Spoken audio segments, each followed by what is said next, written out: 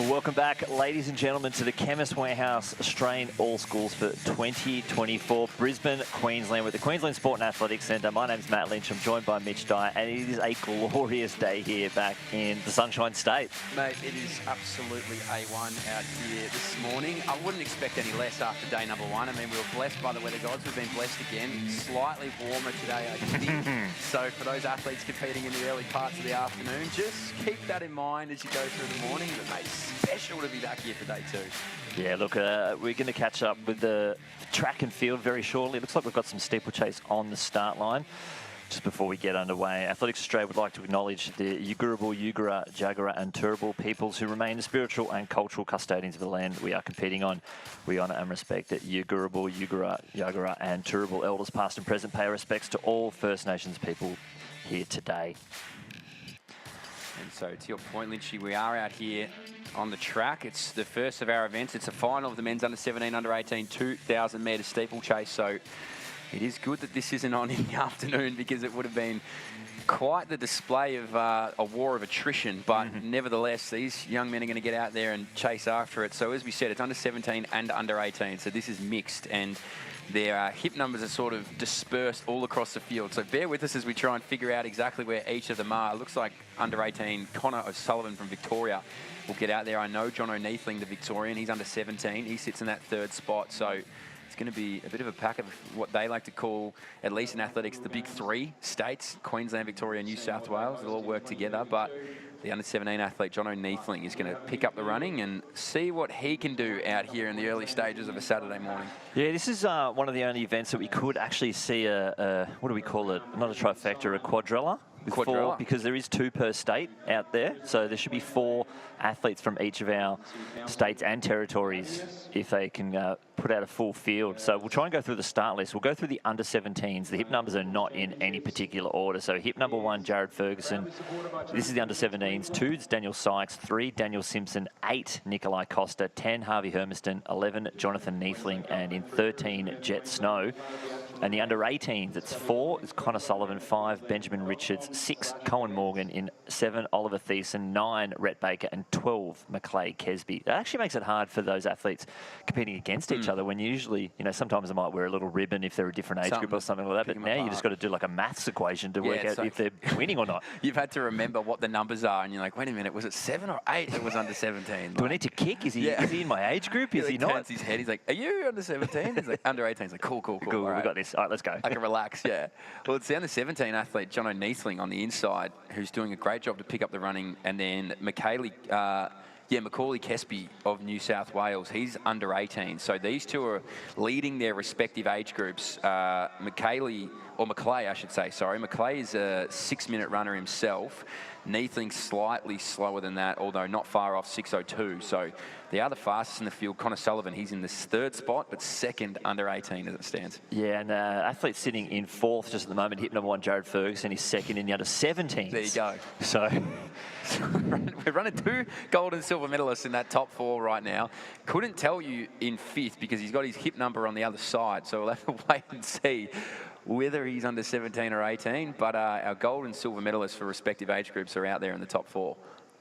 Yeah, you can see the pace. It's really, it's going to be hard work out there today. You know, the inside water jump that should be trying to reach out, but, you know, wet feet, probably going to be a couple of blisters out there. It is pretty humid this morning too. I think a bit more humid than it was yesterday morning. Oh, absolutely. I did a lap of, or not even a lap, I walked down the straight, and it was, it's bouncing off the track as well. Like that heat just really evaporates, you know, anything around you. So you're sort of just stuck in it. It's very dense. So these guys will be pretty keen, I think, to get through their, you know, 5 laps of the track and see it out. They did split, and you have to keep in mind that it's an inside water jump. So the split actually comes a little bit differently, but probably around that 3-minute marker. So Neithling maybe got suspect of that, because he's now starting to stretch out this field, the young Victorian. And what was a pack of 4 is now just been burst out into Neithling with a, you know, 20-odd metre gap back to the 2 behind him. The Victorian, I think Connor Sullivan, the under-18 athlete, moves around now into a gold medal spot for that age group. But Jono Neethling leading the race overall and leading the under-17s. Yeah, I wonder if he's come in with a 6:02, and that sub 6 minute would be pretty special to get that through in this 2,000 metre steeplechase. The meet record set all the way back in 1995 is 5:54.76 from Martin Dent. So it's a handy little, 2 sub 3 minutes Ks with the steeples out there. It's pretty tough work. Yeah, well, he's going to come up to the bell lap, so it'll be interesting to see where he's at. He's actually clearing these water jumps quite comfortably. So Connor Sullivan, does the double foot land there. So even our gentleman behind has just slipped. But being able to put one foot in and propel just makes such a difference. And that's probably, honestly, where Jono's picking up a lot of his distance on these laps. Especially as a 16-year-old. So it's also not a 400-metre last lap either with an inside water jump. So it's less than 400 metres. And Jonathan Neethling's going to get the bell here. With just under 400 metres left to go in this under-17s. He's leading both the multiple combined age groups, under-17, under-18s, but he's got a handy lead. See if he can get himself a sub-6-minute run here to kick off the live stream for the Chemist Warehouse All-Schools 2024. Wouldn't this be a way to wake everybody up with Jono Neethling going again and after a championship record? So what was it, 5:54? 5:54, that's it. So he had about a 5:43 through the bell, which would mean with a smaller lap, although it is a water jump, he's probably just outside of it. He's starting to tighten up a little bit here. You can see with 200 to go. Connor Sullivan probably a little bit too far back, although he is in a different age group anyway. He's under 18. So overall leader, under 17 leader. But let's watch the clock here because he had about 30-odd seconds when he got to the water jump here. And he's clean through there. So if he can round into this 100, Lynchy, he might be on. He's really throwing the arms out. He's only got one more to clear.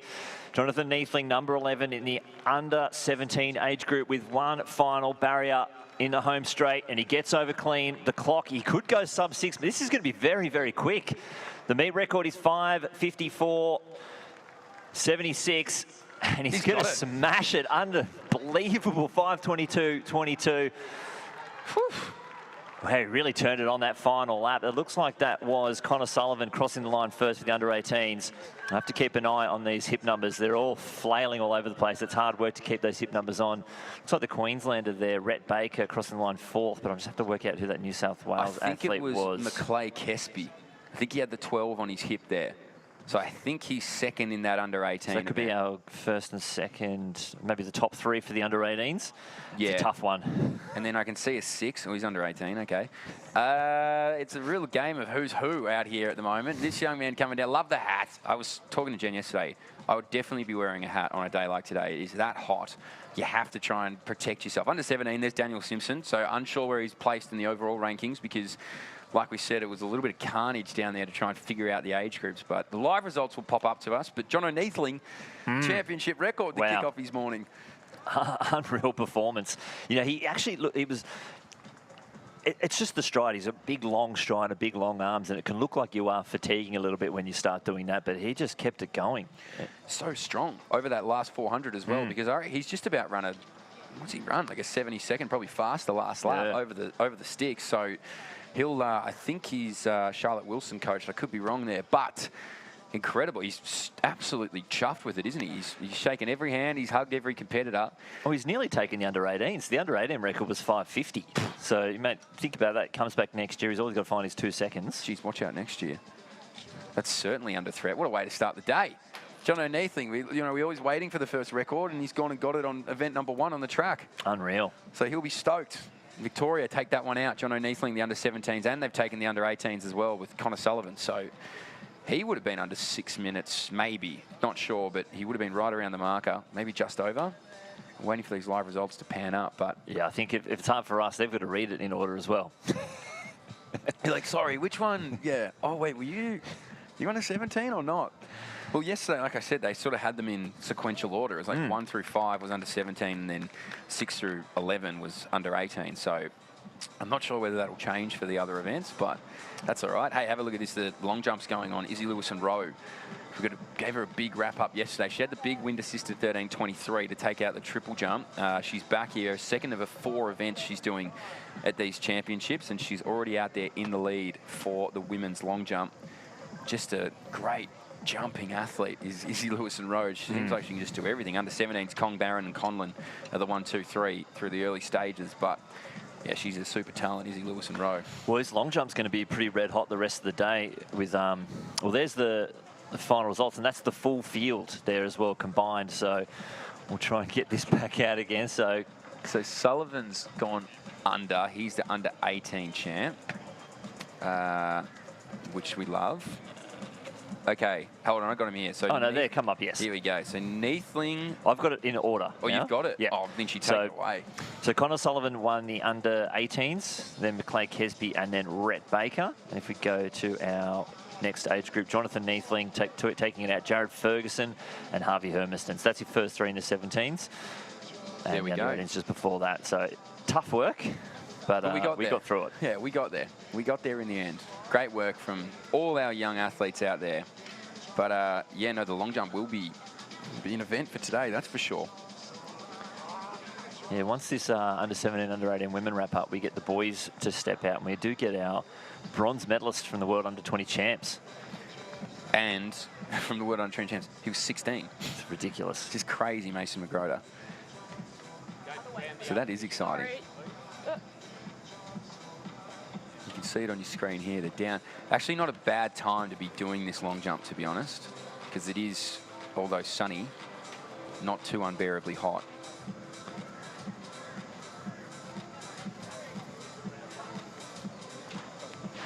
So 5.87 leading for Izzy Lewis-and-Rowe. Gina Davey not far behind, 5.79, lifetime best. Ruby Darcy, 5.48 in third, and Cara Cork, 5.44. They're actually pretty close, 5.35 back to fifth. So there's only 13 centimetres from fifth to third.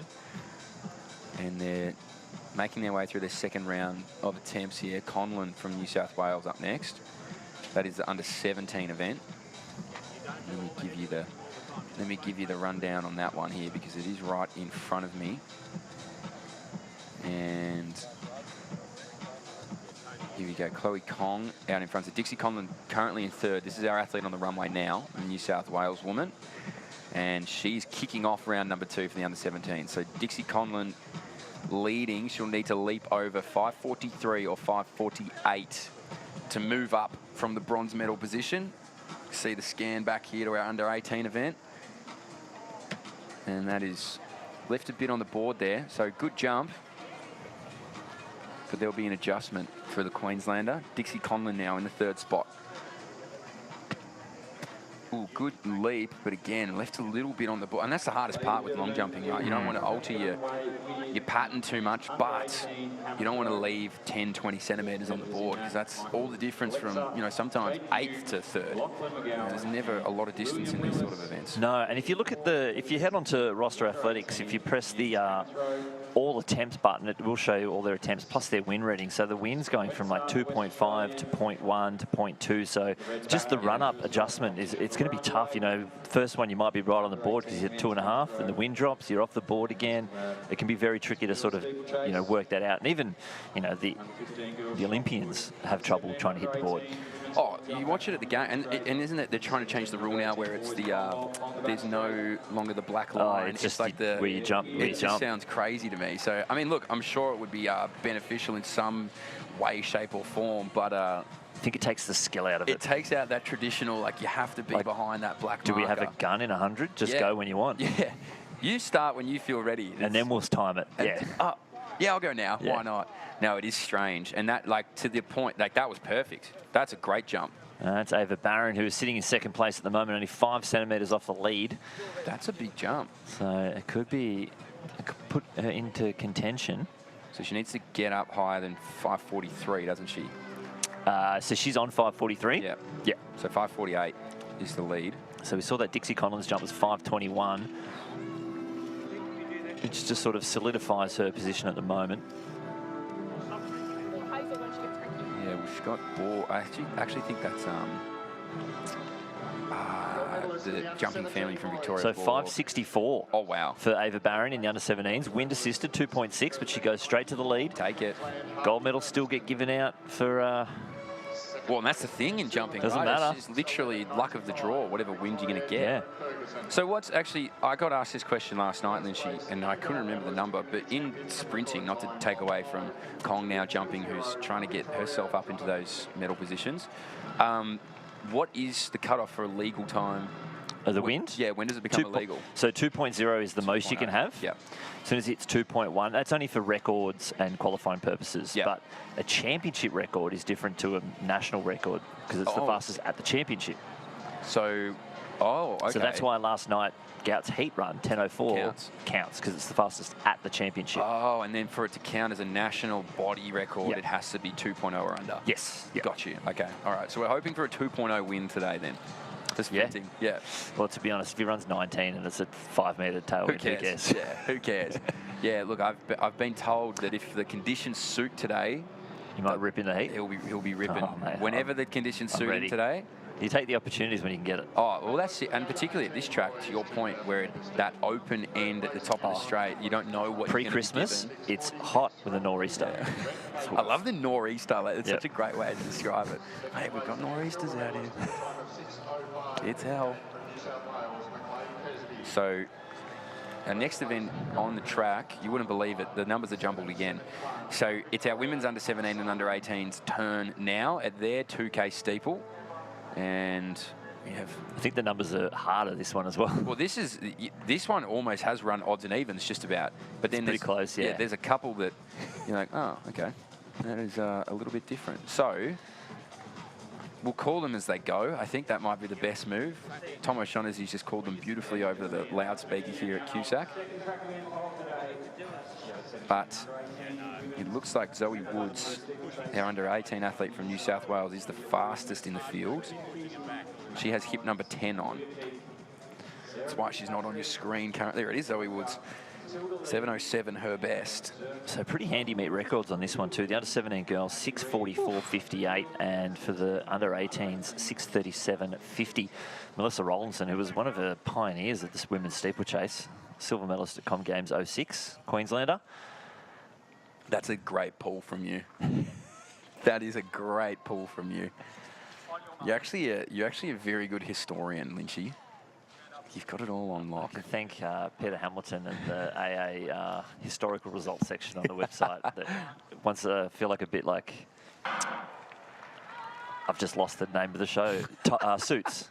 Oh, you're just pulling. Yeah, you're just pulling the niche references. All right, so our women's under 17, under 18, 2,000-metre steeplechase is underway, and they'll sort themselves out relatively over the first 400 metres. It's always a little bit of a jostle just to try and find that spot and settle into rhythm.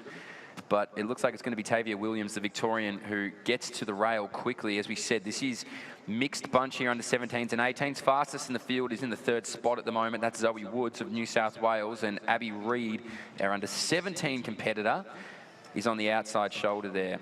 So it's a good group. It's a solid group of about 7 to kick off the first 200 metres. There'll be some movement, which is only natural. Mia Croker now moves her way up into the third spot overall, but that is an under 18 athlete, and Sarah Fitzpatrick, the Victorian, under 17. So really the 1, 2, 3 just about of both fields are in this leading group, and a couple of stumbles to kick off the first water jump. Yeah, it's actually split them up a little bit. The athletes getting through the water jump seem to bog them down just a touch, but they are sort of a bit like a concertina coming back together again as they come into the home straight again, stretching out over those steeples. So it looks like just anyone who can clear that steeple and keep that rhythm going, which is the whole thing about a steeplechase, you know. It's almost, talking to Stuart McSwain, he started with steeple and he felt it was akin to cross country, where it's like who can keep their rhythm and who can stay unbalanced the best. That's a great point. And handle it. Handle that uncomfortability, right? Because your pace and your everything is going to be not stagnated the whole way through.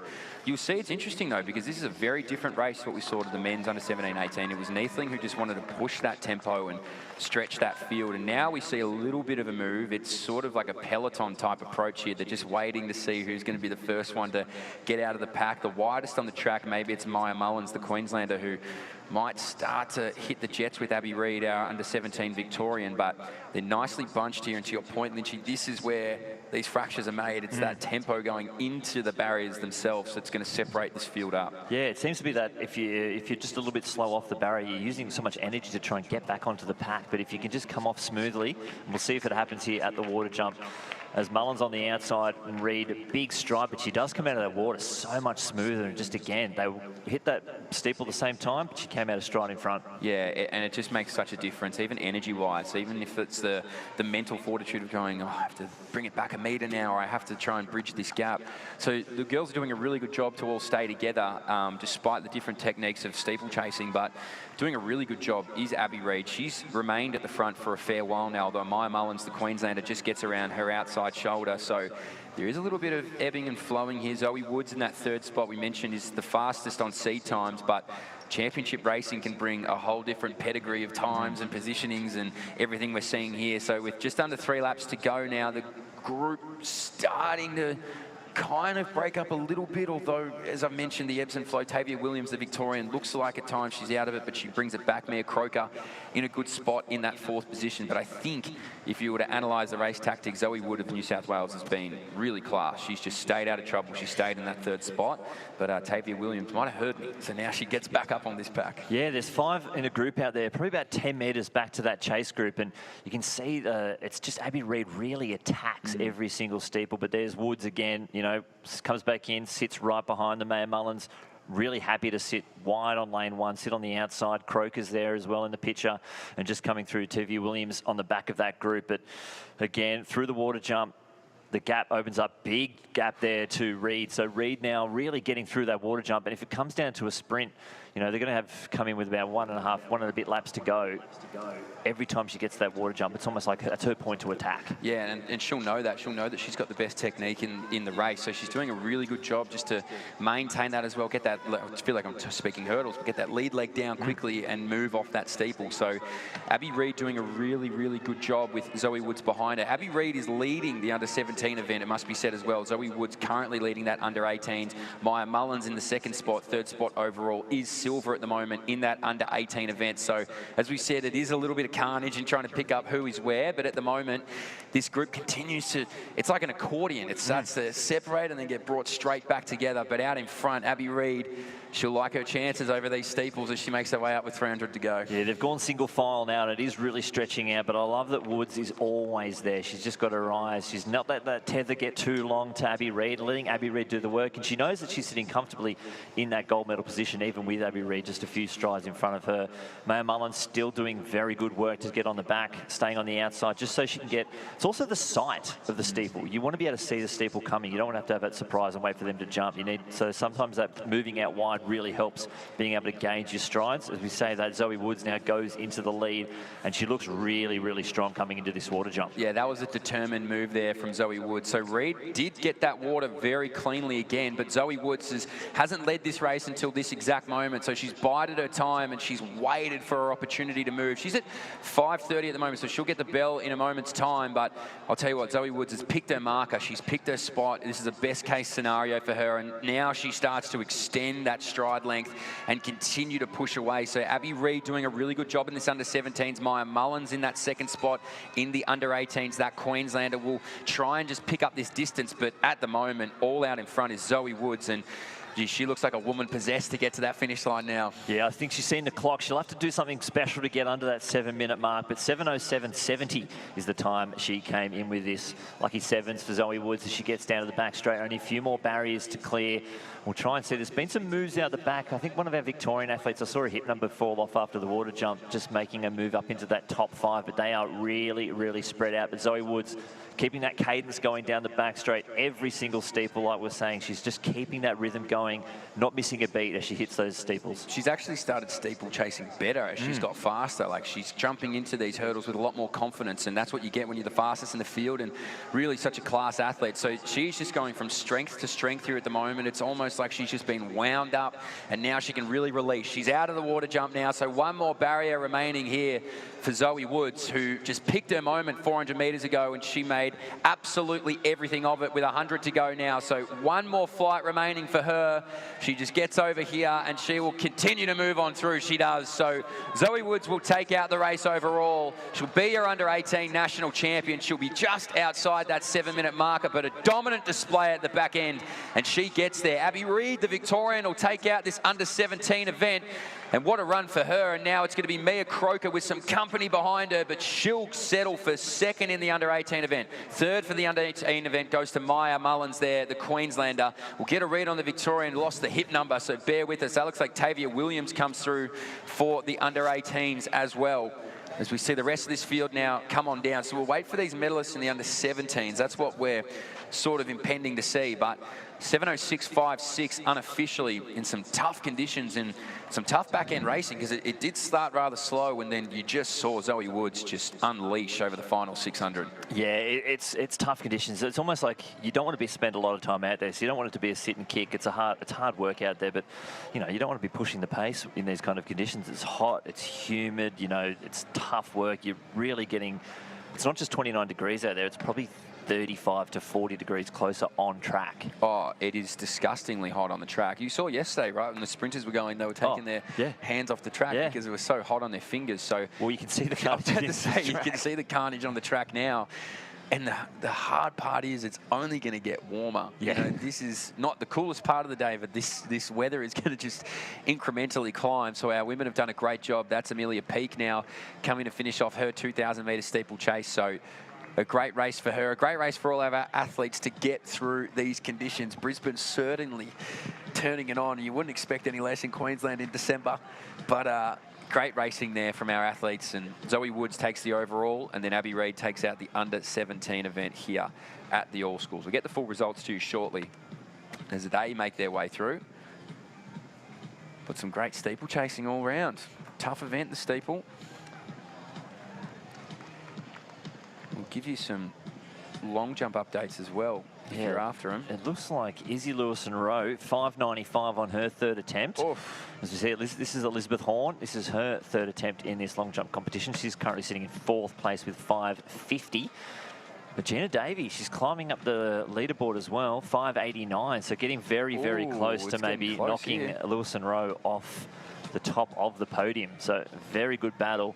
And we did catch. They're in the third round now in the under-17s. Ava Barron, that jump we saw earlier, 5.64. Adriana Borg, 5.55, working her way up into second place. Amy Fitzgerald also 5.55, but on a count back, Borg with a 5.23 and Amy Fitzgerald a foul. So Borg currently sitting in second place.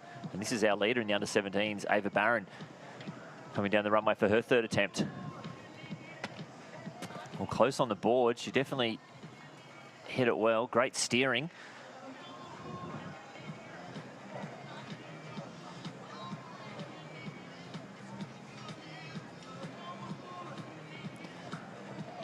And just in our under-18 event there, looks like the South Australian Sophie Rogers.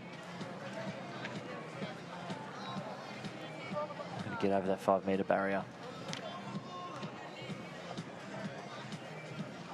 Looks like this might be Borg on the runway next. So that was 5.54 for Ava Barron. Just solidifies her lead in this long jump event. So Borg with a 5.55.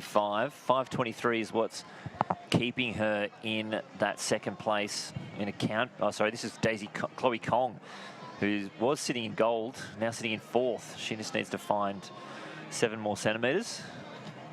Oh, great board placement. That's great. What do you think? Oh, yep. Got it early. Get the white flag up. She must have been. That's got to be... That was close. Very, very close. This is a great competition.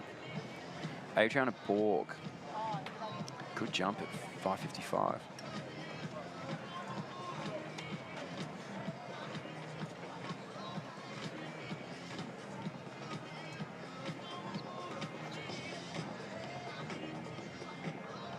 .553, so she improves Chloe Kong, but she's finding herself 2 centimetres out of the medals. If she had a 5.55, she would have gone, if 2 more centimetres, she would have gone straight to silver and had the 3-way tie. But, you know, she's on the way up. 1 more jump. Jeez. Wouldn't that be something? A 3-way tie in long jump. You'd be going, I know you've already done the count back, but that's pretty rare. Ooh. Oh, well, that's the red. The red's gone up very early on that one. Wow, I thought she hit it perfect. For those playing along, Abby Reid, under-17 champion, 7.13 personal best. It then went to Sarah Fitzpatrick. That was the Victorian who lost the hip number. She was 7:17 for second. And then Olivia Williams, the Queenslander, she's third in that under-17 event, 7:52. So Zoe Woods first for the under-18s, Mia Croker second, Maya Mullins third. We got that. Well done. And then Abby Reid was the winner, and then Sarah Fitzpatrick and Olivia Williams, 1, 2, 3 for the under-17. So, look, maybe that might be the end of hip number gate. I think it is. Yeah, I think we might be okay from here. And I will make sure that it doesn't happen tomorrow. We'll get in early. Lynchy's on the blower. It was a bit too late to do it today, but... You just go, I don't know about this whole... Look, let's do a clean cut, like 1 to 8, 9 above. So this is Amy Fitzgerald. Currently, she just needs, so she is in third place, sorry, with 5:55, equal with second place at 5:55, but she had a foul. So if she jumps 5:23, or sorry, 5:24 or better. Oh, that is huge. Oh. Unfortunate red flag. She does have one more jump, but it's weird. She doesn't have to jump as far as her best jump to be able to go up. She just has to get 5:23 or more. Just get it on the count. Like if she does 5:24, then her 5:55 is better than the other one's 5:55. It's actually crazy how that works, because you're like, what the hell? Like, doesn't she have to jump 5:56? It's like, nah, dude, she just 5:30 will do it. Yeah. 5:30 will get you up there. 5:24 will get you up there. 5:23.5. No. It's yeah, we'll go into millimetres. Yeah, we'll do what we need to do here. We'll have to move those grains of sand. So I meant hammer throw results up there under 18. So well done to our young men. They've probably done their medal ceremonies. They've moved quickly here. This is the time you want to be on the dais. It hasn't built up the heat yet. No. Then you can tell because they're comfortably standing in socks. There's no grimacing down there. A lot of them probably want to just get into the shade. Yeah, they're like, please. Which is probably a good thing that they're getting their medals done. It's like, let's get them done. Yeah, let's let them recover, actually. Is a good thing. So another of our under-17s. Athletics North Queenslanders.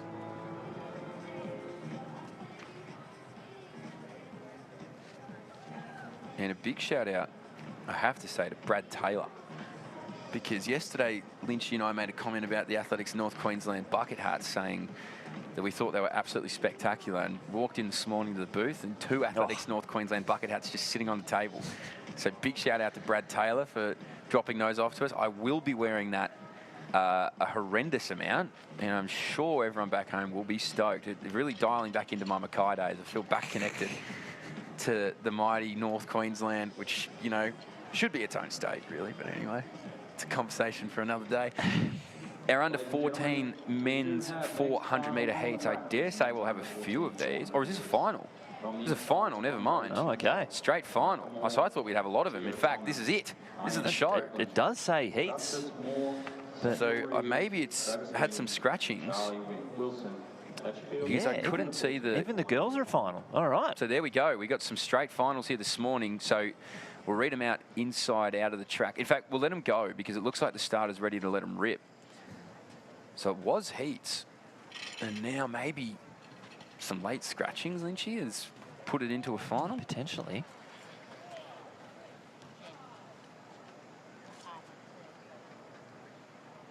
Oh, you can check out the meet record holder currently. Gus Simpfendorfer, 50-44.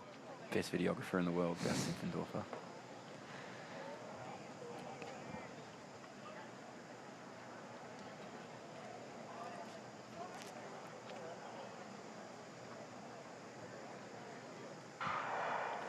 So straight final here, men's under 14, 400. Chemyutov, Moore, Tonga, Jaglin, Moore, Reeve, Dean and Wilson inside to outside of the track. So look for the middle of it. Augustus Moore from New South Wales gets a really good start around that opening bed. Samuel Reeve, the Victorian, feels the pressure on his inside and trying to move along with him. There is Nayan Jaglan there from Queensland. So this opening 200 metres will be quick for the man from New South Wales. Inside of the track from South Australia, Chemyutov as well, starting to really get into this race now. Out wider from Western Australia is Travis Dean, and he's got a devastating kick if he can get a hold of it. So now Dean just bridles up on the shoulder there of our New South Welshman and Moore, and he gets him here into the straight. So he slingshots out of it with a bit of pace, but Augustus Moore has some grip. So Moore on the inside now gets passed by the Western Australian, and Travis Dean is gone. Look at this stride length and 49.50. He'll be around the 51, national champion.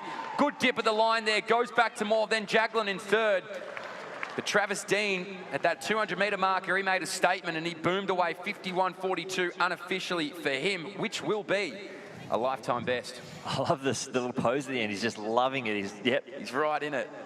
I couldn't think of anything worse to do when I'm just full of lactic after 400, just standing still. Just keep your body stationary.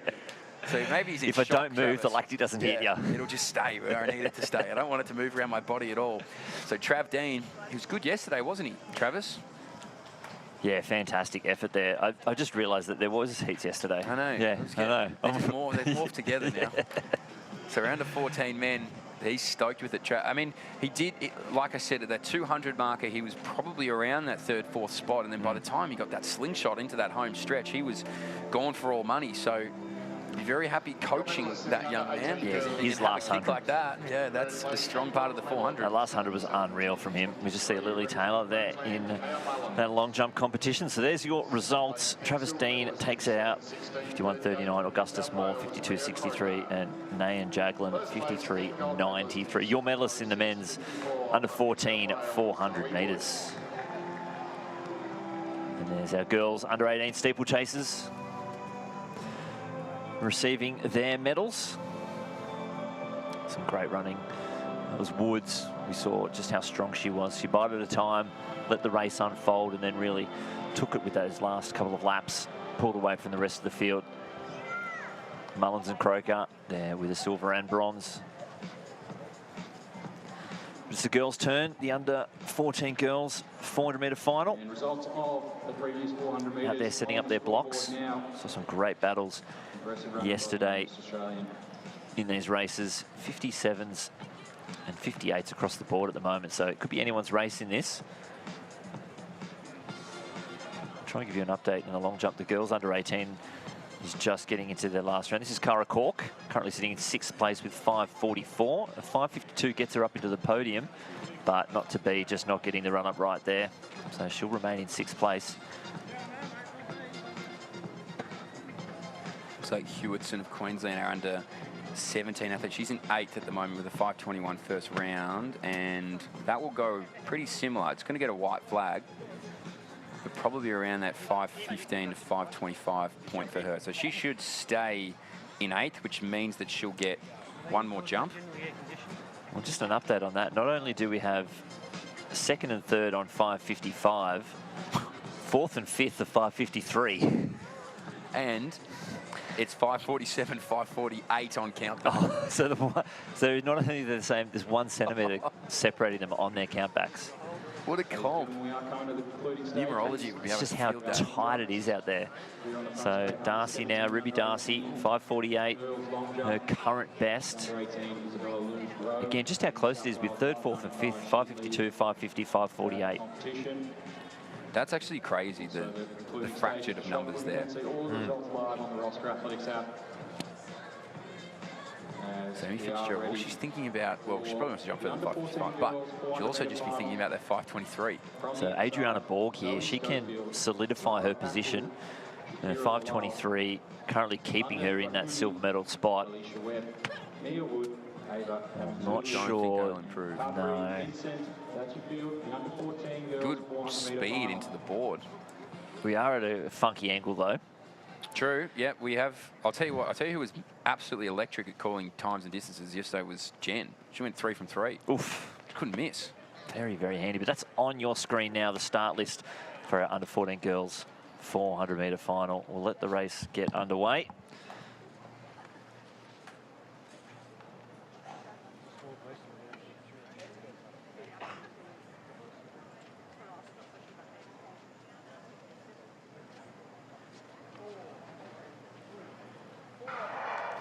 So away in the under 14 girls 400 metre final from the inside at Schofield, Packwood, Luwal, Rakanui, Webb, Wood, Kamanzuli and Vincent. Vincent going out hard, but Mia Wood from New South Wales already making some moves. Same as London, Rakanui. We saw Rakanui go hard out in lane 7 in those heats, making a little bit of space there. Is also Alicia Webb responding to the move from Rakanui. So it looks like Wood, Webb and Rakanui making the best of the first 200 metres as they come around the bend with just over 150 metres left to go on the outside. Mia Wood leading the way. She'll lead this field through. Luwal now making some moves up into that podium position. But it's the 2 New South Wales athletes. Mia Wood on the outside, Webb on the inside, toe-to-toe. Here comes Mia Webb. Alicia Webb. Mia Wood responding, though, shoulder to shoulder with 50 metres left to go. Capri Vincent on the outside making some late charge, but Mia Wood strong, and she's going to take the win here very, very fast. 55.88 from Alicia Webb, and Capri Vincent looks like on the outside. But your national champion, Mia Wood, in the under 14 girls 400 metres, 55.88, the unofficial winning time. Some strong running here in this age group for the Australian All Schools Championships. Lots of water, okay? That'll do nicely for the next one.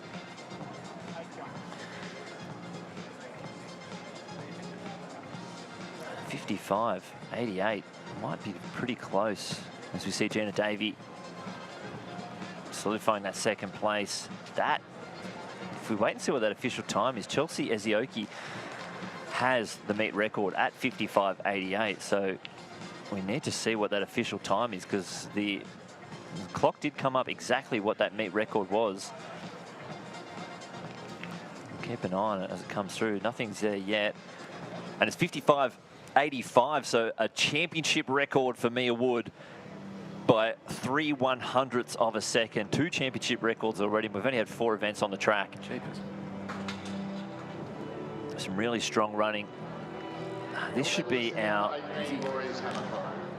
champion. Gina Davey fouling her final attempt, so she'll finish in second place. Ruby Darcy will take out the bronze in that under 18 long jump. And Izzy Lewis-Rowe, 5.95 on her third attempt, has solidified her gold medal position. They're just holding the runway a little bit at the moment, I guess, with the medal ceremony going on. I reckon she's got some good wind. I'm looking at the sock in the middle of the track. This will be good. Let's see what she's got. She's already got 1 gold medal under her belt. 1 a day. High jump probably tomorrow. Yep. Perfect. What a champs. Should be used to these national titles now, Izzy Lewis-Rowe. She's a medalist at the World Juniors in the high jump, silver medalist in the high jump at the World Juniors recently in Peru. Could have gone for the triple jump as well. Really it was, we did discuss it. It just, the way it worked out with the qualifying, it was just around the high jump a little bit too tricky. It's like, look, let's just concentrate on the high jump. Great call. Pretty happy with that one. You know what? The silver medal was pretty good. And to lose it, not exactly lose it, but to get beaten by Angela Topic, who was the Olympian. Yeah. Look, pretty good comeback. Yeah, it's not bad. And to be honest, Izzy was sitting in that gold medal position, and Topic was she fractured her ankle at the Olympics in the qualifying. Yeah, somehow still made it to. She probably only started jumping maybe a week, I think it was, before Peru. Wow. Between the champs, so it just shows what kind of talent that is. Jumping talent in the world at the moment is crazy. Here you go, Lynch. What does she jump here? She's going to hit a 6. All right. I really hope so. Good speed into the run-up as always. Lynch's called 6. I'll tell you what, it probably was 6, but she was about a foot over the board, so. Definitely 6. So another gold for Izzy Lewis-Rowe. Junior jumping queen. Pretty stoked with it too, which we love to see. We'll see her plenty of times over the weekend. We've already seen her twice with 2 golds. She'll be back again tomorrow. It's what you like to see, someone who, you know, she's got so many medals, but is still stoked to be, you know, performing and be at the top of the podium. You're like, yes, this is why I do it. I love it. I just love competing. Yeah, and definitely like good for the public as well to see a lot more of her. She's in the 100 hurdles tomorrow as well. Oh, well, there you go. So there you go. We get her on the track and the field. Multi-talented athlete. So our men's under 1500 is up next. See them sorting it out now. 400 heats. Oh, heats. Oh, we're back to heats now. There we go. Would you believe the championship record for this is 48.78? Seth Kennedy? Oh, yeah. Maybe? Let's have a look. Yep, it is. Yep. Not shocked. Very good. 78 at under 15. We've probably got 2 of the, like Tate Van Camp, who we saw yesterday win the 800 metres. Jaden Todorowski on the outside, he's coming in with the season's best of 49.90. So he finds himself 2 seconds ahead of the rest of the field. What a last name, Todorowski.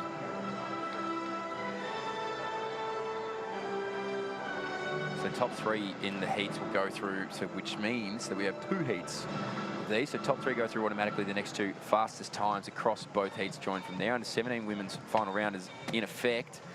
I don't think that will be any further for Dixie Conlon. So I think she'll stay in 7th. Anything 5:39 or higher will move her up the board though. Yeah, I want to keep an eye on this long jump. Once we get to our Allegra also, who's 2 centimetres off the silver, and she's sitting in 5th. And she's going to stay 5th on countback by 1 centimetre. Yeah, which is crazy work. So it doesn't improve. So Dixie Collins stays at 7th. That's 5:17. There's Tate Van Camp, 800-metre champ yesterday. I think he did the triple at the Junior Nationals last year. He's going to try and do it again, I dare say. And Tiani Hewitson is next. Look, I'd love to see Tiana Hewitson really throw a spanner in this and maybe go a 5:54. Oh. No, that would be agonising. A 5:56 would make it a bit exciting. So could you imagine? 5:55. So Tiana Hewitson currently with a 5:39. Season's best performance here. Doesn't have to find much.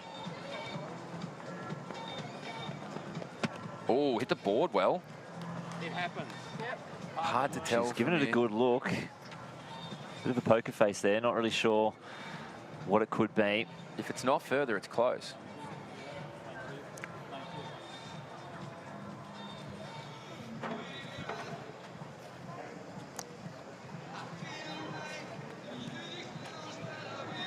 Ladies and gentlemen, the next event on the track. So it hasn't flashed up on the screen for our long jumpers, but this is heat 1 of 2 for our men's under 15 400. You'd see it there. Mitchell Warrilow, Tate Van Camp, Ethan Hill, Owen Veltman, Jimmy G. Wong, Jaden Todorowski, and Nathan Trotter in that order, inside to outside. Tiana Hewitson doesn't improve. 5:35 that was, didn't she? But we're in our 5:53s now. Here we go. So we'll keep you up to date if you're following that long jump. You've got our men's on our screen. Oh, that's a good jump. I think that's pretty good. Left a bit on the board too. So we'll get back to you on that one. You see in the bottom right-hand corner of your screen, Allegra also might have just moved up the leaderboard here. But anyway, heat 1 of 2 for our men's under 15 400.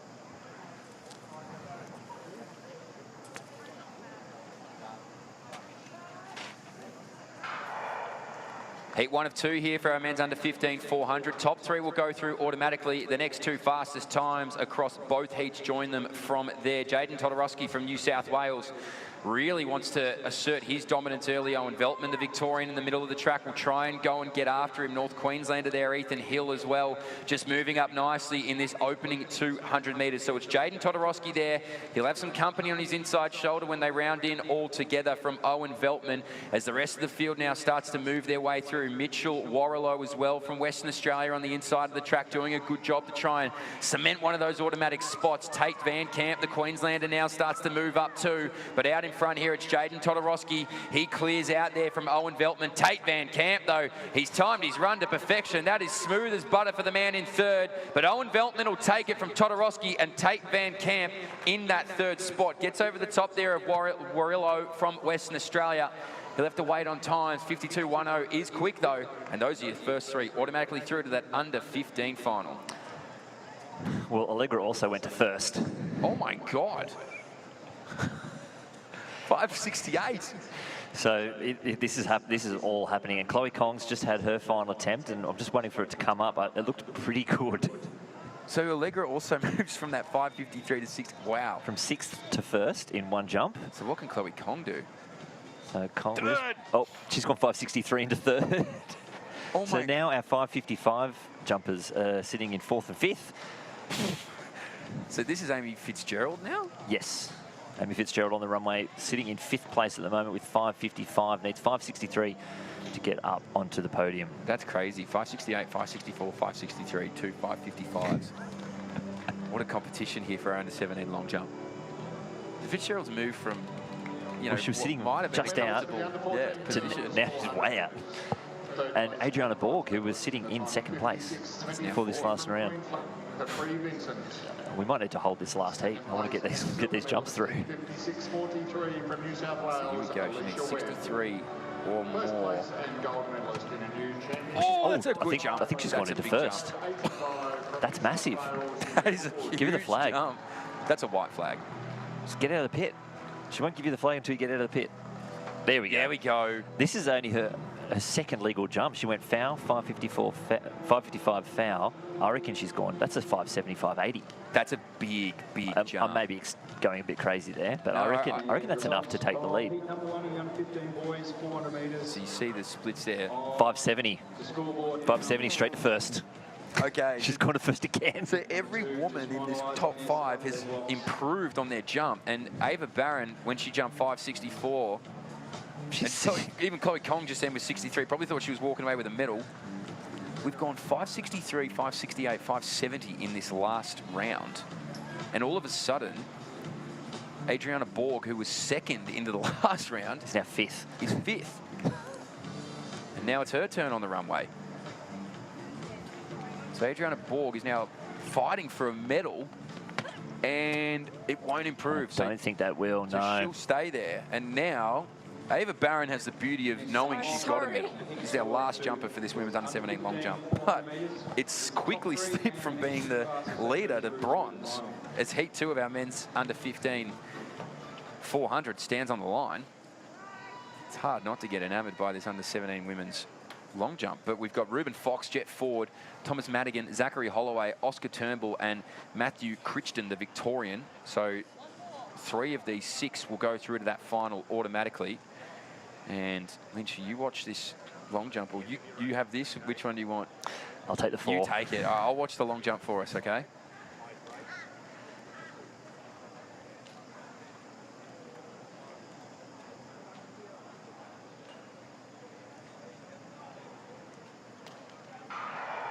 So second of our under-15 boys heats, Ruben Fox, Jet Ford, Thomas Madigan, Zachary Holloway, Oscar Turnbull and Matthew Crichton. And it's a Tasmanian, Zachary Holloway, getting the best of the start, up onto the shoulder of Oscar Turnbull as they work their way down the back straight. Ruben Fox also having a great little start down there, getting up onto the shoulder of Jet Ford. First 3 plus the next 2 fastest times in our under-15 boys 400-metre heats. So it's almost 2 races of 3 here. The athletes on the outside, Holloway, the Tasmanian, will lead this field into the home straight, but on his right-hand shoulder, Oscar Turnbull and Matthew Crichton from Victoria. That's your first 3 as they come in with about 80 metres left to go. Ruben Fox getting up into that 4th place position, but he wants to make a move here, and he is closing very, very hard. The New South Welshman, Oscar Turnbull, gets up and gets past the Tasmanian to take the line, and Ruben Fox gets up for 2nd place as well. A fast finish there from lane 2, 51.77. It's a good 400-metre racing. I can tell you, Ava Barron did not improve in that last round, so she settles for that bronze medal in the women's under-17 long jump. So Amy Fitzgerald, 2 clean jumps, 555, 570, takes it from Allegra also, Ava Barron. So listen, it's 570, 568, 564, 563, 555 is the top 5. Unbelievable competition there in the women's under-17 long jump. There was only 1 jumper over 560 into that last round, and now we finished with 4. That's the beauty of the field events. Like, that type of competition is the beauty of the field events. That was unbelievable. My goodness.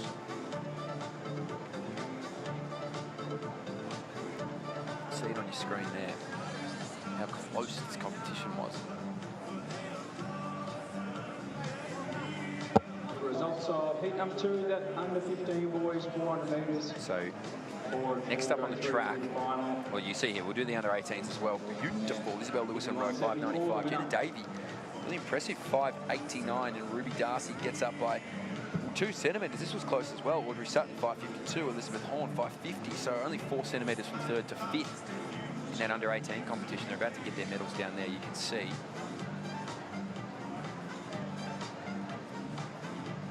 Continue with the 1 lap event here, the 400, the Australian All School Championships here in Your medalist for Brisbane. the under-18 girls long jump. 3rd place and bronze medalist with a best of 5 metres 54 from Victoria, Ruby Darcy. Very lucky for us to be here in Place and Brisbane. silver medalist with a best And of while 5 you're around metres here, 89 from you've got to check out the Victoria, pristine Jenna Moreton Davey. Bay, and Brisbane's doorstep is First home place to and 2 gold of the world's medalist, largest sand 5 islands, metres Moreton 25 Island from and New South Mulgunpin Wales, and North Isabel Stradbroke Lewis in Island. row. Visit for a day trip, stay overnight in coastline accommodation, enjoy some beachside relaxation, or connect with First Nations culture. Start planning that now and enjoy your escape, because Brisbane just has so much to offer.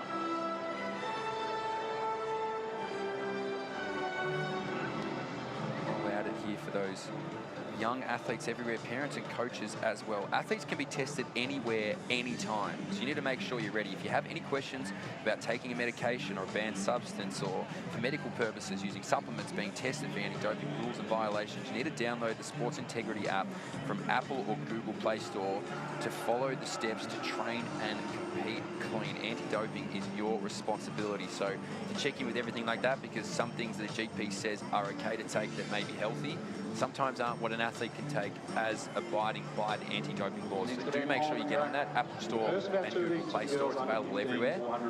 Check that out for athletes, coaches, parents, everywhere, to make sure that you are in the know and doing all the right things when it comes to anti-doping, because it is your responsibility. First of 2 heats here for our women's under 15 400s, a small heat, so 3 of these will go through automatically. Isabella Driscoll, Matilda Langley, Chloe Lynette, Naomi Krajanic and Juliet Vecchio from Western Australia are your 5 that will go off here in heat number 1. 3 of them will go to that final automatically.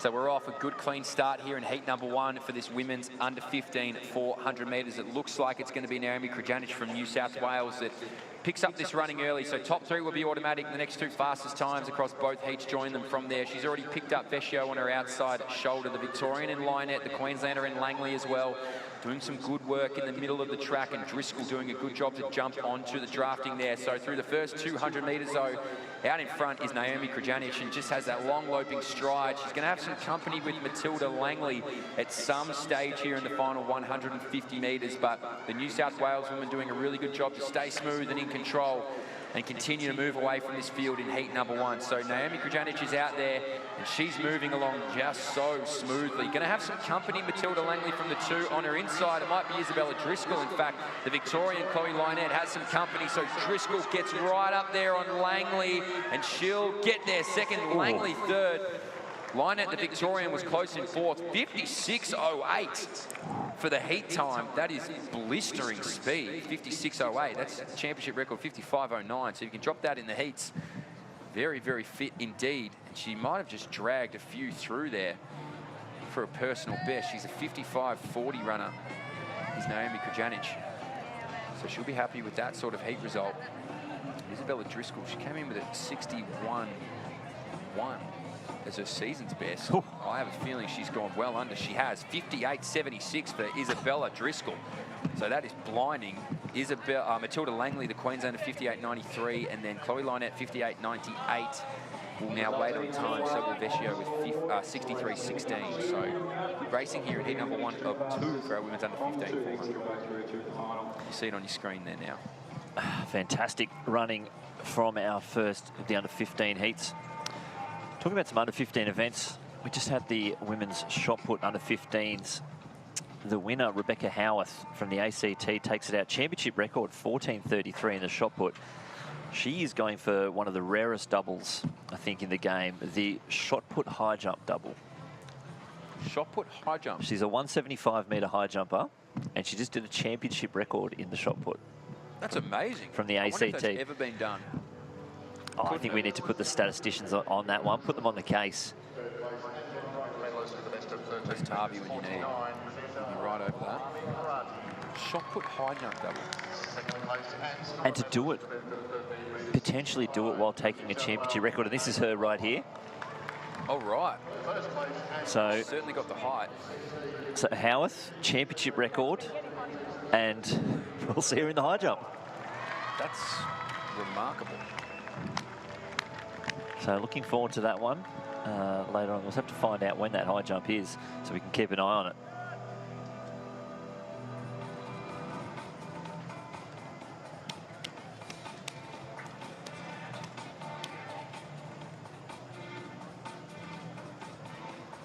It looks like it'll be... it's not telling me. but she does have, she's the only athlete in the field over 167. So she's got a good chance. Very good chance to do the double. She's got a good chance to do the double. If she does 185, then she could do the double with meet records. Oh my goodness. Which is just really rubbing it in, isn't it? 2 meet records in the high jump and the shot put would be unbelievable. Never, I would dare say that's never been done before. I don't think I'm not seeing Krauser's not winning. No, he's not the doing high it. jump, and Hamish Kerr isn't winning the shot put. No, absolutely not. Multi-talented athlete.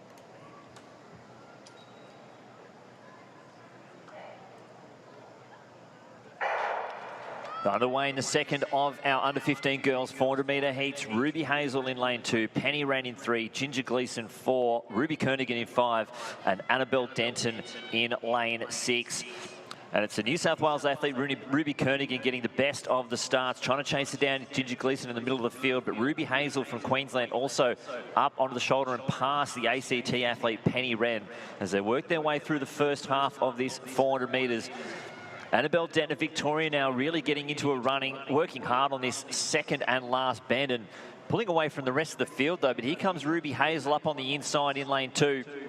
First 3 get the big cues. It's going to be the Victorian leading this field through with 100 metres left to go, Annabelle Denton.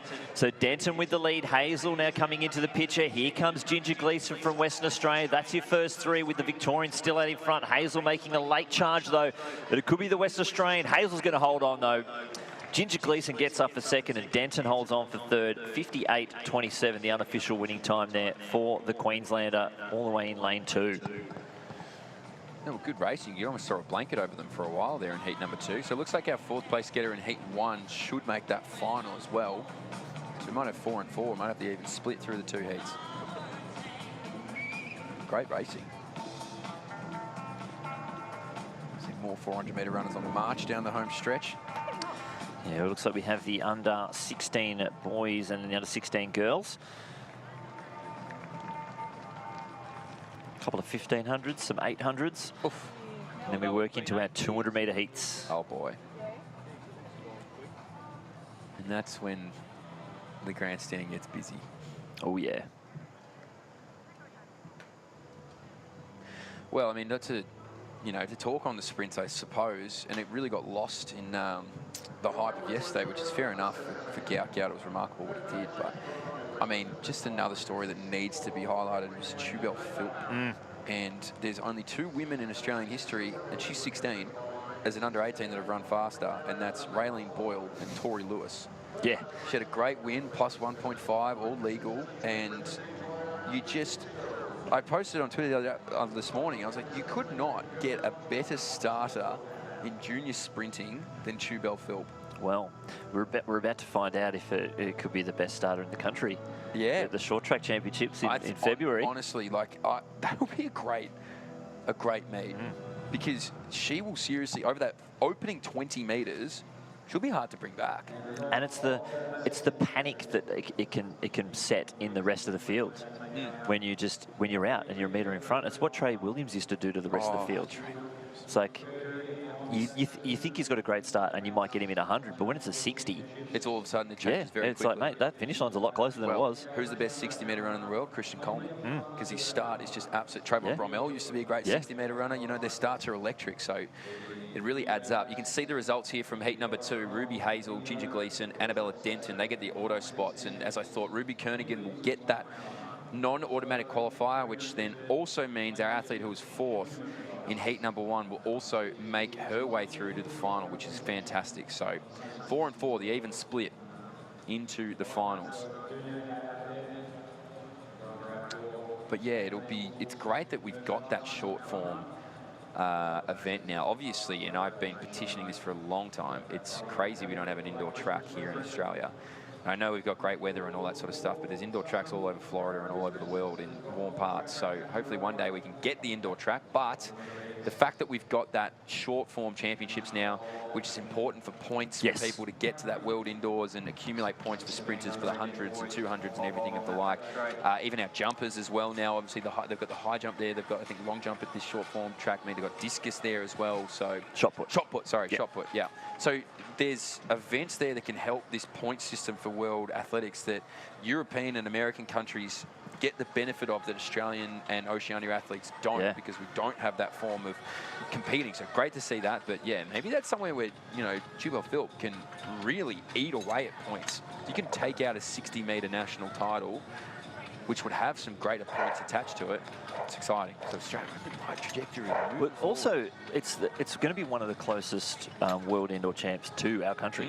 Normally they're in Europe or they're in China America. this year, So in Nanjing, it's only about an 8 to 9 hour flight from Brisbane. So should we go?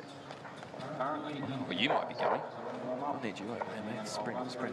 There could be a 4x4 over there. You never know. Tom Gamble. We'll see. The kings of the relays, they're calling you, actually. We'll try and get some medals first. Try and get some finals first. Hey, I'll tell you what, you got some national records though. And those juniors in Peru were just ridiculous. Yeah, you got a gold medal. They did very, very well. I think we were the only team that didn't change our team from the heat to the final as well. Really? So they both, well, exactly. It ain't broke, don't fix it. It worked out well. That was a special trip. A special trip, that one. So our men's under 16s, these are gentlemen who want to be getting on that road to Tracktown, USA eventually. These guys over the 1 lap distance. And what I mean by that is it is in Eugene in 2 years' time, that World Under 20 Championships. That will be a great trip. That was, last time he was there, 2014.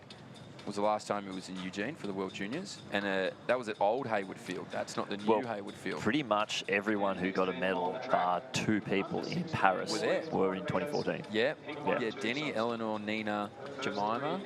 No, she wouldn't be there. Iridian but Jess was there. Jess was there. Yeah, I think Jemima went to the next World Juniors in Bydgoszcz. Yep. And then no Iridian and no... And Nicola was there. And Eleanor could have gone there, but she went to Glasgow Com Games instead and won that. Great year. Unreal. Yeah. Wow, I really didn't do anything, huh? They were all my year. Anyway, that's why I'm up here in the booth. First 3 go through automatically here. The next 2 fastest times, I'll call them as they make their way through. Heat 1 of 2 under 16,400.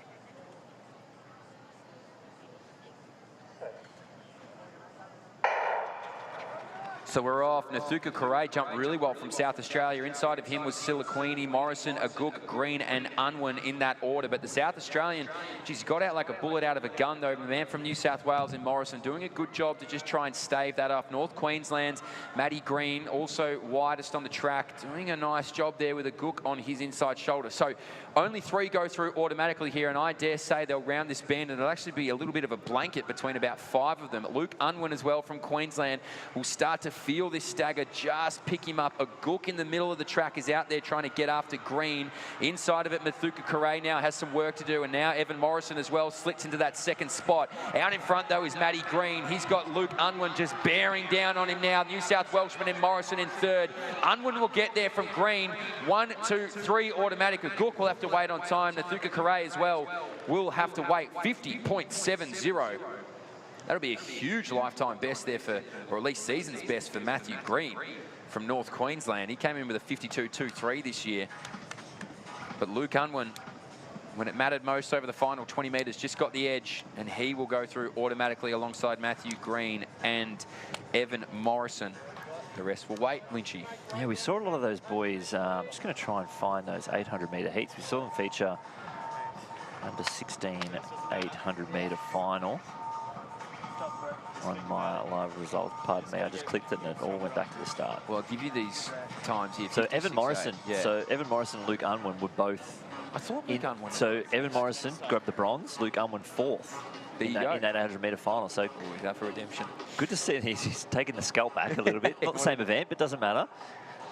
But look, to see them back out again. So they're doing 8 yesterday. good to see them coming back up or down. Like some might do the 15. So Kieran Shepherd, who won it, said that, right? He'll do the 15, but Unwin and Evan Morrison making their way back down to the 4. Good levelising event, the 800, because you go on one or two ways. You've either got the sprint or you've got the endurance. So 50.6 for Luke Unwin, 50.92 for Matthew. That's a huge lifetime best. If that 52 was his lifetime best. Evan Morrison, 51.30, Aguk, 51.64, and Nathuka Karay, who second the gun when he was off. Well, and Morrison was laboured in the blocks just a touch. He was a bit bad. He was a little... He had a bit of a nap. Yeah. He was like, oh, we got to go. Oh, we going? Yeah. Oh, that's what that is. Like, oh, that's crazy. All right, so 51.64, 52.01 are the times to beat for non-automatic qualifiers. So on the screen now, that's the start list for the second of our heats. Well, Simeon Anstey, he's got some speed. Always coming in with something very quick there. Anstey, Kieran Jose, and Ubergang. Great name. Evan John Jimmy as well. So that's 4 athletes with a best of 51.0 or better. A lot of nervous tension on. It's such a, because it's not only are you at nationals, but you're also having to run a 400 metres. Yeah, it's like, oh, great. So as soon as that gun goes, I'm going to be back here dead.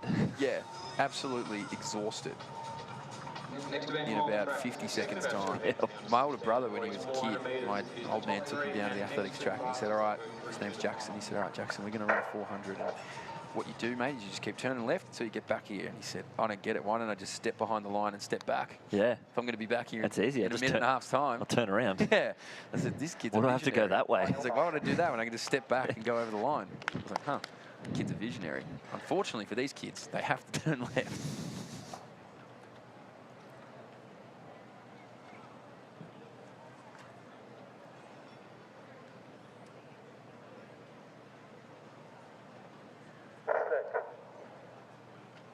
Stand up, please.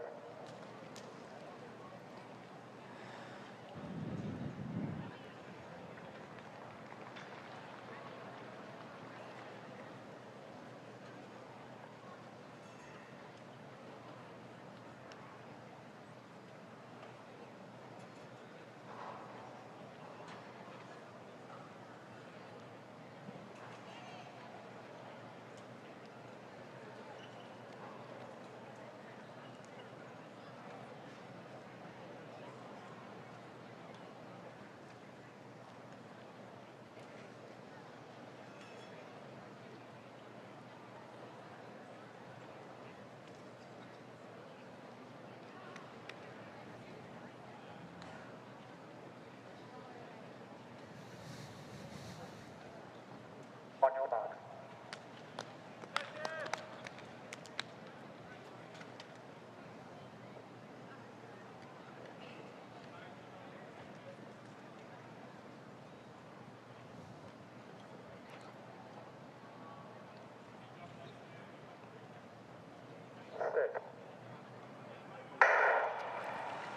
So we're away here, the second of our under-16 boys, 400-metre heats. Darcy Cameron, Evan John Jimmy, Spencer DeLacy, Dustin Ubergang, Simeon Anstey and Kieran Jose.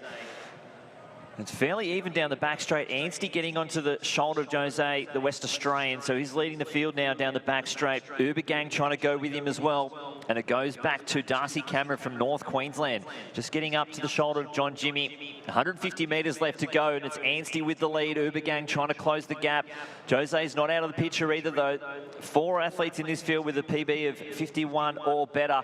And they come into the home straight again. Anstey, the Queenslander. Jose on the outside. Then Ubergang sitting in 3rd place. A fast finish from Darcy Cameron, trying to get up into those big queues, as well as Evan John Jimmy. Might have left it a little bit too late, but he's flying home. So is Jose. But Anstey takes the win. 51.33 from Jose, Ubergang and John Jimmy.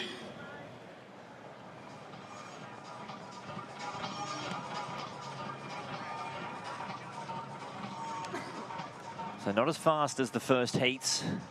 No, and you made a good point. Evan John Jimmy was coming home like a steam train. He was absolutely flying, the man from Western Australia. So look at him here. He was last into the straight and finished 4th. and he was closing hard. Yeah, he was about 5 metres away from getting an automatic spot. That's a hard way to do a 400. It's a painful way to do a 400. So the top 3 get through. I think the non-qualifiers might come out of the first heat. Here we go. They will. So nobody gets through outside the top 3 there. So Evan John Jimmy, unfortunately, is 52.66. Is going to miss. And let's see how close he was to getting in. 52.28 was Uber Gang's time. So he's just missed by 0.38 of a second.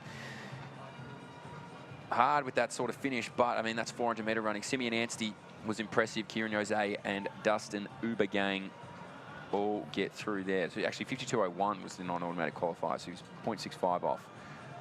But you'd like to think if he had to time that kick a little better, or his race tactics a little better, maybe he might have got there. But an impressive field awaits for the under-16 400 final. Yeah, I think we did. We may have seen him in the 200 metres yesterday. Yeah, his name is sticking out to me. Also in the field, in about 20 minutes' time, he's doing his warm-up jumps right now. In fact, is Mason McGroder. An interesting story, Mason McGroder. This is a multi-sport, multi-talented athlete. He's in the Swans Academy. He's a world junior medalist in that long jump. He absolutely really ascended into being a jumping figure at the Nationals, right, where he just absolutely leapt out of the ground. Competed in the seniors or the under-20s, and then when he competed in his own age group, got that World Junior qualifier, then went to the World Juniors. The funny thing is he, because he was under-17s this year, so he went and won the 20s, then went back to his under-17 age group. Did he, and was it, he did the jump to qualify late in his rounds as well. He actually did the full Chris Petrescu. Well, I don't know if anyone even had the qualifier before that champs, and then it was him and Jasuye getting the qualifier, both finishing 1 and 2. Pretty crazy. And then, yeah, his World Juniors was equally, he's a big-time performer, this kid. He was fantastic out there. I think they actually had a plan to go...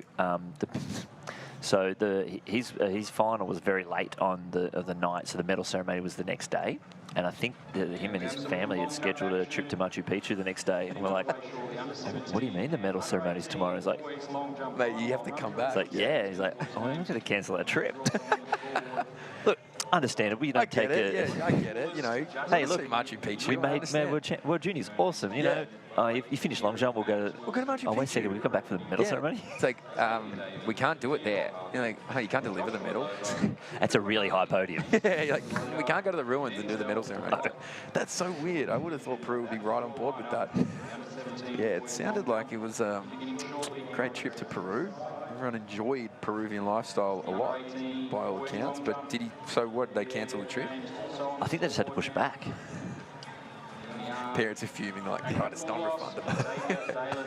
Like, Mason, you couldn't come forward. He's like, isn't that what I came here for? The medal? Yeah, I guess. Parents are like, we came here for Machu Picchu, actually. But yeah, the medal's a great bonus. It's just on the way. Women's under 16 behind the line now. It's a very common theme. You're going to get sick of me saying it. Top 3 automatic, next 2 fastest time. I don't think the progression has actually changed. It will never change. I have a feeling everything is 2 heats. Yeah, I've never seen 3 heats just yet. But it's for the parents or friends or family that are tuning in and they're trying to watch and they haven't watched the rest of the coverage. You're tuning in for the first time and this is the first heat you've seen. Like, what's the progressions, I wonder? Like, how do these girls make the final? Yeah. Well, listen to this. Top 3 automatic, next 2 fastest times across both heats. Join them from there. We'll call them out as they make their way through. But the Tasmanian and the New South Wales woman on the inside, Kara Carlson, and that's Chanel Charles, are the 2 fastest on time. We haven't seen time stack up to automatic spots here thus far. Anyway, starters' hands, heat 1 of 2.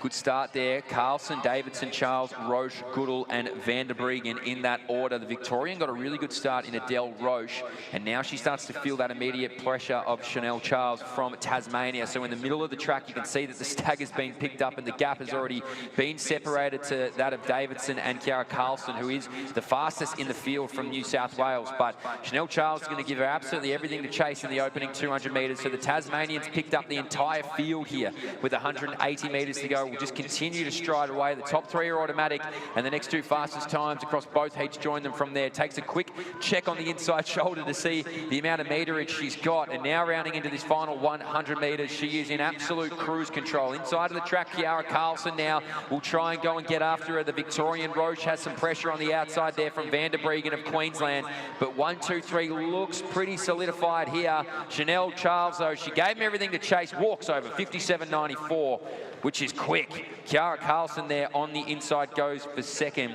and Adele Roche, the Victorian, for third. 57.94 unofficially is quick. It'll be outside of her lifetime best, but a great way to make a statement in the heats. Yeah, she really just took the bull by the horns, really, in that race. Chased everyone, you know, with Kiara Carlson having the fastest seat time on her inside, not being able to see, she's like, I've got to go. And that was the look. The look over the shoulder was to the left to be like, okay, where are you? Is she there? Is she? And then just switched off, rolled down the home straight, and comfortable. It's a very comfortable last 100 for her. So 57.91, 58.49, 58.82. Van der Breggen was coming down, you know, pretty quickly to the line. She's fourth in 59.23, 59.54 for India Goodall as well. So those are the times that they'll keep in mind here for heat number 2. Looks like maybe we've lost the athlete in lane number 4, unless they're off doing strides somewhere else, which I guess you never know, but that means we might be losing Gabriella Parenti from she's Queensland. definitely, yeah, she's not on our roster app. There we go. So Parenti. But this will be a pretty handy run here with Xanthi Watson and Aluka Rose Taylor. Both coming in with the exact, so Aluka Rose Taylor 55.6, Xanthi Watts 56.6. So what's the record here? It is 53.90, yes, Jess Thornton. Oh, there's some great names being thrown up when you dig out the archives of the records. That was the magical Townsville All Schools, where I think in the men's under 16, that was the first comp I went to when I was working at Athletics New South Wales. Jordan Shelley broke the national under 16 1 and 2 record. Jess did that, and that's where James Gallagher, as a 13-year-old, ran 21.7. 21. What's with the track at Townsville? Oh, it was just think this. Yeah. But better. The conditions. Percentage better. But just better. Can't explain it. It's just it was better. just better. All right, I like it. Maybe if it's enough for the under 14s to run 21.7. Yeah, 21.7 is actually disgusting. Jeepers. All right. I will say this: the conditions today have been A1. Oh, if you're gearing up for this afternoon, that is very encouraging. Because the wind hasn't been too bad either. No, and it's actually turned more easterly, I reckon. It might be, so it's probably better for the bend, to be honest. And I reckon the 4s, they're protected where they are. Yes. So you might not get it at the start, but you're going to get it at the end, which is where you want the tailwind. Oh, boy.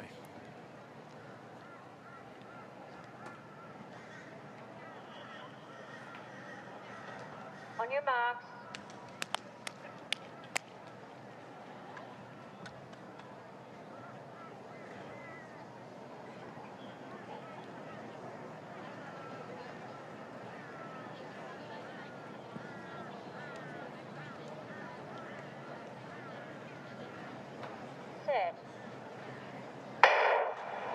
So away now, the under 16 girls, heat 2, Zali Wescombe in 2, Cadence Fleming in 3, then it's Xanthi Watts 5, Kiara Anthole in 6, and Aluka Rose Taylor in lane 7. And the South Australian tearing down the back straight. Wade Van Niekerk style all the way there on the outside. Xanthi Watts trying to close the gap again. It's top 3 plus next 2 fastest times.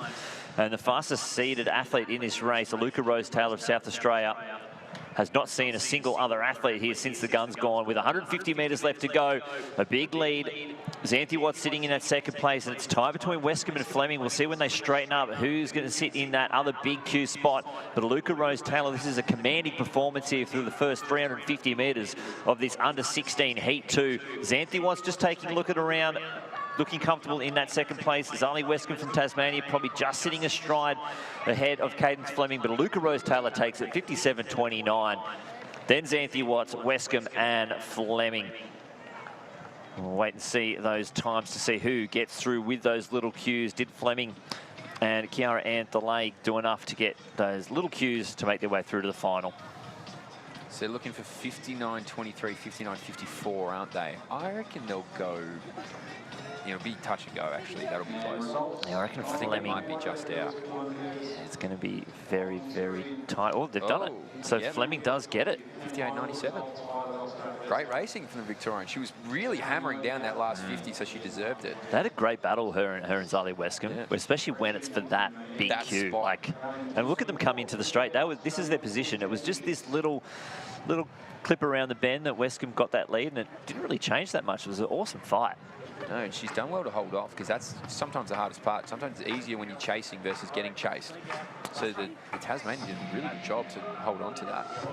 And well, thankfully, they both get through. They both get through. So that's the most important thing. Layla Vanderbregen as well, the Queenslander, will get through with a 59.23. So a good field. 2 Tasmanians in the final as well, which we love. Don't know why I'm highlighting that, but I just think it's great. So that's it for 400s, I think, for a little while at least. And now, oh boy, the metric mile is up. I do enjoy watching the younger age groups, because the tactics that no one knows anything about the other kids in these races. Yeah. It's just anything could happen. Someone It's goes just a fast. Are they going to hold on? Who Yeah. knows? Are they going to sit and kick? Are we going to jog? Are we going to do this? Going to do that? It's just all over the place, and it can cause some great racing and great championship racing. Whereas the seniors, everybody knows everybody. Yeah. It's very hard to pull out a different race tactic in a senior race, because one, you've probably, your bread and butter is whatever your race tactic is, and two, it's just not the time and place to do it, really. So, like, these juniors can just free-for-all and see what happens, but rarely do you rock up to a race and go like, oh, I wonder what's happening in the seniors. Look, we can talk about seniors and juniors tactics all day long. Really, we will, because we're here until 6 p.m. But we've got to go to a break. We'll be right back. Metric miles coming up. The 200-metre extravaganza, the 800s, the jumps. Do not go a singular step away from your TV or phone. It's me and Lynchy. We'll be right back. We'll catch you soon. Hi, Shell.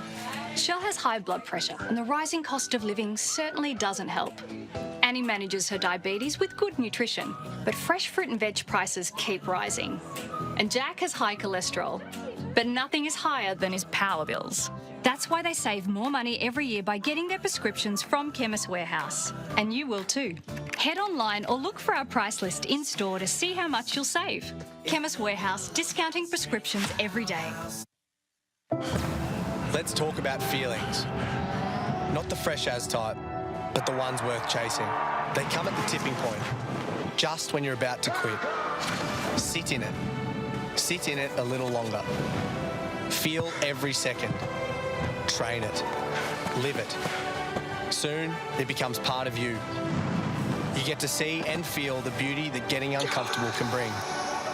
Own your moment in time. Chase that feeling.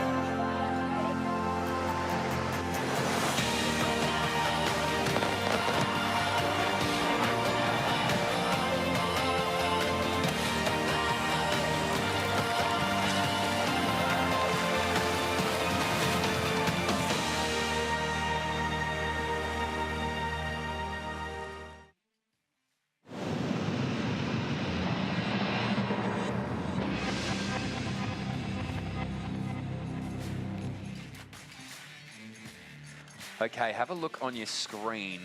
This is some of the best merchandise you'll ever see. Make sure, if you're here, head down to the merchandise van at the front of the venue, grab yourself a piece of quality Puma apparel, and this is always the most important part, while stocks last. I get it. It's hot. It's 34 degrees. Last thing you're thinking about is, geez, I might get cold at some point.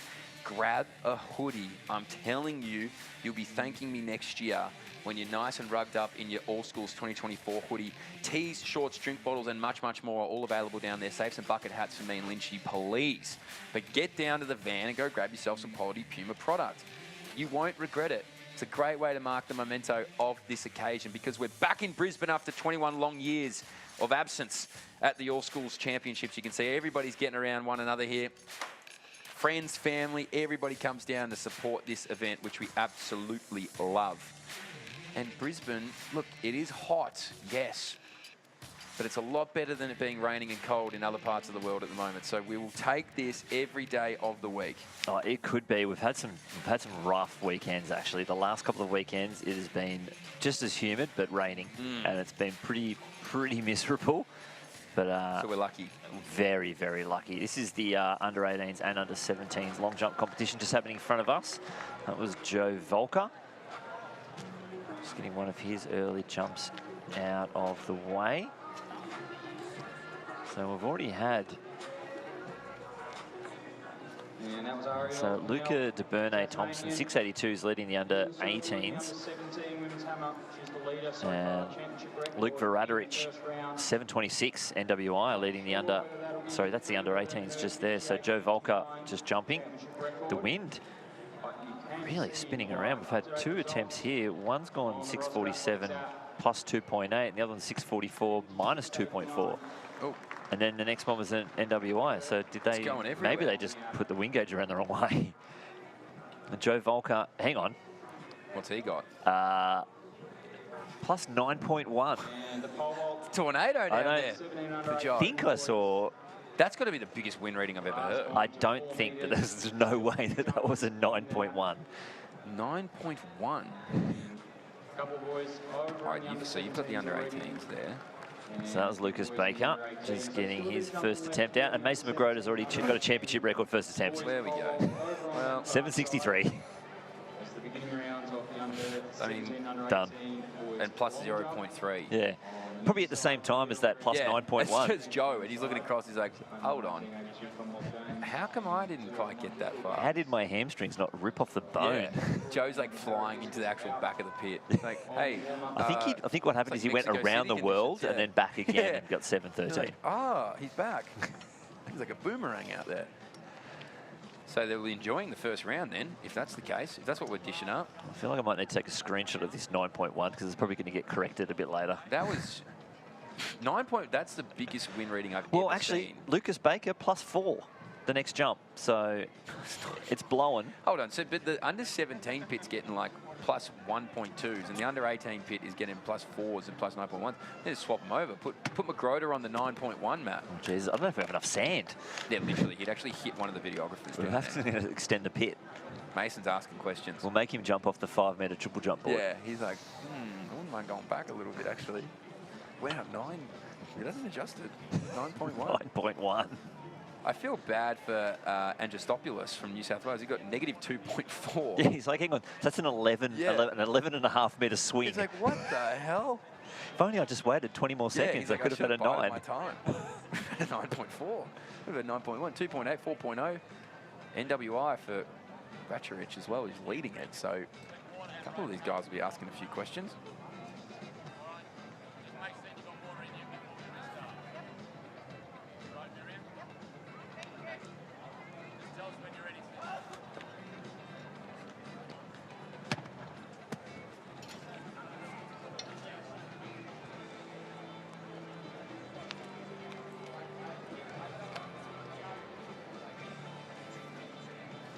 So it looks like we're already into that second round. And Agnostopoulos with a 7.05, so he's improved, gets up into third position. 0-0 the win there, so much better for him.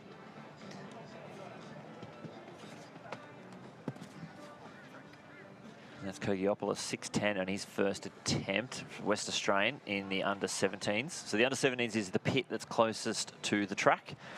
And the under-18s closest to the grandstand, which apparently is the windiest place on earth right now. Yeah, literally, like the greatest tailwind in human history is existing on the grandstand side of the long jump. I'm surprised anyone's even able to stand up down there. Honestly, I don't know how they haven't blown over.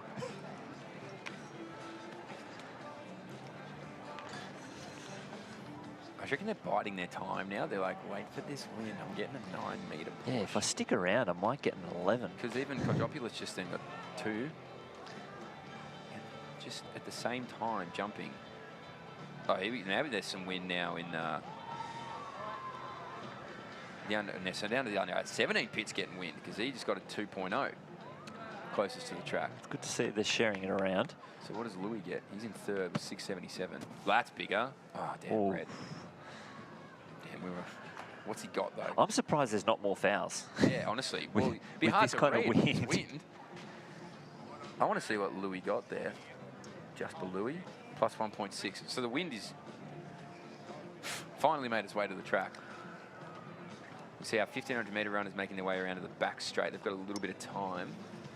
Bird here from North Queensland. It's under 18 event. He had a no jump in his first round. He gets one out there clean now, though. Yeah, that'll be his first legal jump, so we'll see where it puts him on the board.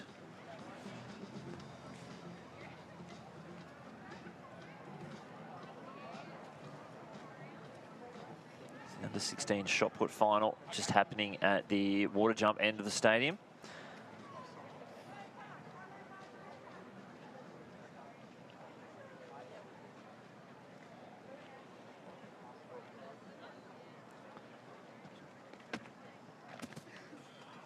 The red flag goes up for our New South Wales athlete just there. We'll try and catch one of Magrota's jumps after getting championship record first attempt 763, personal best 780, which he set while getting that bronze medal over at the World Under-20 Championships.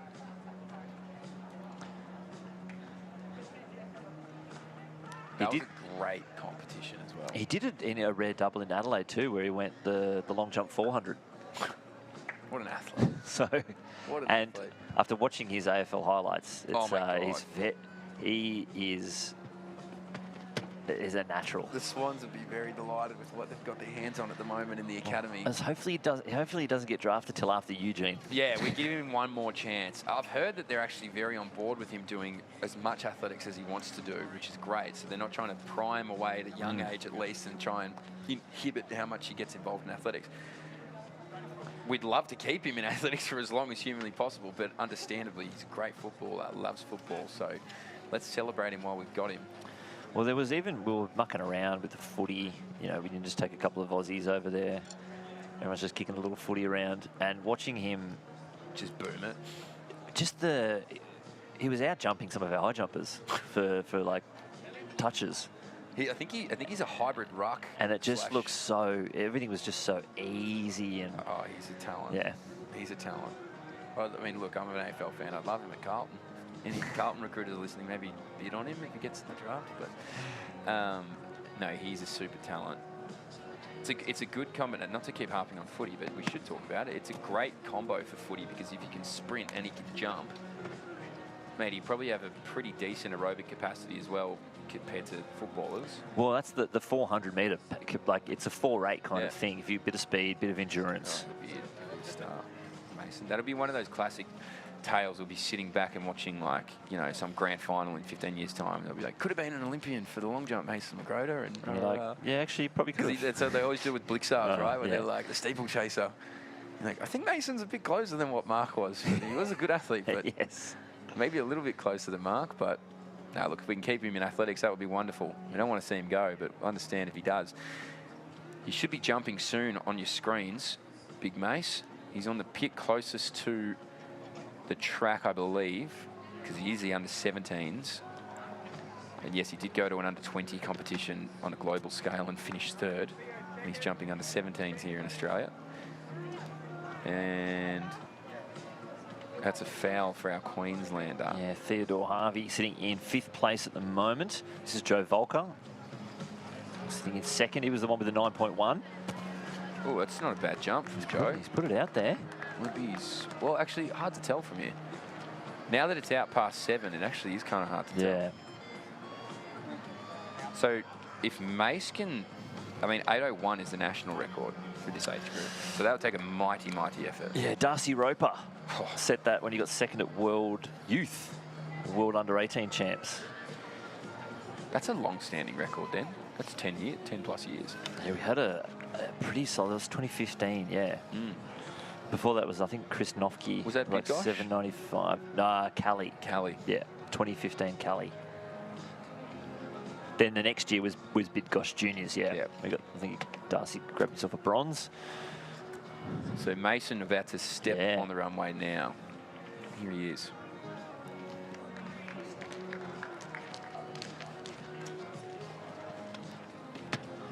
So Baker in the under-18s jumps, but our World Junior bronze medalist, 780 jumper, Mason at Magrota, we've just been talking about extensively, deservedly so, is barrels down the runway, and he'll want to improve. Oh, he's currently got an 81 centimetre lead. He's looking for the 9.1 tailwind. Oh, Jesus. Because it doesn't matter in long jump. You get what you get. So here he is, Big Mason Magrota. He's 16, by the way. What's he got? He steams in here. He's so much pace. Hit the board clean. He does. Oh, I thought that was clean. No, that's a. I want to check that. Oh, that is a monster jump. That looked clean. So you might be able to see just on the screen this tape. There is a GoPro under the long jump boards thing. So because it is now vertical plane, breaking the vertical plane of the foul board, not only just touching it. So just underneath those triangles, there's a GoPro shot right over it. So you can, if you want to contest it, there's footage of every jump. Jeez, I hope he contested it. Because, well, and I'm talking from an eagle eye perspective of 90 metres away. But I thought it looked good. It looked very good. But our officials do very, very good job down there as eagle eyes. Well, hopefully it just makes him hungrier. Yeah, well, I don't think he'll be feeling the pressure just yet of the competition. 81 centimetres ahead. Best kit in Australia jumps. Oh, that's a good jump. That is an unbelievable kit. You know what's exciting? Oceania's in Darwin this season. Great. 2026. Up the top end. Thankfully, in that one point when it's not going to be, it's like this. It's like the sweet spot. Here it is. This is Mason. Jeez. Oh, that's so close. Oh my, look at his revolutions. That's a good jump. Oh, look. He was like, oh. I think he thought... They did put the flag up early. I think he thought maybe he was close. But I think we could see an 8 metre today. If he's jumping like that, what was his wind? Oh, we don't get it when he fouls, but... Oh, no. Others got it. Well, yeah. it's floating around 1.2, 1.6, so he probably would have been in a good, healthy marker. That runway hasn't even had anything over 2. No. So no 9s. That's what he wants to be on. No 9s, no 4s. Interestingly enough, in the second round of the under-18s, we've had 0-0, plus 1.3, plus 1.1 wind. Yeah, so I have a feeling maybe the gauge was a little bit off. For only what we're talking about as well, when it's a plus 1 point something, it's the tailwind that you're getting leading into the board, and if you get a minus, that means that you're getting a headwind. And talked about it earlier, in sprinting, anything above a plus 2.0 tailwind is illegal for records and qualifications and all that sort of stuff, because you've had too much assistance. Anything under that will allow you to qualify. So, for example, Gout yesterday, his heat was plus 3.4. That's why his 10.04 didn't count for a national record, but meet record, yes.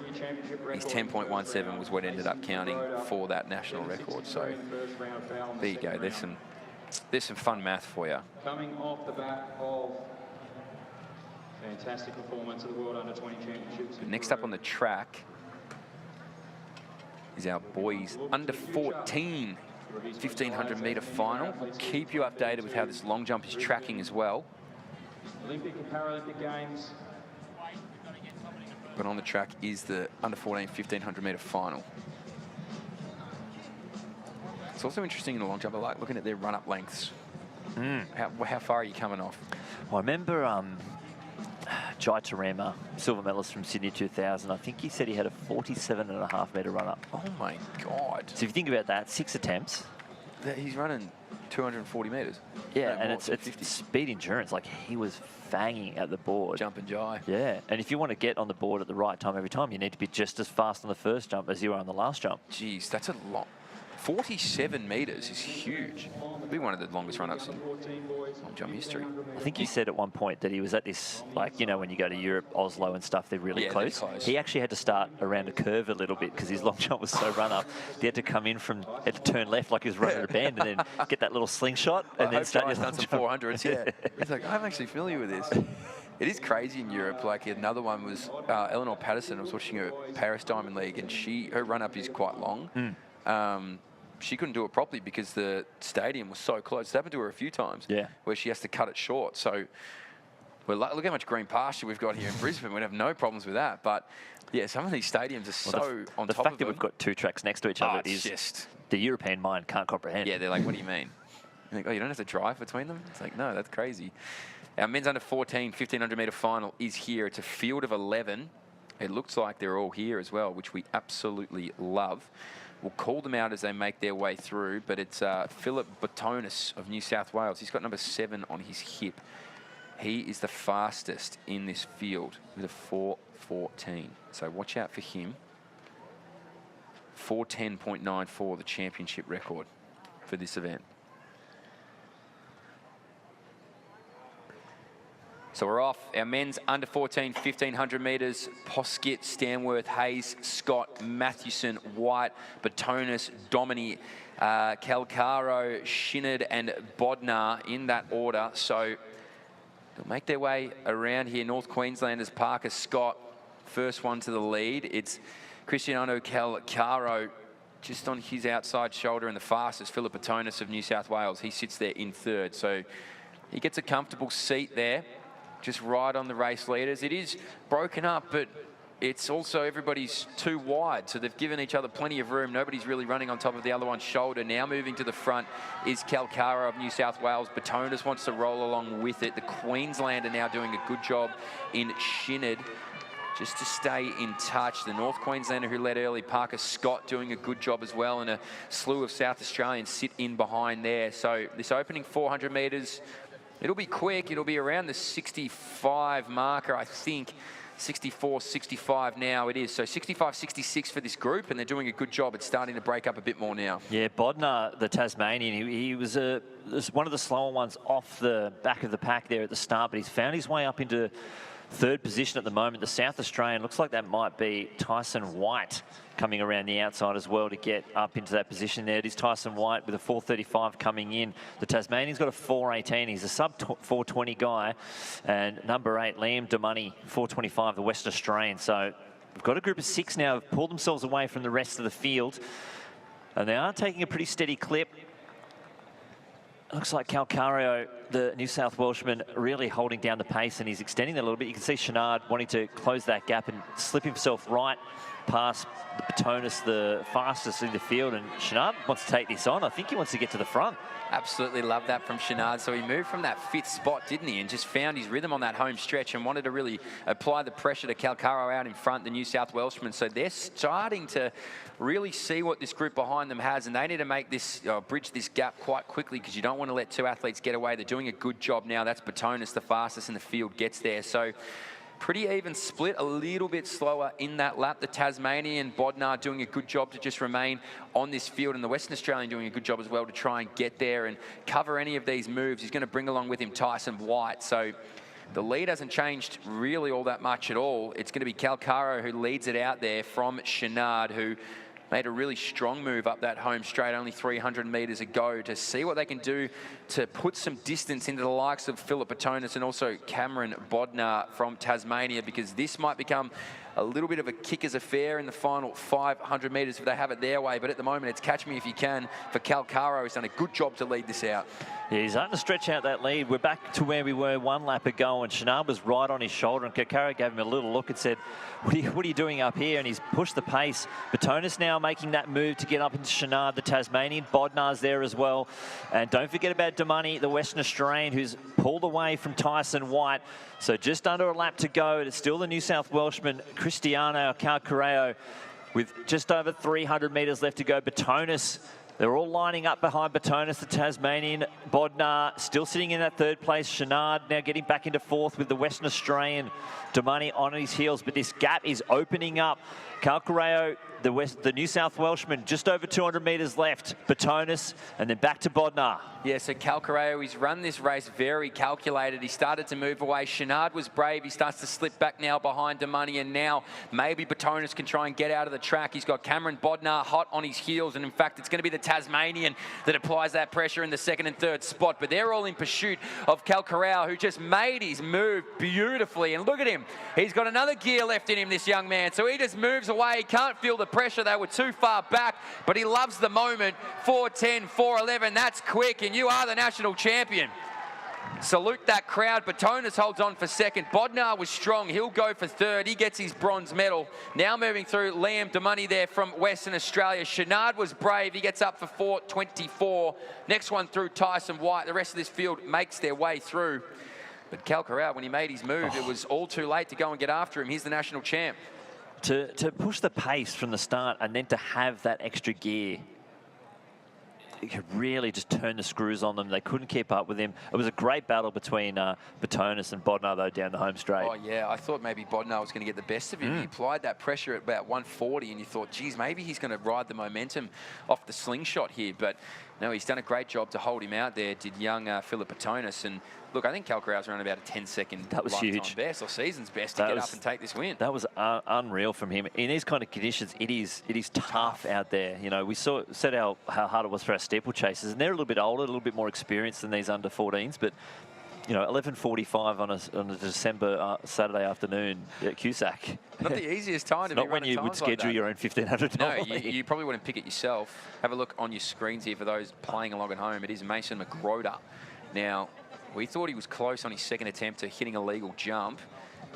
He's jumped 763 in his first round. He's a 780 jumper. And we up here think he can go even further. Oh, his lead's been cut back to 70 centimetres now. With Xavier Davey, it was 693. Jasper Louis we saw before 691. So what can McGroder do? That's clean. That's big. Oh, that's got to be. That's perfect on the board. Oh, my God. That is huge. You could tell the way he came out of the pit, too. He liked it. Oh, that's further than 763, without a doubt. Oh, easily. That's a 780-90 jump. So personal best 780 at the World Under-20 Champs in Lima, Peru, to get that bronze medal. Look at him. Look at his speed on the board. Oh, good. Oh, boy. 786, windy, 2.4. Wow. That's a monster. I think the 8-metre jump could be there.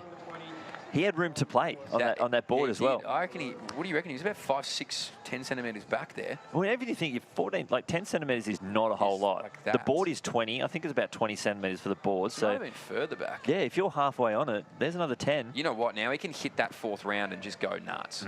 Oh. Now he's got his lifetime best. He can just let it rip in that fourth round. My God, 786.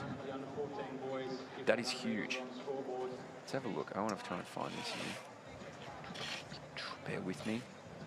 Spend that much time on this World Athletics website trying to find rankings and God knows what. You got to go countries, regions, all time. So he's, what does that put him? Third all time now. Moves up, gets over Joshua Cowley, who jumped in Buenos Aires back in 2018. Youth Olympics, that was. So Chris Noffke and Darcy Roper, the 801. So he moves up now. But do you think that's an under-18 list? He's still 16. He's under 17, so he can do it again. He would. That's insane.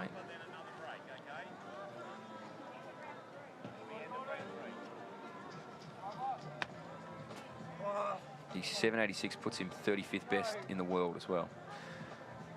So there you go. It's crazy when you start looking at world rankings and you're like, oh my goodness, some of these junior athletes an all-time performance. Yeah, 35th ever human history in the world, and he's 16. There you go. I like putting that context in there. Our men's under-14 race was entertaining. This one likely to be just the same. It's a strong field. There's 14 women in this under-14 at 1,500. And that is a big field indeed. A few of these names we've already seen. Tilly Williams, Matilda DeYoung, We've seen both of them. Alexis Tague also sounds familiar. They might have been in that 800. So a big field, a strong field, and we'll call them as they make their way around. The beauty of these is they're not mixed. So everything is the same. They couldn't do that to us again. Oh my goodness. Not in that order.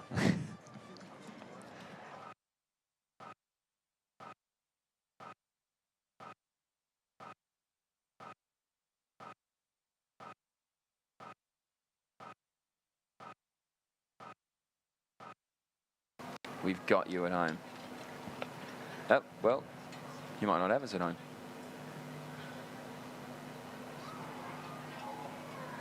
So here we go, our women's under 14 at 1,500 metres about to get underway in the starters' hands, and that's cleanly away. So Alexis Tague, Williams, Richardson, Squires, De Young, Lindquist, Grund, Muhar, O'Burden, Snelling, Sheridan, Barnes, Leslie and Waters in that order. So they make their way out. It looks like our athlete from South Australia will be the first one to get out there. There might be Sheridan, who will lead this tempo and leave it with a reasonable clip as well at that. She strung them all out. They're all going to go in just about single file here to open things up. So the train stopping at no stations. All carriages want to stay attached. A slight fracture just towards the back end of the field, though. I can see that picking straight back up, but trying to find that spot and doing well. It might be Lisley as well, who's on that outside shoulder of our two South Australians. That's Tilly Williams in the third spot, doing a good job. Next up, Sophia Squires as well from New South Wales, and then moving through is O'Burden, I think, who isn't too far away in that pack towards the back end of it. So they make their way around this opening 400 metres. We'll get a good understanding of their pacing. It's fast. They're at 65, 66 right now. So that's going to be about a 68-second opening 400 it is.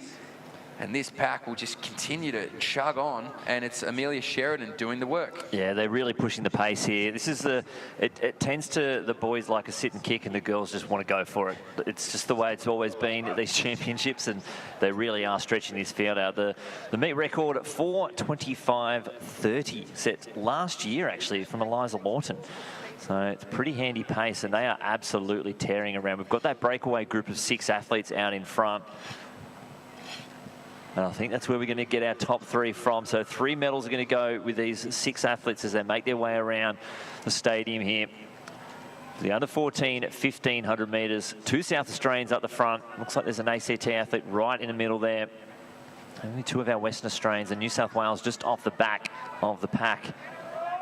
Looks like that might be Sophia Squires, the New South Wales athlete. This is some fast front running with the South Australians, both Tilly Williams and Amelia Sheridan in that front group. And Lisley just getting up into that front pack as well. The athlete off the front, she's pulling away from the field. Yeah, she's wasting absolutely no time, is she? We thought the first lap was fast. She wasn't actually that far off it in the second lap either. So she's found a really comfortable rhythm, or at least she's going to try and make this field work for this gold medal. You know, you don't come in with the fastest time. Sometimes you really got to test it out and see what people can handle. And right now, they're allowing her to get up the track and really run her own race. So this is impressive from Amelia Sheridan. And as it stands with 450 metres to go, it doesn't look uncomfortable at this clip either. So she's really putting on a display. Now, Tilly Williams has put her hand up for the pack and said, all right, if it's my job to go and get there, let me have a crack at it. April Leslie as well has done a really good job to sit in that third position.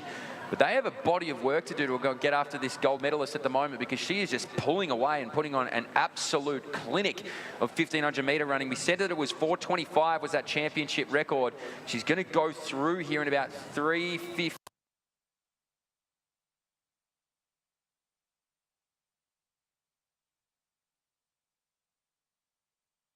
Australian possibly in Waters, who is the next one through, but they're all in pursuit of our leader, and Lynchy, she is gone up the track. Yeah, Sheridan absolutely tearing down the back straight here, really turning the screws on this entire field. The gap's opening up to almost 50 metres with only 250 metres left to go for the South Australian. She came in with a 4:34.10. And if she can get that 4:25.30, that'd be a fantastic run here in some pretty tough conditions. The wind does look like it's settled down a little bit, though. The windsock in the middle of our field really just pointing straight down as she comes around past the water jump with 150 metres left to go. The stride's still looking strong. The arms are still pumping. The cadence hasn't dropped yet. She goes past the Chemist warehouse signs with 100 metres left to go here in the under 14 women's 1500 metres. The rest of the minor medals might not be given up just yet, but a big round of applause for our leader, the South Australian, with 50 metres left to go. Let's keep an eye on the clock. 4:25:30 was the meet record set last year by Eliza Lawton, and we'll keep an eye on it. It's going to be very, very close. She might have done it there. That's unofficially 4:24:69. We'll wait for the official time, but I reckon she's done enough to get herself a championship record. This looks like it might be the West Australian crossing the line for second place and our other South Australian. So it looks like Mia Waters there crossing the line second, and Tilly Williams will grab the bronze. Wow, what a performance. I mean, it would be hard for that clock to go over that 4:25:30 marker, you'd think, but my goodness, 4:24:69 solo as well. Like that was a real effort out there, and just continue. I mean, could have run a 3K at that clip, by the looks of it, just continued to move. Wasn't slowing down at all. That is impressive. I'm unsure who her coach is, but you can get them running like that. That is ultra impressive. So well done to Season's Best. As we've said, Season's Best haven't meant a lot out here today because these times have been fluctuating greatly. And she makes the absolute most of it here in these tough conditions. Our last competitor gets through. Well done to her. And our under 14 1500s are done.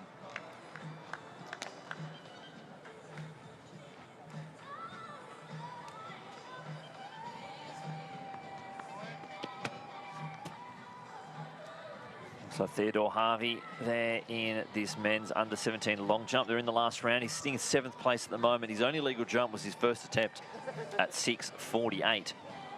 He needs a 6:91 to get up onto the podium. That'll be Cooper Rafferty and Denzel Guaku from Northern Territory sitting in 5th. It was 6:55 from Harvey, so he gets up past Rafferty. Third place and bronze medalist in 4:17. That's Thompson in 4th, Louis 3rd, Davey in 2nd, and Magroda. So it's the South Australian Cooper Raftery at the top of the runway.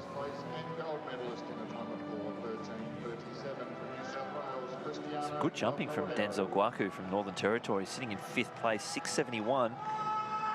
They've brought a big team. It might be the biggest team the Northern Territory has sent. I think around 25 athletes to this championship, so it's fantastic to see the orange well represented. Such a great kid. So the minors in this under 17 are pretty interesting. DeBernay Thompson 682, Jasper Louis 691, Xavier Davies 693. So they're still up for grabs, those last few medals. My live results for the under-18s hasn't updated for quite some time, so I'm not sure how they're going in that Yeah, bit. I think we're on the under 17 watch just about here now. Yeah. So is this Denzel Guaku? Yes. All right. Should be. So sitting in 5th place, 6:71. Very consistent, 43:71.54. Lifetime best for him too, that 71. What's he got? Good speed into the board. Oh, he's well off. A long way away, yeah. I think that was just a step. That was one more step. Yeah. Well, that's all right. He's 5th in the nation. That's a great result down here in Brisbane for him. So DeBrunay Thompson is next. Or DeBernay Thompson, I should say, for those relatives watching along at home. Apologies. He needs another 10 centimetres to climb up into a medal position to take it off Jasper Louis. First attempt, the only legal jump for him as well. So he'll be wanting to get one onto the board. Last time we saw someone sitting in this position with only one legal jump, they jumped their way into 1st. I was about to say, so you just look, maybe he's jumping 8 metres. If he can do a 787 right now, love it. I want to see it. I'll be right here for it. So what do you got, Luca? He's behind the board. He had a bit on the board. Bit of room to move. Good hang. This needs a 791 or better. A 691, sorry, or better.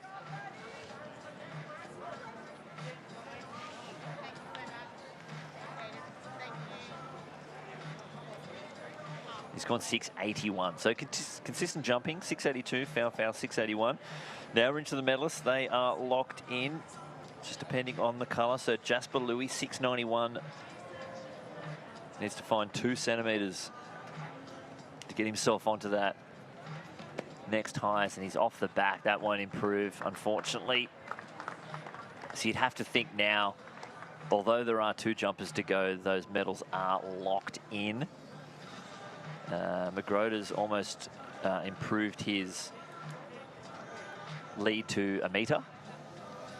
And actually, this women's high jump, that's Rebecca Houth, who we were talking about before, now currently going here we go. for the shot put high jump double. In a morning, too. Okay, so I'm just getting a report back that about Denzel Guaku, his best before today was 6:15. Oh, Denzel. He's jumped 6:71 today. Denzel. He lives and trains in Alice Springs. So these are the kind of stories we want to see. What an absolute legend. Thank you to Fiona Brown for sending that through. Obviously listening very closely to the live stream as well. Thank you, Fiona. That's unreal. Well, we're about to have Mason McGroder, but also our men's under 17 800 metre final is on the line. I'm kind of hoping we get the cross screen of Mason in there, but we'll call the field and we're going to watch Maso at the same time, hopefully in the bottom right hand corner. We'll see how we go. He's on the line, 786. Surely we can hold the start of this at 800. Yeah, we want to see an 8 metre. Darcy Roper's watching somewhere, wondering. He's on his honeymoon. So well, if he's watching, then he's got a very special wife, I'll tell you that much. So a good field for this men's under 17 800. This will be a cracking race. Here we go.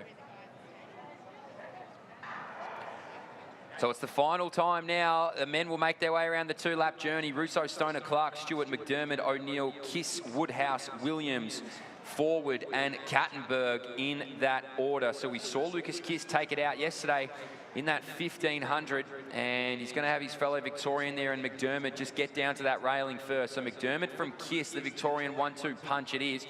Make their way through this opening 200 metres. It'll be a body of athletes just trying to get into a position there. South Australia now start to move on through there. That's Jack Williams, who gets right on the shoulder of this leading duo. So Jack Williams is out there in that 3rd spot. If you're watching on the home straight, Mason McGroder as well, unfortunately gets the red flag, but that was enormous. Good jumping from him. But as they make their way in here, it's the Victorian 1-2 punch in Kiss. McDermott takes a look on his right-hand shoulder. He wants to see the company, and they'll wind it into the last lap now. Yeah, they had a great battle in that 1500 metres. They get the bell, 56 seconds. The South Australian Jack Williams just hot on their heels, and then it's the 2 Queenslanders, Dakota Stewart, and then just behind him, Liam O'Neill. But it looks like Kish may be making that move a long way from home. Can he do the double? The meet record here is need to go sub 150 if he can, all the way down the back straight. Dakota Stewart trying to get around O'Neill, then Jack Williams, McDermott, but leader, Lucas Kish.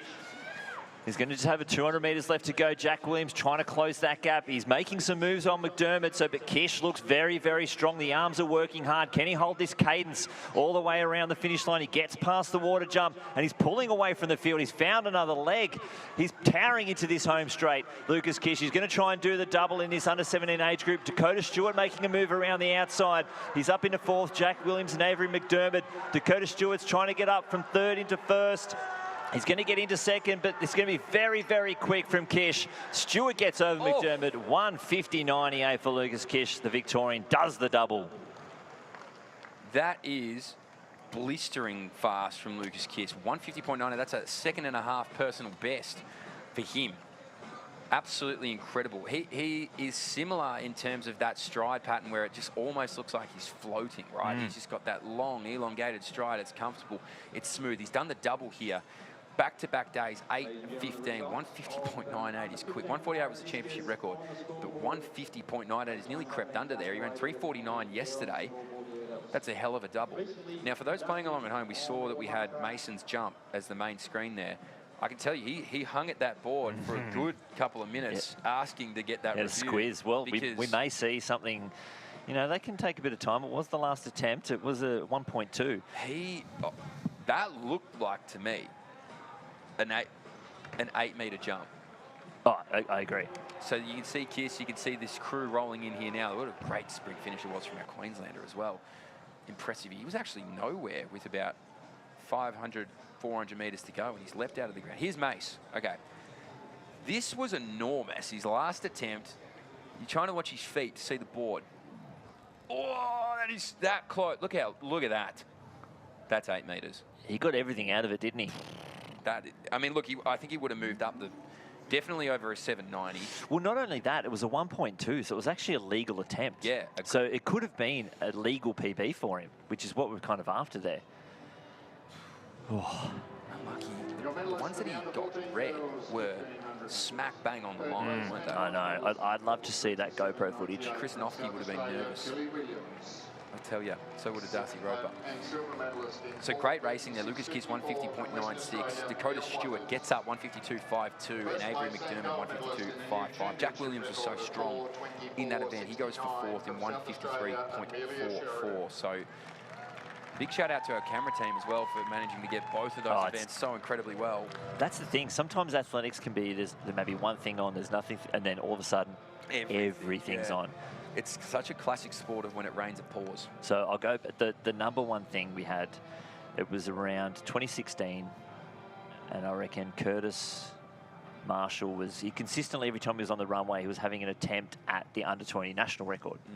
So you think in pole vault, if the bar's at 570, you know if he gets it, it's a record. Where other events, you're not so sure, apart from high jump, what they're going to do. We're sitting on Curtis. He's at the top of the runway, maybe second attempt. And pole vaulters, they, you know, a lot of wind. They need to stay there a little bit.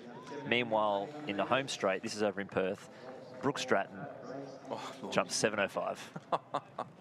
Didn't stream it. Because you didn't have the split stream back then. No. We don't know. We didn't know what. We didn't know she was going to do it. You can't expect her to jump 705, can you? And then you're like, people are like, why didn't you have Brooke Stratton? You're like, well, Curtis, we knew was going to be that record. He was going to get it. Yeah. So you like, that's a definitive. If he does it, you don't know what's going to happen. And then if he hit it, you'd be like, why would you? So I think we actually got to the point where that year they allowed the broadcast to hold races for field attempts. Field events. So instead of starting with that, so I was like, no, you stop. We're going to do this. You jump, done, now race. Broadcast. DC would have loved that. The field and track would have taken over. We're so lucky now with this split screen that we can do this sort of stuff, because it makes a huge difference. And it has been in the past where it's like hard to track field events because obviously most of that attention in terms of broadcasting lives on the track, but now we get everything. Yeah. Everybody can get their exposure. Here's our double, our shot put high jump double. Be happening. I think she'll come in pretty late in the piece, I'd say. But I look forward to it. It's going to be an exciting double. I'd love to see a double with a championship record. Oh, that'd be the dream. That would be the dream for sure. What a cracking day we have here in Brisbane as well. I mean, I keep harping on about it, but jeepers, I'll tell you what, it is special. Oh, it's looking very warm out there too. We're very spoiled by being inside the glass and getting a bit of air conditioning. Yeah, well, we were going to be outside. They made a late pivot to be in here, and I said, are you guys okay with that? I was like, yeah. I'm pretty good with being in the air-conditioned room, actually. Hey, our women's under 17 800 is up next. Another one of these big fields. And this will be quick, because there's a few that hover around a similar time of the 212, 213, 215. That's Smith, Sheridan, Kolsch. So let's watch out for them in this 2-lap journey. Only one lane sharing. So you'll see a 7-1, 7-2 hip number from Crandall and Bryant. But we'll call them out as they make their way through. Starters' hands now. He'll stand up, little unsteady on the line. Nerves to be expected. Go again.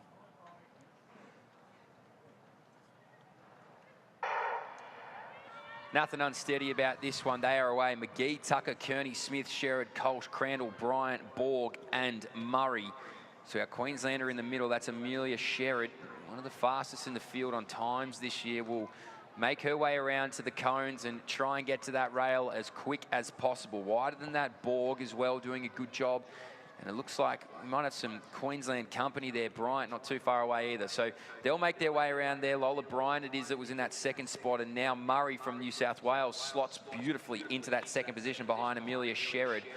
But a good, reasonable clip here to open things up. Evie Borg as well, doing a good job to move around. Yeah, they've gone out hard. They test themselves in that first 200 metres to get comfortable. And these two out in front, Sherrod and Murray, really setting themselves apart from the rest of the field. They're all piling up behind them, though. So these two out in front, but the rest of the field making some moves around the outside. Looks like the South Australian, maybe Cholch, coming a late charge. She did come in with a 213, and she's slitting herself in with a lap to go right in that third position as it's Sherrard and Murray. The bell goes at 65 seconds. Let's see what they can produce as Murray just gets around the front. Cholch just biding her time behind them at the moment. Bryant holding on to that chase pack. Then the Victorians as well. Looks like Smith making a move around the outside. Then it's Tucker and then back to Evie Borg. But it's Murray. Here comes the South Australian, though. Cholch finding herself in front. Lola Bryant coming around the outside as well. So it's all chopping and changing with just 250 metres left to go here in this under-17 women's 800-metre final. It's going to be a long sprint from home as Lola Bryant now finds herself out in front. The grimace on the face of Cholch as she comes around. Sherrard now finding herself back out in front. Here comes Murray again and Charlotte Smith. 150 metres left to go. So Charlotte Smith is the fastest in the field. She's in fourth. You can see the grimace. She's out there to try and get after Murray. So she gets around Sherrard. It's going to be Murray and Smith. So Sherrard will try and hang on the rail. Murray went the earliest here. Smith from the nation's capital on the outside gets around Sherrard. She's in pursuit. Out in front, though, from New South Wales is Murray. Gosh, she's done enough. She bided her time to perfection. Sherrard on the inside of the track. Out after Murray. She'll hold it. Gets it there. She had immediate pressure behind. 2:12.86. Quick for the woman from New South Wales. She came in this year with a 2:18. She's absolutely obliterated that. It was a race for the kickers, and the best one of them all came out on top. I feel like Sherrard. I know Murray took the win, but I feel like Sherrard kicked about 3 times. I know, she kept going, didn't she? You're like, oh, maybe she's. Oh no, maybe. Yeah. Oh, she's back. What an incredible performance. That's not easy to do. To even do it again, to get past in the home straight and then pass back again, and then nearly... Oh, another 5 metres. Yeah. She might have got there. But big shout out to Shanae Murray. I mean, that was, you know, you don't come in the fastest necessarily this year, but to be able to hold out with that 180 to go and get yourself to the front and move around, that early race pace from Cholch as well needs to be respected, the South Australian. But you know, it's all about, you know, it's like golf, isn't it? You drive for show, putt for dough. That was putting down the home straight, and that was absolutely textbook. So congratulations there to Shanae Murray. She is your national champion, and in an impressive way to hold on later. Look at this. We're watching it here. So Murray out there. You think Annabelle, you think Cholch might get there, or Smith, surely it is, from the ACT. She's got the fastest time, but Murray just extends, and then here she comes now. Oh, Sherrard just gets back on the inside, but just a little too late. 2:12.85, 2:13.21, 2:13.29 for Charlotte Smith. 1, 2, 3. Our medalists there from the hammer throw as well, out there getting their medals. And we have some more 800s to come. But incredible racing here in the early hours of the afternoon in Brisbane. It's all brought to you. This Championships is supported by the Queensland Government through Tourism and Events Queensland. Be a part of the action and discover your next Queensland event at queensland.com/event. There is no other place like Queensland when it comes to combining Australian headline events with the most incredible destination, from food and wine, festivals, art, culture, music, and blockbuster sport, iconic endurance races. Queensland is home to world-class calendar of events, and they've brought it here for us here at the Old Schools in Brisbane.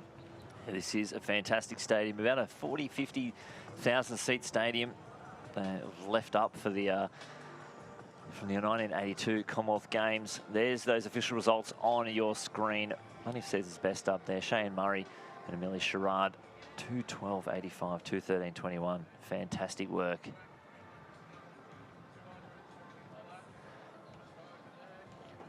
Look at that. First 6, 2:15 or better. That is flying. This is our under-15 women's high jump competition. Still very early days at the finish line end here. And we have the under-18 boys soon to toe the line. Another big field. 1 to 9 with 3 shared lanes. So there'll be a 5 and a 5-2, a 7 and a 7-2, and a 9 and a 9-2 hip number. That's a lot of 2s. I look forward to seeing this. Taylor Goodwin, who took the 1,500 metres against Jamie Dean on the outside. We already saw his, we assume that it is his brother, potentially, Travis Dean, who won the 400 metres earlier today. I think it's a fair assumption.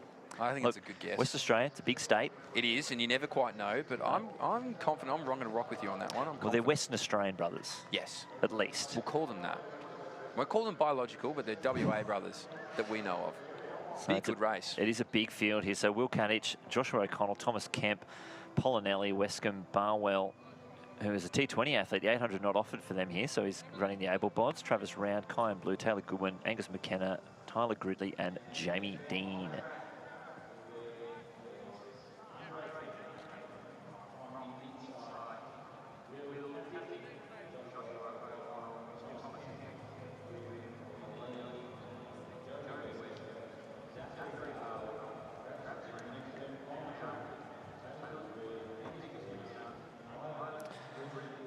I look forward to this one. The meet record's pretty tough. Christian Davis, 149.04. Oh, boy. Good Victorian boy. One of the great 4.8 runners. 46.4 man as well. Super talent. Karayo boy. Christian Davis. Shout out to Karayo. So a good field assembled here. I anticipate this to be quite quick. Here we go. So from the inside, it's Kadich, O'Connell, Camp, Polinelli, Wescombe, Barwell, Round, Blue, Goodwin, McKenna, Gridley, and Dean. And on the outside, that's Jamie Dean, the Western Australian, getting the best of the starts. Just inside, Angus McKenna, trying to go with him. And then we go back to hip number 1, Will Kadich, who's going to have to go hard. Otherwise, the rest of the athletes will swamp over the top. Joshua O'Connell just coming in the inside as well. And there's Thomas Kemp, the South Australian, just easing his way. But it's Taylor Goodwin, the winner of the 1,500 metres, getting himself out in front, getting himself out of trouble. Jamie Dean on the rail, back to the New South Wales athlete Joshua O'Connell, then Kyan Blue in the green of the North Queensland. But Goodwin, he really wants this race, doesn't he? Yeah, it's smart. You could see it packing up there, couldn't you, at the 200? And he just went, I want to be as far away from this as humanly possible. And now he just starts to bring the questions to the field that you can't let him get too far ahead. He's already won a gold this weekend. Don't want to see him get 2. So here he goes now, 55, 56 through the bell. So it's going to be Kyan Blue, the man from North Queensland now, who's going to be tasked with the job to go and get after our early race leader. But it's going to be hard work because Taylor Goodwin, as he makes his way up this back straight, certainly looks strong. It's going to be Joshua O'Connell as well in that 3rd spot. He leads out from Kemp. The Queenslanders are going to come moving. Will Caddick, who had the number 1 on his hip, he got swallowed up early to get to the rail. Maybe he can start to move. They're going to chase Kyan Blue, who is in pursuit of Taylor Goodwin, because with 200 metres to go, strength to strength here. Yeah, he's still keeping on that lead. It's a big move from Will Kadich. He's trying to come around the outside, but Goodwin still has the lead. He did the 1,500 metres yesterday. Can he hold on? Blue's still there. Kadich now making the move around the outside with Joshua O'Connell. So Kadich getting into the 2nd place. Goodwin looks over his shoulder. 50 metres left to go. O'Connell coming around the outside. It's 1-2. O'Connell closing hard. Goodwin still fighting hard to the finish line. 10 metres left to go, and he stays on his feet, and he gets a 1:52.25 from a super effort there from Joshua O'Connell, flying down the home straight. And Will Kadich will hold on for that bronze medal in the under-18 men's 800 metres. Wow, he really, that final 100 from Josh O'Connell, he was, you know, around the medal marker, but to really put that much pressure late on our eventual race leader in Taylor Goodwin is ultra impressive. Kyan Blue as well was brave, and Will Kadich, to your point, he just made this aggressive move at that 200, and it looked like maybe he was going to be the one to go and get after Goodwin. But have a look at this final 100. You're watching it at home. Josh O'Connell just never say die attitude. He threw absolutely everything at it. He must have been able to hear it, because Taylor Goodwin take the peek over his shoulder. You don't even look over your shoulder with 50 to go. He's like, oh my God. It's usually just ears back, eyes forward. But Pin then, back and go. yeah, but he had a little peek. He must have heard a bit of commotion. He maybe heard the heavy breathing going on behind him, which tends to happen. But Will Caddick done well to hold on there for a bronze too. So impressive 1, 2, 3 punch. And our 800s certainly haven't left the mind wandering. Not disappointing whatsoever. So our women's under 18 800 final is next, and then we roll into these 200s. So a big field in the next, wow, enormous field. Mason McGrody, you can see getting his medal with Davian Louis. A great under 17 long jump competition we saw there.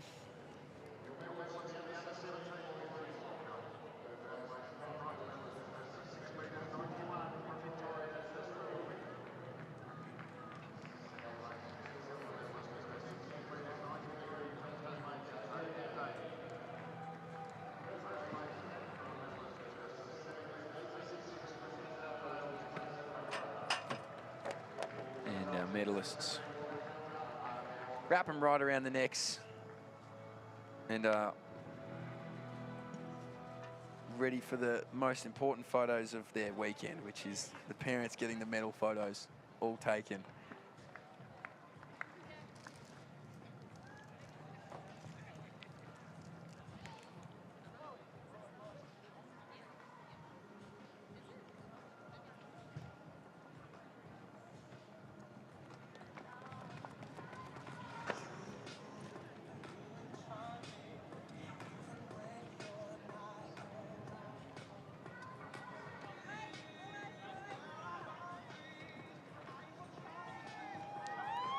See the scan over the field here. Women's under 18, 800 metres up next.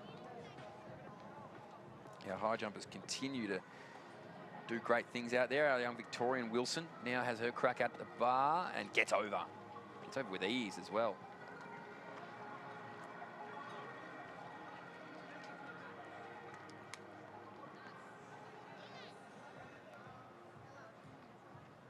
So our women's under 18, 800 metre final. As I said, just going through the motions here. This will be our final 800 of the day before we roll into the 200 metre extravaganza this afternoon. For lack of a better term, that's just what I'm going to be labelling it. And this is Howarth. Our athlete going for that high jump shot put double, unfortunately knocking the bar off there on that attempt.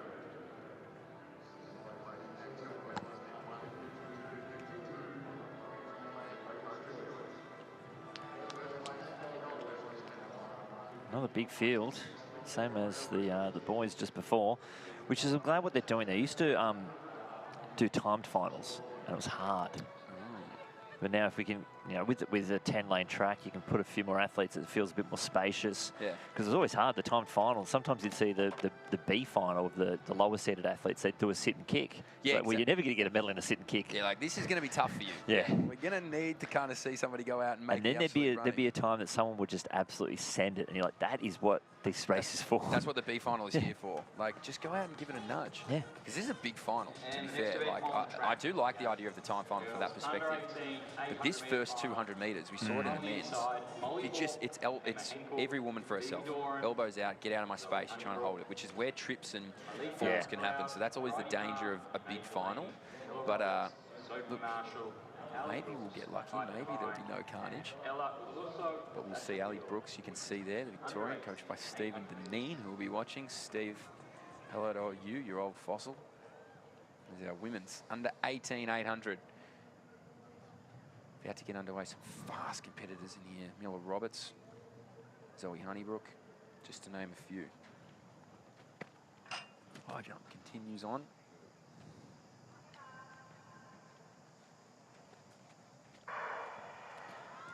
So from the inside, this under-18 women's final, Molly Hawke, Emma Henkel, Phoebe Doran, Zoe Honeybrook, Malika McLeod, Bridie Marr, Maddie Delaney, Miller Roberts, Sophie Marshall, Ali Brooke, Piper Devine and Ella Caluso. And it's the outside Piper Devine from North Queensland trying to ease her way across the field, but the South Australian might find herself in the front here, Emma Henkel, and she's pulling away from the field here, letting the rest chase her down. Zoe Honeybrook just tucking in behind her, as well as Phoebe Doran. Then it is back to the North Queenslander, Piper Devine. Then all the way out to Ella Caluso and number 7, Miller Roberts. That's your field so far, but the South Australian leading this train with their penultimate time into the home straight. Yeah, so she looks really comfortable, Emma Henkel, as well, but she's going to give them everything to chase. It's a long line behind her of athletes that are going to be hot in pursuit. It's led out there by Zoe Honeybrook, who does have the fastest time this year. She'll have some company now just round on her outside shoulder, but the South Australian is doing a really good job to hold tempo. She's going to go just over 60, so 61.15, I reckon, to the naked eye. She's got a lot of talent bearing down behind her, though. As we said, Zoe Honeybrook from the nation's capital, she's got the benefit of the rail. The Queenslanders just on the outside. The 2 from New South Wales, not far away either. That's Phoebe Doran on the rail and now starting to move around and doing a really good job at it there is going to be Ella Caluso from New South Wales. So she'll be tasked with the job now to go and get after Emma Henkel, and following along with her is Miller Roberts from Queensland. Yeah, so Henkel's still trying to hold on, but closing hard is Caluso and Miller Roberts. That's your first 3. Honeybrook just getting up past on the inside of it. Looks like it might have been Phoebe Doran, but now Caluso gets out into the lead. Ella Caluso from New South Wales and Miller Roberts. Henkel still holding on to that 3rd position with 150 metres left to go, but it's a battle out in front Caluso on the rail. Miller Roberts on the outside. Roberts has the slight lead, but Caluso not letting it get too far away. So it's Queensland and New South Wales, a state of origin battle down the home straight. 50 metres left to go. Miller Roberts has the lead, striding out hard. Caluso not letting it get too far away, but Roberts is going to do enough to take it out. It's going to be quick. 2:07.84 from Caluso, and Henkel, who pulled that race apart and stretched the field, will hold on for the bronze medal in the under-18 women's 800-metre final. Wow, there's a lot of personal bests, I think, coming out of that race. That is incredibly fast, 2:07.84. That is, I think, maybe around the first time under 2:10 for a few there. So that is awesome racing. And look, it was an all-out sprint with about 120 metres to go, even across the board. We saw our athlete from North Queensland absolutely flying, Bridie Ma. Well, if her time's correct, or in fact, it might have been Piper Devine, even if that's correct, 2:15.7 is long gone for her.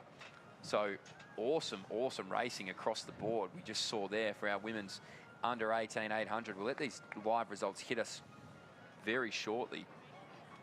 But wow, that is fantastic. Zoe Honeybrook was also strong. She was really getting after it there, but when you see a 2:07.5, you know, that is quick. That is not messing about at all here. Championship racing to a T. We go back to our high jump for those watching on at home on the stream. It's our New South Wales woman who's up and over. Oh, she was pumped with that one. Olivia Scott-Rogers. Loved it. Came in with a 161. Second place and silver medalist with the best of 7. Her turn next over as well. So these are the times from your 800. 2:07.85 personal best. Caluso 2:08.17 personal best.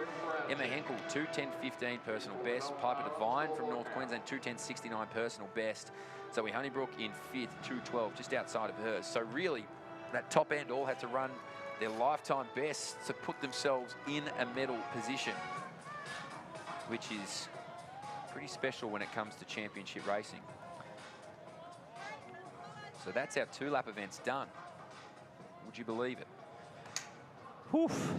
So I think we got a slight break on the track now until our 200s. We do. We've got about half an hour of a track break until our 200s kick off. Underway shortly. We have the women's under 18. As we roll through 200s, we actually go back down to the hundreds for a short period before we go back to the 200s. And we rip into some hurdles and walking. So we have a really mixed bag of events this afternoon here. For the women's under 18 hammer throw about to begin.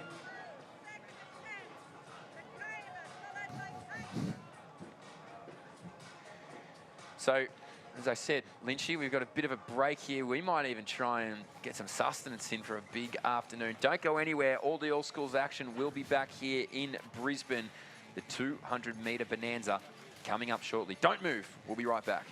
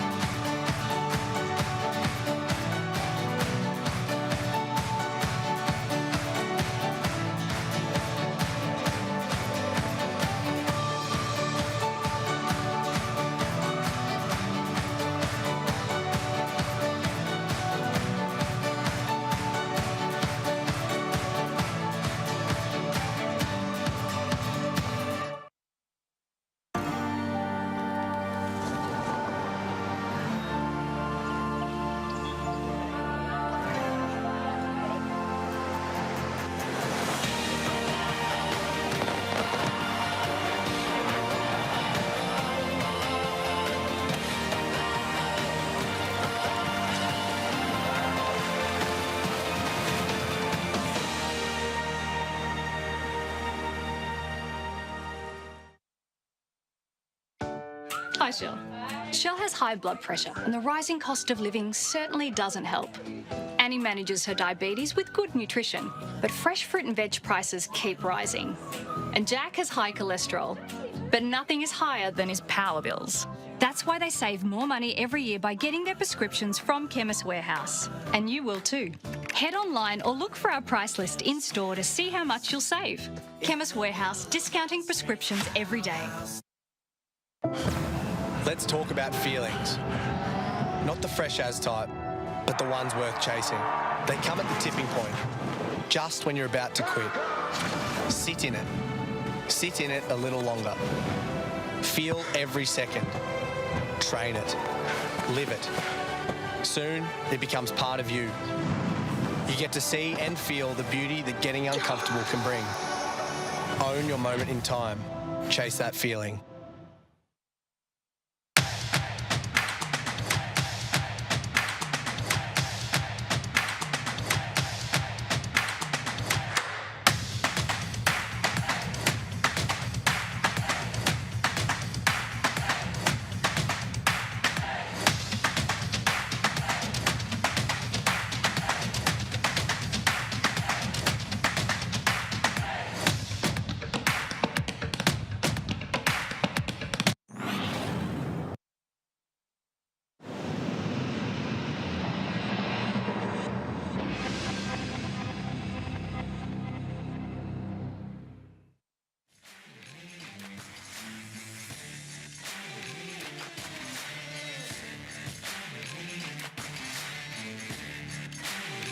Back. I promise you will come back. I hope you too much. Hey, if you want to catch up with all the action, everything you could possibly want. You want live results, you want start lists, you want anything to do with all the information of this Australian All Schools.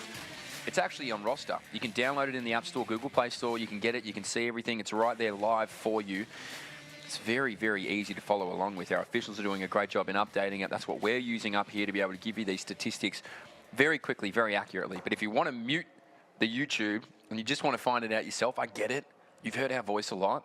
Get roster. That's the best way for you to be able to do it. Moving with the times is athletics, and they're doing it the best with roster athletics. So do go and download that if you want to see everything possible for this weekend. More medal presentations as our young athletes get their medals they so deserve. That was from our 800 not too long ago. In fact, it could have only been a 5-minute split to get them from the track to the medals. And I dare say that dais is starting to get warm because there were some quick feet to get to the carpet. Our high jump continues now. Oh, daylight. Just about jumped over the grandstand. Had that much room. So the young Queenslander would be thriving in these conditions. And I'm making the assumption that Queenslanders thrive in these conditions. Just because you grew up here doesn't mean you love the conditions, I suppose. But you are used to them. So before any Queenslanders jump in here, I'm just saying you are used to them. It does take some adjusting. Our New South Wales athlete crashes the bar on her way through. So we'll get a read on how many are left. And in fact, I'm trying to figure out which comp is which in terms of mats, because it's similar to what we've seen on the long jump the whole way through. They are jumping together. And that looks like Blackman is jumping, which would mean that might be the under-16 women's high jump competition. So Blackman of the under-16s is up, and in fact she's in second. So they're slew of them jumping 166 or what would it be, 68 maybe at the moment. Could be because they all cleared. Oh no, 166, I think. That looks like Howarth on your screen now. So the 15s is the high jump closest to the discus cage, which looks like about to be the hammer cage right now. And then the 16s must be the one just closed down here. The thing that does hurt us with how good our live results are these days is the scoreboard on the field of play. It's almost it's disappeared completely. It's no longer there. So we are fully reliant on our live results, which has been fantastic for these championships. Like Mitch, you were just saying, roster, it's been a great addition to our championships. The whole thing was, oh yeah, sure, live results. No, it's almost like they haven't even jumped yet. Yeah. Now it's like perfect. I'm like, wait, Yeah. is that just what happened here? It's like, wait a minute, how did we get that so quick? Wow. Remember the days? Here you go, kids. Remember the days where you'd go and find your results and it was a piece of paper stuck to a wall? Oh, you just had to wait till they and printed you're it like, out. are they running out of ink or why is this taking forever? There's nothing worse when you had to be the person putting the result up and you just got swarmed. Just parents and kids Yeah. everywhere. What is it? What is it? What is it? I would hate that. Can I stick it up on the wall first? Yeah, like, can I just breathe for a second?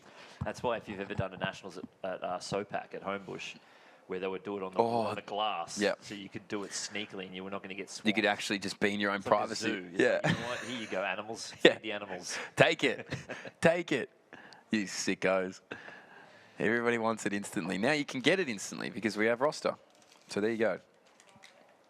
It's Queenslander now. Oh, that was just the heels. Look at me. High jumping expert, apparently. That was Chloe Taylor. They haven't been updating this under 15 high jump, so I'm not sure what height they're on at all. Oh, no. We've just sung the praises of roster. It is good. It is fantastic. It's Again, just, it's you very get busy down there. reliant on the technology. So, Yeah. you know, it's a hot day out there. I'm sure an iPad's probably overheating somewhere. Yeah, it's probably melted down. Classic Queensland. Maybe they need the North Queensland bucket hat over the top of it just to cool it Probably down. fits perfectly, to be honest. It probably would fit it. Yeah, there you go. You can, yeah. I think it would. What a cap. Quite smart. Well, that was Howarth. That was our... Oh, that's our shot putter. Yes, it is. Our shot put champion for this under 15s. Oh, we're getting a few misses here. Causing a bit of drama, these 160s. Again, it's tough work. So obviously the conditions are so good for sprinting, but with where the bags are for the high jump, they're running into a headwind. Yeah, which is hard to judge, right? You run up and everything in between. Actually hard for the hammer throwers as well, you would think. Yeah. Some headwind isn't awful, but just a flat Island. jump there. This one's causing a bit of drama. Whatever height it could be. I'm going to say it's about 169. Yeah, I think they feel like they'd be going along the same kind of clip. Yeah, that 3 centimetre, 4 centimetre increase. The Victorian now has her crack at it. Oh, that's just hit. That's tough. It's the slight grazes that really get you.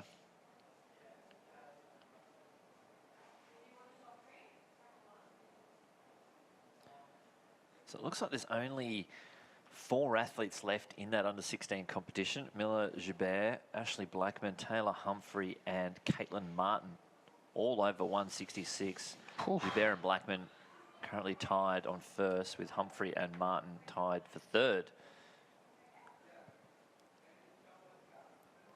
So we could be on our way to a jump-off. God, I love a jump-off.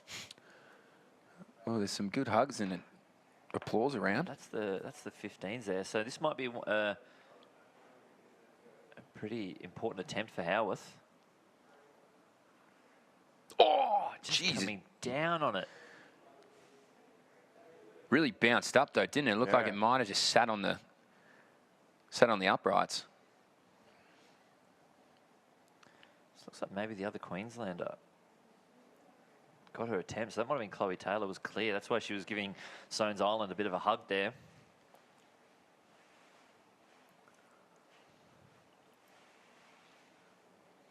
So Deshana, Soanes Island. No, hit it on the way up, unfortunately. Just a bit close to the bar. So are they're heading for a jump off? This one I'm not sure. This is the 15th, Yeah. so no idea where they're at. All right, this one's the jungle. Apart from being at QSAC, that's about as close as we can get. That's pretty good. It's a destination. Yeah, it's a spot, isn't it? We can paint you a word picture in that regard. Western Australian now. Oi! There we go. That's a good clearance there. Important, that one. So They are jumping 169. So that was Miller Joubert in the 16s. First attempt clearance, so puts herself out in front. The Queenslander. Not to be on that attempt. Look, that might be Taylor Humphrey.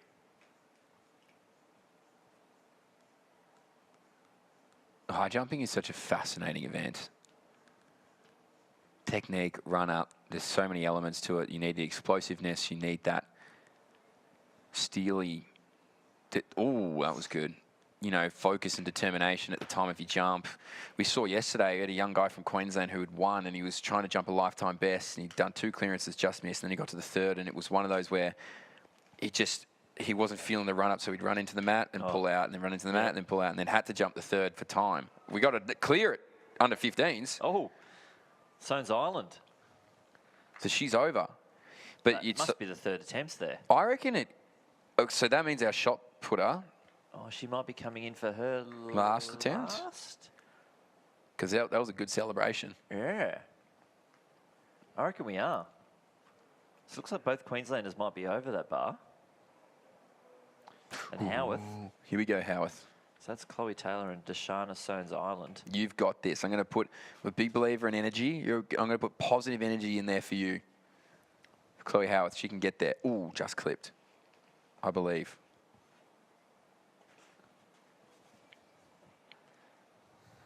Come on, Chloe, come on. It's been a big day for these athletes to, you know, she's been out at the shot put.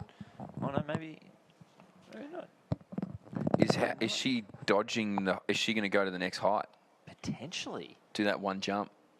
One jump to win. Oh, that's a good clearance from Martin there. Here we go. 169 clearance. If you love high jump, this is the best 30 minutes of your day. So we're jumping back and forth between the 16s and the 15s. So yeah, so that was 16s. That was 16s. Bear with us. Trying to it's like number gate all over again. Keep track of it. Looks like Blackman next to go. Her attempt, I think, 2nd attempt at 169. Here we go. Queenslander for the 15s. No, slap down. That's Chloe Taylor. So I do think we've got a situation here where Chloe's missed the last jump at that height and gone for this one. Oh, we'll have to read the face. Yeah, we'll find out soon enough, won't we? So Howarth, that's Desharna Soane's Island on camera. I'm not sure who jumps next. It looks like Howarth. Yeah, Howarth on the top of your screen. Here we go.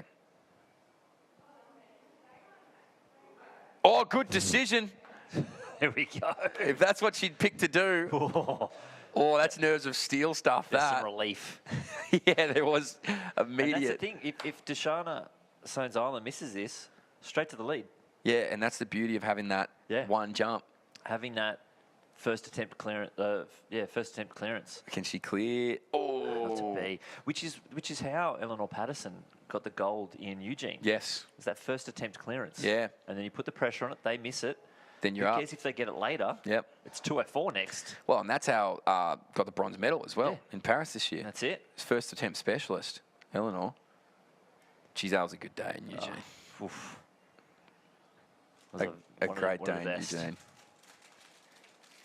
Down to Prince Puckler's after that. So, Chloe Howarth, stand and deliver.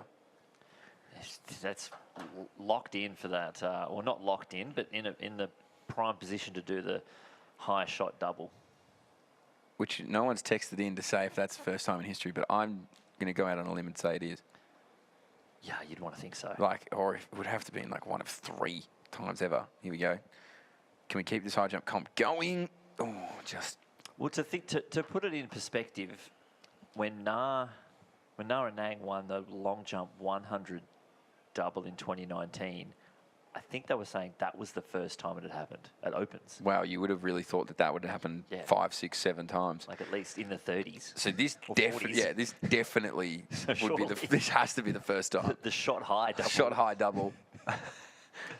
Yeah, that it would, maybe even in global athletics, it would be just about the first time.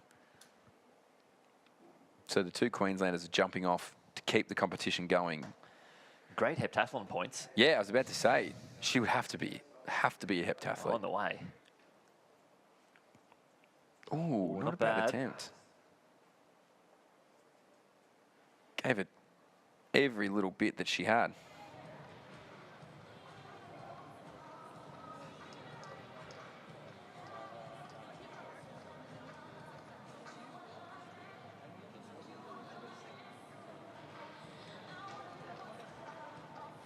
So we flash across. This is the under 16s at Western Australian. Oh, very really? close. They've got Miller-Joubert. Oh. Geez, that came late. Must have been just a tickle. I think the wind caught it. Really attacks the bar too. Comes in pretty red hot. Yeah, it's got a lot of pace. Here's Martin from New South Wales. And, oh, another.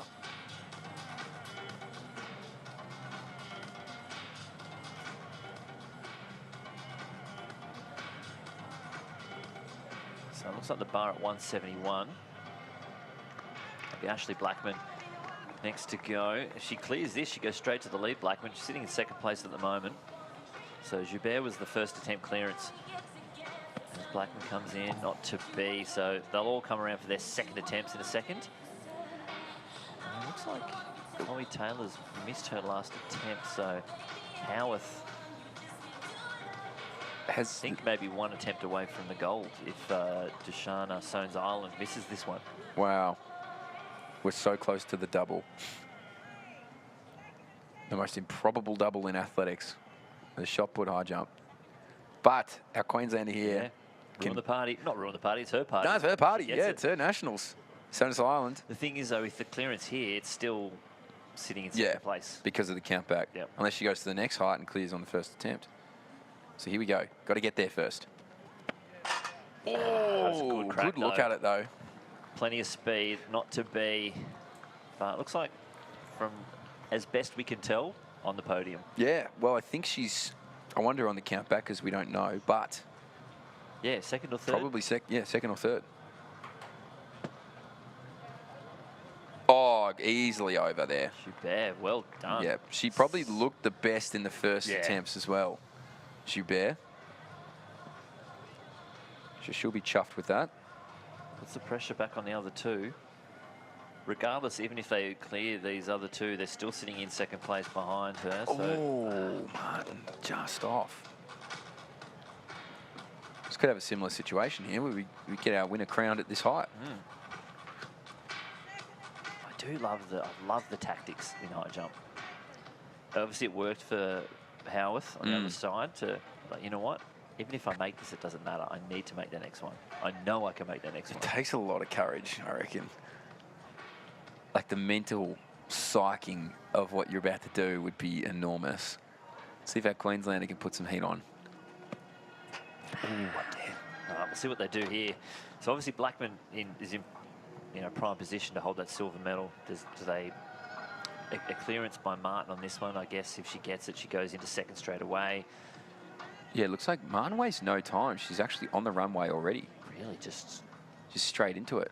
Doesn't want to keep the momentum going. Have another crack. She was close on that second attempt. She can dial in here. She can get up to that silver medal. Oh, easy. Back yourself in. Wow. Oh, that's a lot of pressure now on Ashley Blackman. Do you reckon? So she's having a conversation there with her coach out on the track. I think, do you just pass and go to the next one? If you miss this, you're third. Yeah. If you miss the next one, you're still third. Yeah, so if you get the next one, you could be first. Yeah. If you get it on the first go, you almost pass. What do you do? I think she's going to jump. But the thing is, if 171 is a height that, it's up there for you, you don't. Then you want to get a peek. Yeah. So can she get up? Oh, good jump. Good jump. Good competition there, that under 16. Look, comes away with a medal. Yep. But now we have a solid jump down here for under 16s. Jeez, I'd love to see Caitlin Martin ride the momentum, and if she gets her first clearance at probably 173. Oh, wouldn't that be? Just really turn it on the head. Yeah, see, turn the screws on it and go, all right. Yeah. Come and jump this then. Would that be her best, Caitlin Martin? She already jumped her best by the looks of it. on their name, so. Yeah. Miller-Joubert, she's looked probably the most likely to continually clear, but I mean, Caitlin Martin puts the heat right back on. Well, coming into the competition, Charlie Haddad was the only one over 170, and she's looks like gone out pretty early. Yeah, 63. It is sometimes those early heights that do cause a bit of drama where you're not really the mindset's not there to be like, okay, it's not business time yet. And you can be a bit lackluster in the approach. And it happens to the best of us. I know some athletes who, they might have 3 attempts at 2:14 and then they jump 2:30. It's because their mind wasn't there yet. They're thinking it's just an easy one, it's a warm-up, or it's, you haven't warmed up the body properly. But I'm looking forward to this Joubert v. Martin. Looks like they've pulled the pin in the under 15s too. I think House has just gone, no, it'll do. I'll take the win. I'm tired.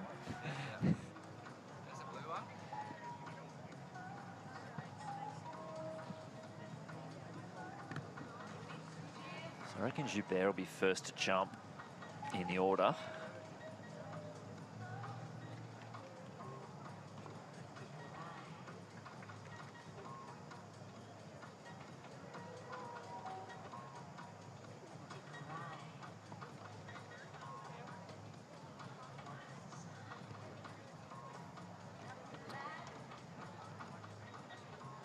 Good launch there in the hammer throw competition.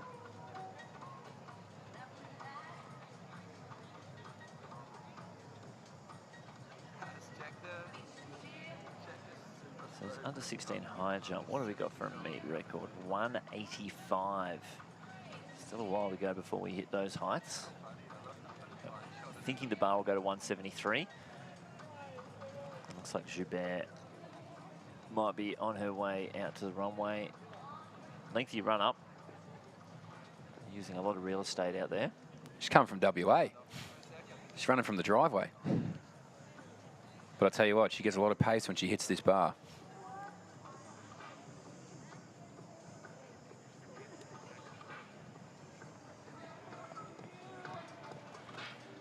Ooh.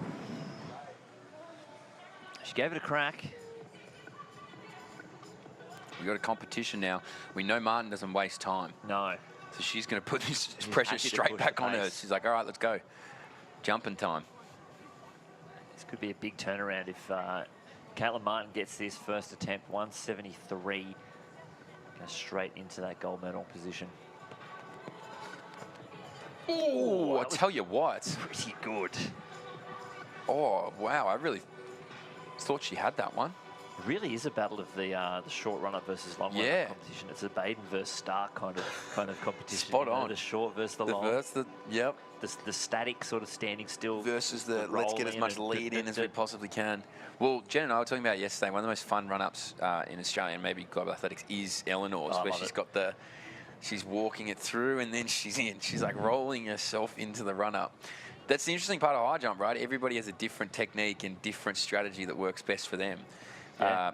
I'll tell you what, on a global track at some meets, I don't think Joubert's run-up would work because they come so close. To think, yeah, she's on the outside of lane 8. Yeah. That's where the fence is. Like, that is enormous. Here we go. Oh, again. We're having good attempts at it. Almost carrying too much speed into the bar, it looks like. Just not turning that force, that horizontal force, vertical enough. That last up. Yeah, if Eleanor or Nicola are watching, or anyone who knows high jump, feel free to text us. Well, like you were saying yesterday in the discus, it is a gravity problem. Yeah, it's a gravity problem. It's where it works. Constantly gravity is getting in the way of good athletics. I knew it. Damn Isaac Newton. Here we go.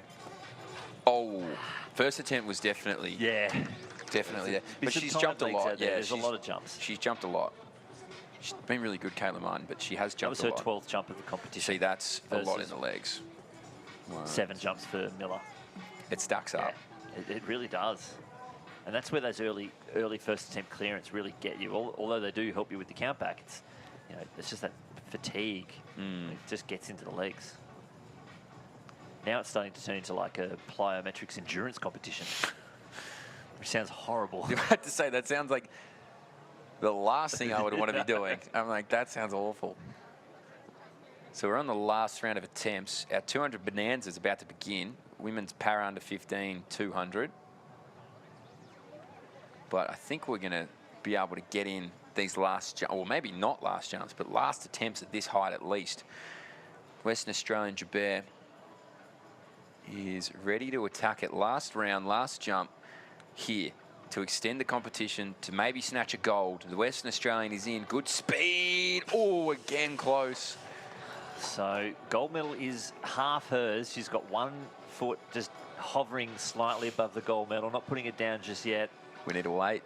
Because Martin has one more attempt to steal it. The beauty of this is Caitlin Martin will probably jump in the next 7 seconds. She's quick with it. Says, let's get this on. Come on. There we go. Caitlin Martin.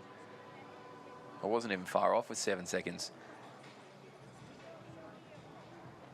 To snatch gold here in the women's under 16 high jump. Oh, again close. Oh, man, great rounds of jumping there from our women. Unreal. I just love the story of the high jump.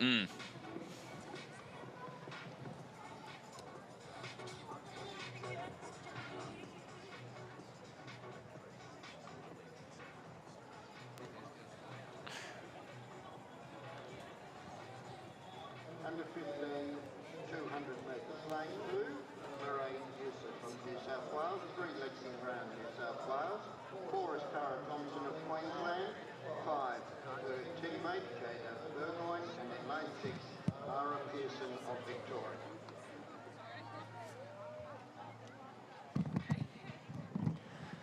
So Murray Yusuf, Lexi Brown, Tara Thompson, Jada Burgoyne and Lara Pearson. A spread of classifications there. T41, T47, T40, T47, T20 in his under 15 women's para-ambulance 200 metres.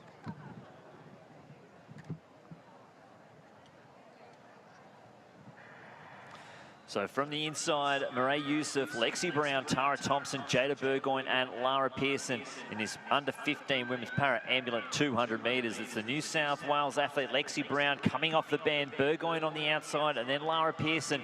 But New South Wales, a massive run here from Lexi Brown, pulling away from the field. Lara Pearson gets up into second position at the moment, but Brown's going to cross the line, 27.55. Second across, Lara Pearson. Jada Burgoyne next to cross the line. And then we'll have our fellow New South Wales athlete, Murray Yusuf, crossing the line, fourth there. And next will be the Queenslander, Tara Thompson. They'll compare those results to their classifications and the baseline of that event. Find out who takes home the gold, silver and bronze. A fantastic effort from our whole field here for the women's para-ambulant under 15 200 metre final.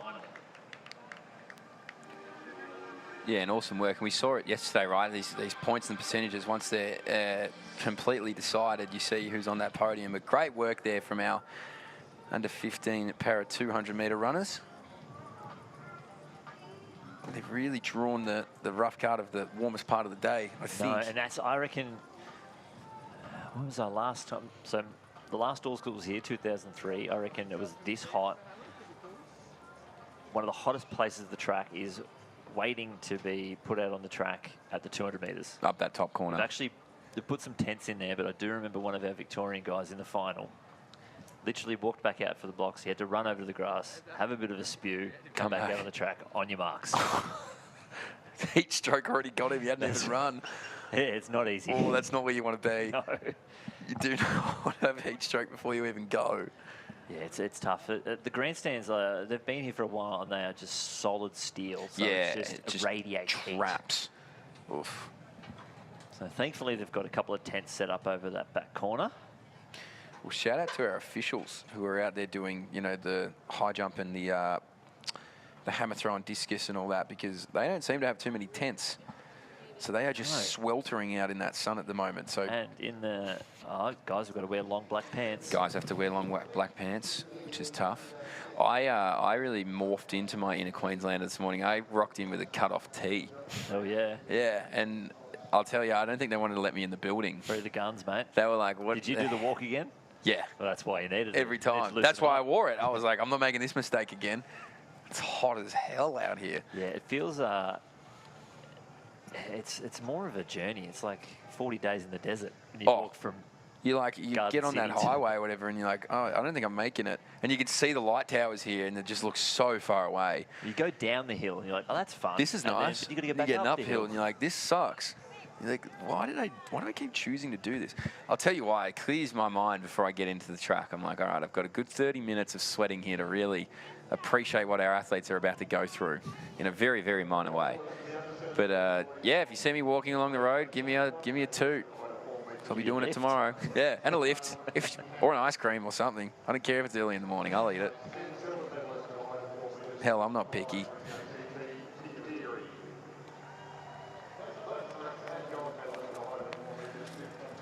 So I think up next on the track is our para women's under 17 200. From memory of reading this further ahead. So that start list will flash up on your screen when they get out there. They've got a little bit of time before they do get out there.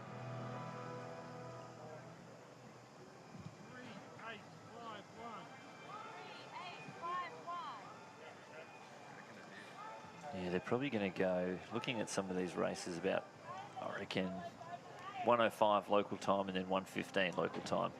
Yeah. But this is our women's under 18 hammer throw competition. Hayley Condon from Queensland coming into the circle. Assuming early days, or it's just warm-ups, because there's no live results coming through just yet. Just a toe foul on the sector. Mid-40s.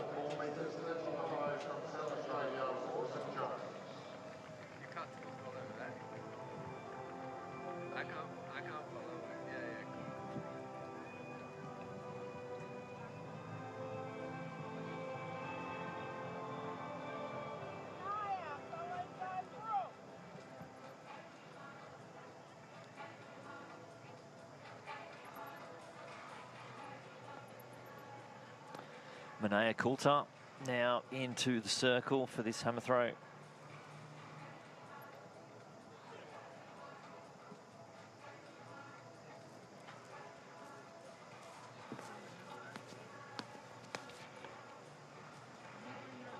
Bad one on the board, creeping up towards that 50-metre mark, the red flag again. So the athlete's having a bit of trouble in the circle, keeping those toes in.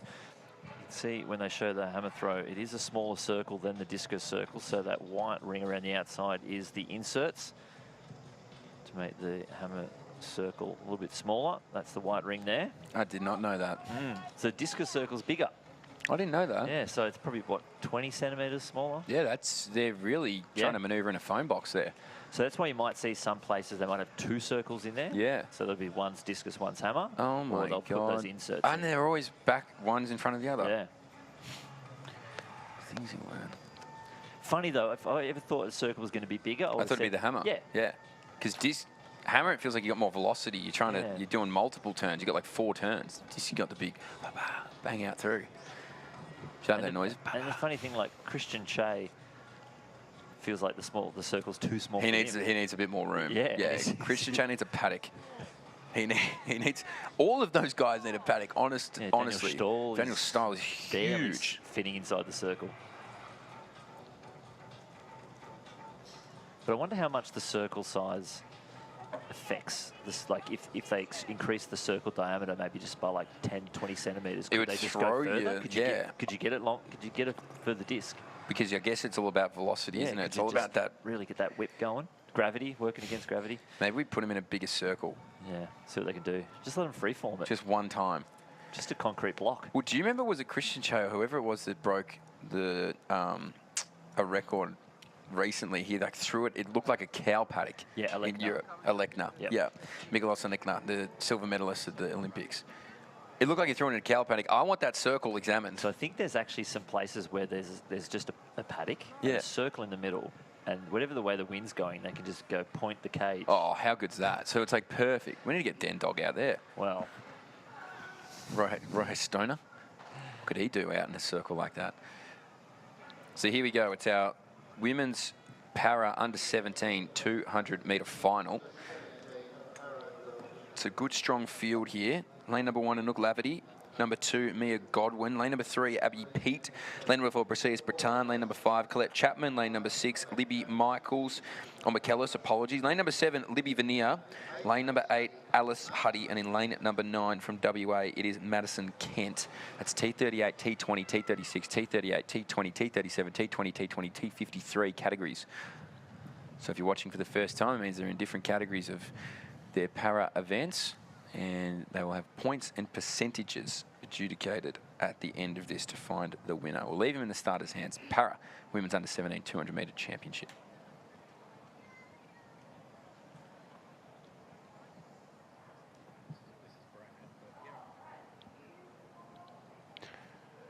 So we'll come back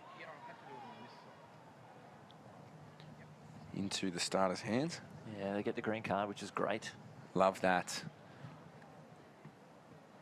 So Lavity, Godwin, Breton, Pete, Chapman, Michaels, Vanier, Huddy, Kent.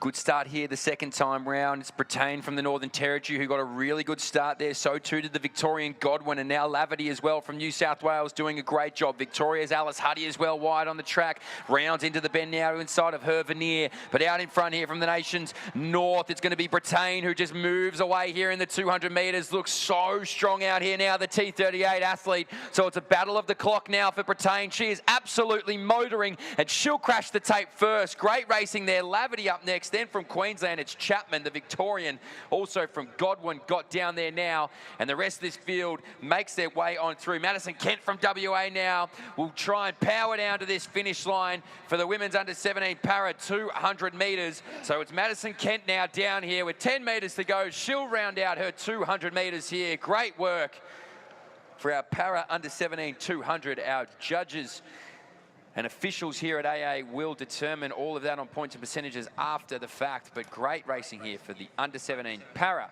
200 metres.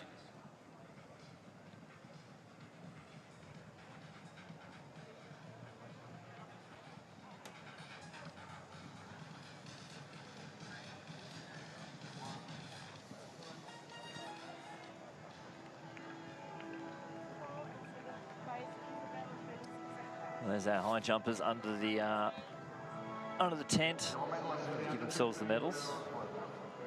All our under 15s. And here it is confirmed.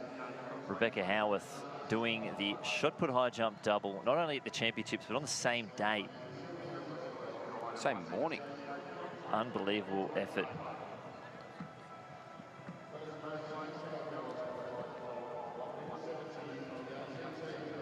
So 1.70 m.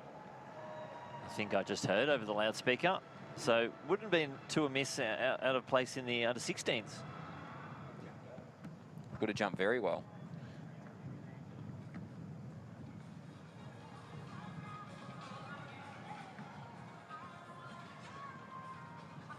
So that's the under 16s that are just about to get their medals. 171, 171. We saw that Joubert Martin little battle towards the end.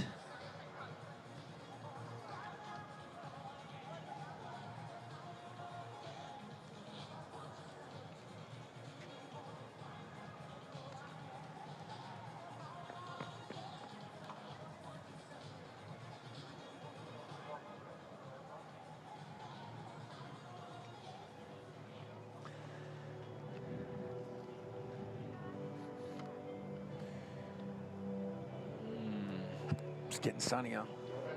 You can feel that there's a little glow from the track. It is luminescent. It is glowing. And if you're watching and you're loving athletics, Summer Aths has arrived and it's here right now. And this is your ideal time to join your local athletics club. Take your athletics to the next level. Take advantage of everything your local club has to offer. Typically, they've got great facilities, some professional coaching, and above all else, a supportive environment. With over 400 athletics clubs nationally, I guarantee you there is one closer to you than you'll think. Find your nearest club, go and locate it, and contact your state association today to find out more. If you're loving watching these athletes, and you maybe want to be here, or you think someone you know could be here, or whatever it might be, if you just want to run more, get out there and go and find your local club. I guarantee you, you certainly won't regret it. And we're lucky to be here in Brisbane, I'll tell you that much for free. With the Brisbane River at its heart, explore the city connected to lush parklands, pedestrian bridges, and extensive walking and cycling paths. With dining and entertainment precincts nestled along the river's edge, we're very lucky here to be in a beautiful state, a beautiful city, which is Brisbane. And absolutely loving our time up here. We are. Well, the best thing about Brisbane is, you know, it's a destination in itself, but, you know, an hour down the road, you're at the Gold Coast. 90 minutes up the road, you're in the Sunshine Coast. You go a bit further, you're in Noosa. Keep going up, you're at Kagari. You keep going up, you're Harvey Bay, 1770. You keep going up, you're in Mackay, where you've spent a bit of time. Macktown. And that's only 10 hours away. That's only 10 hours away. And let me tell you, it's a great drive. Airlie Beach, Well, yeah, you're that's in, special. then you keep going, you're in Townsville, then you're in Cairns. And It's then a you're at special state. Like Port Douglas, and then the road turns left, and there's just nothing. And then there's still another couple of 1,000 kilometres. And then you get to Darwin. It's crazy. Tell you what, Queensland's a special state. It's always got a special place in my heart. I could see myself coming back, maybe to the Gold Coast, maybe northern New South Wales area. But I'll tell you what, it is beautiful up here. Brisbane's turned it on you. Like you said, we probably got the best weekend for it over the last couple of weekends. So we're making the absolute most of it. So we head into hour number 3 of our stream. Can you believe it, Lynchy? Flying. Blink and you miss it. Time flies when you're having fun, so they say, apparently. And in fact, while we're doing that, I might go grab the coffee. Sydney, 20 degrees. I love that they got the Fahrenheit. I love that they got the Fahrenheit. Lucky we weren't there. Yeah. Sydney. 20 degrees. Who would want to be there? That's still a lot of jumpers cold. there. That's where you get your merchandise hoodies. If you're from New South Wales, I'll tell you what. You better get one now before you head home. I warned you. What would Melbourne be like right now? It's either 57 million degrees or it's 12. Yeah. It could be both at the same time. 26, there you go. That's pretty solid. That's pretty good for Melbourne. Yeah. Probably get to like 12 tonight. But the UV's probably 1 million. Yeah, probably. You literally step outside and you melt. I remember telling our, when we did all schools in Melbourne and the Queenslanders were down there, it's like, look, guys, you're probably going to need a lot more sunscreen. I know you're from Queensland and you think it's hot, but hey, look, it could be 22 degrees, but you're going to get burnt. 1,000%. Like, a couple of calls the kids like, no way. Never going to happen. Singlet tans, day one. Singlet tans galore. It's like, it's hey guys, it's a confusing city, like, because you're like, oh. I mean, it's not hot. So there's our medalists from the first of the Paralympics. That's the under 15 age group. So Yusuf taking out the gold medal there. Looks like this might be our under 20 para 200 metres. I think Talaya Blacksmith, the Paralympian, in the outside lanes. Pole vault, under 17 girls pole vault competition underway over the back straight. Saw just a shot of the windsock before. It is a good tailwind. Which is good for the 200 Bonanza. Oh, yeah. Which is very good for the 200 Bonanza. In fact, I might go make a quick coffee. Get yourself fired up. Lynchy? I've got it. I'm good. Good man. I'll be back.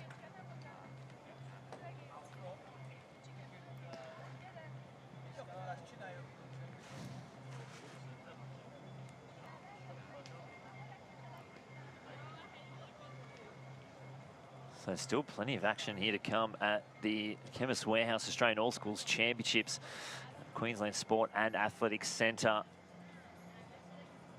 200 metre heats just getting started.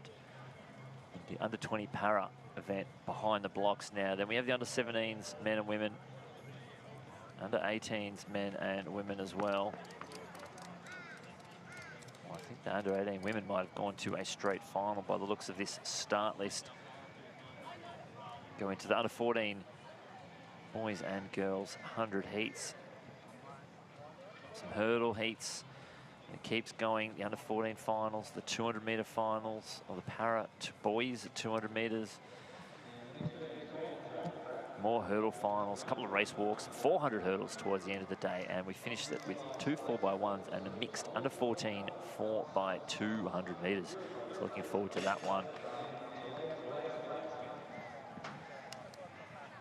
So on your screen now, that's the start list for this para 200 metres. Women's under 20s, Alexis Bruce, Molly Carter, Alice Smillie, Kira Post, Layla Sharp, and Talaya Blacksmith.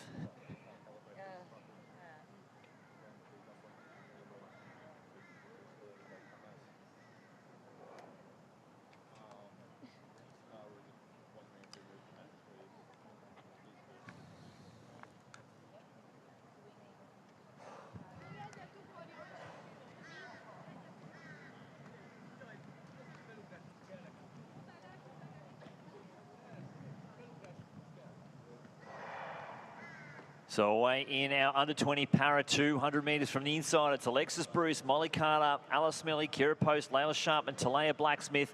And it is Blacksmith tearing around the bend into the home straight. Sitting in second place, looks like it might be Layla Sharp. But the New South Wales athlete in lane 7, Talaya Blacksmith, pulling away from the field. A strong start, strong middle and a strong finish for Blacksmith. She's going to take line honours. 25.70. Sharp will cross the line in second place from Post.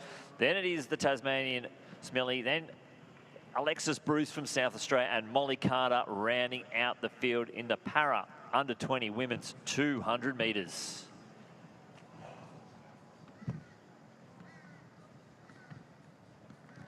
Yeah, super effort there from Talea Blacksmith.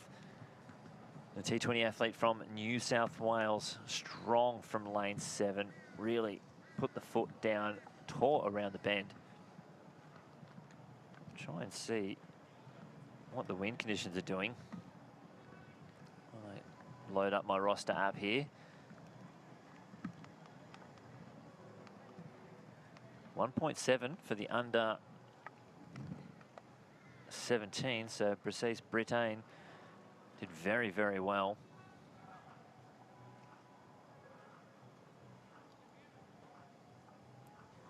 $28.85. It's a handy run. And it looks like they've done the looking toward the baseline, so she takes the win comfortably. 89.84%. And Lavity 85.34 for second place, and Libby Michaelis 83.80 for the bronze.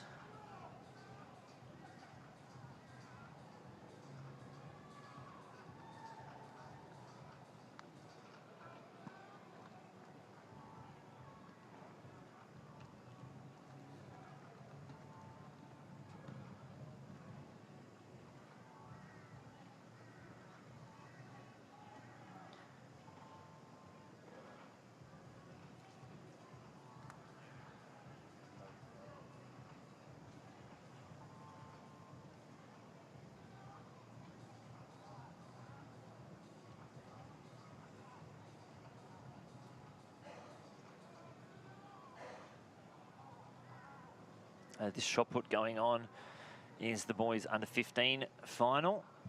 Leading the way, Jack Partridge at the moment, 16.37.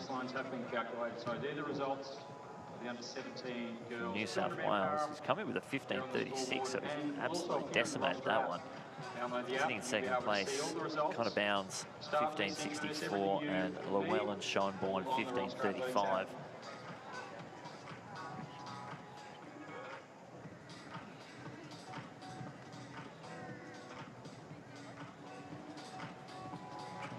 This might be Schoenborn.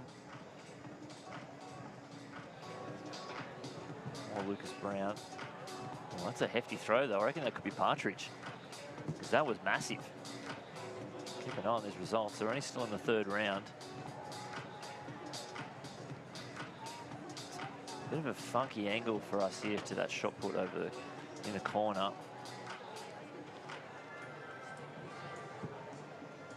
Those following the shot put. The rest of the results after round 3 on the scoreboard is the under 15 men shot put.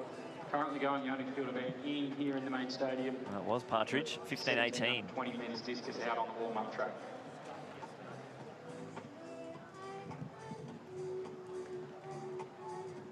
Yes.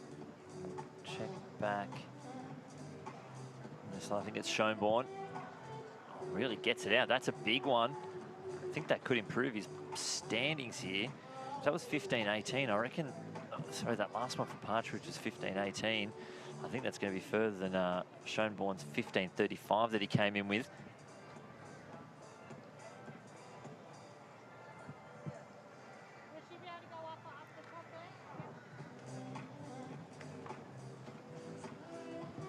Keeping an eye on that.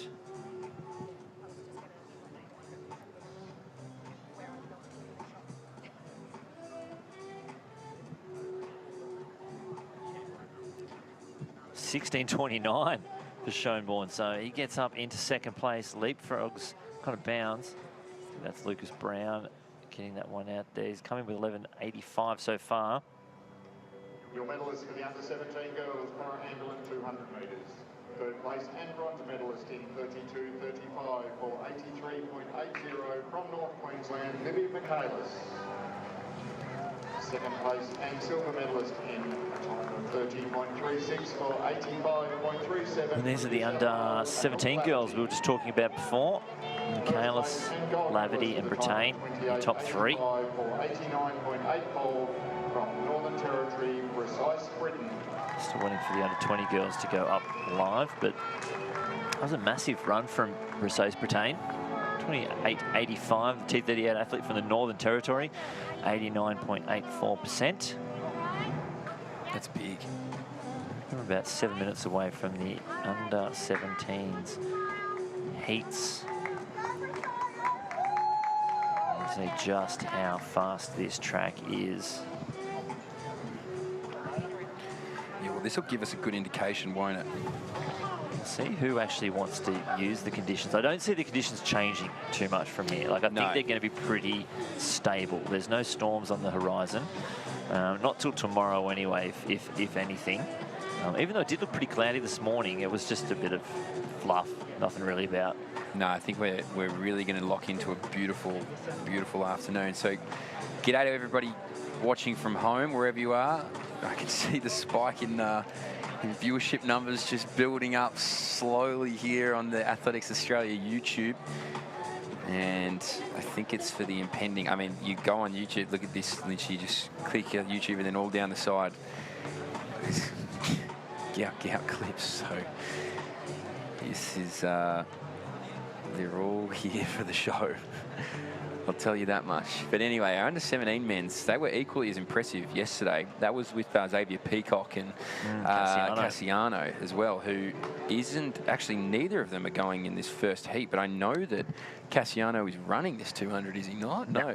So he, a bit of an injury after World Juniors, or at World Juniors, did their GPS championships, and it just shows, look, body wasn't ready for it after Jeep, so just did the 100.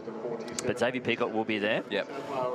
We'll see Mitchell Goodman, who unfortunately got disqualified in the heats of the 100. Oh, yes, he ran the back straight for the Queensland team.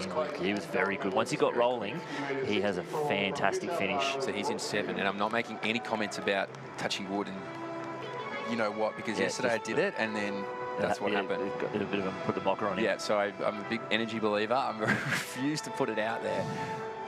Just based on principle, I refuse to put it out there. But I'm excited. Tobias Drummond-Templeton from the ACT, he's in 1. Wyatt Hill from WA in 2. Darcy Doreen from Tassie in 3. Denzel Guaku, who was our man who came 5th in that long jump earlier today, he's back. Looks like Thomas Follis Kirby. He pulled out of that final yesterday as well, so it looks like he'll scratch out of lane number 6. Yeah. Mitchell Goodman, who you just mentioned, he's a 21.6 runner. He's in lane 7. And Kaleke Ekwamadu, the South Australian, who was pretty solid. Start, yeah, he was. I think he was 4th yesterday with about a 10.72, 73. So he was impressive, wasn't he? I mean, he was one of those that was just got a great start, and then that race started to drift away in the final 20, 30 metres. I'll tell you what, I'm excited for these women's 200s as well. So we've got we're on state record watch. I know it's a national championships, but 23.18 is the Queensland state record. Who's got that? Tori Lewis. There you go. And we've got a Maya versus Chewy. Which, I'll tell you what, and I said this morning, that it kind of got lost in the gout hype of yesterday, but that 100 final was ultra. It was Tamsin messaged me and was like, who was that in 2nd in that race? Because you could see that Mearns was just approaching up on Chewy, who got the blinding start and moved to number 3 all time. Mearns moved in the top 10 all time as well for under 18s in that race. You said that she got her in the state champs of the 200. So Chewy came out and ran faster not too long after. 2 weeks ago. So this is a great head-to-head. Chewy ran 23.21, I think it was, so nearly getting that. I think we could see 2 sub-23s. Wow. And that is just incredible. Like, this Queensland sprinting is just... Well, when conditions are like this... I know. You get this all year round, just about. Not quite this hot, but this... Yeah, it's special, isn't it? See why athletes move up here when they go into seniors. Perfect. Yeah. For speed and power events, it's one of the best places to base yourself. Oh, without a doubt. Surprised we don't have more internationals come and base themselves out here. We used to. You think over the next 8 years? Yeah, well, true. That lead into Brizzy. Yeah. Great point. So here we go. We're going to kick off our 200-metre bonanza. That's what I'm calling it. Look at Mitch Goodman. He's already doing the arm pumps. So top 3 go through automatic. Next 2 fastest times across 2 heats, because there's 1 more after this. We'll join them in that final later on this afternoon from there. Yes, this afternoon, if this is your first time watching championship sprinting, these men and women don't need much time. In fact, don't want much time. They want to keep those bodies firing and warm, not warm down. Don't let the muscles contract and cool down. Keep them energised. Drummond, Templeton, Hill, Doreen, Guaku, follows Kirby, No-Show, Goodman, Ekwamadu. Top 3 automatic from this heat to that final this afternoon.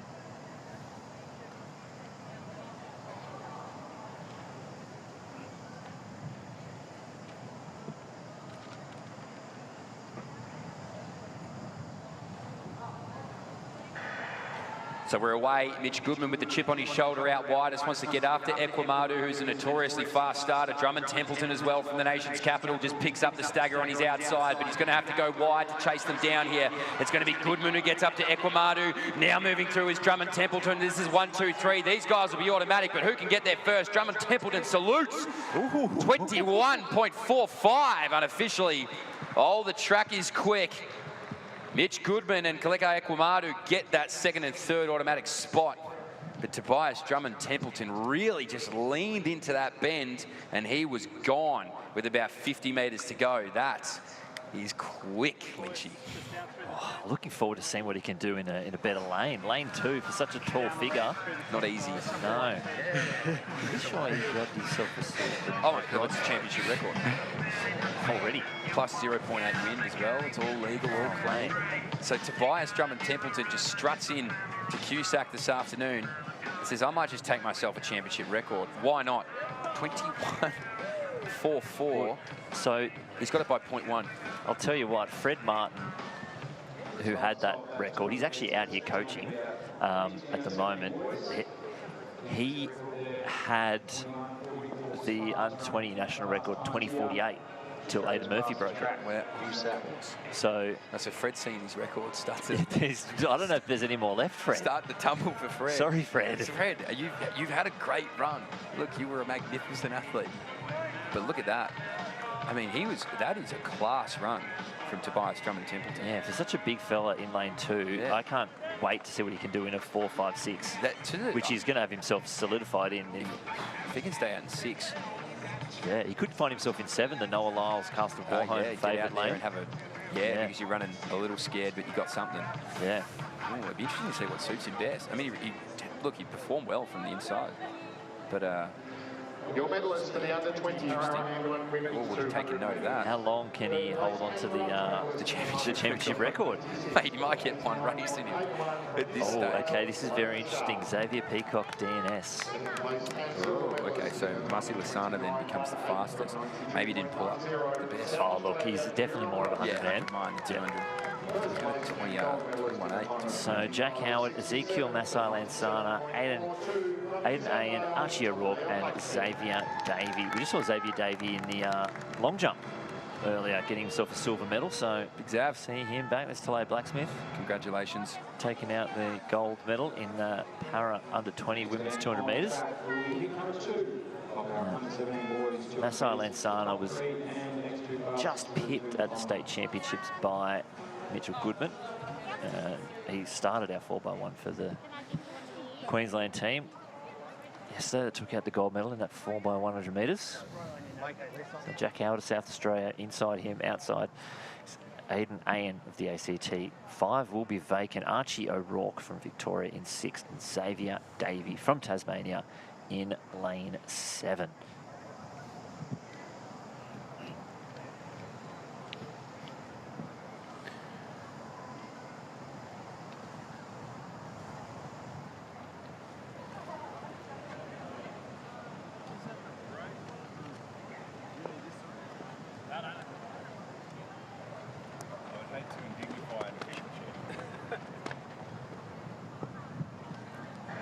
So away in the second of our under-17 heats, Howard, Massey Lansana, Ayen O'Rourke and Davey. A quick start from Massey Lansana, who's up past Ayen on his outside. He's got Rourke and Davey. It's the Victorian Rourke leading this field into the home straight. Davey fresh off the long jump hit out there as well. The top 3 next fastest times to make their way through to the final. But Archie O'Rourke's going to take it 21.59, a fast run there from the Victorian.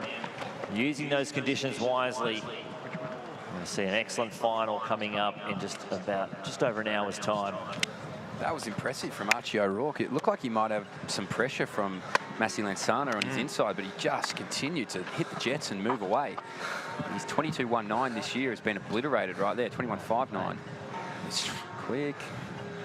Honestly, it's the place to do it. This is the championships. Although wind assisted, 2.3. So just over. And look, it's a heat. You take the conditions as they are. I mean, you're coming back in 2.5 hours' time.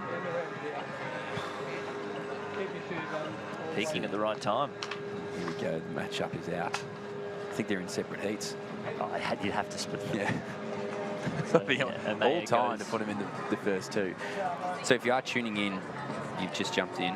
What we're trying to explain is yesterday was incredibly exciting for many reasons, but one of them was this battle, and you're going to see her in this first heat with Amaya Mearns of Queensland. There's your results from what we just watched, 21.57, and Jack Howard gets through with his 22.2, so that's great. Aidan Ian unfortunately just misses out with his 22.33, goes to show how close it is to get through to that final spot. But the battle yesterday was between the two Queenslanders who have really been ebbing and flowing in terms of this 200-metre, I guess, pedigree. Amaya Mearns, she's going to go out of lane number 3. Now, she won the state championship. She got it over Chubel Philp, who yesterday became the 3rd fastest Australian ever, under 18 over the 100 at age 16. Mearns moved into the top 10 as well. But over this 200 distance, it proves to be a bit of a leveler between the two because Mearns has that, you know, strong finishing ability, which would suggest that I would love to see her over a 400 potentially. But there is no better starter, honestly, just about in Australia, maybe Ebony Lane, than Chubel Philp. Yeah. And once she's out, the comments have flooded in, get her in the 60, get her in the 60.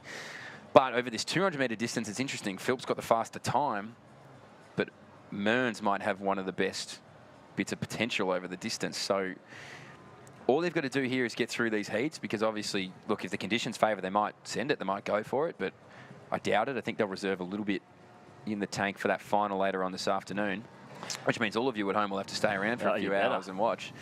But she's going to go out of lane number 3, Amaya Mearns, and in sprinting, half a second is quite a big gap.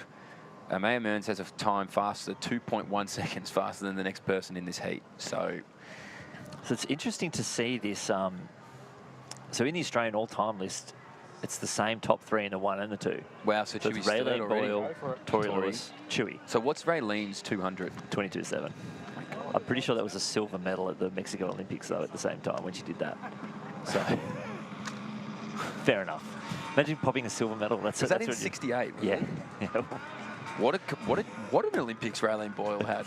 That's when, I tell you what, it's funny, that's when Peter Norman ran his as well. Hey. So both 200-metre records, his is open, that's under 20, but leave it.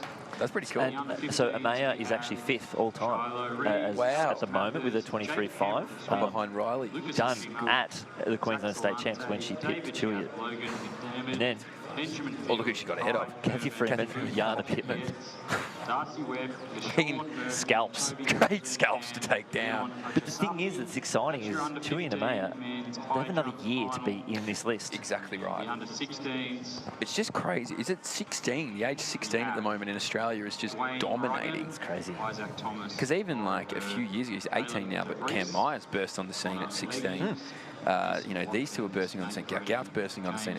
Mason McGroder is bursting on the scene at 16. Izzy Lewis and Rowe was 16 when she first. So this new, even Tori Lewis, when she really burst out, was 16, 17. So, geez, it seems to be the age where you start to create a name for yourself. And yeah, Amaya Mearns, she could do something here. I've got to say, for those who like it, out of those 5 times, it's Mexico City Olympics, QSAC Main Stadium, QSAC warm-up track, SOPAC, QSAC Main Stadium, out of the top 5 all-time performances. QSAC's where it's at. This is what you've been saying, Lynchy. This is the place where you run fast for sprints.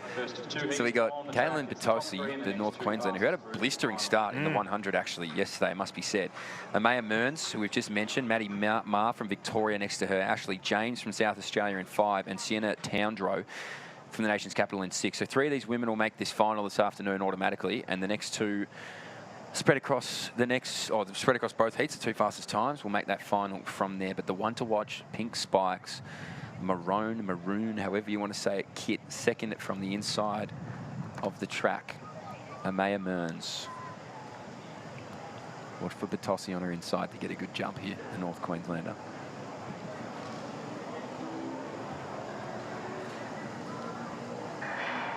So away here in heat number 1, Batossi got a really good jump on the inside of Mearns, but now she starts to go through her strides. Out a little bit wider than that is James from South Australia, but Amaya Mearns, the local talent, now moves around this bend, and that is absolutely textbook. Just hug the inside of the track, and away she goes now. From Amaya Mearns is out there, Ashley James next up, Maddie Marr in third, but Amaya Mearns is gone, and she's going to hit the line with pace. 24.64 for her. Nice and easy for Amaya Mearns. She'll book her spot in that final this afternoon. State champion only a few weeks ago. Ashley James, Maddie Marr as well. Get those spots. She's done what she needs to do. She'll be back here later this afternoon. Yeah, I think just going through the paces, it looked like. Easy. Easy. She's such a There's definitely something left in the tank. It'll be very interesting, the lane draw. Could be a big effect. If Chewy's on the inside, is Chewy on the outside? You know, if Chewy's on the inside, could you put the pressure on her early, get up to the corner, or is it set her up and yeah, she's got to chase? Which one does it? What do you think suits either? Yeah, that's I don't really know. It's hard to know. Is it like obviously as a front runner, you want to be right out there and put the pressure, but. May Mearns 24.62 the wind, plus 1.1. Conditions are good. Conditions are stable. Plus 1.1. I like that. We want to get it to 1.8. Yeah, push the limits. Yeah, 1.8. Just sitting there. Just sit right on the mark. Just don't give us a 9.1.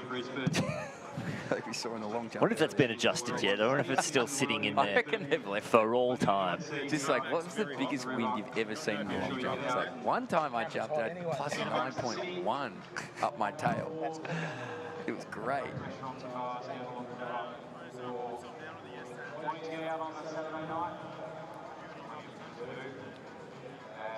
A pretty solid field here. Annalise Bury, Estelle Walsh, Chubel Philp, Willow Dean, Isabel Olchin, and Japneet Kaur Badwal in from the ACT on the outside.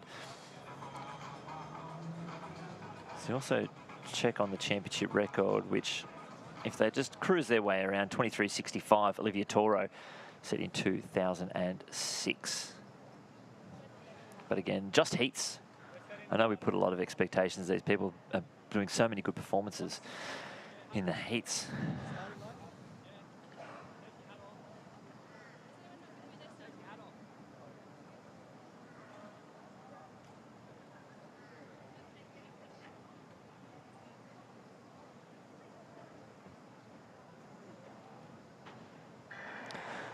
So heat 2 out of the blocks, Bury, Walsh, Philp, Dean, Alchin and Bardwal of the under-17 women's 200 metres, and it's Philp leading this field into the home straight and tearing around the bend. This is a massive performance in the heat. It's a good battle for the minor places. Walsh, Bury on the outside as well, Alchin, but Philp, the Queenslander, the 100-metre champion, trying to get to the finish line as fast as she can, and she does, 23.90. Walsh closing hard there for second. It looked like Alchin as well, rounding out your big Qs. Another great performance from these athletes, and we'll see them in just a few hours' time for that final. Well, that was pretty smooth. I mean, that start needs to be studied. Just really threw it down. I gets it every time, though. Like, every time. She never misses that gun. It's the reaction time and the cadence, yeah, the turnover. Bang, straight out. I'd like to know, so I know for anyone who, PJ Vazell, coach, statistician, biomech guy on Twitter, when Trey Williams ran 10.27 in Perth, it was the fastest recorded leg speed. 5.32 steps a second. The quads would have been absolutely just on fire. I'd like to know where Chewy stacks up. Oh, she'd be close on leg speed. That is just, oh my God. Oh boy. So Chubel Philp. And here he is, ladies and gentlemen. the moment you've all been waiting for. The stream has climbed up nearly 2,000 watches. And we're going to give him the airtime that he deserves, this young man. We're going to watch Gout. So this is him in the final. So you see that 50-metre marker, he's not even in the medals. Streams away for a 10.1. Look at that. He's just gone. Look at that pickup. Now, you think that's impressive over 100. Give him 100 more metres and watch what he can do. Like watching... Look at that. It is such a different race to think, oh, did he just start running? He's like, no. It's a build-up. It's almost like his lane goes downhill. And everyone else's... Yeah, and it's like, if you watch a lot of sprinting... I love that they let mum and dad come out love there that. So yeah, sick. I love that. What a kid. Like, what a kid. He's infectious. Like, Jen put it really well yesterday. It's like, this, as long as we keep letting him have fun and letting him do his thing and you take the result out of it and you just enjoy the spectacle of what he does, we will keep him in athletics for a long, long, long time. Yep, he has plenty of talent and the hype is real and everything like that is real. But his energy to entertain is something we haven't seen here for a long time. He does love it. And it's just like, let me feed off that. Here we go. You can find a camera. Oh, my God. Well, there's about 4 million that have never been to the athletics track before, all flocking into QSAC this afternoon. And this is the coolest thing about being here. Every person in this stadium is about to stand up. And I heard stories yesterday of people running from the warm-up track to get across here to come and watch his 100 yesterday. The Queensland Academy Sport main, headquarters are here, level 1 on the ground, and during that heat, all made their way out. It's not all athletics; they're here. They're here to watch the show. And if you're lucky enough to get tickets, I'd probably save it because it'll be a piece of history. So Gout, this is his event. So we need to stress that's the funny thing. What you saw yesterday isn't his event. This is his event. This is his bread and butter, this 200.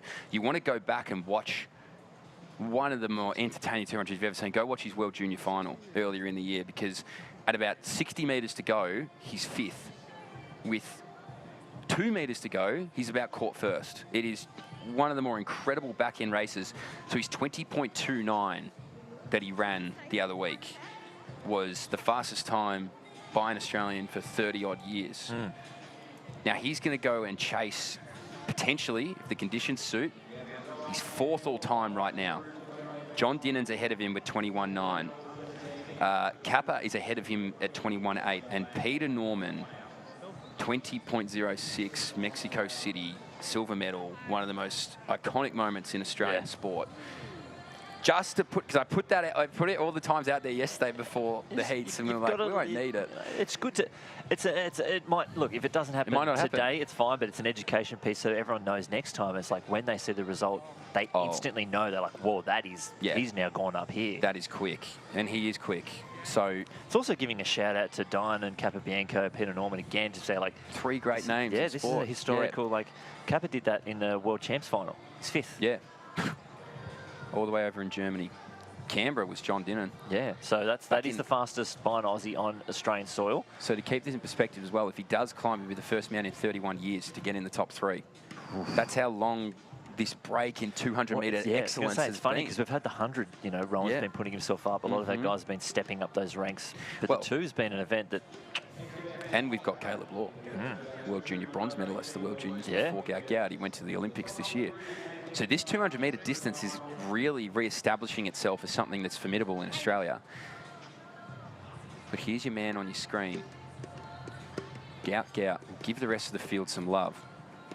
Yeah, I'm looking forward to seeing Chase Grant, what he can do outside. I know he's a bit quicker than his seed performance there. I think he can really throw down. He's a 47.5, 10.6 guy now. So I think that 200 could get some rewriting. And his start was electric. There's a lot of comments saying, like, how about we hype up young Chase Grant? So we should. His start was amazing. We got Fletcher Scanlon on the inside, Elias Oldfield inside of that, Ryan Knight from the nation's capital, Nagashki from Tasmania, Gout in 6, Chase Grant in 7, Jordan Hamilton from WA, he's in lane number 8. The scene is set. The weather gods are speaking. The man in the arena runs out of lane number 6. We'll leave them in the starters' hands.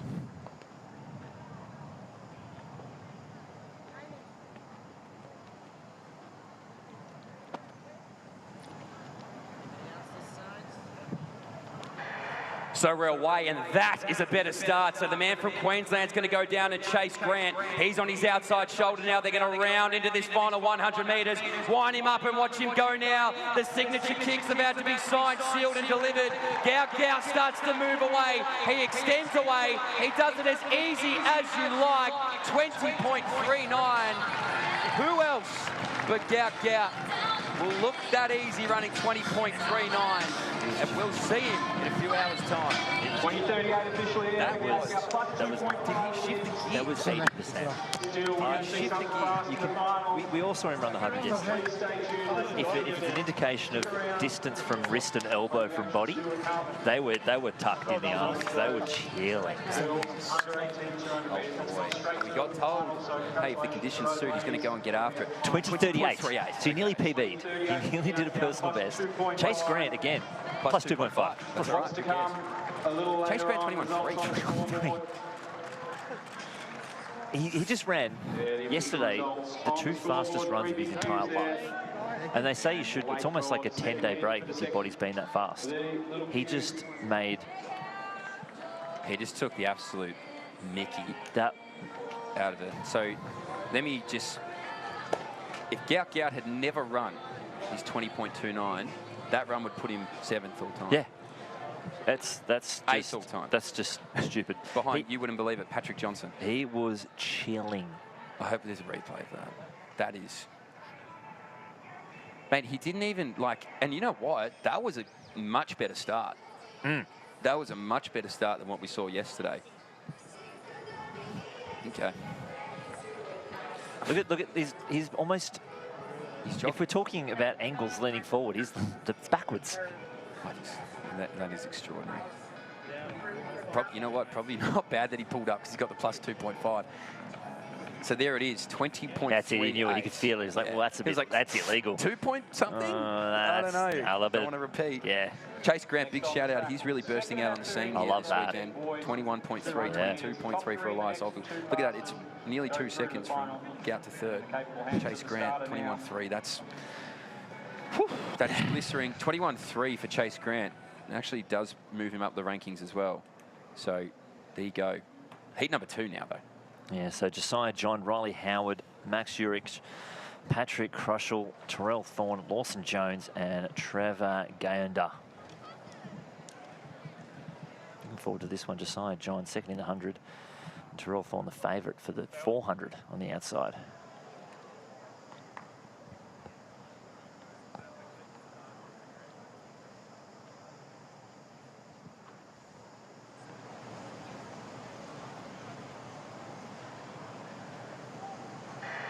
Second heat of the under-18 men's off and racing. It's John, Howard, Urich, Crushall, Thorne, Jones and Gander. And Josiah John, he was second in the 100 metres yesterday, has a fantastic bend from lane 3 into the home straight, but he's up against Terrell Thorne, the favourite for potentially the 400 metres. He has a look across and he's cruising down the home straight. This is a massive run from Terrell Thorne, 21-21. What a performance. I'm looking forward to that final this afternoon. He is special, isn't he? That's a great duo, those two as well, isn't it? But Terrell Thorne, he is 21-21. He made that look easy too, didn't he? Well, his PB was at our state champs was 21-3. So he's just done the same thing. Turned off with 60 to go. Just keep it nice and tight. Just popping the feet off the ground.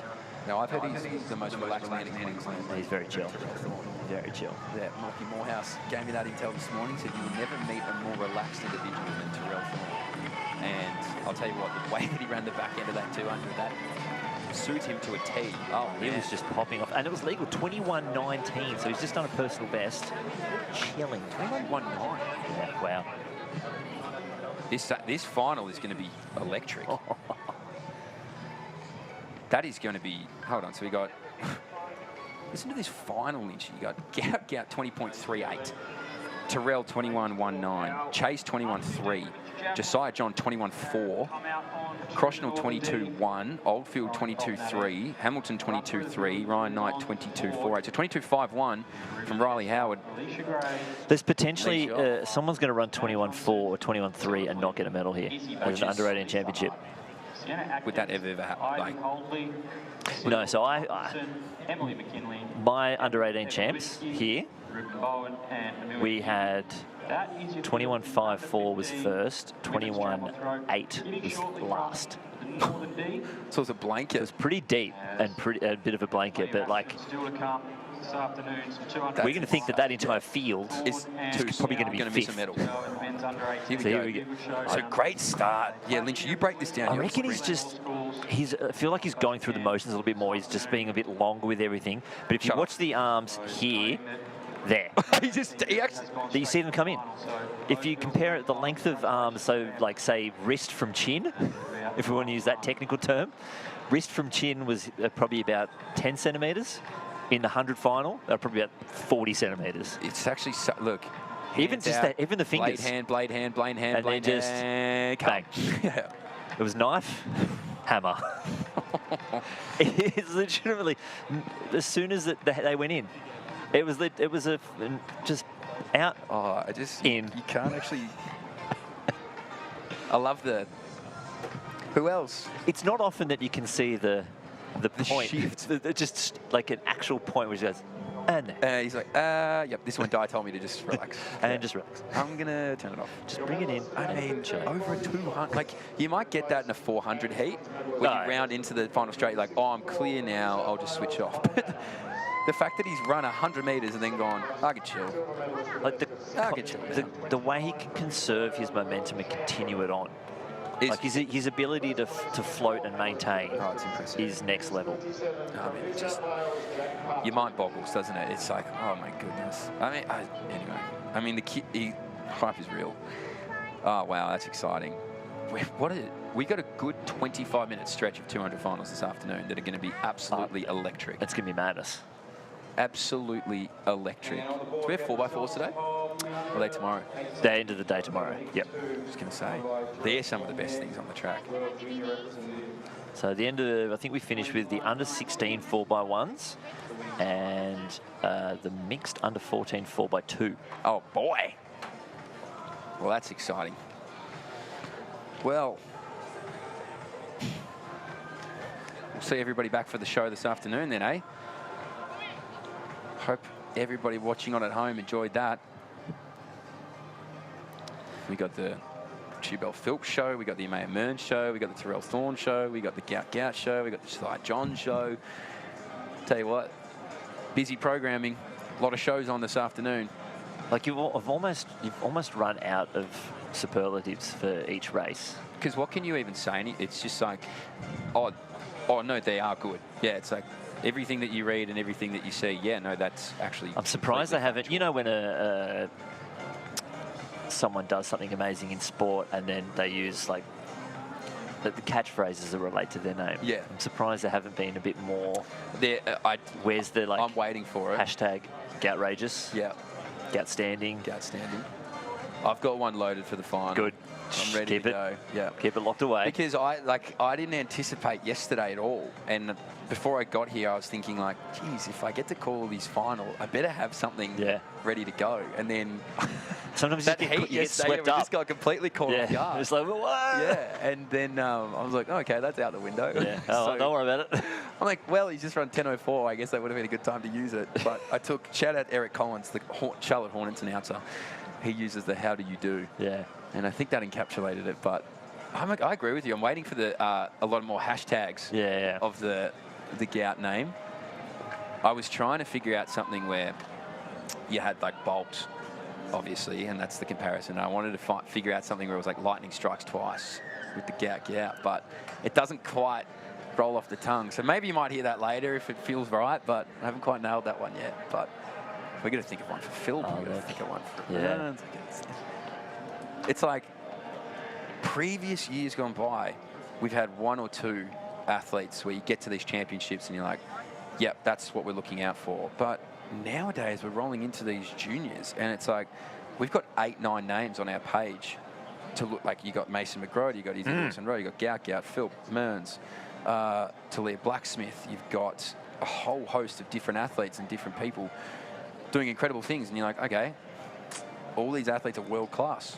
Yeah. They're not just good here, they're world class. And you think if what we were talking about earlier with how many of our Paralympic medalists were at the World Under-20s in either 14 or 16. Oh. If you think back the same distance, so Paris, we go Brisbane. So all our Olympic medalists were at Cali and they or Lima, and they were winning. Denny didn't win a medal in Eugene. No. None of them won a medal in Eugene. No. Considering we've got the likes of Caleb Law, Tori Lewis, Claudia, Peyton, Cam, Delta Hamidovsky. You just keep rolling off. Yeah. And that is, and it just shows also the journey, the length of journey. Like, you think, oh, cool, I'm at World Juniors, I've made it. Matt Denny's thinking, yeah, I've made it. 8 years later, he gets his medal. And it's and crazy. That's 3 Olympics under the belt. And his journey was fourths. Yeah. Remember he did the interview last year where he's like, I'm sick of coming fourth. Even you know, Jess was, okay, 14, I've made it. 5 years later, she made her senior debut. Crazy. Did the whole college experience. Yeah. Did all of that Oregon. and then popped out at the end. Just goes to show that step from juniors to seniors, while some of them make it immediately, the average athlete and the average successful athlete takes time. Yeah. It's a wilderness between 18 to 22, I think. And different events have different maturing rates. Like a thing like discus, like you might be 19, but you're a boy compared to those guys out there. They almost need to just, and I like that they're doing that under 22, 23 European Tour again, because you do get to go over and what you think you are in Australia, you then get overseas and you're like, okay, these... A pure population size. Yeah. And there's more of them. And so the numbers... Oh, it's so different. If it's like 5% of our guys are good, but there's, you know, 3 times more than them, then there's 3 times more than 5%. Yeah, and it's the same as the athletes who go to the NCAA. You realise quickly that you're like, oh, wow, the catch pool of talent is... That's what my thing was. I was like, I'm getting smacked over here because it's just so deep. And the numbers are big. You need to see it. Like, you need to experience it. But it's, God, to your point, 8 years. We're about to go on a hell of a ride. We'll be right back here in Brizzy. Yeah. Right back in the sunshine. Right state. here, right back here. Maybe right back here. Yeah, they're deciding, aren't they? Mate, it's fast. It's a fast track. Let's not renovate it. No, just leave it. Who knows where we're going to be? We might be getting the Gabba. Oh, God. Wouldn't that be something? It'd be too small. All the rumours that swirl. You know who, like, I love way listening too small. to it. I love listening to Latsy just rip on that coming out here. Like, it's so funny. But, I mean, if athletics can come away with a major development of a track and be able to use it after the Olympics, I mean, geez, you'd be absolutely chuffed, wouldn't you? Particularly up here in and around this area. And Brisbane's going to get a facelift. The whole city's going to get a facelift around the Olympics. We've got 2 more bridges this year. Great. City, you need more. We do. Yeah, you guys There's needed still more bridges. a still severe lack of bridges, but we got 2 Really more. needed Actually, more I think bridges. 1 more opens next Sunday. Oh my God, I might come back. Joins KP Kangaroo Point to Eagle Street. Been waiting for that for a while. Yeah, just more running routes. Hate that KP changeover, you know. Oh mate. Wow. But I think they're only footbridges, so it's still for cars. So you there's don't no, cars can't get around. No, not anymore. No, that's just... Don't worry about it. Like, that's too much infrastructure. Yeah, good luck. Yeah, we just want you to run. Yeah. It's like, okay, great. That's fine. Good lead into Brisbane. Yeah. South Bank could get a facelift, wouldn't it? Oh, yeah. I mean, it's already pretty special, but... Wowee. So we've got a bit of a gap in track running, although I think our under 14 100s will be coming out shortly. Shouldn't be too far away, yeah. Which means that we do lose you shortly, Richie, and we bring in Jen Gregson. See how she's recovered from day 1. Makes her way back in. Yeah, it's going to be tough. Electric day 2. I know when I haven't done this for a while, the voice can get a bit tight. Takes a while. Yeah. And he gets a bit croaky, and you're like, ooh, maybe I'm losing steam here. But Jen was magnificent yesterday. She was actually the star of the show in the afternoon. People were unfortunate because I just had to call all the races, but the expertise came from Jen. We had Ryan tuning in. We had a few people throwing around some stats. Oh, you'd want to hope Ryan was listening. Yeah. We had Isaac Beecroft actually throwing us every walking stat humanly possible during the 5Ks. So that I wonder what his thoughts are on the World Under-20s going down to 5K. I don't know. So it would be interesting. And did you see the World Champs have moved to half and full? Marathon? Yeah. To me, that makes it really hard to do a 1K loop. Yeah. So how do you sort that out now? Because do they follow?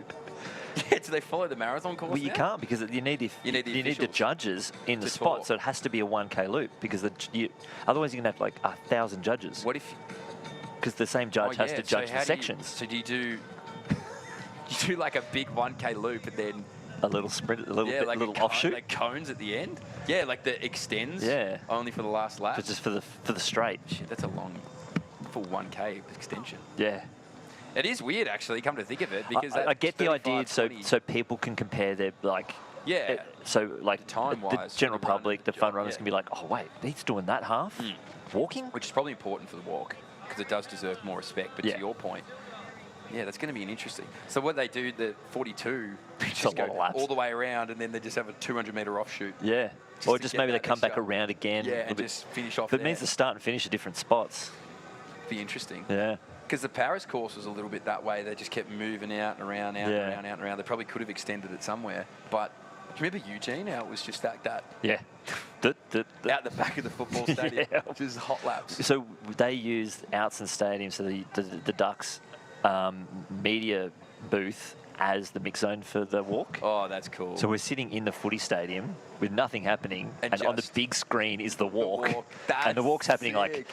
Right ages to the left. Yeah, it's you're so like, far it's away, out but there. you're just like watching it on the biggest TV you've ever seen in the footy stadium. Oh, that's grouse. I just wanted to sit in the stadium. You're like, I just want to be in here. Like, can I go to the team shop, actually? Have that big training facility out the Go back. past the Marcus Mariota Football Institute. What a place, Eugene. What a place. So our men's under 14 100-meter heats are behind the line. And if you're just joining us, welcome. Yes, the 200-meter heats have been run and done. The finals will be back later on this afternoon, so you won't miss the action. Healthy stream numbers to all 1,800 watching. Hello to you. You are here with Mitch Dyer and Matt Lynch. And Geez, Jen, I thought she'd be a bit more punctual than this. No, Maybe the elevator. The elevator is slow. elevator's stuck, yeah. It's a stuck. slow elevator. Yeah, it's stuck. That's why I go the ramp. Yeah, Go all it's the way around. yeah, it's smart. Get some sunshine. I try to the stairs actually are beneficial at the moment these days when it's one of these days like this. Because you can just get no one's Just in go straight down. Yeah, just go right. Yeah. Smack straight down the Yeah. bottom. So There is security, have you noticed, in the bottom manning the elevator? I don't think they've ever stopped I've actually anyone go in noticed though. that, and I do wonder. I'm like, who's tried to charge the elevator? Anyway, heat 1. DeAndre Cooper, Atkins, DeGraff, McNamara, Devine, Madsen, and Taylor in that order. We'll let them roll out. The fastest two next to each other. That's Kinu Cooper and Atkins, South Australian and New South Wales. I've got to wait for those guys to give me that. But as soon as it hits the ground, move. And then they can leave the ground. Well, really good start there from James Atkins of New South Wales. So he gets out there. Cooper now from South Australia, though, starts to roll on through. So it's Atkins to Cooper there. 1-2. Throw a blanket over the third. Atkins, Cooper. Ooh, I think just DeAndre, maybe the Victorian on the inside, though. Had some good company with the Tasmanian and the man from the ACT as well. So let's wait and see. But could have been either Devine, McNamara, or DeAndrea for that third spot. But Cooper and Atkins get through there 1-2.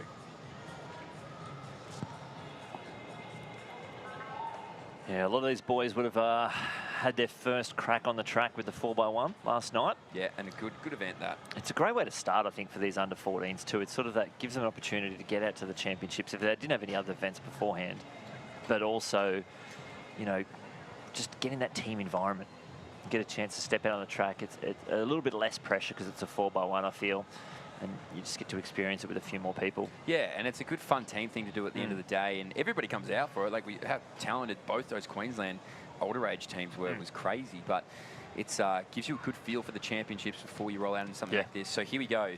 It is Atkins, Cooper, and Lewis DeAndrea. The Victorian gets through 11.96. Devine and McNamara are split by 0.003 of a second, not even hundredths. So those two will now wait those times, see what happens. Heat 2 stands behind the blocks now.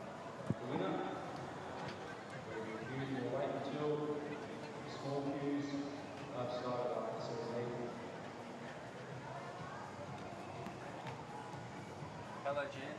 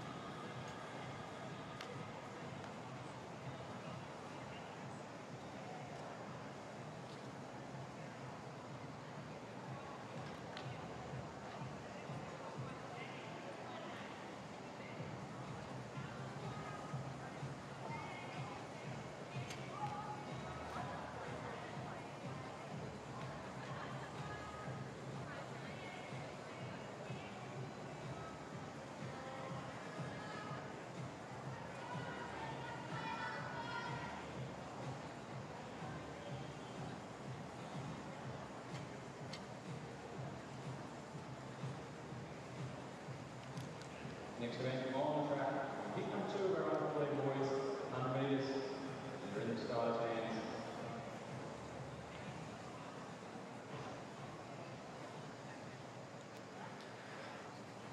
So there's results of your first heat. Atkins taking it out, 11.55. Keanu Cooper and Louis DeAndrea, 11.96. The second heat of the under-14 boys behind the blocks, 1 to 9, a full field, top 3 plus the next 2 fastest times to make their way through to the final.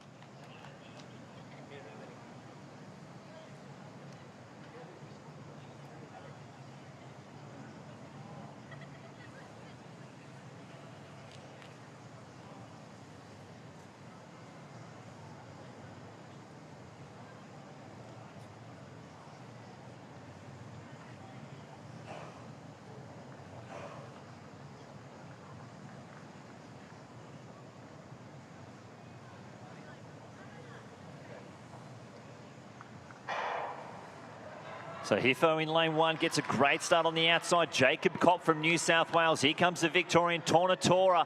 But as they straighten up, it's going to be the ACT athlete taking it all the way from lane 1. 11.04 for the under 14s. That is a huge run. Wow. Well, he's just set the new meet record, which was Max Berry, 11.17 wind assisted in his under 14. So it doesn't matter if it was wind assisted. That is a massive run from COL's Hiffo. What a performance there in lane 1. He got an absolute flyer out of the blocks. That is obscenely fast. Could almost go down to 11.02, 11.03. I feel like the wind was, it's been pretty strong. I'm thinking at least a 3. It's no 9.1. No 9.1, thank goodness. Jeez, look at this. Absolutely. It did look more impressive. So Travis Dean, who we've already seen in the 400 today. He's everywhere. But look at this, 11.03 legal. 1.5. 1.5, 11.03 championship record. Kid's 13. 11.03.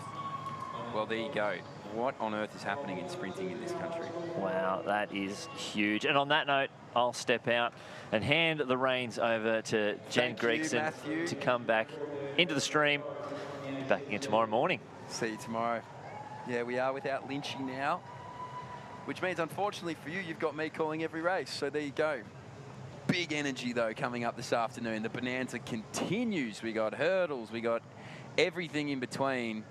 So I wouldn't leave, because I'll tell you what, the smartest person in the booth is about to put the headset on, in Jen Gregson. So, yes, you're stuck with me calling. I get it. We got to move past it. We've got pure intelligence walking into the booth right now. Women's under 14, heat 1 of the 100s. They're rolling through these pretty quickly, wasting absolutely no time. Another Harding. I mean, the Harding family is just about in every single event this weekend. Big shout out to those parents. They'll be busy. Now, I get to introduce Jen. Hello. Hi, Mitch. You're back. You're just waiting for me to press No, you didn't call. Yeah, I was like, we'll get there. No, I'm so excited to be back. Yesterday, it was a lot of fun. The afternoon session was a huge highlight. Obviously, I had a few of my favourites, but I've looked at the schedule today and I'm so excited for what we've got coming up. You're ready to go. I'm glad you're back. I'm glad I didn't get a text from someone being like, Jen doesn't want to come back after day number 1. She's ready to roll back into No, day number I was 2. ready. I had an easy morning. I didn't do too much. Good. Practiced, you know, speaking. Oh, good. To in Ryan. the mirror? Oh, no, to Ryan. Ryan got it. And no, I am ready for this afternoon, more so than yesterday. I don't think I was quite ready for the action yesterday. You had a big day. Yeah, it had been a big day of travelling, but today I am ready, and yeah, there's a lot to be excited about. Well, you're fresh and ready to go. It's heat number 1 of our women's under 14 100. It's Ulm, Valessa Harding, Yipingui, Rakanui, Jose Hoffman, and Whitfield. So let them roll out. Top 3 automatic next 2 fastest times from there.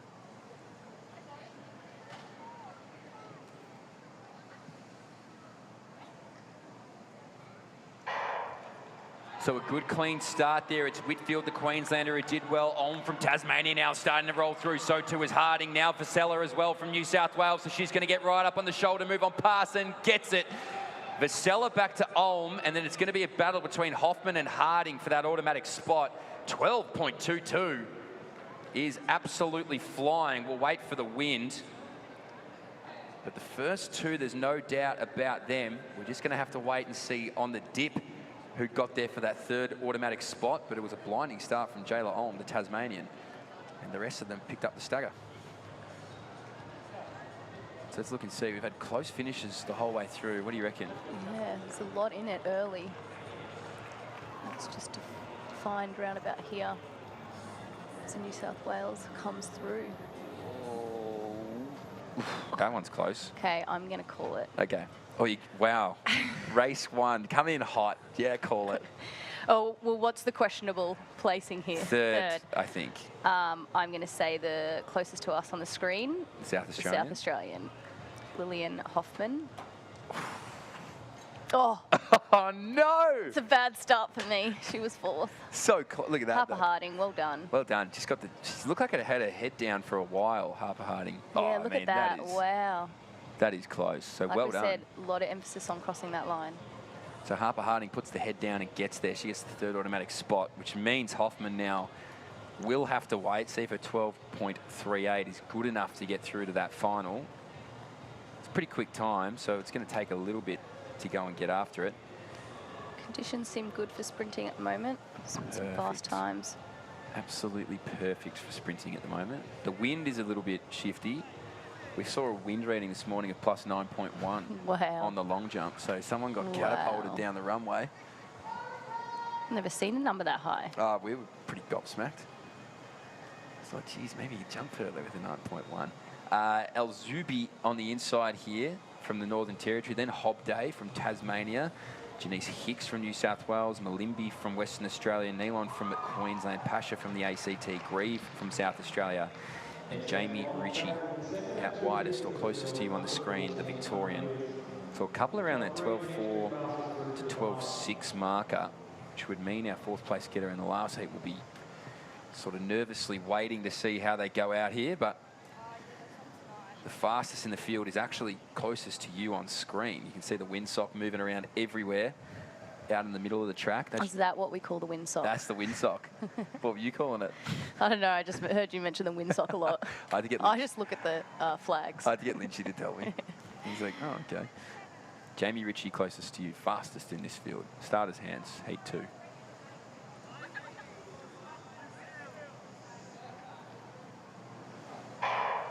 Well, good clean start. The Victorian closest to you got the best of it. Now Nealon from Queensland starts to get up on her shoulder. So it's going to be the Victorian and Ritchie. Eloise Nealon, though, doing a good job. New South Wales Hicks as well. There's 1, 2, 3. 12.26. Oh, they're getting faster and faster out here this afternoon. That is blinding. Jamie Ritchie takes it from Victoria. Eloise Nealon back to Janice Hicks. And now we'll wait and see what these 4th and 5th place getters' times are to see who comes back for this final later on this afternoon, because it is a small gap to come back and run again. It is, especially for the 100. They don't give them too long. Shoot them back out here. Don't warm down. Just purely stay warm. So let's see if anyone rolls through from heat number 2. No. So 12.23 for Ritchie, 12.39 for Nealon, Janice Hicks 12.61. So Malimbi and Pasha will miss out, which means get them through from the first heat. All 5, 12.38, 12.65. There you go.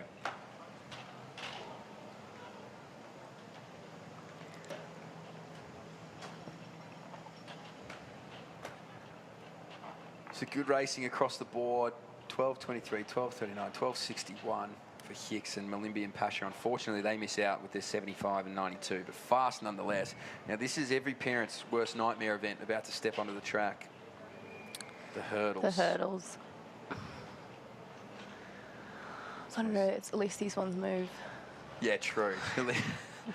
Yeah, at least you're not going to truck your shin into it or... No, I find this event so stressful. You get a bit like jumpy, a bit squeamish when this event goes on, I reckon. It does, but also I'm sure we back them with the amount of practice they put in with the steps in between and all the rehearsing of you know, the speed you take off at. You know, it's not as many stacks as you always think that you're going to see. No, not as bad as when you go to like Little Athletics or something like that, and the kids are jumping for the first time. There's casts everywhere the next very week. hard watch. These are professionals. But Jen, beautiful day. here in Brizzy. It is. Beautiful conditions. We've actually been pretty lucky because, as we said yesterday, you can get that tropical weather come in, get a few thunderstorms, but we've just had sunshine. It's just been great. Magnificent, isn't it? Which has brought a few fantastic results. Fast times. Lynch and I got locked into the high jump earlier. Yeah? We really went through like what you and I went through yesterday afternoon. Oh, I loved that. I wish I got to watch all 10 jumps from the women yesterday. It was similar today. We had someone who jumped 12 times versus someone who jumped 7 times. And it was the same thing. The pop in the legs just start to go once you've been out there for so long. So these guys, they probably don't know it, but in about 25, 30 minutes, we'll be absolutely obsessed with the remaining 5 athletes, because I'm sure we'll be watching every single jump they do. We got shot put going, javelin, high jump, hurdles. It's a real mixed bunch. Yeah, we've got a bit of everything. I was looking at the schedule. We'll be covering the whole schedule of run, throwing and jumping. It looks like it. Yeah, we hit it. Geez, that is a big javelin throw. Can't see the numbers because it's actually reflecting back at us. So I'm not even going to dare guess what that was. No, I won't either. But it looked good.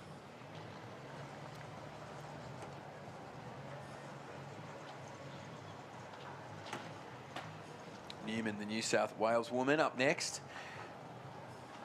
So if you are a fan of the field events, we do get a fair bit of it today, actually. We're watching Mason McGrota, Izzy Lewis and Rowe jump this morning. Our high jumpers were going off. We had some hammer throw going. Our shot putters are heaving.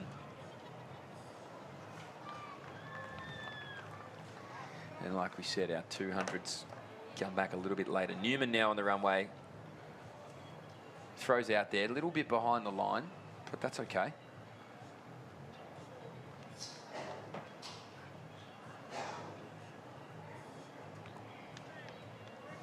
So, day 2 of action, to your point, it is probably one of the most jam-packed in terms of sheer volume of events that are going to be on display here. 1500s, 800s, 400s, 100s, 200s, hurdles, 400 hurdles, more race walking. We've got it all. And we've got a 4x200 mixed relay. Can't wait to see that. To end the day. It's a great way to end the day, really. Just looking now, we've got stint hurdles coming up soon. Got some high jump going on at the moment, under 15s and under 16s. I think that's our paradis. What do we got? No, paradiscus is done. Pole vault looks like it's done. That was our under 17 girls. Yep, our high jump finals. Jav, it's all happening. We've got about an hour of hurdling.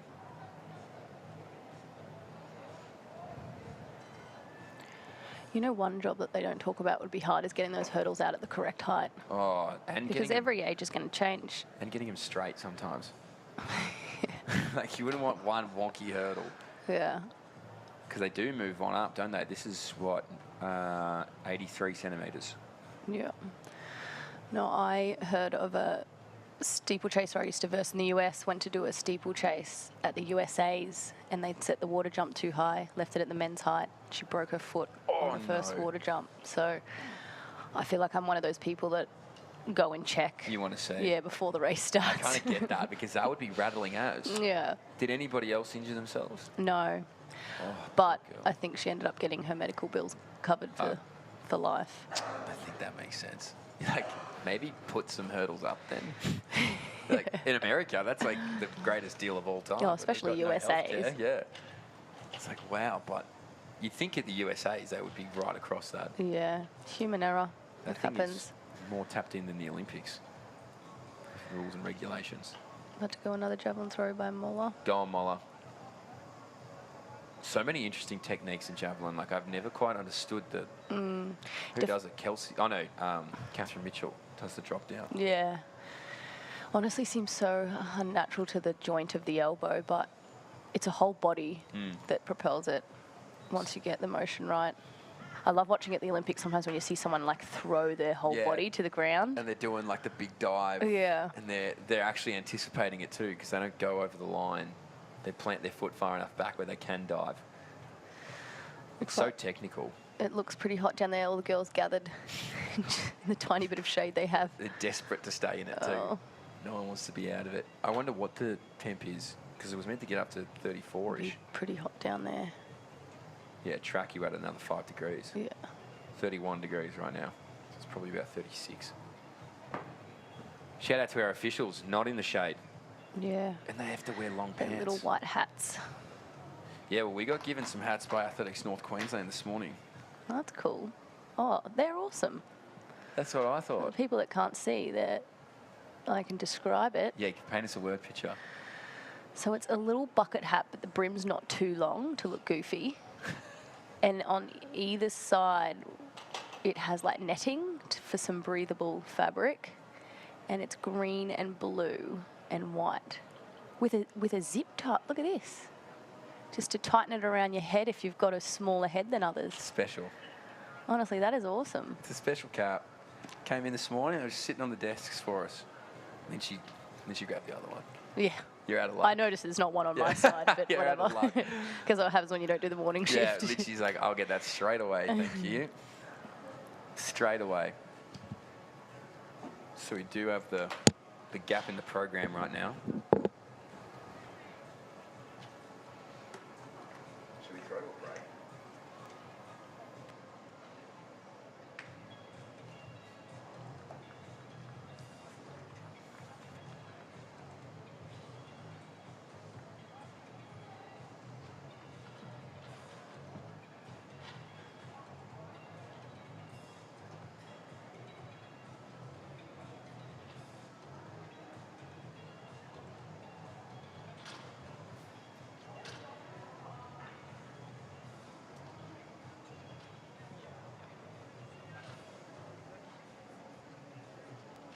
So we're going to continue on with our javelin here, but as I said, this afternoon it is an eclectic mix of track races. It's going to kick off with the hurdles. We're going to throw to a quick ad break here in Brisbane. Myself, Jen Gregson, will be right back. Don't go anywhere. We've got plenty of hurdles actions to come up. We'll be back shortly. Hi, Shell. Shell has high blood pressure, and the rising cost of living certainly doesn't help. Annie manages her diabetes with good nutrition, but fresh fruit and veg prices keep rising. And Jack has high cholesterol, but nothing is higher than his power bills. That's why they save more money every year by getting their prescriptions from Chemist Warehouse. And you will too. Head online or look for our price list in-store to see how much you'll save. Chemist Warehouse, discounting prescriptions every day. Let's talk about feelings. Not the fresh as type, but the ones worth chasing. They come at the tipping point, just when you're about to quit. Sit in it. Sit in it a little longer. Feel every second. Train it. Live it. Soon, it becomes part of you. You get to see and feel the beauty that getting uncomfortable can bring. Own your moment in time. Chase that feeling.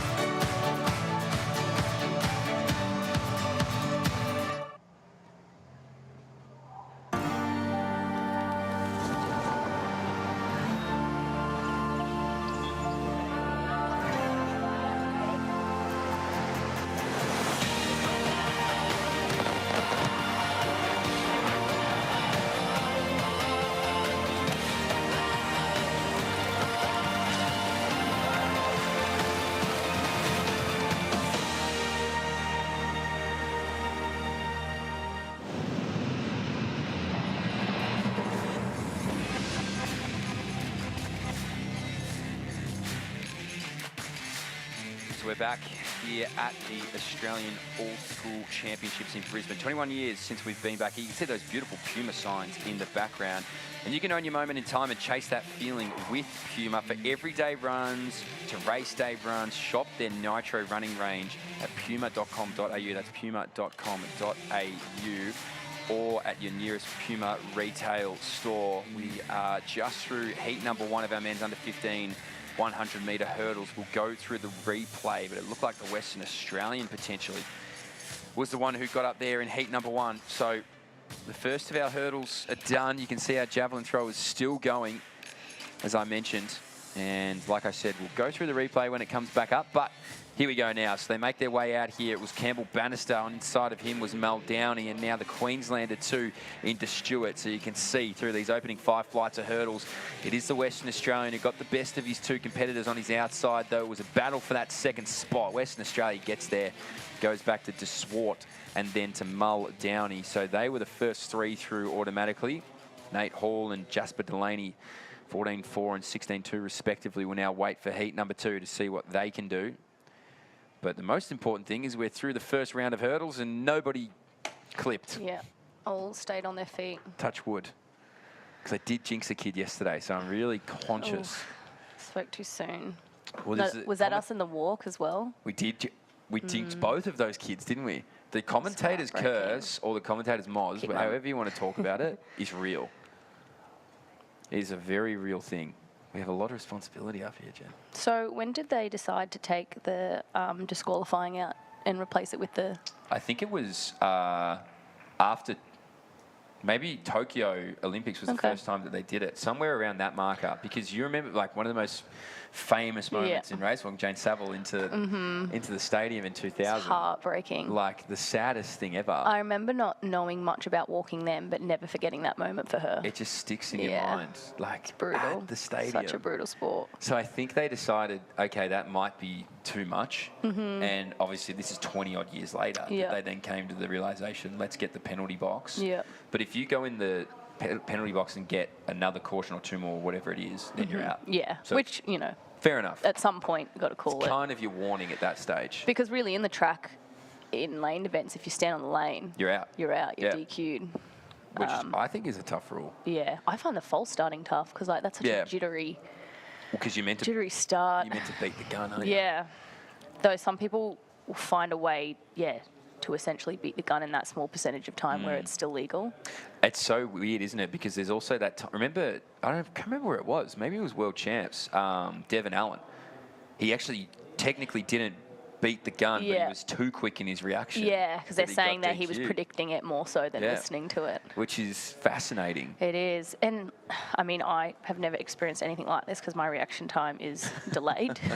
It's slow but, off the gun. like, these people in these events, like, they practice that. They almost do predict the gun because they've done it that many times. And often it's celebrated, but the second you get it wrong... Oof, it's a hard way to learn too. Yeah. If you ever want to watch a good starter, Christian Coleman in the US, and go further back, Trayvon Bromell. Yeah. 2 were the best ever. They were amazing. Their first 20 metres was unbeat. But that's almost what Noah Lyles needs to find. Go and find He's just that. really lacking that start because he'd be hands down unbeatable if he could get that sorted. Well, maybe him and Gao Gao can do some work together in January when he gets over there. That is exciting. Ugh, imagine being 16 years old and being told you're getting sent to train with an Olympic champion. It's like you couldn't even That's what pay for an dreams are made experience of. like that at 16. Well, let's see what these young men can start with, because this is heat number 2 of our under 15 100-metre hurdles, 83.8 centimetres high. Go measure that at home and see if you can jump it.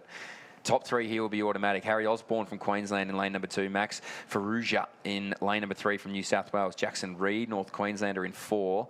Kevin Navodja from Victoria in 5. Hugo Gwynn in 6 from South Australia. And Michael Passaretto from WA. He's in lane number 7. So top 3 go through automatically. The others are going to wait on times to see if they get on through to this 100-metre hurdle final.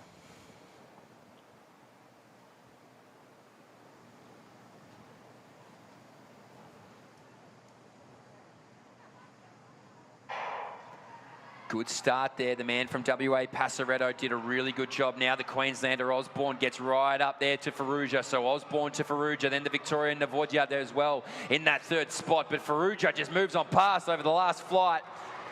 He'll take it out, 13.56. Harry Osborne in second there, the Queenslander.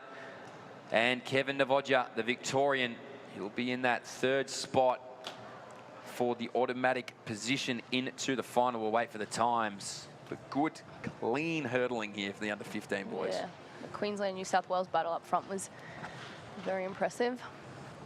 I saw that from the first heat. The fourth and fifth had little queues, but was that a faster heat?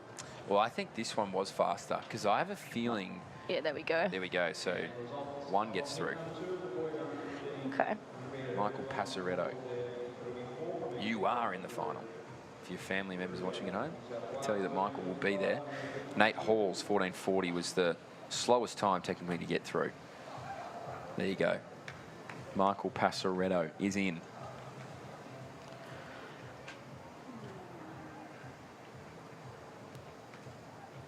So I think we're going to continue on with the men here. It might be the under 1600 hurdles. It is. Yep. Purely because then that way they don't have to move any of the hurdles. No, keep the same height, the 83.8 centimetres. That is big. I think my hips would struggle to get over that. Yeah, I'm trying to think what I high jumped in school, and I think it was around that. The old scissor kick. Good jumping. Not the Frosby. I wouldn't have been, no, I couldn't do it. Didn't know how. I feel like the scissor kick would hurt more. That hurts Yeah, my the hips scissor kick. thinking about it. Yeah, it's hard, but which would you prefer, the scissor kick or throwing your body aimlessly? No, I'm going to say the scissor. Yeah, I'm going to say the scissor kick. Yeah. I actually watched a video recently on how high jump has evolved over the years, from the scissor to the Frosby flop.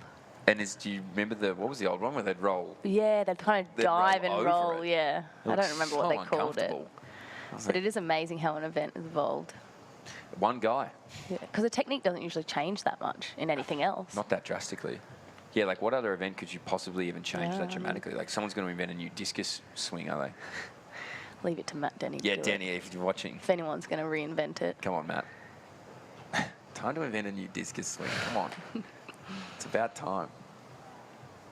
We can't reinvent this, I don't think, the hurdles. No, I think there's only one way to get over that efficiently and fast. Although, yeah, if anyone's got any suggestions, I'm all ears for them. So heat number one of our men's under 16. 100-metre hurdles. Jonah Clark from WA in lane number 2. Ken Ferrante Tanakawa, the South Australian, in lane number 3. Blake Gregory, the North Queenslander, in 4. Samuel Glastus Maghales, the Queenslander, in 5. And Alex Spadaro is in lane number 6 from New South Wales. You see all those names up on your screen. That is a great last name. Glastus Magale. I'm assuming that's how you say it. Listen, if you're his family member and you're listening, feel free to message in so I can get that right. I don't know where that comes from. Yeah, I'm going to go Magales. It's good, though, because he's quick, so I'll be saying his name a bit. He's a 13:06 runner. Ferrante Tanakawa. That'll be a great roll off the tongue. Ferrante Tanakawa to Glastus Magales. Those two are your quickest. He then goes out to Spadaro. So, wow, really great three-named approach. Could stick with the first names if you want. Just go Ken to Sam to Alex.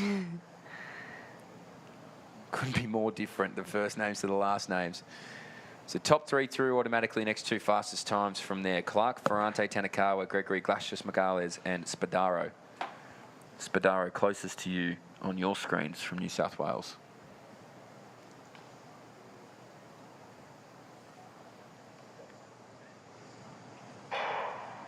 Well, that's a good start there. Glastus Magales from Queensland does well, but here comes Ken Ferrante Tanakawa. So he just glides over the top of these hurdles. He's only got 2 flights remaining to get there through to that final, and he does quick, 12.61. Wow. Oh, that is absolutely blinding. Glastus Magales and Spadaro get those next 2 spots. That could be a championship record we had just then. Woof. Wait for the wind. So Ken Ferrante. 12.66 is actually the national record.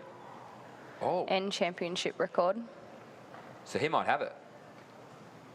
So Ken Ferrante Tanakawa might have just broken our national records here. And he has. 12.59. Wow. Huge. Plus 2.0, it's legal. That is the legal limit. 12.59 for Ken Ferrante Tanakawa. Championship national record. Well, there you go. That was is a fast outstanding.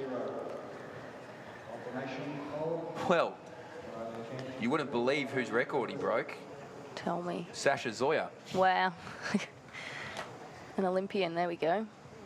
He's just broken what many believe to be an unbreakable record at stages for Sasha Zoya. Ken Ferrante Tanakawa has just clocked it in the heats. 12.59 officially. Wow.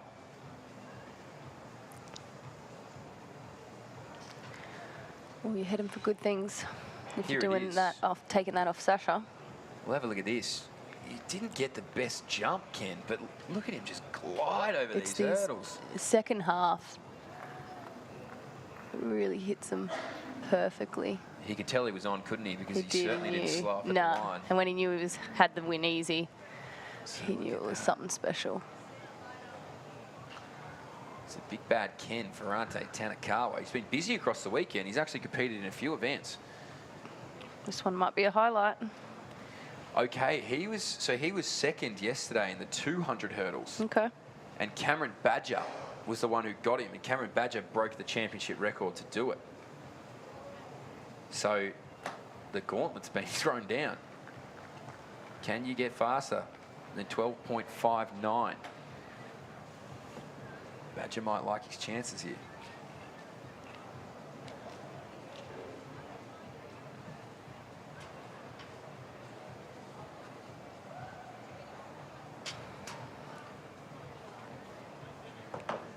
So heat number 2, Thompson Fraser from the ACT. Cameron Badger, the 200-metre hurdle champion.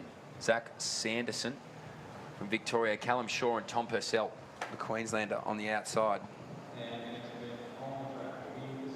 3 of these gentlemen will get through to that final automatically. And the fastest in the field is actually Thomas Purcell, the Queenslander, at 12.92. Cameron Badger, 13.09. But he was electric yesterday in the 200 hurdles. I mean, the challenge is there, 12.59. They just saw it. That is so quick. But the boys will be pumped. I think I can do that. Here we go. Must be absolutely pristine conditions down there at the moment, because we are seeing some fast times across the board. Fraser, Badger, Sanderson, Shaw, Purcell. Purcell closest to you at home.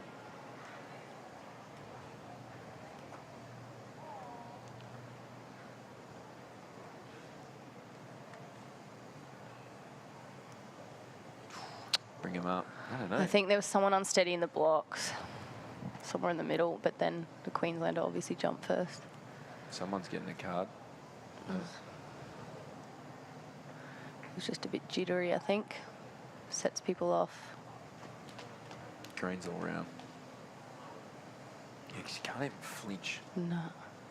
You will get done.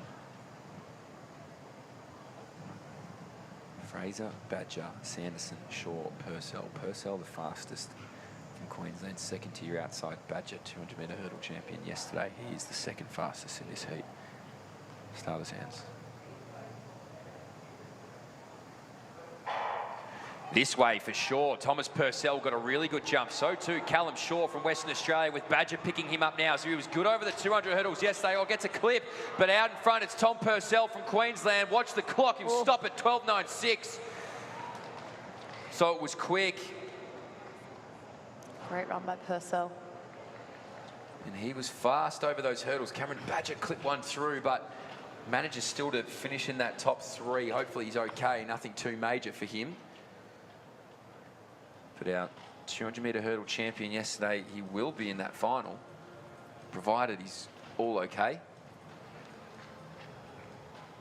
We'll get these live results shortly to see who's going to be joining them on a time. Here we go. Win 1.8, still legal. One little Q, Zach Sanderson. He'll be through to the final. Love that. Callum Shaw through from WA. That'll be a cracker of a final. It's going to be an absolute barnstormer. You've got that many men around that marker. Oh, boy. Might see another championship record. Sasha's always somewhere very upset over in France. Very upset. So we move on to 90-metre hurdles. We've got 1, 2, 3, 4 of them. And then we go to 100-metre finals. Those under 14s we saw not that long ago will be back. Some 200s. And we move out into some race walking and some more hurdles. So it's a bit of a mixed bag. Mixed bag. Here, Jen. So you see some more medals get presented here at the juniors. We've got some pole vault going along the back. Looks like we've only got 3 or 4 competitors in that women's pole vault up the back there. High jumpers keep moving on. I think that pole vault area is probably the hardest to be facing the sun right now. Yeah, you're jumping into it, aren't you? That mat's got to be hot. You almost don't want to land on it. You'd be burning that. You'd be getting off it quick. Yeah, it can't be a good feeling. Out here in the Brisbane sun. And listen, I know we're complaining about it, but it could be good. And if you've ever wondered what it's like to be at the centre of all the athletics action without working up too much of a sweat, unless you're here in Brisbane, we are recruiting technical officials to join our local and national squads in the lead up, would you believe it, to Brisbane 2032 Olympic and Paralympic Games. It's a great opportunity for parents of young athletes. Don't wait in the car or sit in the stands for the next 10 years. That sounds boring, doesn't it? Join our athletic community and forge your own path to big athletic events instead. No experience is needed, and this is important, fun times are guaranteed. They sure are. They're guaranteed, okay? I swear by it. I put my reputation on the line for it. If you want to get involved, contact your state association today to get into officiating in the lead up. It's not that far away, ladies and gentlemen. It's the Brisbane 2032. But it's so exciting that we're even talking about that.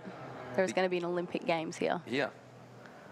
That is huge. Home backyard, in your home state, in your... Yeah. I mean, that's special. Brisbane girl. I mean, all these Queensland athletes here got to be having that set in their horizon for a great goal. Yeah, absolutely you would. That's like the dream situation. And it is always, I feel like when you're younger, you always think like, oh, it'll be more fun for it to be overseas. You get to travel and you get to do all that. But to have your family and friends and anyone who knows and loves you potentially in the stands, on the roads, or wherever it may be, that is second to none. It's such a pinnacle. It's the biggest celebration you'll ever experience as an athlete, and obviously overseas is so exciting. You know, I'm not going to say it's not. Paris was awesome, but the thought of being in your home country and really being able to have access to everyone that loves and cares and has been there to support you is just going to be an experience that not many people in the world will ever get to have. Oh. You know, how often can people say, oh, I competed at a home Olympics? Oh, it's so rare. Like...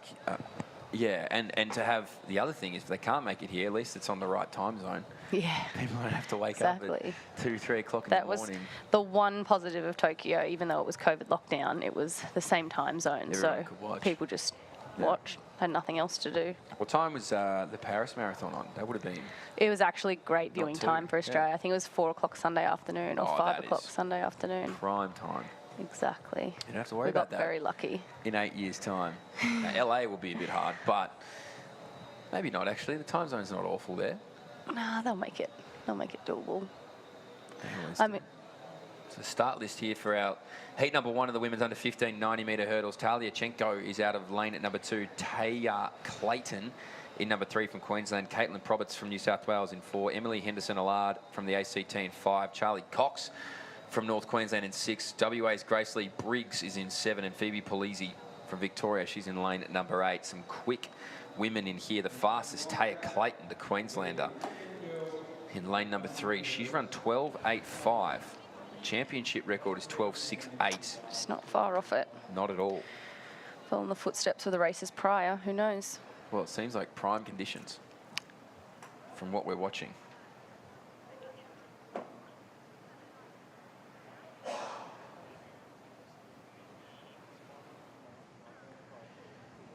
Marchenko, Clayton, Proberts, Henderson, Allard, Cox, Briggs, and Polisi.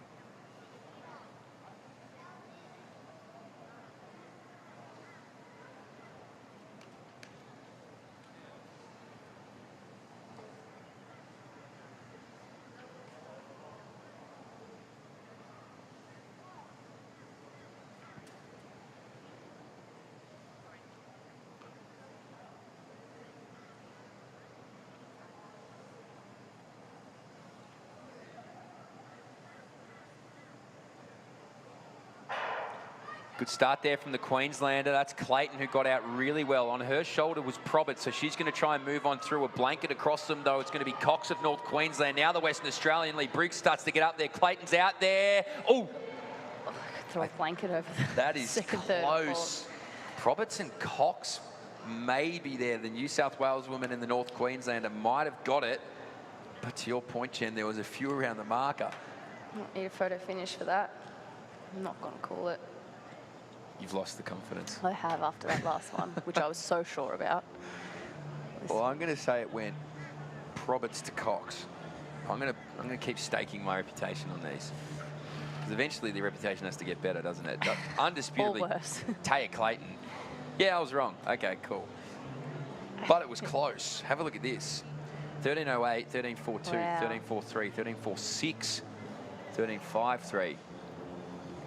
Which gives these small Qs a better chance probably to get into that final, with it being such a close finish there. We'll watch this next heat and see.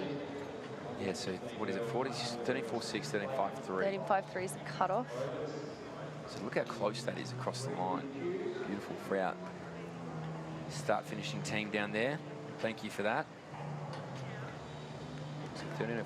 So it's possible they get through because our top three are faster, but our fourth lady in this next heat doesn't have a faster time than that. So providing, well, outside of getting a lifetime best, could be safe here. Some familiar names. I think all these women ran yesterday in the 200 hurdles, or if not, a sprint event. Yeah, we're talking about people doing multiple events yesterday, but I mean, I think most kids are competing more than once. Yeah, it's a busy weekend. It is, like, I mean, even just we're talking about Gout, he was 3 times yesterday. He's going to be another 2 times today. Which is a lot on your legs. It's a lot. Like, no matter the age, no matter the distance, that's a lot on your legs. But look, he was smooth with his 20.3 this morning, this afternoon. Been here so long, I don't even know what it is. Who knows what he can do. Here's your list. Heat number 2, women's under 15 90-metre hurdles. Tilly McBain, the Victorians, out of lane number 2. Mia Elrich out of 3. Molly Brayshaw in lane number 4 from WA. Leah Leen-Brugan from Queensland in 5. Lulu Marcello from the ACT in 6. And Sophie Howson from New South Wales in 7. The fastest out here is Tilly McBain, the Victorian. She's the widest on your screen. Near, well, the inside lane, I guess, on the track. Then it goes Leah Leen-Brugan and Sophie Howson actually at the same time. This could be another really close race.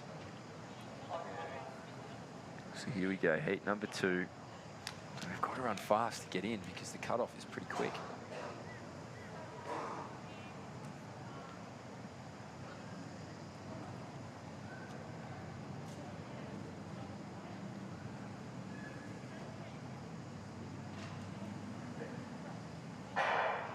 Good start there from Tilly McBain on the inside. Elrich goes with her from South Australia. Moving well is Howson as well from New South Wales. So Tilly McBain out in front. She's got the slight edge over Sophie Hanlon. So they move out there and she's got it. Tilly McBain to Howson. Yeah. Then back to Leen-Brugan. They were the fastest. 13.00. Faster heat. Unofficially. Wow, that is flying. Quick. So let's just see what that adjusts to. So they might have got a few through in that second heat in the end. So look at Tilly McBain. She's gone, isn't she? That's great. Really good technique over those hurdles. Here we go. A clear top 3. Interesting to see what these Okay. No little cues from that heat. Oh, so all from heat 1. Wow. Whew. So Gracie Lee Briggs and Phoebe Polizzi Time can just qualifiers. sigh of relief there from heat number 1. They're going to go through to the final later on today. That'd be the most nerve-wracking part. It always is if you're heat number 1, just waiting to see what heat number 2 does. Just watching that blackboard down there. Seeing who pops up.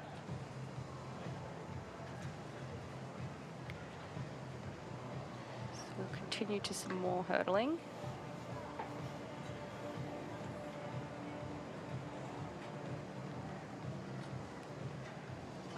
Lucky for all the officials, there is no changing of the height.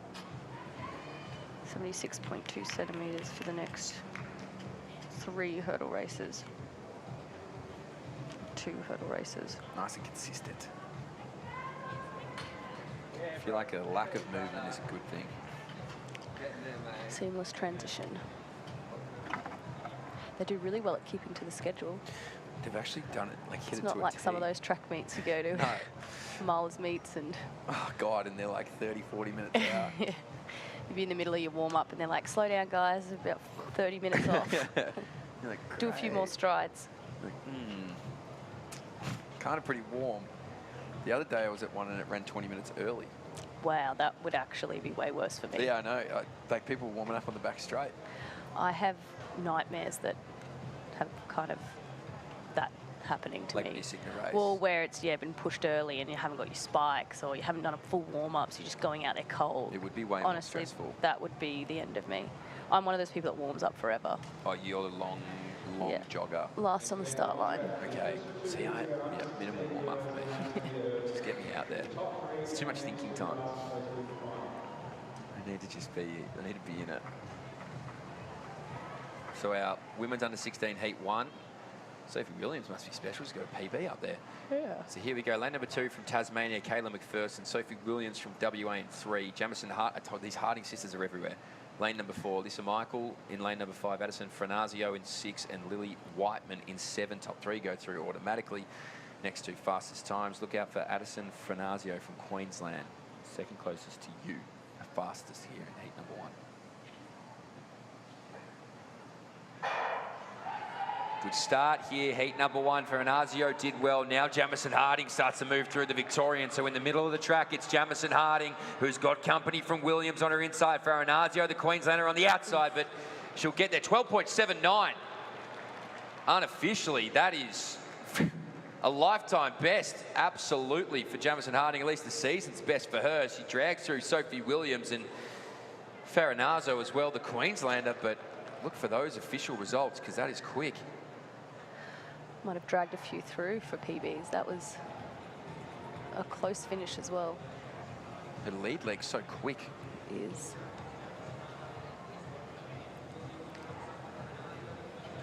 Great finish.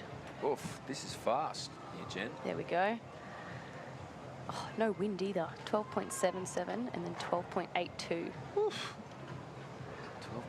for Farinazo. So Michael and McPherson, 13.17, 13.97. We'll wait for these times.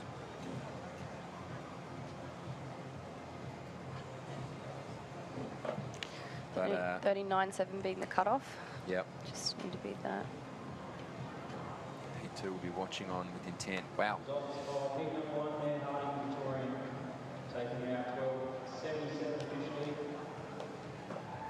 There's not many in this one. There's only 5. Smooth sailing for the hurdles so far again. Don't want to speak too soon. But everyone has been flawless out there. Well, you made the point yesterday, didn't you, about technique? So important. And how well that's taught. You'd probably say for hurdles that's more important than the speed at first. I mean, it's great to be fast, but if you can't jump, then you're going to be left behind. You just be running through walls of hurdles. It's getting there. I hope you have strong shins. Well, you know what? We had the forget your past life. You're a steeplechaser. We had the steeplechase this morning, and it's so fascinating watching the juniors and the 2-foot plant versus the 1 foot in the pit plant, and how much you know, time and space that can give you across that distance. It really makes a difference, but it also is a mental thing. Landing in the 2 foot is so much more reassuring than jumping in on 1 foot. But I mean, even at the senior ranks, Amy Cashin still lands 2 feet, and then she's an Olympian. So everyone obviously has their own way of landing. I just think when you watch it, that landing that 1-2 step just seems like it gets you in and out much quicker than landing 2 feet and kind of fully halting. You could do the Kenyans, just jump over it. Oh, I would love to be able to do that. They're fearless. I don't know how they wrap their head around I don't think they think about what's on the other side. I think they just throw themselves over. Well. They're like, let's just get over this thing. Molly Raymond's your fastest. She's New South Wales on the outside of your screen. Then it goes O'Connell, Butlin, Vajanic and Collis. Here we go. Ooh, really good start there. Molly Raymond from New South Wales has company with Collis on the outside from Queensland, the Western Australian O'Connell as well in that 3rd spot. But New South Wales, Molly Raymond is absolutely up the track and gone. 12.95 unofficial. Hayley Collis comes through next. Caitlin O'Connell from Western Australia. That is 1, 2, 3. Right around the season's best there for Molly Raymond. Might get even adjusted down. But a good result there for her. She'll be back for the final. Very dominant win there. Yeah, quite comfortable for her. Here we go. Now the hurdles are gone. Her officials are busy today. Okay, look at that. Hurdles off. No small cues from second heat either. So you want to be in the first heat. First heat is just proven back to back that it's where you need to be. It's where you get dragged be. through. So there we go. Molly Raymond takes it out. Hayley Collis and Caitlin O'Connell all through to that final. Would you believe it, later on this afternoon? All of our sprinters come back very quickly. Because our young under 14 athletes you saw earlier are back. Just about to come back out on the track. Where's the guy? Yeah, Silofo Hifo from ACT, 11.03. He's already broken the championship record of 11.17. Can he be a 13-year-old from sub-11? That would be something. So that championship record has been adjusted.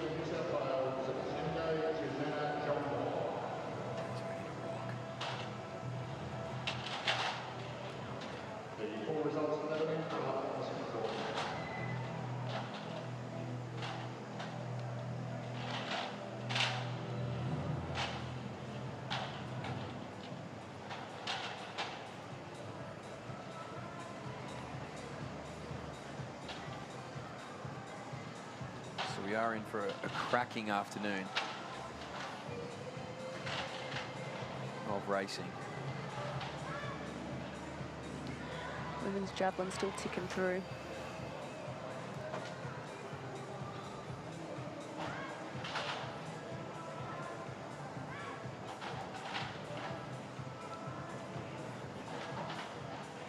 Wouldn't mind one of those officials' white brimmed hats. Don't be greedy. You just got given a bucket No, I hat. want them all. I want to collect them. I've actually got too many hats at home. Honestly, I'm glad they're all wearing those hats because, you know, slip, slop, slap. Yeah, be suns. Did you put some sunscreen on today, Jim? I did. I always do. You can't live here without it. Keep that skin from turning leathery. Everyone keeps telling me that. Don't have baby skin forever, Mitch. You think I got baby skin? I'm actually flattered. That was a great throw in the shot put. All past the markers.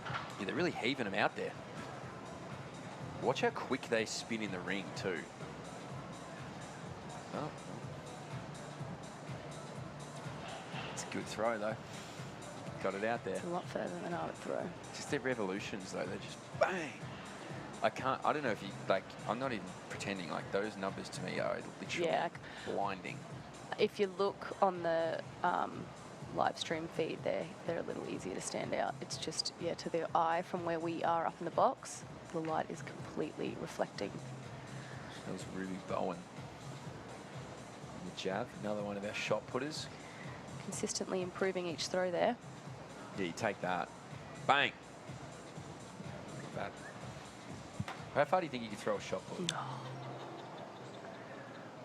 Honestly, it would be so bad. Like, I don't know if I couldn't get the technique as a kid, but don't think I was that weak, but yeah, You just couldn't get I could not get the. Would you do the propulsion. You know when you're young, you do the skip across the ring instead. Yeah, of I would not dare spin. You wouldn't do the spin. No, I'd get lost halfway through. The revolutions would be too much. That is exactly how I would fail. I think we everyone. should do it after the day's competition. Do you know what the thing is? Like Ryan claims that he was such a good shot put thrower. I but it's respect like, that. Why? How? Get him out here. Is he Yeah. actually here today? No, he's looking after the sick boy. Oh, he's a good man, isn't he? He is. Shout out to you. We might not be watching, but if he's listening. He said he'll log on at some point. Oh, good. He gave you some point. Yeah, out of the 4 Your hours. really specific time, 4 yeah. hours that I'm here. It's like, yeah, maybe. I'll let you know when I'm watching. How are you at shot put, Mitch? I reckon I'm pretty bad, but I also believe in myself a lot. So maybe, like, is 12 metres a lot? Sounds like a lot because I wouldn't make that first tag. I'm not spinning either. Yeah, don't spin. That's how I do my ankle. Or knee or foul. Or knee or yeah, or foul. We did 100 last night. I watched it on Instagram. I was talking to Thorpe about it. I was actually surprised you beat him. Why is that? Why would that surprise I know you? Thorpe's quick and I know he trains. You seem to lead us to believe you don't do any form of training, but then I heard apparently do some wind sprinting or something. I do sprinting. We have a group of mates that do 10 by 40 metre sprints every Friday morning. Changes absolutely everything. Well, Thorpe actually, this is Tom Thorpe, everyone, by the way, is the most busy man in Australian athletics. He tried to give me a 5 metre hand. He was so confident. He said, you can start 5 metres ahead. I almost would have also agreed to that if I was watching. And I said, no, I want it straight off the line. So we're doing it again tonight, but he gets handicaps now. He has to, because he's not going to get faster overnight. You could get slower overnight, though. I'll be honest with you, my hamstring was pulling in the last 10 metres. But I'll blow the hammy if it means that I get to race Thorpe. No, I watched that on Instagram last night and I was gobsmacked that, one, you guys actually, after a long day, went down there and did a sprint all out, and two, that you beat Thorpe. I was very proud. Needed it. Been losing a lot of stuff the last couple of weeks. I needed a big win. All those wind sprints you've been doing, yeah, they've all been those paying sprints. off. So. Well, I've got a great, you know Barbs. Yeah. Hell, I'll tell you who knows Barbs well. Your brother knows Barbs well. No, but for not great reasons. so do I. But anyway, we made a bet with, in a tattoo parlour of all places, that if Jack wins the Zatopek in next weekend, that Lockie has to get Jack tattooed on him, and then if Jack doesn't win the Zatopek, I have to get Jack tattooed on me somewhere. And you agreed to that. Like, Jack is one of the most consistent and safe bets. I felt confident betting on it. However, But distance Brett- running right now, and like Brett's, you got to remember, Brett wasn't himself, say, at Melbourne. He's had plenty of time to get back in form, but there's also the team tempo boys. Like, take your pick. As well. Yeah. He's flying. Yeah, of course. That's why I didn't make a bet on the women's race, because that is Well, don't even go there. very, very open. Yeah, I don't know. In my opinion. Because you've obviously got everyone turning up. I spoke to Rose a few weeks ago and she was adamant that she wasn't running. Yeah, I think she didn't realise how fit she actually was. She was going very well. Yeah, when I saw the original list, I was like, oh, no, Rose isn't running. And then... Yeah, no, and a late entry says a lot. It screams confidence. Yeah, that's a confidence. Yeah, you're not getting to the last minute and going like, oh why not? 50, I'll do it. Never mind. No, you've popped something in a session and you thought, something's you know happened what? to Falls. I'm ready to go. She's done like a Fitzies or something and gone. Yeah, no, Zatopek will be great. We've also got the 3,000 metre finals. Yes. Well, we've for got our heaps juniors. of juniors. Yeah, which is a lot of cool. juniors. I like that. I completely forgot. I thought we'd be seeing some of the 3,000 metre finals here, but all the nationals is at Zatopek, so that'll be a great night. It will be a cool night. It always is, that 10K, and that every event out to it. I mean, we got the Ondieki and De Castella 3Ks as well, 60 metres. Denny's throwing a shot put. Is he? Yeah. Oh. There you go. Just doing a celebrity appearance? He's just doing a celebrity appearance, and we absolutely love that from Matt Denny. He spent the last week in Melbourne. It'd be good to have him down there a little longer. Hey, we're going to come back here to Brisbane, though, because I can tell you it's a lot nicer than Melbourne right now. Don't go anywhere. As I said, we've got 100s, 200s, hurdles, just about everything you could possibly imagine. Our field events will keep on going. We'll be right back here in Brisbane. We'll see you shortly. Hi, Shell.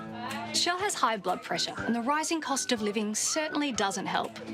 Annie manages her diabetes with good nutrition, but fresh fruit and veg prices keep rising. And Jack has high cholesterol, but nothing is higher than his power bills. That's why they save more money every year by getting their prescriptions from Chemist Warehouse. And you will too. Head online or look for our price list in-store to see how much you'll save. Chemist Warehouse, discounting prescriptions every day.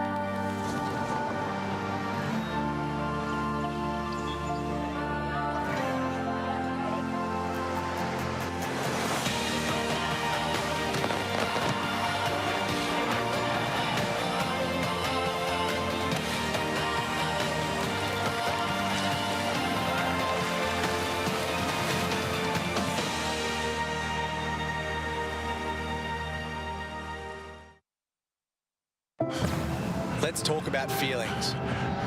Not the fresh as type, but the ones worth chasing. They come at the tipping point, just when you're about to quit. Sit in it. Sit in it a little longer. Feel every second. Train it. Live it. Soon, it becomes part of you.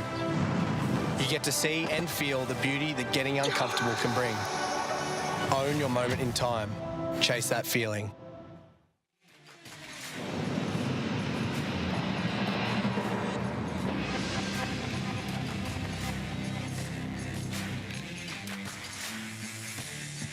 Told you we'd be back. I've never lied. Every time I say we're going to an ad break, we come back. But if you want to keep up to date with absolutely everything that's happening here at the track, I'm talking start lists, I'm talking the results. It's all in the palm of your hand. If you download Roster Athletics, you can literally get it on Google Play or the App Store, whatever you want.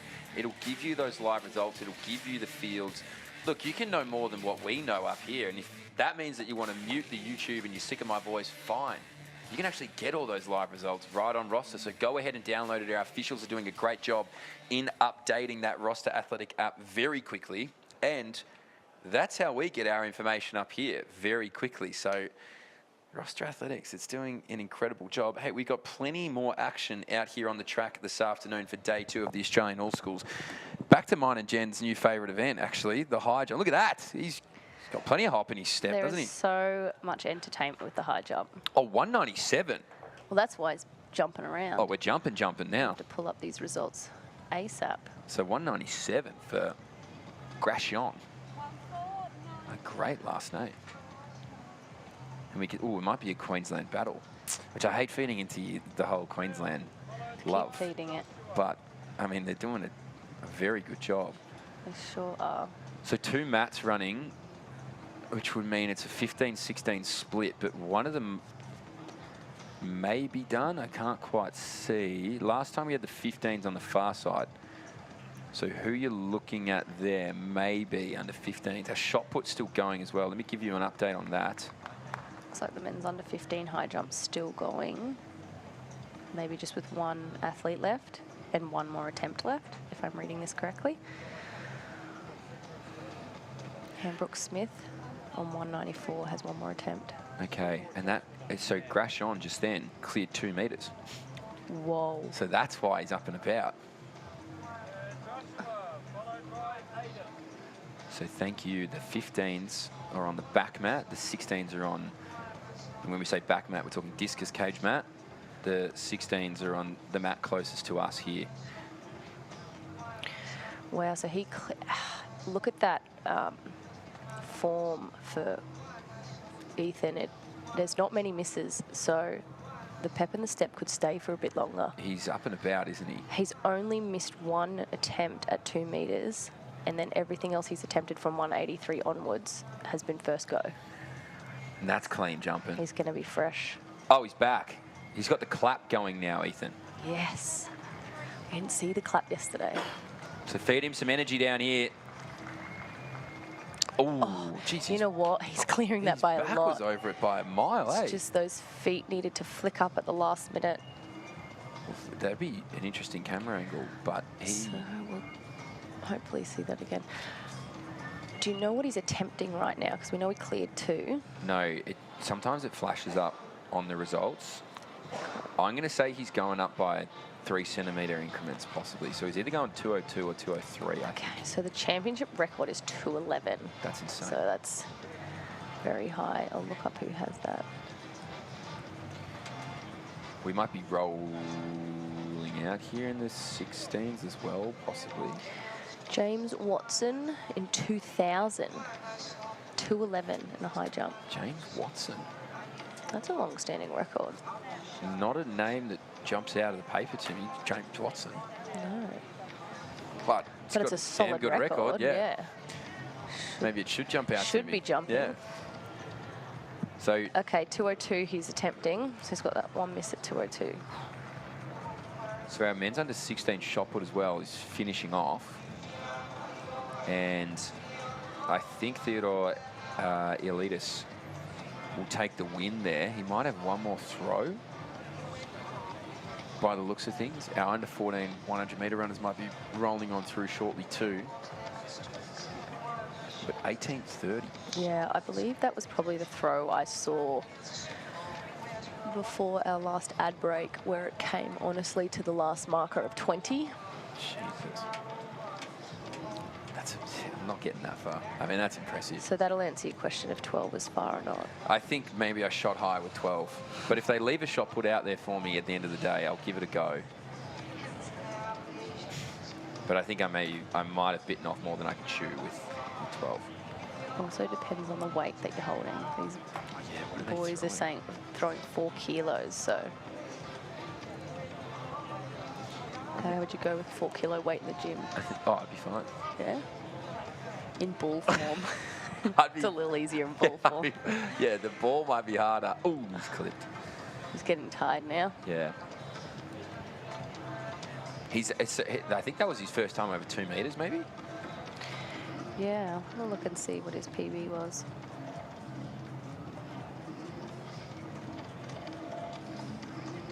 It's where World Athletics is just so clutch.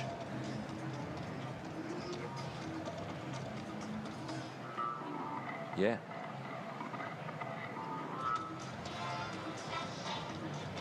That's his best. Yeah, 195. So that's where I'm throwing. Oh my God, I can't do that. Oh. There's your 12 metre Yeah, mark. that's what maybe. I mean, to put in perspective where he's throwing, that's ridiculous. You know what's crazy? The senior men are throwing like the Brian Krausers and all out of the world. Boys. What weight are they throwing? Give me a quick Google. I was going to say 6 kilos, but I could be wrong. What are you going to lock in? I'll look it up right now. I'll say 5. 7.26. Holy hell. Wow. Women's shot is 4, men's 7.26. I'm getting that. I don't think I could hold a 7 point something up on my shoulder. Yeah, you got to rest it. Oh, Archer's 15. You've got mum strength, like seriously. I watch my sister-in-law with my nephews and Final attempt. she can walk around for ages with them. And then, you know, I'd like to think I'm strong and then I pick up my nephew. I'm like, how the heck do you do this? It's a different weight. That's like a dead weight too. And it's just, and it's moving though too. It's So use your adjustable. hip. But see, we don't have Yeah. that luxury. You don't have this the style we have. Women are just too finesse, too strong. That's All the right. men's shot put final. 16th, that was a close comp. Patridge, Was. 37. Schoenborn, 29. Not much separating podium. Oh, Connor Bonds. I like that spelling of Connor. Connor Bounds. Zane Keeler. Some great names in there, I'll tell you that much. So it looks like that wraps up the high jump. Everyone seems to be leaving, but that was a great performance. Be happy with it. 2 metre jump, wouldn't you? Yeah. I'd walk away with gold medal and a PB any day of the week. Yeah, you'd be chuffed with that. So we've still got the high jump final for the women's under 15.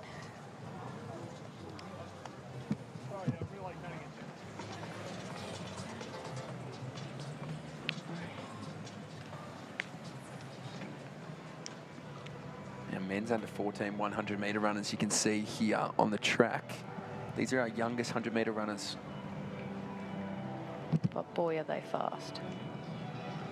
Boy, do they rip.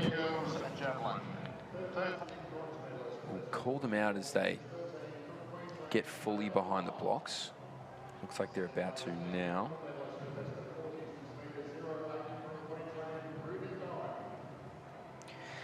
So as we saw earlier, it was a fast heat with the championship record going down.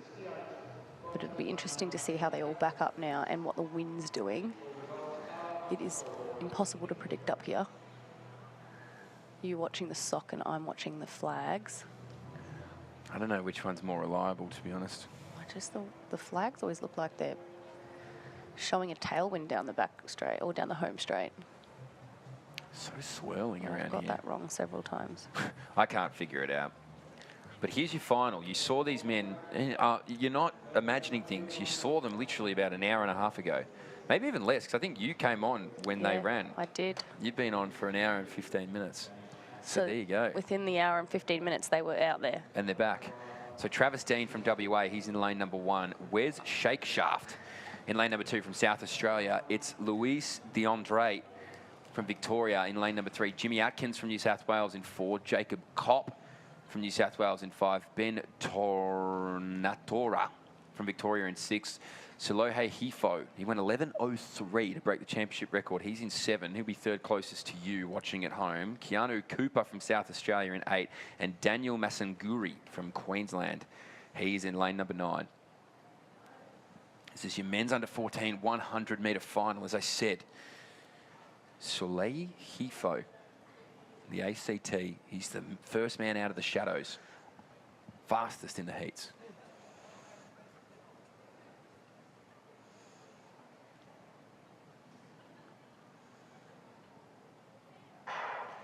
Well, he's got that distinguishable low start there, but off goes Hifo. He was 11.03 in those heats, and now he starts to move away. He's got Kopp on his inside, but how quick can he go? He went 11.03 in those heats. 10.94. This kid's 13. That is unbelievable. 10.94 unofficially. We'll wait for the win reading. We'll wait for the adjustments. Australian sprinting is electric at the moment. That is fast. This is so exciting for our sprints. Our 100 metres has taken off. Let's look at that replay. Look how low he is. His start is immaculate. Gone.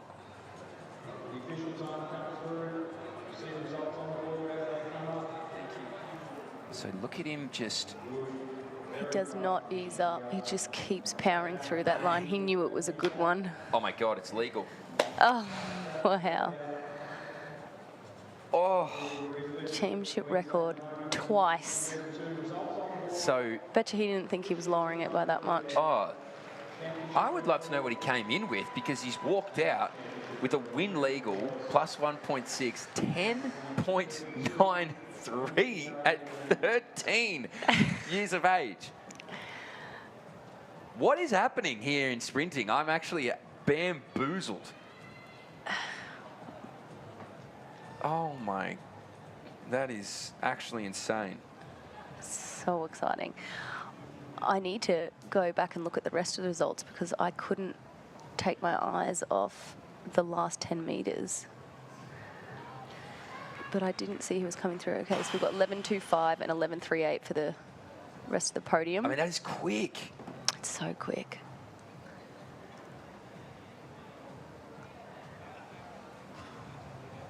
I'm all about the 100 metres right now. We've had some amazing results come through in these juniors, which, as we said yesterday, is so exciting for what our pedigree is going to be over the next 2 Olympic cycles. There is a statistician out there somewhere looking up where that ranks in terms, and it's too early to rank him on a global scale, but...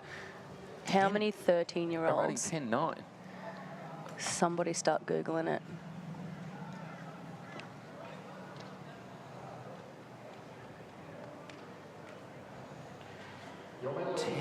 .93. I mean, it caught Lynchy off guard when he was calling it earlier. He was like, sorry, was that 11.03?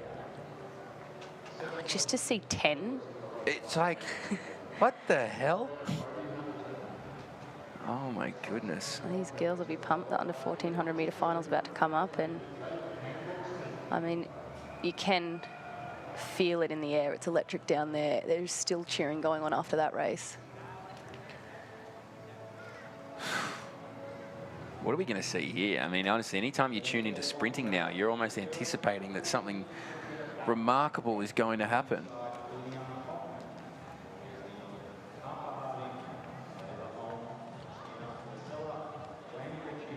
So now it's our women's under 14s turn. Maybe for their own part of history. Liliana Hoffman is out of lane number 2, the South Australian. Eloise Nailon out of 3, the Queenslander. Harper Harding. It was a good battle in these heats between a few of these. She's in 4. Jayla Olm is in 5 from Tasmania. Sienna Vasella from New South Wales is in 6. Jamie Ritchie, the Victorian, in 7. Janice Hicks from New South Wales in 8. And Sophie Whitfield is in 9. Would you believe that 0.3 of a second separates first from last in this field? So bear with me on this call, because this is going to be a ride. This will be a close one. There's not a lot that separates this entire field. Harding goes up on that inside shoulder of Ulm, and now we start to see Vasella from New South Wales go and get there, so maybe they're going to go in a blanket. Vasella launches out of the pack. 11.99. Oh, she had to leave it till the last 10 metres, but she's got there. I will not dare call the minor placings. She's just missed that championship record. It's 11.91, but that was a fantastic finish. Oh, I leaving mean, it to the last minute. It was the blanket, wasn't it? Until It was. I can't even tell you. Do you want to? Let me look at the slow-mo. You want to take a crack on that one? Give me a slow-mo.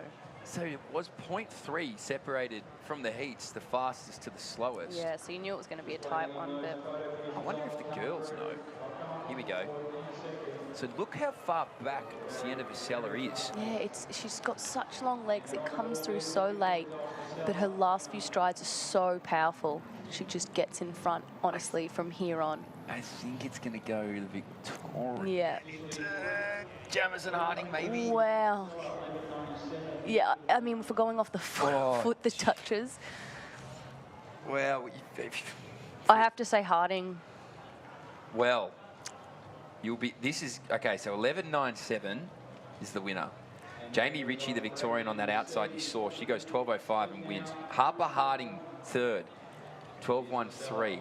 Wow. Liliana Hoffman, 12.14.132. Jayla Olm, 12.14.139. 7 thousandths of a second.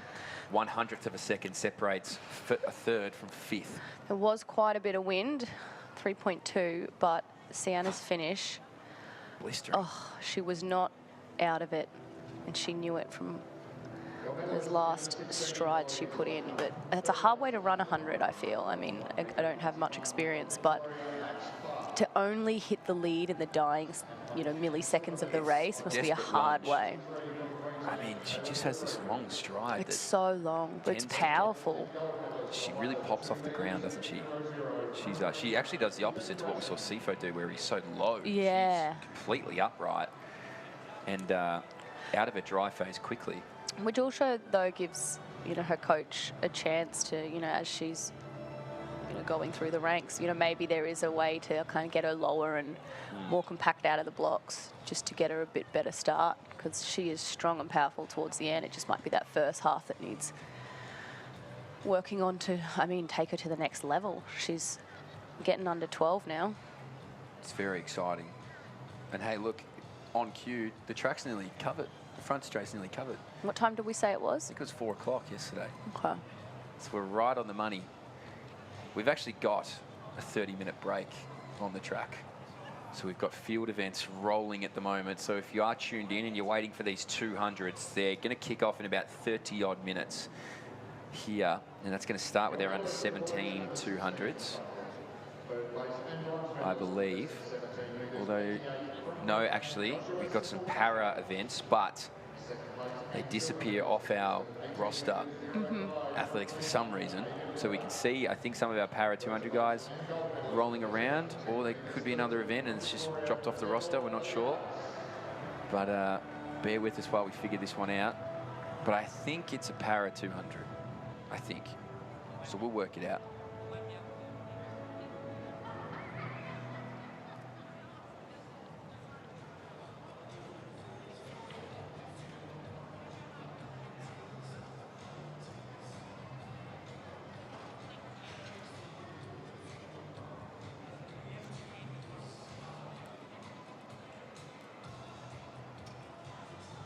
So is there under 15 para 200 that's moving around? So they've probably got a good 5 to 10 minutes, I would think, until they start. Stay out of the heat the best way that they can. And we can see our high jump results. Brooks Smith, that's Jake, 192.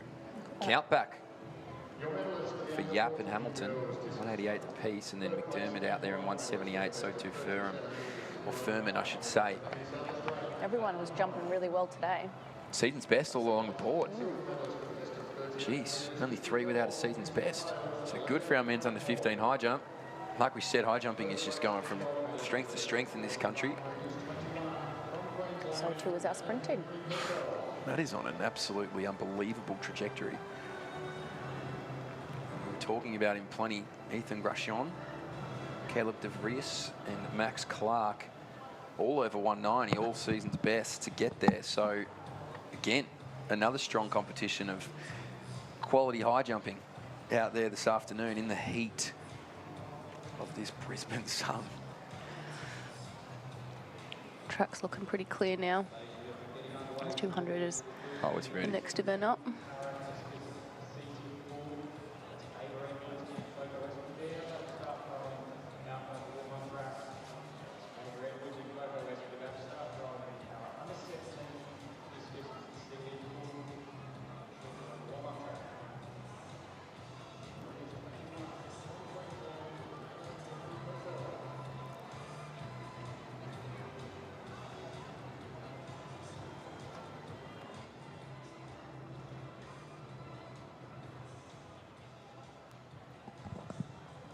So they're under 15 para 200 will get out on the track very shortly.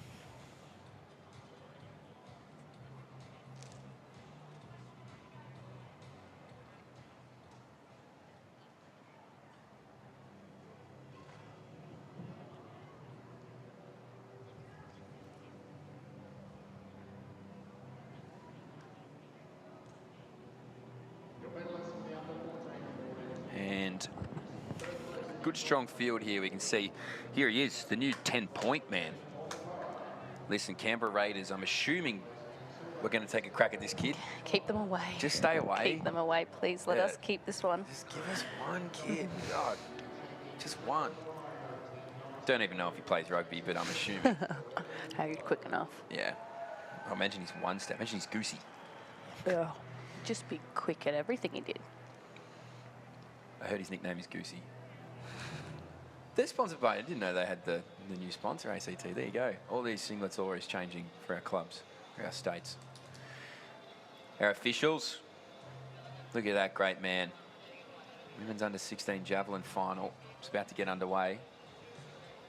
Done their warm-ups, ready to rip. Javelin's a tough event. Sis used to be a javelin thrower. Yeah, it's brutal. And it just always looked difficult. It is. It's so technical. I couldn't ever get the sharp part of the javelin to hit first. Oh, how were you throwing it? You were helicoptering it out there? No, like a spear. Yeah, but how was your... I don't know, it was going flat. No, sometimes it would go backwards. Officials are like, let's not stand behind you. Actually, come to think of it. It's probably good you found marathon running. Honestly, it was the only thing I could do. Yeah, sounds like you might have been It found me, let's be honest. on the rest of the track. It would have been great fun to watch at Little Aths, though. Oh, your parents would have have been some traumatizing. unbelievable stories. There's the women's presentation for the 100. Another cracking event. It's probably the closest sprint final we've had. Yeah. That 100. So I know you've said it before, but there's several Harding sisters. It feels like there's 2 or 3 of them here. Otherwise, I feel like you've it's got... a very popular last name. Yeah, but they all wear a pink headband. They all wear a pink bow tie. I love that. Yeah. So I think it's like Jasmine, Harper, and I have a feeling there's one more, but it could just be those 2. But they're in so many events, so they're just literally everywhere. Yeah. And I keep getting confused which one's which, to be honest with you. So the Harper family, if you're watching, you've got great screen time for all the clan, because they're entered in everything. This is our men's under 15 200-metre para race. This kicks off some of our finals here this afternoon. You're about to get the start list on screen right there. So Coden Stenhouse is in 2. Cody Wrench is in lane number 3. Jaden Graham in lane number 4. Luke Ramsey in number 5. Taj Apple from North Queensland is in 6. Thomas McGough is in lane number 7. And Daniel Phillips from Queensland, he's in lane number 8. So if you are joining us here for the first time watching a para event, you'll see these numbers next to their name. That's T21. We've got 3 T20 athletes, a T13, T35 and T38. That is different categories of these para events. They're all grouped into one, but there'll be points and percentages done after the race to determine who is the winner. We'll leave them in the starters' hands. Para under 15, 200 metre final.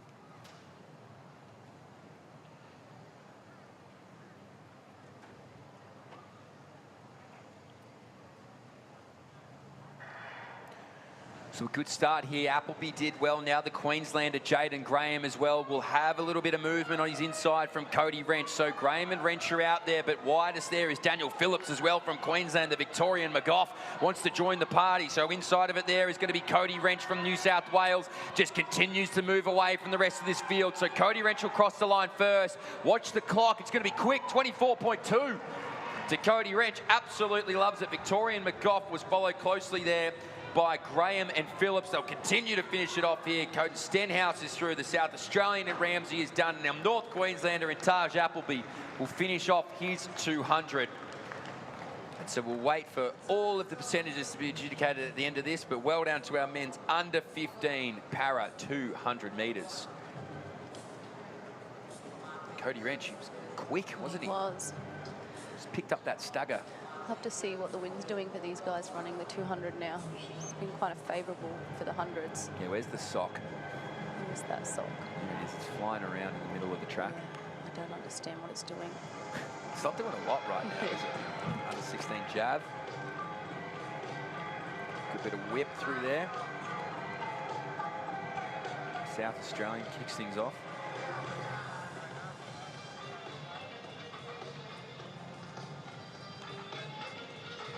They've actually started with the season's best.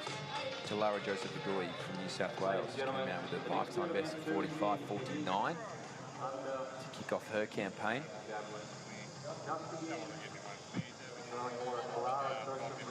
Not bad doing a PB on first throw. Be pretty stoked with that. Take a bit of the pressure Yeah. off.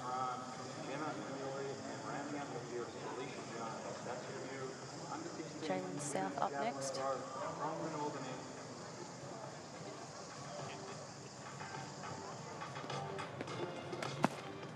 I have to say, big shout out to Ryan, Athletics Australia's new graphic design guy. He's just cooking up an absolute storm. That is really cool. With these athletes, giving them And the getting them out exposure. quick too. They're getting them out very quick. So big shout out to AA, doing a good job in getting all that content out there. Big Rhino doing a remarkable job with his graphic design. 5-1. Celebrating Ken Ferrante Tanakawa, who broke Sasha Zoya's national record earlier this afternoon, and he's going to come back and try and go one better. 5 o'clock local time here. Perfect time to race. You won't want to miss that. This is a good thing, guys. If you're out on your Saturday, you love athletics, your mates are interested to watch what's happening. Doesn't matter whether you're at home, you're at the pub, wherever you might be. Turn it on. Just have it on in the background. It's pretty enjoyable. I can see some pretty impressive results this afternoon too. This is who you might be History watching. is being made. It's being made, Jen. It is constantly being made, and it's making our jobs very easy to talk up these very talented athletes. And I promise you, I'll take it. Like, after Sunday, you won't have to hear from me for a little while. Probably till Zatopek. Zatopek. Yeah. You get 1 week. Just a down week. You're like, damn it. Start fielding emails. Hey, maybe not this guy. We've got another 200 coming up. I think it's another of our para 200s.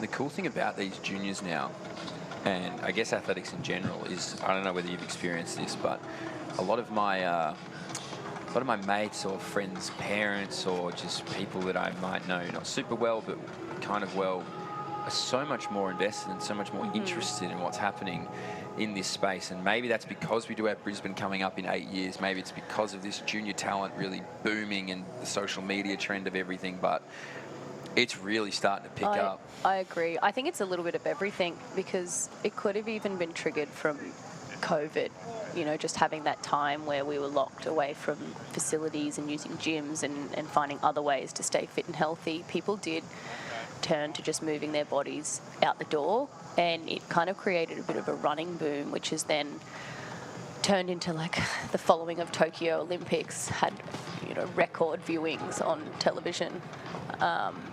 And then obviously Paris was the first Olympics we've had since lockdown, and it was a celebration of the Olympics, the pinnacle of our sport, and I just feel like everyone felt so much more into it. And like, I've been to several Olympics now, but Paris felt like everyone knew about it. Everyone was dialed in, everyone knew about it, and it was, you know, everyone was taking notice of all the events and not just their favourite ones. It was kind of watching everything. So, yeah, I think a little bit of everything. Also, social media helps. News gets to people fast now. Yeah. I mean, the minute a national record is broken, it's posted everywhere. We've got articles, we've got, you know, great edits done by Athletics Australia, and that's getting spread so quickly. So it's creating this perfect storm of just excitement, I guess. And we're right in it. Yeah. We just need athletics to keep building this momentum. Yeah, and hopefully it will, right? We've got a bit of a long break now between a major, like September being the World Champs. It's a long way. It's a long way to continue the hype, but we can do it. But we're lucky in the sense that our domestic season comes around pretty quickly. So, I mean, a lot of other countries won't have their trials till August. You know, end of July. That'll probably be the US and stuff. They'll delay. I mean, Europe will do the same. Everyone kind of follows suit. They like to have their trials a certain amount of weeks or a month out from the major championships so that they select the right team that's in form then. But Australia's always stuck to our domestic season being when it is, and you know, that fills that gap for us. Which I do respect, because it would be hard, given where we're located and how many athletes go to Europe and other places, to then expect them to come back. Is there an indoors championship next year? In Australia? No, just in general. There is China. World Champs, So, I mean, that's another... And I think that's why they're putting on that short course for points and for our sprinters and throwers to get some more. No, I think it's a good idea just to keep everyone... home. Yeah. Yeah, I agree. It's a good boom. We love a boom. We love an athletics boom. We love an athletics boom. Take the eyes off other sports and bring them to us. We want them. Well, we've got whoever's eyes. Actually, I'll tell you how many eyes we've got. We've got 2,000 eyes on us right now. That's great. And then watch this number spike when it gets closer to the 200s. Oh, yeah. I remember that yesterday. Starts to creep on up. So under 16 javelin still going. It's Jalen South. I believe that would be her third attempt. And now next, I believe Para 200 is about to get behind the block, so we'll flash that one up for you all shortly. But it looks like they're close to kicking things off here for another 200. Got one more to get back in the blocks.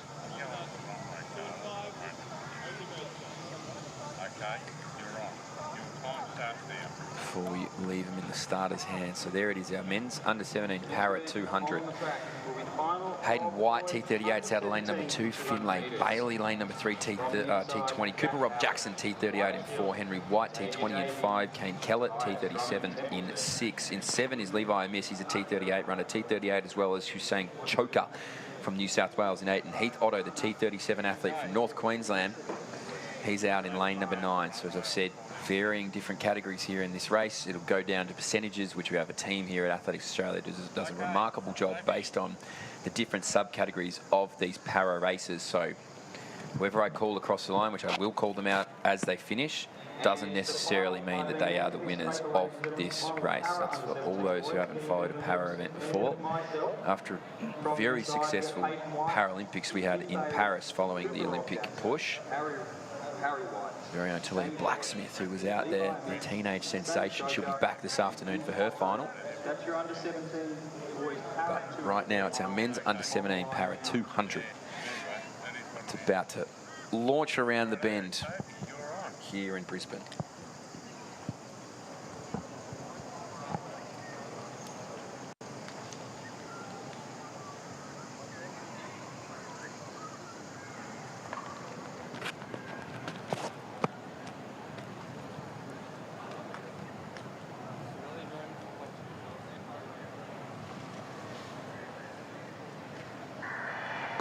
Really good still come back. So we'll leave that back to the starter. Didn't see what happened, if it was a false start or not. Yeah, I always get anxious when I start with really good start and then Yeah, well, some got out, back. but I noticed there were some that didn't. So I don't know if that was a gun fault issue. Can't hear it up here. Oh, So. maybe, yeah, the speaker didn't work out wider lanes, because I will say there was a couple on the inside of a green card. Good news. Great. I was going to say Cooper Rob Jackson from New South Wales could not have jumped better in lane number 3. They redial in. They get the green card, which means no warnings issued. It's back to scratch.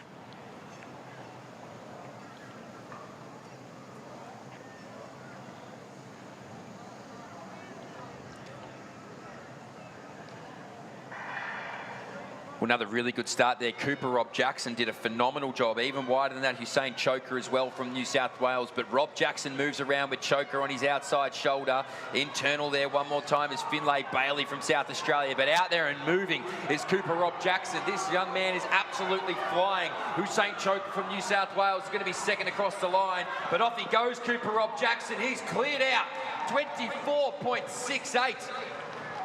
Finlay Bailey as well was third across the line there. The rest of our field finishes off. We'll wait for the percentages, but 24.68 is fast, and he got an unbelievable start. Did Cooper Rob Jackson.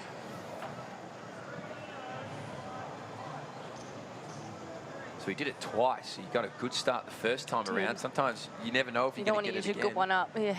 I tell you what, he had him in spades. He's been collecting good starts. Obviously, been practicing that start several times. Knew what he was doing. Oh, he was all over it. He was like butter. Smooth. That's a big throw in the jab. Yeah, I've got the javelin results up here. I've been following closely. We'll wait for that last throw to go up. They're now on their third attempt. They've only all done 2. So we now roll into the third. Yeah. Red and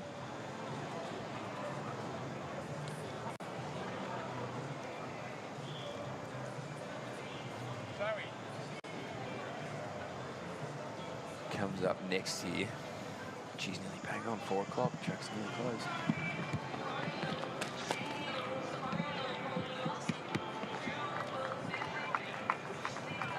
Some reasonable height to it. Followed by Carla, then Sophie. I think they gave that one a red flag. Because it needs some form of indentation in the ground. I've seen Jalen South throw a few now. She's going really well with her best being 43.09. See if she can better that. She's currently sitting in second position behind Talara Joseph Ryobi with her 45.49.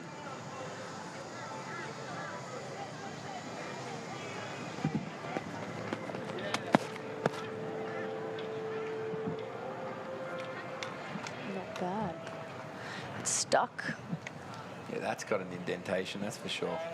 I find these measurers really cool.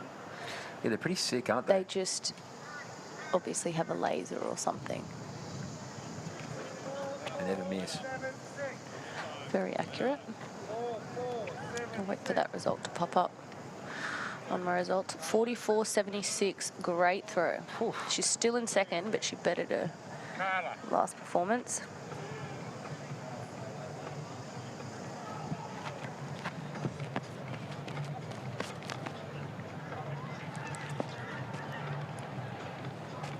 So I think now we've got the full gap out to the next lot of 200. So we've just got field events at this moment in time.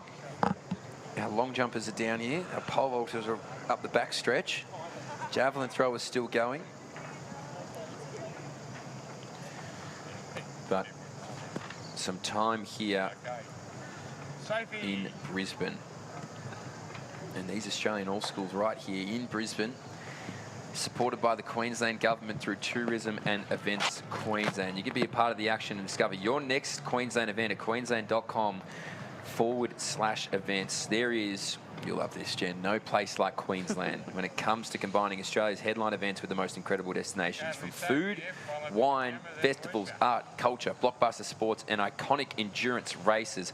Queensland is home to a world-class calendar of events, including these Australian All Schools here in December. That's right. We have it all here, Mitch. Have it all here, Jen. Ladies and gentlemen, you'll see. Yeah, maybe I come back, I don't In front know. of us on the home straight side.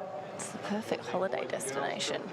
Well, it is. The pristine Moreton Bay on Brisbane's doorstep is home to two of the world's largest sand islands, Moreton Island and North Stradbroke Island. Visit for a day trip, stay overnight in coastline accommodation, enjoy some beachside relaxation, and connect with our First Nations culture. Start planning your escape. You've been there? To where, Hamilton? To either of the islands? You've got Moreton Island, North Stradbroke Island? I've been to all. You've done everything. You really are just the Queensland girl, aren't you? Should get you involved in Queensland tourism. You might have to speak on it the best. No, that's family holidays. We did Stradbroke, we did Moreton, we do Hamilton, we do it all. Do it all. All these families, what they should be doing after a great weekend of athletics is... It's kicking on. Yeah. While you're here. Well, you might as well.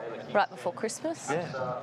Enjoy some time together. Perfect time. School holidays, right? Yep. School. Has it started? For some. Yeah. Some have. Some have, some hasn't. Within the next week, everyone will be done. Yeah. That sounds amazing. There was nothing like school holidays. Oh, summer school holidays. It's The minute I knew school was coming close to an end. You're just like deliriously happy. Yeah. I used to actually get really sad on a Sunday night, just knowing that Monday was approaching. When you were going to school? Yeah, just like a regular Sunday. It's like, oh, Monday's back. Great. Maths first class. Great. Hate that. I get that. School was kind of fun. It's fun when you think back to it, but at the time I was like, oh, real school life, sucks. You're like, oh my God, I literally just ate lunch with my friends like 5 days a week. My lunch was made for me every day and I didn't have packed. to do anything. You're like, I didn't have to buy anything. Some days I got to go in line at the canteen with money that's not mine. And you're like, this is the best. This is the best day ever. So we've got at 4 o'clock the under-17 200-metre final. Yep. If I'm reading this schedule correctly, which is 13 minutes away. Well, we've got, looks like one more Para 200 is setting out the blocks, which again is, if you're trying to find it on the roster app and you're like, why do these guys know something I don't? It's just not on there for some reason.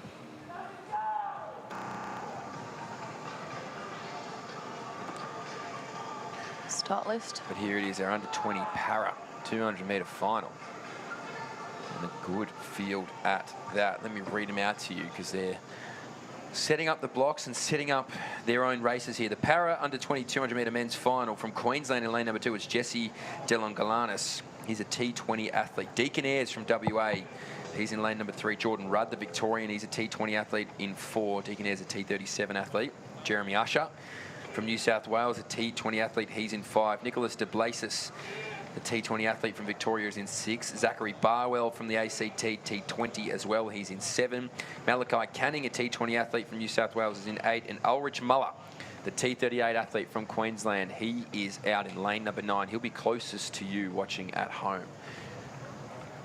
So good, strong field.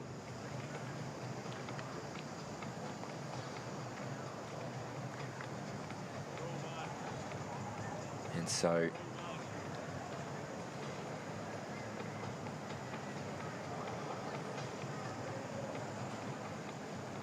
I think maybe we'll have one more in between. I'm not sure. But we've had a good, strong flurry of para racing here this afternoon. And also, if I get anyone's last names wrong, I won't be offended if you message in. It's okay, because some of you guys have great names. Yeah, some great last names. They're just sometimes hard to read. Look, my name's been butchered my whole life. Not Gregson.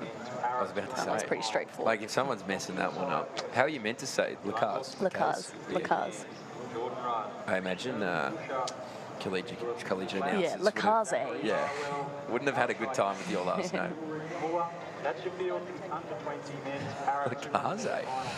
I've got Lacaze, Lacaze, Lacaze. Lacaze's bad. Yeah, it is. Oh, you get dealt Dwyer all the time. Dwyer. But there's no W, so I don't know how There we isn't. roll the Dwyer. But everyone's trying. I can appreciate that more than anybody. I'm just trying to let myself off the hook, yeah.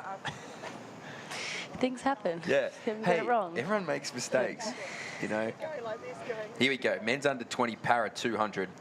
Dylan Glanis, Ayres, Rudd, Usher, De Blassis, Barwell, Canning, Muller. Closest to you on screen when they make their way around this bend. Leave it in the starter's hands.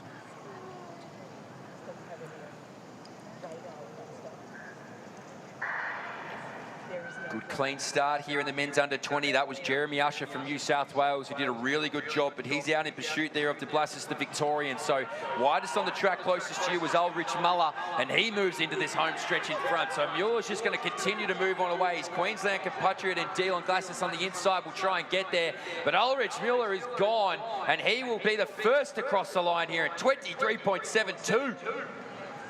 And that is fast. The rest of our field now finishes off their 200 here in the under-20 para event.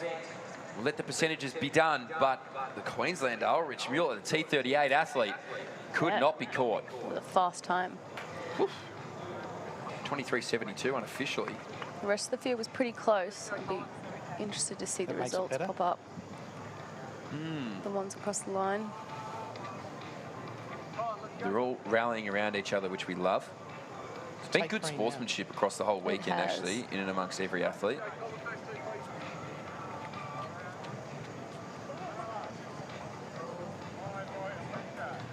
And naturally, pretty tired, I would say.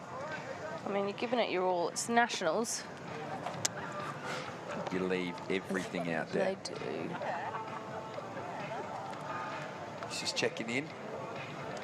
It's a big weekend if they all got to head back to school on Monday. Oh, that'd be awful.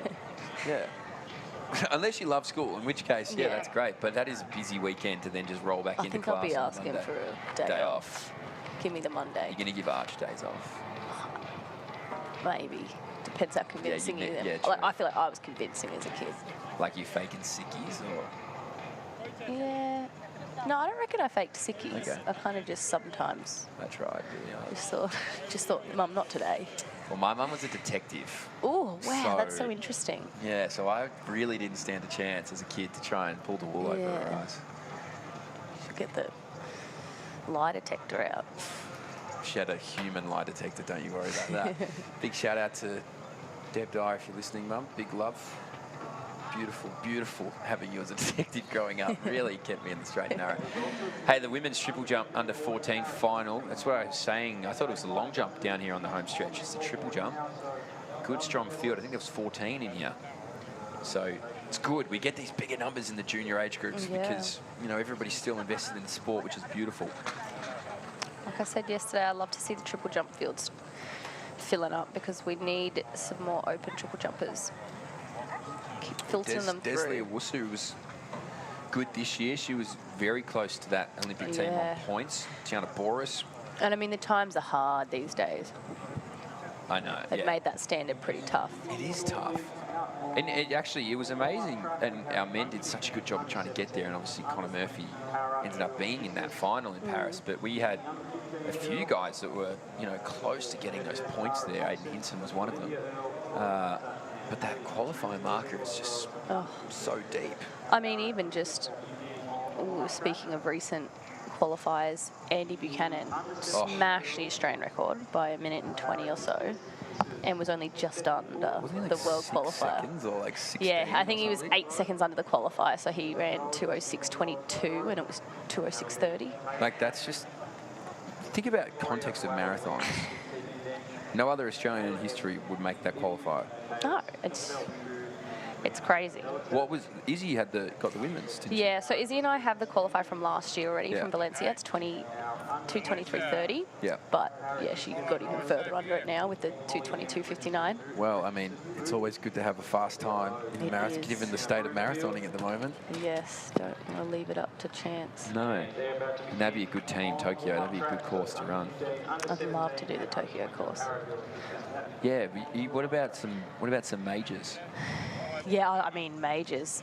I want to do Berlin, I want to do London, I want to do New York, I want to do Boston. I want to do all If of you them. had to pick one.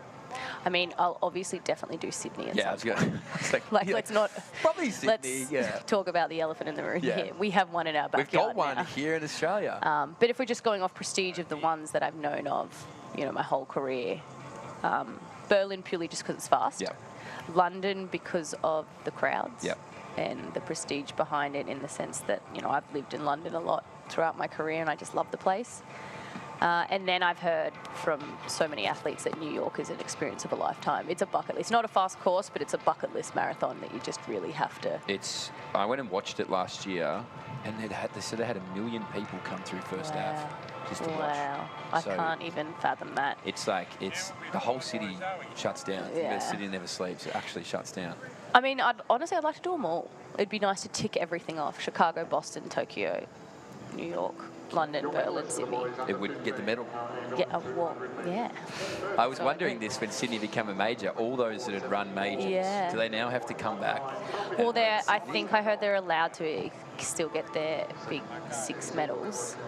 They keep them, but now there'll be another one made for the people that want to You'd complete imagine they're 7. coming back. Yeah. No one's going to be satisfied Yeah, with their like 6. you have to come back for the 7. You have to. Hey, the time has come. The under 17 and 18 200-metre finals are on, and these are going to be absolutely electric. I've got to I've had plenty of people text me, so give me a 5-minute warning when these are about to kick off. They're right here. So there's your start list for our men's 200-metre final under 17s. Tobias Drummond Templeton absolutely annihilated the heats earlier this morning. So let's have a little roll through these, shall we? Jack Howard of South Australia, he'll roll out of lane number 2. Wyatt Hill, the Western Australian, in lane number 3. Xavier Davey, the Tasmanian, he's in lane number 4. Tobias Drummond Templeton is in lane number 5. Mitchell Goodman, your Queenslander, he's in lane number 6. Archie O'Rourke, the Victorian, in 7. Kelakai Ekwamadu is in lane number 8, the South Australian. And Ezekiel Masai Lasana, the Queenslander, he is in lane number 9.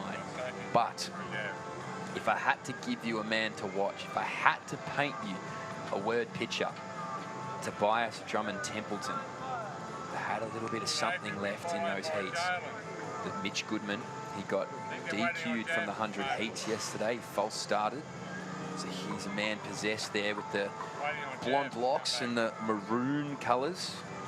Been told I've got to say it maroon, not maroon. Oh, I said maroon. Okay, well, I told you. Queenslanders going to come for you.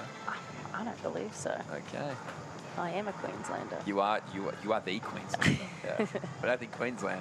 That's what I think. I'm going to get some inboxes after that, I know it. But Ezekiel Masai Lasana, the Queenslanders, feel free to DM me. Seriously, I'm ready for the heat. I've been told it has to be maroon. But maybe I've heard it. I nearly corrected you. I was about to say, maybe I've heard it. I'll let him have it. Sounds like a New South Welshman told you that. Sounds like someone in blue, doesn't it? Yeah. So we're about to get underway. Big shout out to everyone who's just dialed in for these 200 metres, because this is about to be an absolute clinic of half lap running. Middle of the track, Tobias Drummond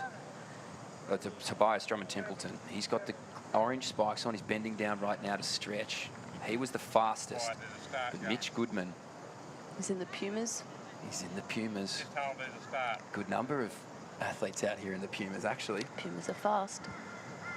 Ready to go. Starters hands. Under 17, 200 metre final.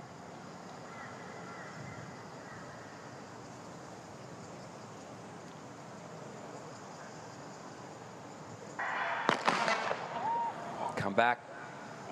Starter's hands. That looked pretty clean all round, so I don't know. Yeah, I didn't want to say anything, but Could be problems with that gunner on the far side. it's happened twice now. Yeah. We'll be looking for that green card. Green. So it has to be a starter's gun problem. Because I was about to say, and I thought Mitch Goodman and Tobias actually jumped really well. And everyone seemed to jump pretty evenly. Yeah. So we're actually without Ezekiel Masai-Lasana as well on the outside, the Queenslander. He's scratched. He was the third fastest. Pulled up with an injury or something. Yeah, he might have been tight from the heats. Howard Hill, Davey, Drummond Templeton, Goodman, O'Rourke and Ekwamadu. Inside to outside of the track, Ekwamadu closest to you on your screens, under 17,200.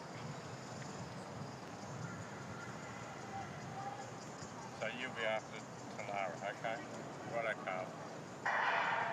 Well, this time for sure, Drummond Templeton jumped really well. He's going to go and chase after Goodman, but also Davey from Tasmania gets a really good bend here, so they're going to slingshot really in a line. Ekwamadu as well, Archie O'Rourke, the Victorian, just out in front, but now he starts to go through here, Drummond Templeton. Ekwamadu wants to try and get on the shoulder. It's going to the nation's capital, though. He takes it, 21.24. That is fast. Wow. Oh, I knew he was going to do something quick, but I didn't know it was going to be that quick. Tell you what, Tobias had the pressure on his outside shoulder. He had to really move through there. Did. I think it pushed him forward, though. It took 0.2 off his personal best. Second and third was a close call, and fourth, but ended up being, I think, determined right on the line. Well, he broke the championship record in the heats by 0.1. That's plus 2.8 wind. So it would count, so that will count. So that's a new championship record. Tobias Drummond Templeton, 21.22. Wow. Archie O'Rourke, 21.53, and Mitch Goodman, 21.56, holds out Ekwamadu. But here's your replay. So he's right in the pack here, Tobias, and then now he's gone. Oh, and Ekwamadu, it looked like he might have, I hope he hasn't hurt himself, the South Australian, because it looked like he pulled back. He pulled up just ever so slightly at the end, but the Queenslander, Mitchell Goodman, had just that final last stretch in his probably dying metre of the race to get him that bronze. Well, he would have been pretty irked being disqualified in the 100. So I reckon he's come out with a bit of a vengeance there. Yeah. Great hair on him as well. At some point in your life, you have to go bleach blonde. You do. Everyone does it. You have to do it.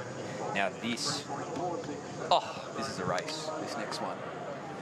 This is arguably, you know, you can make an argument for it. Don't need to. Exciting. So I've just been told by Alex Dreyer, team manager of the ACT, Drummond Templeton gave his spikes to the ACT under 14 kid who broke the championship record in the 100, the 10.9. Wow. And got him back. So I tell you what, how good are those spikes? Frame the spikes, yeah. Those spikes are like magic shoes. I think they're Pumas. They are. So there you go. There's sprinting spikes to be passed around. So next up on the track is our women's under 17 200. Now, if you watched yesterday, you would have seen Chubel Philp move to number 3 all time for the 100 for the under 18s. She's 16, so she has a year and a half to keep going at that time. The company she joined was Raylene Boyle and Tori Lewis. Pretty great company. Amaya Mearns moved into the top 10 as well. And she's also in the top 5 all time for the 200. Chubel's third currently all time for the 200 for the under 18s. So this is an absolute showdown. This is lane number 6 and number 7, both Queenslanders. Mearns beat Philp at their state championships a few weeks ago. Philp came out and ran a faster time only a matter of a week ago. So this is a bit of a rivalry that's been brewing at least for the last few years. I mean, it just also shows that healthy competition, how much it drives athletes. The fact that they're both from Queensland and kind of 1-2ing each race. Oh. And it's obviously bringing them on and getting the best out of themselves. So this will be really exciting to see what happens in this final. So 23.65 was the championship record. That's already gone. and that was Next taken event by on the track, we have the final of our Chibel under earlier this 17 girls. afternoon. But look, this will be amazing if they can get this, but Raylene Boyle's under 18 record, would you believe, was set at the Olympic Games in 1968. Wow. 22.74. So I'm just putting it out there to give context because we did the same yesterday, but the rest of this field is quick. Annalise Bury is in lane number 2, Willow Dean 3, Maddie Marr, the Victorian, in 4, Ashley James in 5, Chubel Philp, who we just mentioned, is in 6, Amaya Mearns is in 7, Estelle Walsh in 8, and Isabel Ackland out there in lane number 9. Ones to watch, lane 6, lane 7 in the maroon. This will be quick. Watch Chubel Philp start this race.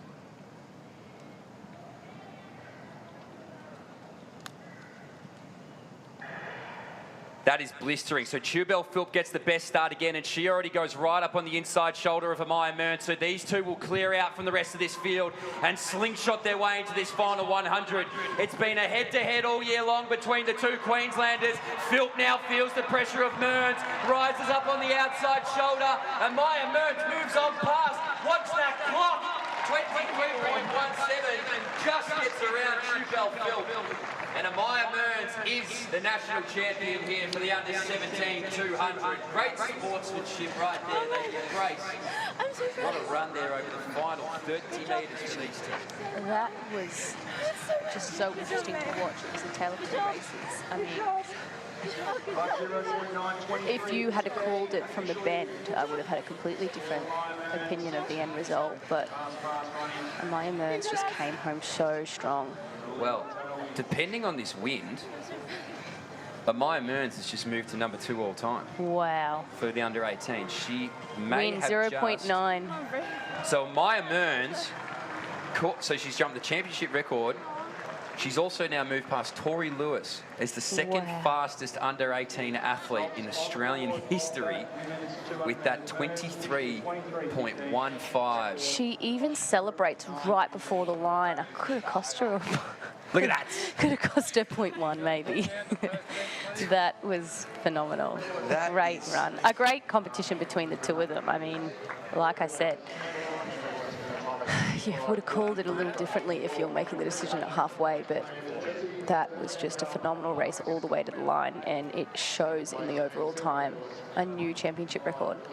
Amaya Mearns, just take a bow. That's her distance, that 200, isn't it? She just sort of has that gout approach where it's just so quick over the back end. Yeah. Can't quite get It's almost like they're biding their time, though. They never look stretched early, like they can't handle it. It's just, you know, waiting for that moment where they're really strong to finish off, kind of run over their components. Chubel Philp as well, that 23.40, that would be, if she had never run 23.21, 5th fastest ever. So there you go. Wow. They are two athletes on the rise, and it just continues to press the case that sprinting in Australia is on its way. Yeah, sprinting in Queensland is on its way. Literally, purely Queensland. Yeah, what is going on up here? Keep wondering that. Everyone's pumped about the Olympics.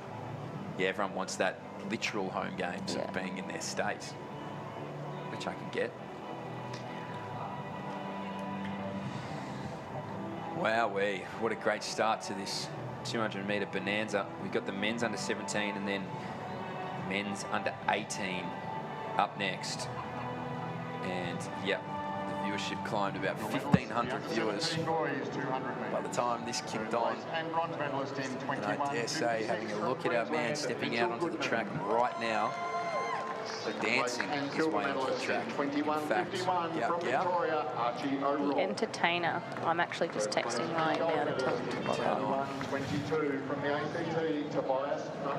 Flick the TVs on, ladies and gentlemen, because this is... Now, I mean, you did just miss a phenomenal performance, but if you've missed that, you don't want to miss this. Yeah, I wouldn't go anywhere. In fact, this race is up next.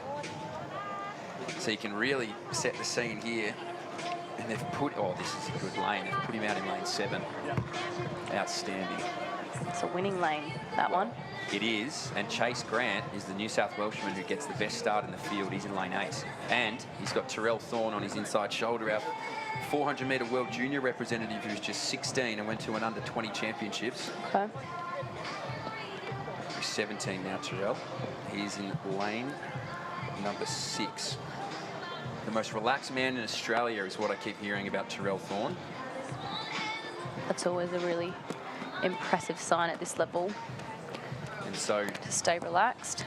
I imagine right now that we have some people watching the stream that don't necessarily know a great deal about athletics, but are here for the show. Yeah, and why not? And absolutely you should be. That's why we need events like this, because we are trying to recruit new fans, because the loyal ones are always going to be there. This is the most electric thing you'll see on the track this afternoon. So Gout, 16 years old, yesterday dusted up a 10.04. 5th best time ever, all conditions in Australian history. Backed it up with a 10.17, an under-18 national record. Only a matter of weeks ago, he ran 20.29, which was the fastest time by an Australian in 30-odd years. He came out and ran 20.3 this afternoon and jogged the final 100 metres. So what are we going to see right now? We saw a plus 0.9 tailwind, so for those playing along at home, anything over 2.0 is deemed to be illegal in terms of records or championship qualifiers. So we want to see a wind under 2.0 to start. But I imagine that he's going to go absolutely all out here because especially he has no more races. Yeah, and how you've set his position, those things matter. You know, your lane draw is so important with who you've got on either shoulder. You know, does it psych you out? Does it push you? You know, having someone with a good start on your outside is always going to be motivating to make you get out of the blocks quick. And as we know from Gout, he is a finisher. His strongest part of this race will be the back end, and that's what we're all waiting to see.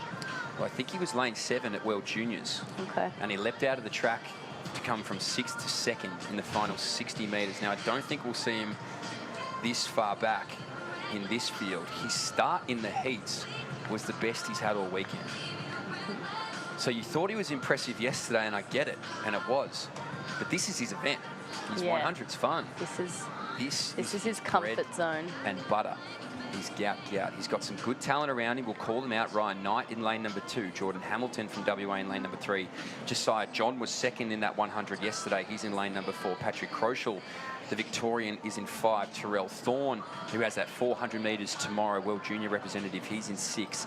Man who doesn't need any form of introduction, Gout in lane 7. Chase Grant, the fastest starter in the field, is in 8. And Elias Oldfield, the Victorian, is in lane number 9. So welcome all. For the final. Around the world, sitting at home here in Australia. I'd love to know the furthest distance someone is watching this young man race at the moment. Send in your location. I think one thing that's not being addressed, well, it has been addressed in the past, but the fact that he's 16 and every single media person out there has their camera facing at him. I mean, to be dealing with that pressure and still perform at the level he does is, you know, that says something in itself, that he handles pressure, he knows when the moment to perform is, and he doesn't crumble.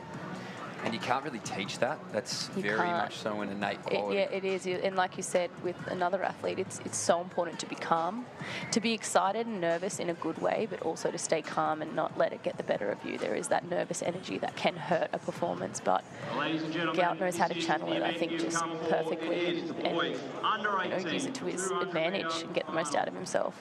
From the inside, we have Ryan Knight. So he rolls out of lane number 7. They're doing the introductions here at the track. Let me paint the scene for you. There is a couple of thousand people standing in this track. I'm watching people literally at their event at the triple jump stop. Everyone on their feet. I've heard murmurings that the warm-up track cleared out yesterday for the 100 metres.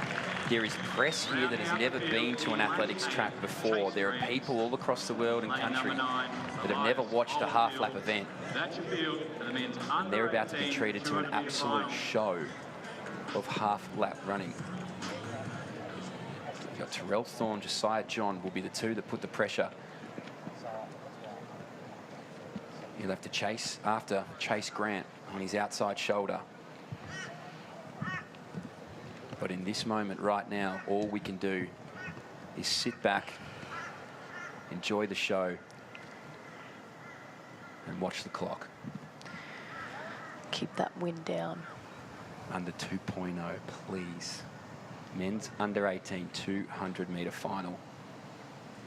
The man in the arena is in the blocks.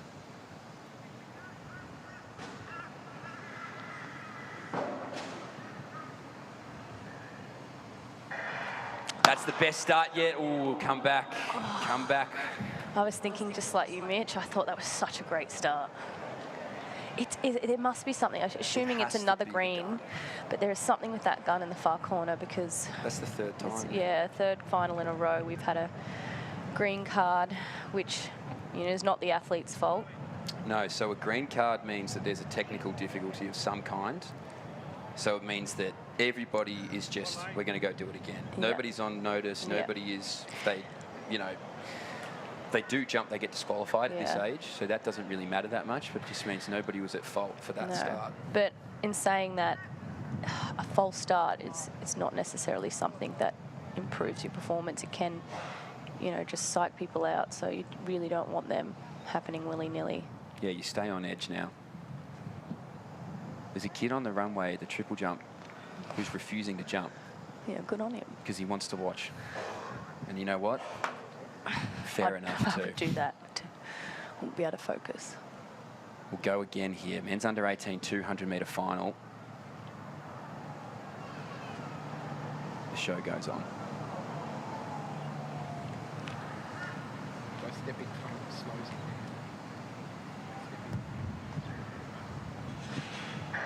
Another really good start there, and they're away in this men's under 18 200-metre final. So we're about to wind him up and watch him go here. Gout. He's already got the stagger, so he moves right on past Chase Grant, and now we really start to open him up.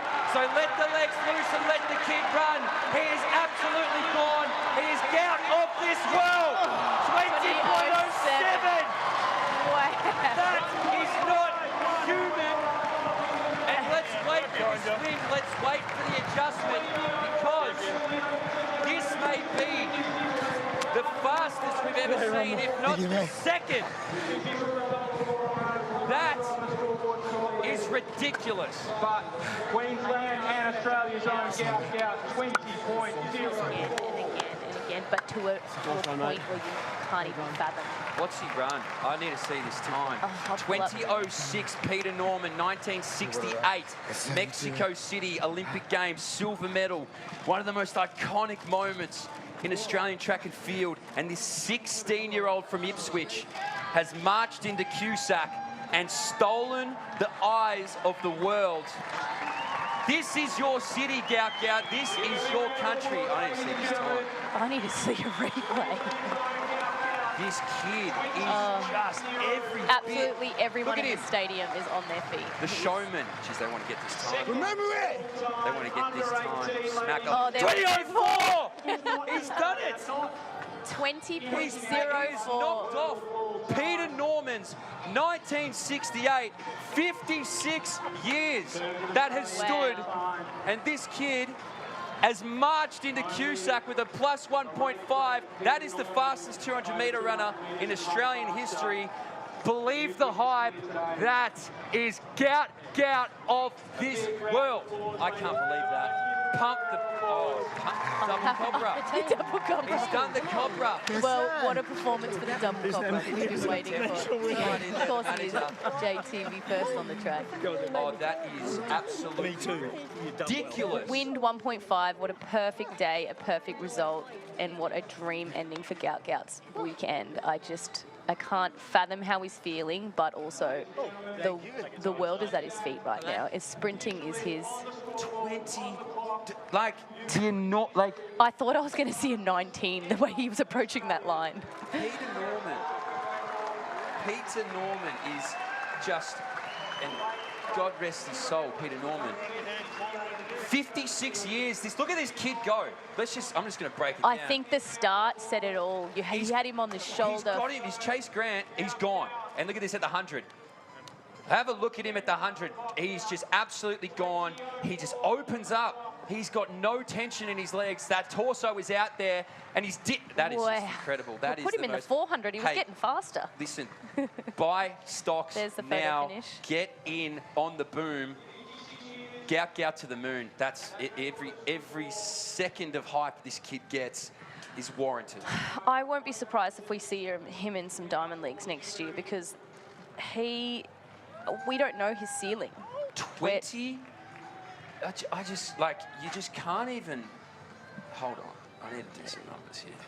He's just a kid. We need to do some numbers here. Let me give you this on a global scale. He's trying to get a picture in front of his national record. Let me give you this on a global scale. There's Di, his coach. How beautiful is that? God, Number how 6 proud. all time for under 20s. He's 16. Under 20s. He's 16 years old. Wow. He just became the... okay, geez. Drop the comparisons. He's moved to number 2 in global history for an under 18. Arian Knighton, number 1, 1984. You know who just passed? Usain Bolt. Usain Bolt. I knew Usain was on that list. 20.13. That is just mind-boggling. Like you, I don't know what to say anymore. But the thing is, every time he runs, there's no plateau or leveling of his time. It just keeps jumping. So we don't know his ceiling yet. We're not going to find out, I think, for a while. He's just a pure raw talent that knows how to entertain, knows how to perform, and knows how to get the absolute most out of himself when it matters. And it's just amazing to watch. Scotty Gallen, Gleason, the boys, they're all down there. They want every little piece of him. So they deserve it. And listen, look, I said this yesterday and I truly mean it, and it speaks volumes to me working in the media. We need to respect the fact that this is a kid. Yeah, exactly. 16 years old. And let him have this moment, let him enjoy it, but that pressure needs to be a release every now and then for him to just be a kid, for him to... Oh yeah, we'll try here. I guess I ran shows faster every time in the 200. So, what does it mean? Peter Norman's such an amazing record. For so long. It's definitely great. I mean, I've been chasing that record, but I didn't think it would come this year. I thought it would come maybe next year or the year after that. So just getting it now is definitely a great achievement for sure. You knew you were going fast? I mean, I came with the bend. After that rocky start, we had an unsteady start there. But then I felt kind of uneasy. But as soon as the gun went, I was flying and just came home. To beat the Australia's longest serving athletics record. Wow. Yeah, it's pretty crazy. I mean, right now, I can't really process it. But I guess tonight when I go in my bed, think about it, it'll be pretty crazy, for sure. To think that, I mean, it's a few weeks to a team to turn 17. Yeah. These are adults' records. Yeah, these are adult times, and me, just a kid, I'm running them. So it's definitely going to be a great future, for sure. And not the pressure, but you've had a lot of attention. That was an issue. You loved it. I mean, I've been getting pressure. I got my video went viral right before World Juniors, and that already gave enough pressure for me. But for me, you know what they say, pressure makes diamond. I guess I'm better than diamond right now. And sub 20 we've talked about. I mean, all this stuff is now getting accelerated in your mind as well. Yeah. Go Zara.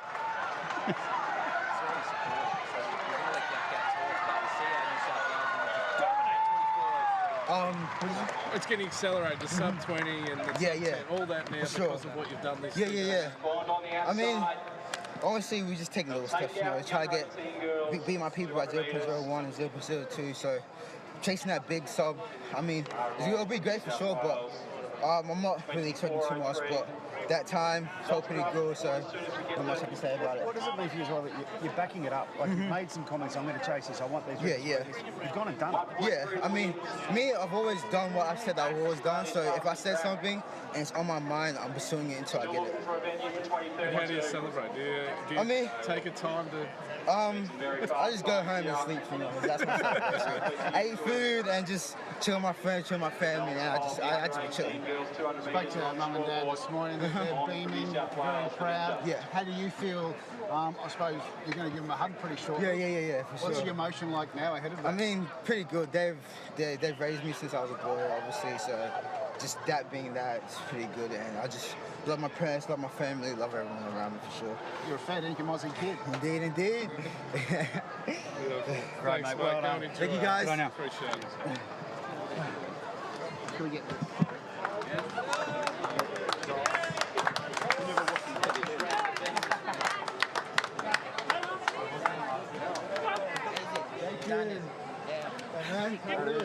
Well done, man.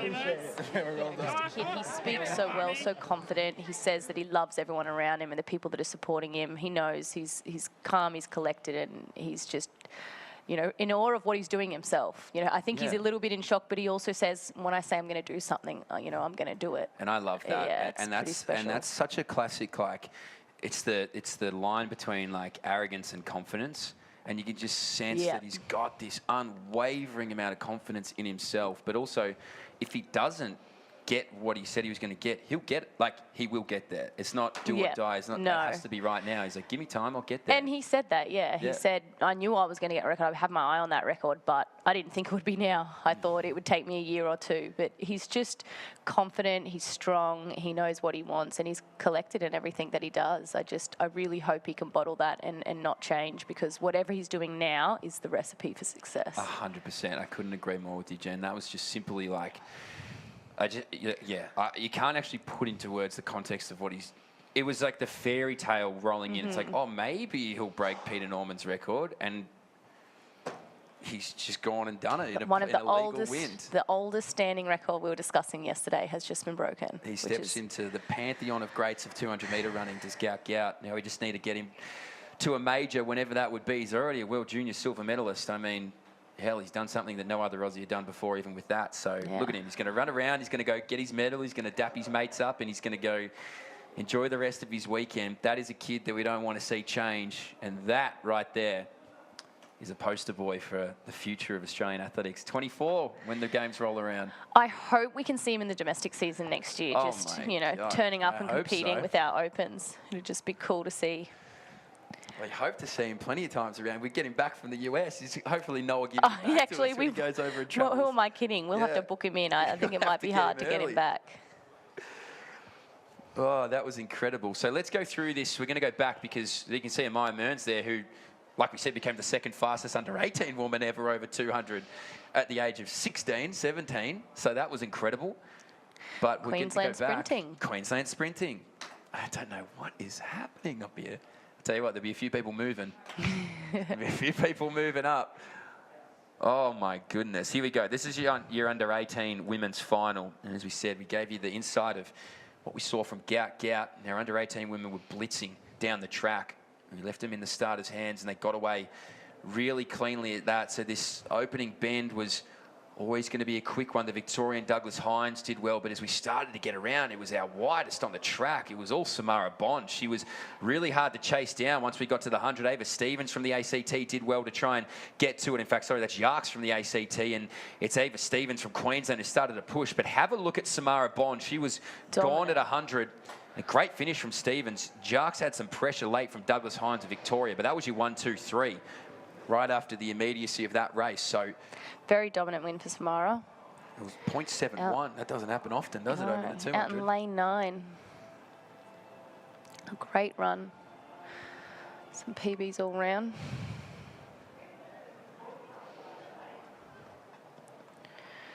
The track's on fire at the moment. I just, like, you can't actually believe it in a lot of ways. No. Like that is, and the thing is about him is that it goes all over the world. Like, Did you check the stream, what it was at? It would have been over 4,000, and it's back down now to 3,000. The day was living at 1,500, so it picked up about 3,000 viewers. And here he is. Here he is, the man himself. Well, Josiah John and Terrell Thorne as well. They're not discussed, but they are also rubbing shoulders with greatness, and they're doing some big things themselves. It's just, there is the man of the hour at the moment. Great run by another Queenslander. So I was hearing that, I'm just reading it now, the clip of Gout running yesterday reached, just on one page, 3.5 million views. If you combined every page, every news outlet that shared it, it probably would have been close to 15 million. Wait until today. That will double that. Oh, it's unfathomable that we got to watch The that. smile is priceless. That is just, what a kid. Great work, guys. Let's let the kid be a kid and enjoy what he's doing, because that is a personality in athletics. I wonder what he goes and does tonight. What's his celebration? Like, what do you? I mean, what do you do? You're 16. Like, what are you doing? I think you go to Macca's. I think you get a thick shake. I think you get a double quarter pounder cheeseburger meal. Maybe even if you don't get the thick shake, you get a big flurry. When was the last time you saw an actual media journo doing a cross at all schools? At junior schools. Maybe Jack Hale, all those years ago. Probably.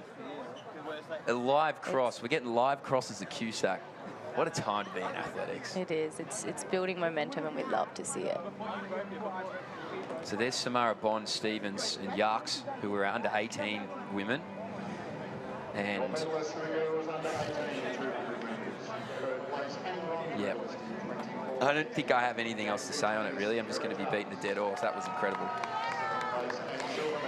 When you need a little bit more, you just... What a weekend for you to step in the booth. I Jen. know. I feel like... Yeah, I was like, is it me?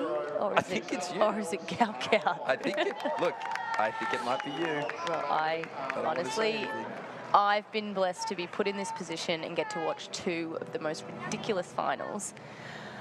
The 100 and now the 200 by Gout. And yeah, I can't wait to track every race from here on and just see where he heads in the near future and in the long future.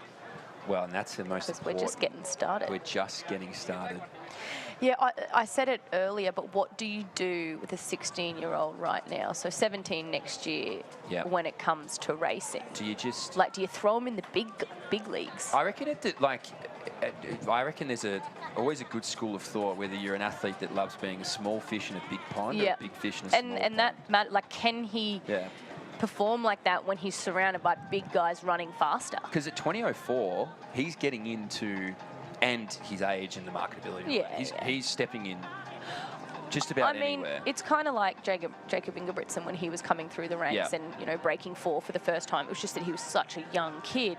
He was getting accepted into every Diamond League. And even though he's at the back, he was breaking world records for his age the whole time. So it was like, remember him in Eugene. Yeah, exactly. That's where the first time I remember it. Yeah. So there is that. But then there's also, something I've discussed a lot with Ryan, because it probably happened to him as a young kid.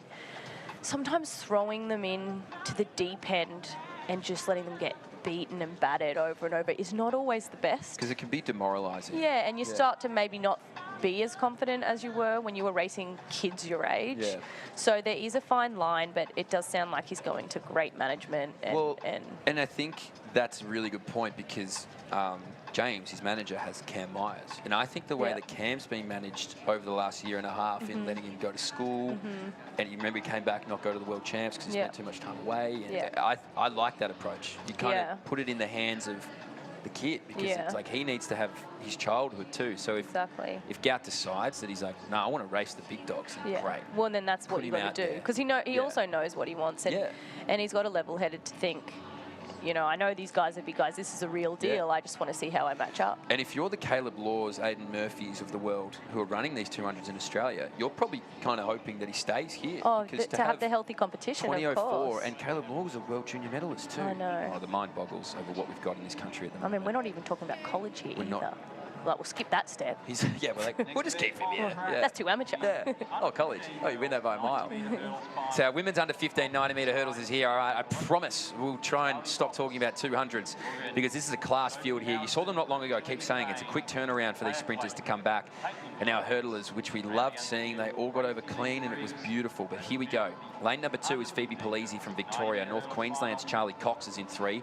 Lee Lienbruggen, who was quick over the backstages, is in 4. Sophie Howson, New South Wales, in 5. Tilly McBain, the Victorian, who was the fastest in her heat, 6. Taya Clayton, who was the fastest overall, is in 7. Caitlin Proberts is in 8. And Gracie Lee Briggs is in lane number 9. So ones to watch, really, lanes 4 through 7. The fastest being in lane 7, which is the Queenslander closest to you at home. Women's under 15 90-metre hurdles about to get underway.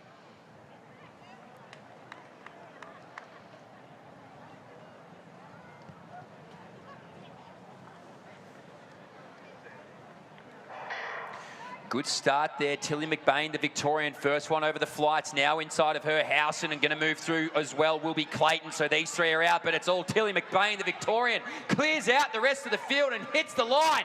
12.75. A big clap indeed, because that is quick. Phenomenal run.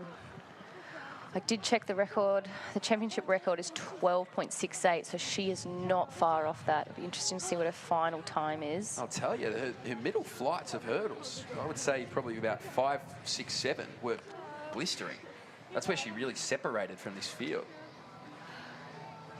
And it was a bit of a blanket leading into that, but Tilly McBain. We'll check out the replay. I'm not getting the results coming up just yet. Oh, here we go. So we got a 1.2 win, 12.73 officially. Great run, huge PB. Sophie Howson in second in 13.02 and Taya Clayton in third, 13.09.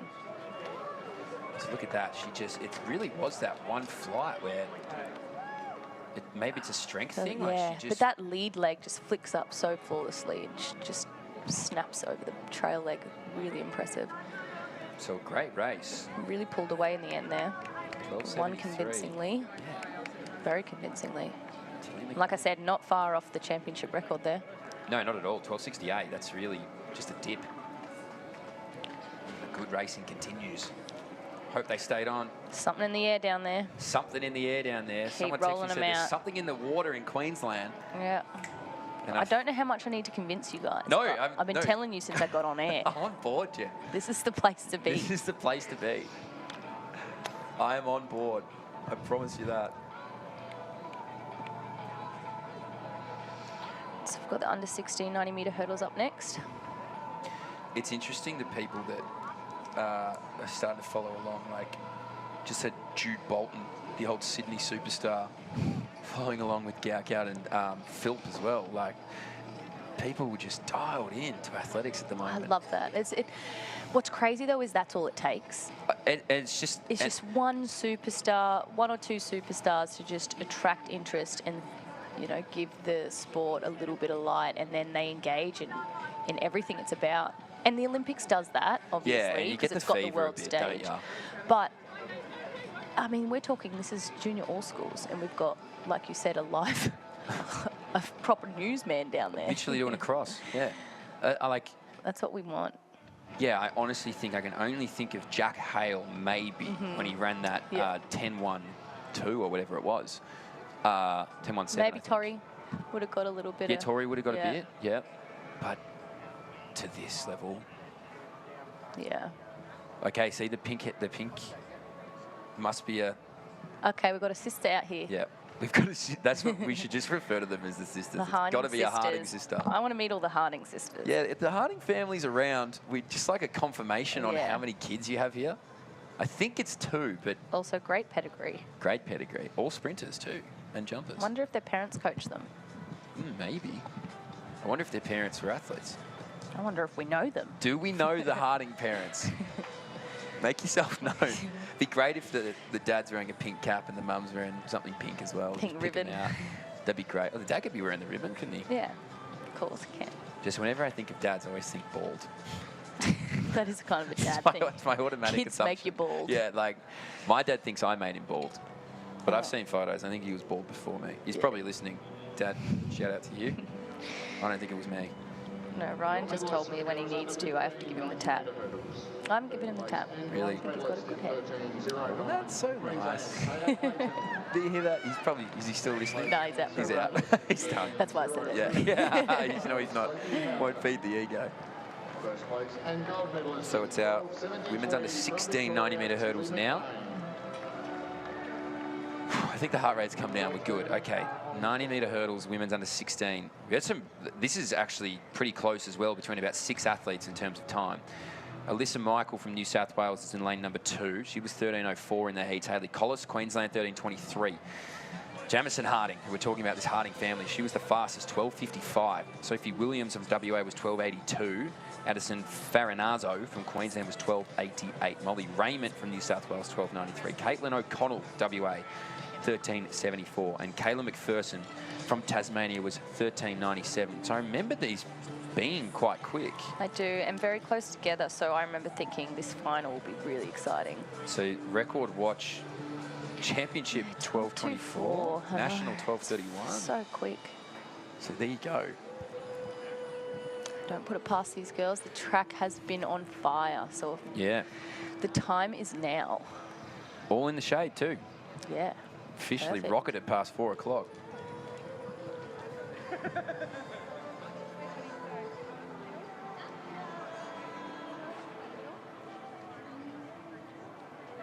The next event on So the you'll track, see there the list. 9 metre hurdles, under 16 girls, final.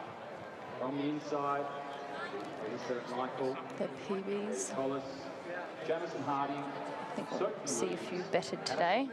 It's just my call, my early call. I tend to agree. I think they're going to follow the theme of the day, and it'll be very quick out there. What'd you get?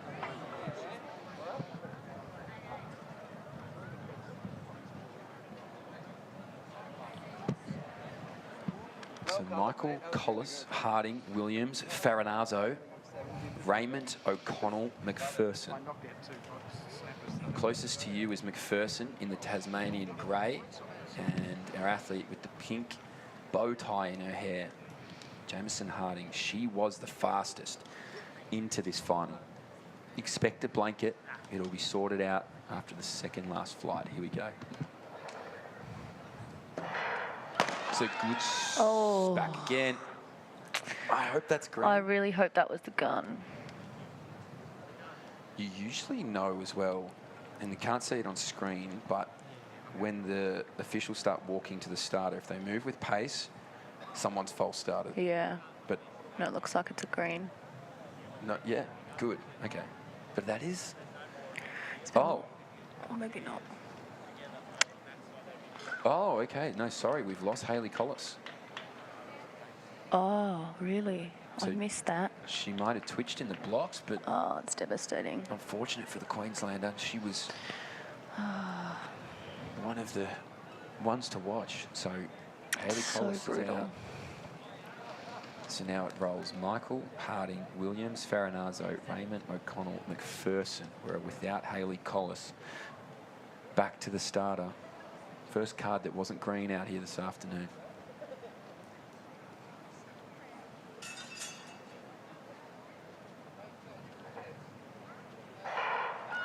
Good start the second time round there. Now they move through the middle of the track. Look at Jamison Harding. She's gliding over those. Sophie Williams as well wants to go get after it. Molly Raymond as well from New South Wales. Harding out in front. Raymond pressure. Harding gets it. 12.47. Huge. That like is. I said, she's well and truly smashed her PB of 12.55. Really good hurdling. Molly Raymond outside, and maybe there was too much of a gap, maybe couldn't see him in the peripherals, but she was motoring home too from New South Wales. I'm keen to see the full results stack up there, but Here we go, live results. Jamison Harding, she got a really good start too. She did. Flawless over those hurdles, but early on was showing her dominance. It's hard to compete when someone's already taken the lead. Yeah. Yeah, and you can't really overstretch No, hurdles, right? that's why hurdles are really, really technical. You can't change your pace or stride out because it'll throw your whole steps off. Here we go. Win 1.4, so that's 12.49. Huge run by the Victorian. And the Harding family will be pumped. Yeah, they'll be throwing ribbons in the air, the Hardings. There'll be pink Get ribbons me a everywhere. pink ribbon. Molly Raymond gets up for second. Sophie Williams from WA, she was really quick at the start as well, Yeah. and held off a fast finishing Addison Farinazzo, the Queenslander. So Vic, New South Wales, WA, that's where your medals will live in the 90-metre hurdles for women's under 16. I've just had a look now and I was being sent some locations when we were on the live feed for Gout saying, send us your location. I had an Amsterdam. Amsterdam? Yeah, I had a Morningside, which was my husband. Oh, Amsterdam. Was that Lutzy? Yeah. Loved it. They sent in their locations like we actually wanted them. It's like, I was very keen, actually. I wanted to know. I wanted to see if someone was in, like, Iceland. I know for a fact somewhere that unique. there were people watching over in New York. Okay. So that's a fair way away. But, I mean, that's just the global attention that's... Wonder if Noah Lyles was watching, his training partner. Well, I spoke to Casey Sims, one of Australia's premier photographers, and works for Oceania. She was saying he was commenting on their reels this morning about Gout. So he's dialed in. Okay. He's watching. Just have to check what the time difference was. He said something like, oh, yeah, I heard he's coming over to see us in January. Can't wait. It's like, did someone just tell him? Yeah, he would be last to find out, let's be honest. It's like, did he just find that out? I mean, I'm not going to check social media. This thing will be popping off over Twitter, over everything. Or X, whatever it's called now. So, yeah, he would have had to be up pretty late to watch. It would have been 1 a.m. in Florida. It's already gone. Yeah. It's don't even bother logging into Twitter. It's gone.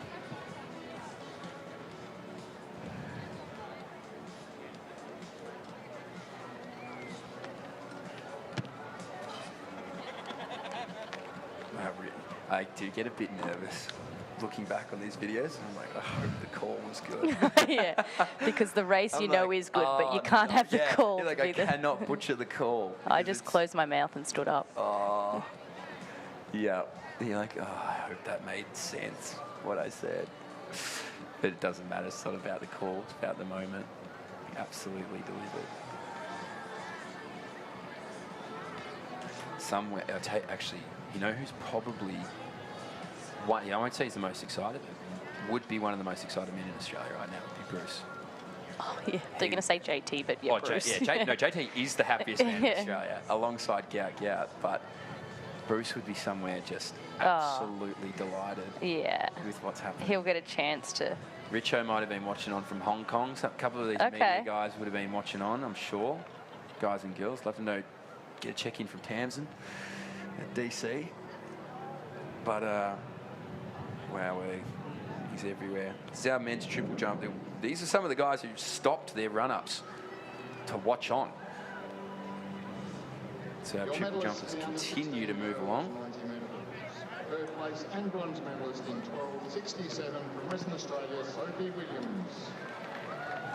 Second place and silver medalist in 12.64 from New South Wales, Molly Raymond. First place and gold medalist in 12.49 from Victoria, Jamison Harding.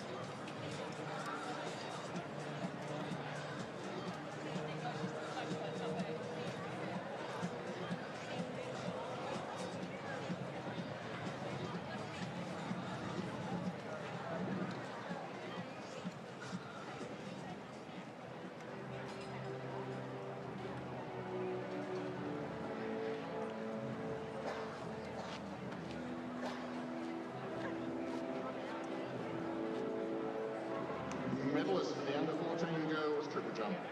Third place and bronze medalist for the best of 11 metres 08 from the ACT, Afsat Fatima Chowdhury.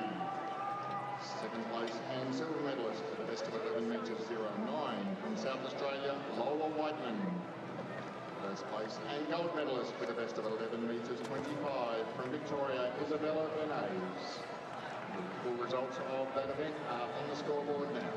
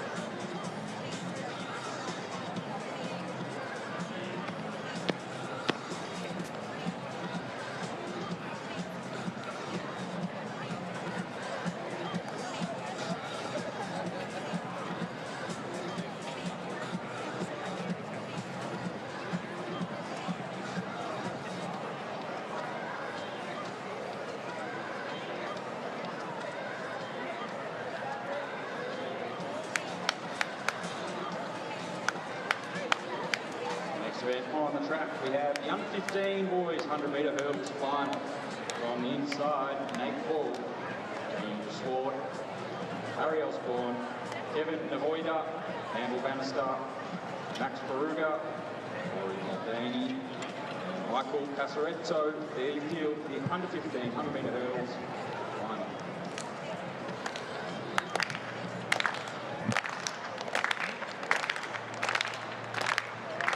So men's under 15 100-metre hurdle final is behind the blocks. So, yep, we extend out 10 metres. We jack them up a little bit higher.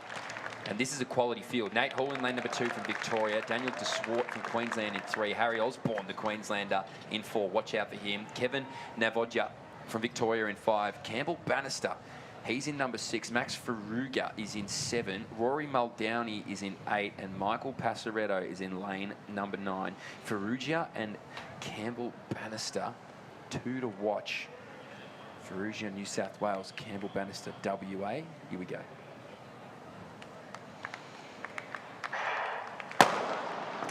Come back again. This is hard. That was... I don't know if we get a replay on that, but that seemed fine. I thought the last one was fine. It's hard to see on this camera angle. I'll try to look down and see if I can see. Here we go. We get a replay.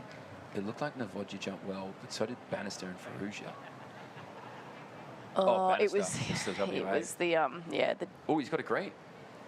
Surprised. I mean, that looked... He didn't jump, but he jolted. He had the... Yeah.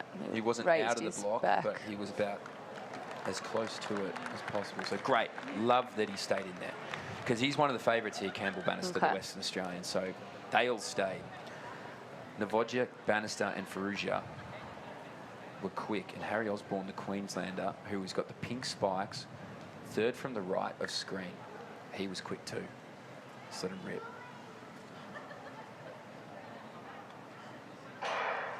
Now we're away cleanly. A good start there. Osborne, the Queenslander, gets up to Bannister, and now these two will start to move away. Farugia from New South Wales, those swallows them both. So the man from New South Wales gets up there, and he's gone. He hit him clean, and he got over the fastest. 13.32 to stop the clock here in the men's under 15 100-metre hurdles. Clean hurdling means winning hurdling. That's right. No errors is the best way to do it. Very convincing win.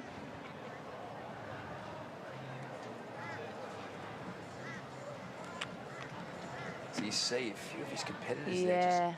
Just got messy kind of in the middle there. I think it was Bannister that hit a few around the middle.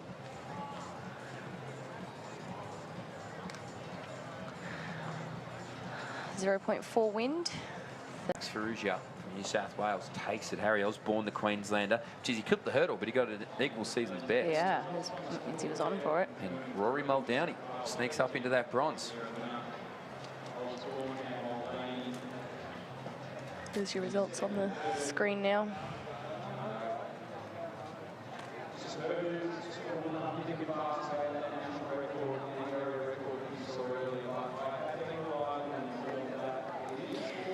Coming up next, we have the under 1600-metre hurdles.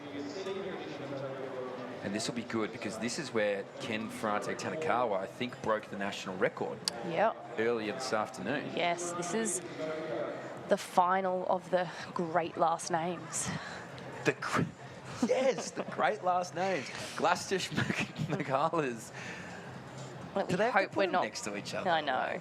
We hope we're not butchering, but I love these last names. Glastush Magal. Spadaro. Spadaro's great. But to your point, like Ken, Sam, and Alex don't really fit Ferrante Tanakawa, Glacius Magal. Just solid, easy first names. You'll know, okay, everyone, you'll know if I panicked and can't get the last name, I start saying their first names. That's when I've lost confidence. That's what I would do. Yeah, just so you know that. Don't think that I'm trying to be slick. It's purely I've lost confidence. These boys, though, they're made for the limelight with names like that. Oh, yeah, they're superstar names. So I guess now it's a question, and look, this probably wasn't a question we were asking before the event, but can Ken Ferrante Tanakawa go faster? From what I've seen today, I would not put limits on anyone. 12.59, legal wind too. Yeah. which is important. Yeah, it which is. Evidently very. was important for our 200s earlier as well. But these guys were all competitive. Although Ken took the record, those minors certainly are up for grabs.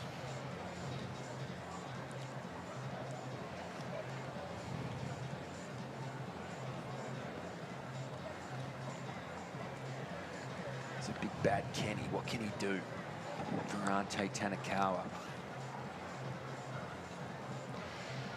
Let them go through their run-throughs and then I'll announce them. Sometimes if I go early, it loses the sting. So really, I got to bring it closer to the event, you know. I'm sure these guys will find it a little easy coming back a bit later also, just with the placement of the shade now on the track. Yeah. Like Well, it'd be a bit glaring. Honestly, and then jumping. Yeah, you don't want to have to think. No. Like where you're going to go. Yeah, javelin throwers are about to get the shade. I think they'll be happy about that. Because again, it just sits in your eyes. Bang, good hurdle. Geez, I love watching the technique. I always tried to look like them over a steeple, but no, just the technique was pretty good. Didn't pull it off. No, I would say you had pretty good. Yeah, no, I did. It was pretty good. You just didn't. I'm the best.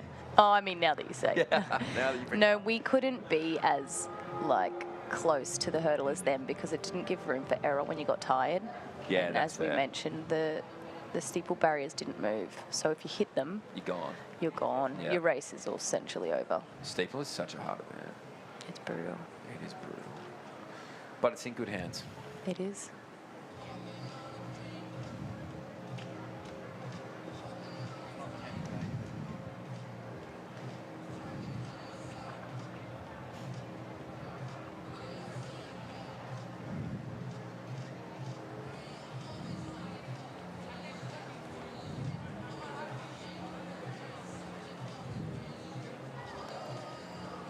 So the hurdles go up, right? Flight's number 3. 10 flights ahead of our young men here. So Zach Sanderson, the Victorian, he's out of lane number 1. Cameron Badger, the New South Welshman who won the 200-metre hurdles and broke a national record, is in lane number 3. Ken Ferrante Tanakawa, he was second in the 200 hurdles, but broke Sasha Zoya's 100-metre hurdle record this morning with 12:59. Samuel Glastish McAles from Queensland, he was 13:04. Tom Purcell, nice name, in lane number 6, the Queenslander, he was 12:92. Alex Spadaro from New South Wales was 13:06. He's in lane 7. Callum Shaw in lane 8, the Western Australian, 13:53. And Jonah Clark from WA, he was 14:36 earlier on this afternoon. So if you want me to give you the ones to watch, the man, only man in bright red and yellow spikes, Ken Ferrante Tanakawa, your new Australian record holder in the under-16s. And look at it, paired him with Cameron Badger, the 200-metre national record holder, goes out next to him in lane number 2. Tom Purcell in lane 6. He was the second fastest through the heats. What Ken does well is he starts well. Yeah, which is what you need to do. Men's under 16, 100-metre hurdles. How quickly can history rewrite itself? So 56 years in the 200. Take 1.5 hours in the men's under 1600 hurdles. Here we go.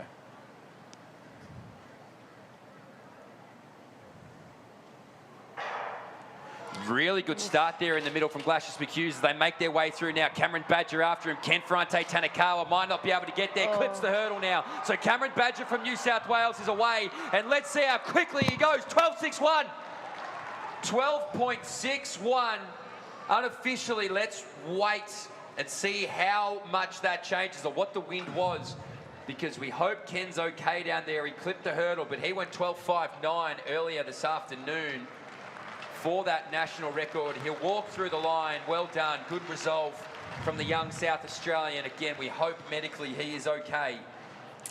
But Cameron Badger, we watch now and see just how quick did he go. Checking results to see that, but that was a tough final. Because Sasha was 12.66, so he's got that again. But it wasn't the best start from Ken, and it looks like he's hurt his hamstring. Yeah, he's got his hamstring on that one, but then even Well, how's this? We've got an equal Australian record. No, it won't count. 2.4. Wow, but isn't it crazy? To the 100th. Got it straight smack bang on with Ken. Tom Purcell, 12.88, and Alex Spadaro as well, 12.97. Impressive racing across the board. Really good. There you go. So strong wind, that can, I'm sure that probably throws you off a little bit with your steps. Could have caused a bit of carnage, but that was a great run by Cameron Badger to equal the national record, although he will not get that with a illegal wind of 2.4. So 2.0 is the marker for those playing at home. If you had had 0.0 next to it, it would have been an equal national record. It'll go down as an equal championship record because it's all conditions for a championship, not a national. So that will remain. And if you loved hurdles, you wouldn't believe it, we got more of them, but pretty well spaced out. These ones, it's the 400 hurdles at some point later on today. But in between it all, we go back to the race walks. A little shorter than what we saw last night, though. But 19 women. Wow. Under 15 and under 16 combined 3,000 metre race walk final.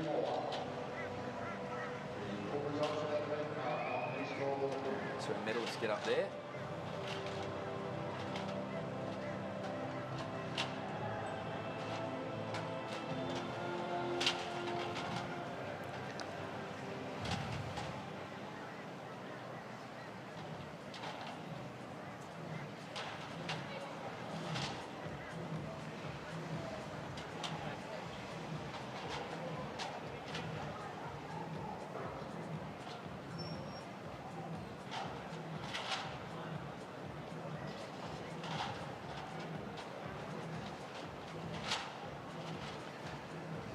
So we might need to calm down in the booth a little bit after that last hour and a half. So we're going to throw to an ad. We have 1 hour left here this evening of streaming. Don't go anywhere. We're going to bring you all of the action, our race walks, our hurdles, and a little bit of everything in between, the field events too. Jen and I will be right back. Don't move. We'll be back after this ad.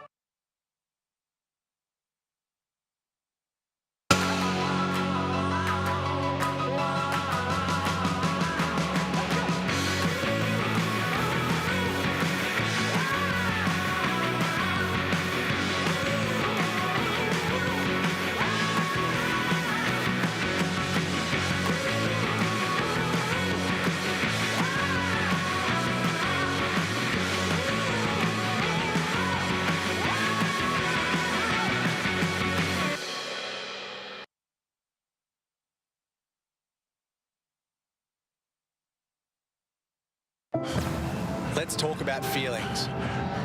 Not the fresh as type, but the ones worth chasing. They come at the tipping point, just when you're about to quit. Sit in it. Sit in it a little longer. Feel every second. Train it. Live it. Soon, it becomes part of you. You get to see and feel the beauty that getting uncomfortable can bring.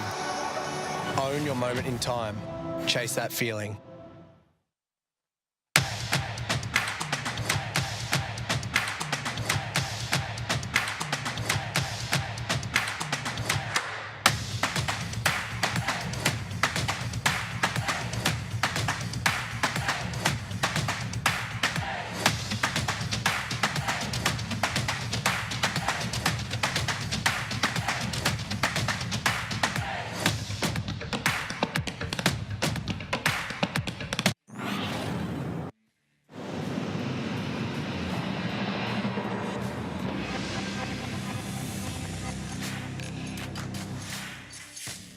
We are back. We are back. That is without a doubt. And if you are here, visit Chemist Warehouse on site today at the Activation Zone and spin the wheel to win some awesome prizes. Hurry, though. It's only while stocks last. It can't last forever. They can't just have these amazing prizes available all day long. I would go spin the wheel. It seems like it's set up for impulsive people.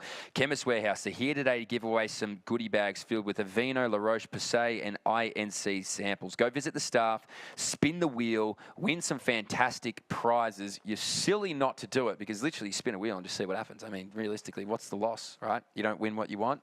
Still walking away with a pretty good prize. Chemist Warehouse. Big thank you to them and their consistent support of Australian athletics. Spin the wheel. Give it a spin for us because we don't have time to go spin it. Probably a good thing. Too much to cover. Probably too much time down there spinning the wheel. Wow. Final hour of the stream. If anyone's stuck around the whole day. Credit to you. Kudos to you. I'll tell you. And for listening to us. And for listening to us. Can you? I know.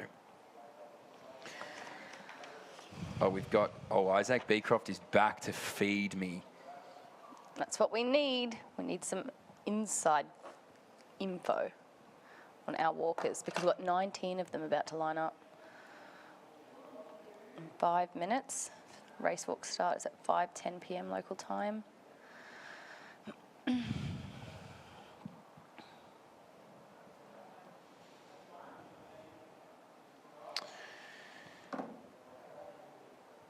So, we had a good display of race walking last night. There's actually no, I'm going to keep going. There's no more active man on social media of race walking than Isaac Beecroft. And you know what I love about Isaac is that he's not biased and all. And he actually gave me one athlete to watch here as a smoky, Lexi Beecroft. So no bias from Isaac Beecroft at all. Yeah, not at we should all. be looking out for Lexi Beecroft. She's in a talented field, though, of under 15s. I'll tell you that because there's a bit going on. And we will call them all out as they make their way around. Because, as I said, there's 19 here.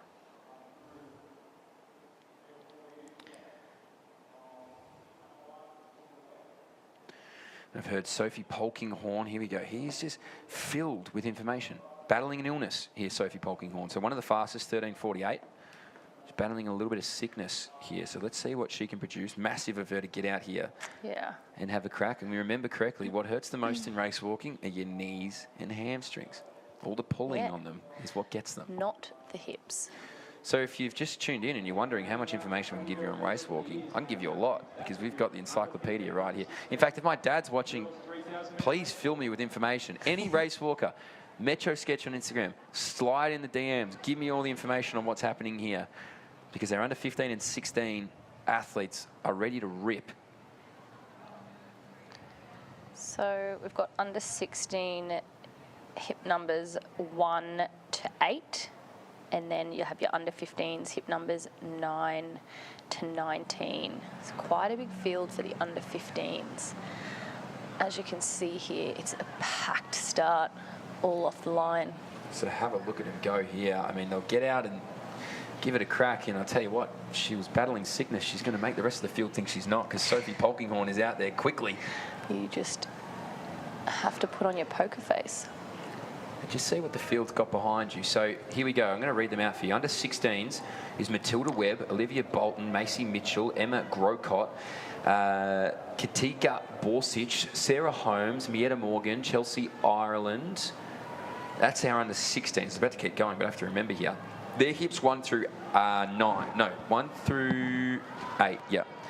Hips 9 and beyond is under 15. That's Trinity Jeweler, Sophie Polkinghorn, Bethany Moore Kirkland, Liliana Martin, Ava Parker, Ella Cosgrave, Lexi Beecroft, Gillian Ryan, Matilda Reid, Matilda Wretch, and Hannah Matthews. They are under 15. So hips 9 through 19 are under 15s. Yeah, big field. And 8 and below are under 16s.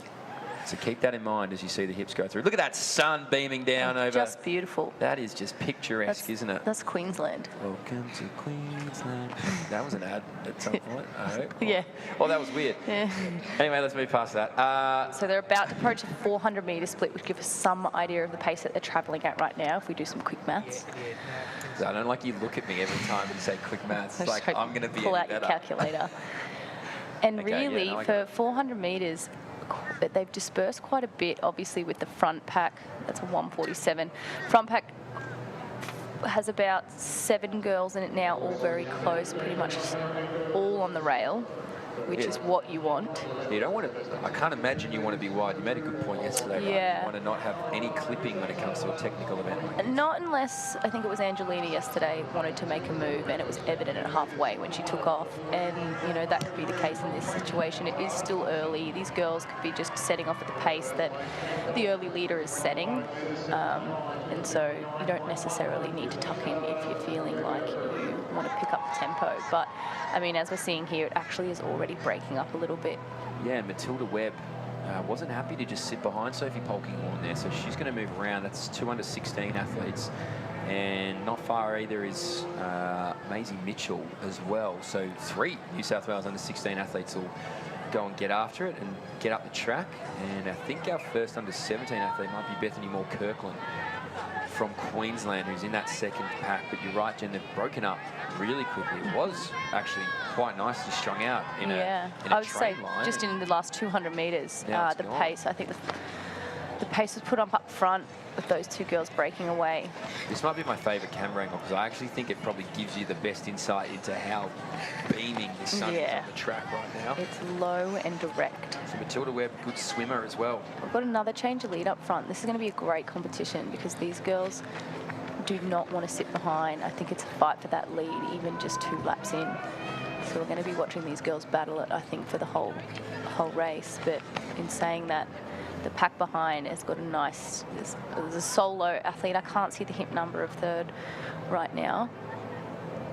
But the second pack of 4 is a nice sturdy pack too. And I don't reckon they'll let too much of a gap open up.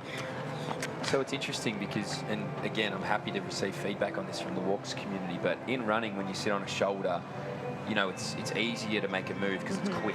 Yeah. If you can do it properly, it's quick. But whereas in walking, it seems like it can take a little bit more time to get around. So you see it here, like it happened a lot yesterday. On that bend, these athletes sort of tuck in right behind one another. But when they get on this straight, they move out and go next to them. Is this where you're trying to make this move? Like, this is where you have to make this move? Or is it just a rhythm thing, I wonder? Well, I mean, similar with running, you do prefer to make moves on a straight. It's just less distance you're going. But yeah, even more so for walking, it's not as swift to get around. So you want to really make the most of an opportunity when it presents itself. And on the straight, I think that's the best time. So it's 4:33 high for their first K. Okay, so that's about 10.5 minutes for a 3K. Yeah, so 13.5-ish minutes, I think. That's Maisie Mitchell in 3rd as well, who I've been informed has been in pretty hot form. And she's a 15:40.9 walker this year. So at this clip, at this rate, she is underneath that lifetime best, and she sits sort of in no woman's land a little bit because that group of 2 out in front is starting to pull away. That's Matilda Webb and Sophie Polkinghorne, but also she might actually have some company behind her in a few laps' time, maybe with these Queenslanders that are working well together. So you kind of you don't know how far behind people are behind you, but you can see the group getting further away ahead of you, and that can sometimes be a little bit of a mental challenge. But she's holding up pretty well there, Maisie Mitchell. She's kept her rhythm pretty well. Yeah, it can be really difficult when to know to go, because if you do have that pack, it is so helpful, and you have to be pretty confident to think, I'm going to break away and do all the work on my own now. So it just depends. They might wait till the later stages of the race to decide to make a bold move, but the 2 lead at the moment are actually honestly going 1-2 nearly. You know, they're coming up the side of each other, walking abreast and tucking back in. So I've been told that, you don't make quick moves in walking because you don't want to get, you know, caught by the judges. Of course, If you change your rhythm too much, and you change your pace too much, you're likely to have a technical fault. Okay. So probably why here you can see that Sophie Polkinghorne is trying, and now she gets it. She's been trying to do this for 2 laps. Yeah, she's tried on every straight. Yeah, and now she gets there. And maybe that was the easiest straight for her where the pace didn't pick up on the inside from Webb. But she's finally got there, and that took 800 metres. Wow. To sort of pick your moment. So it looked like there were no cards handed out. It looked like everything was all clean there. But yeah, now these two do a good job. Maisie Mitchell still sits there comfortably, and it's Olivia Bolton, the Queenslander, who's in 4th for that under-16 event. So it's all under-16 athletes out there at the moment in front. And again, we'll have to wait. Oh, no, sorry. Sophie Polkinghorne is under-15. The rest are under-16. Yeah. So it's hard to see the hip numbers from up here, but we'll get it ready. Well, look, we've got our angle. There we go. The good angle. The good angle. From up here, looking down at the track, it really has broken up everywhere.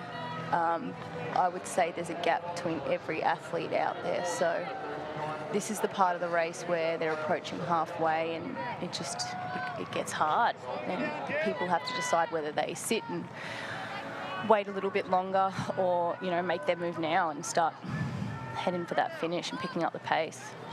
Yeah, and you can see there's that, even that group behind Maisie Mitchell has fractured. So that was actually a pretty tight group, and now it's fractured. And to the point of our lovely producers in our ears, there have been some yellow cards. Okay, so that could be out. the reason of the splitting up as well. There's a few warnings being given out there. Oh, another yellow card just here on the There you go. home straight. So interesting. Last night they had, and again, someone can answer this for me, they had the penalty box set up. Yeah. Is it anything under 5K? There's no penalties, box. or is it a? I'm really not sure, but you know what? Maisie Mitchell is picking up a little bit of ground back there to Matilda Webb, but she's done a good job to stick onto Sophie Polkinghorne. Yeah, and Sophie is not letting go of the lead, like not letting go of Matilda at all. I thought it was breaking there. I thought that, as we discussed, the elastic band was about to snap, but she's got straight back on. She's on her heels now. It almost looks like she's ready to go round. Yeah, she looks like she might do her 2-lap wind-up. Yeah. Maybe try and get around She it. got more than 2 laps to go, so now's the time. Now, this is where you need to start planning now. So look at that out in front. It's Polkinghorne to Webb.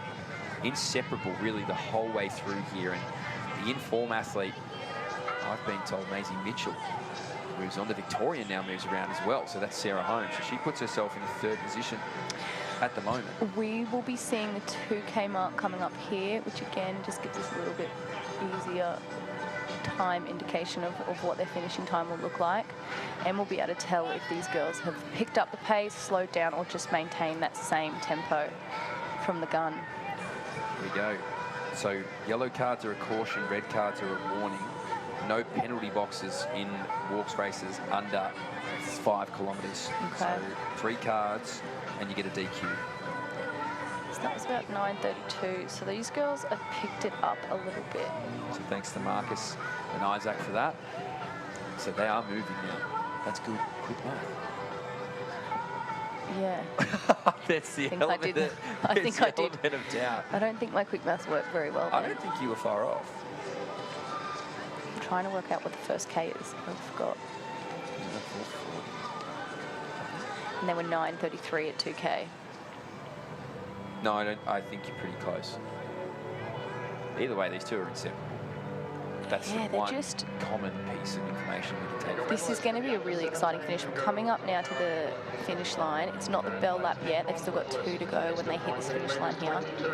But Matilda Webb is now going around. It's just crazy how often the lead is changing up, and it's just been very exciting up front.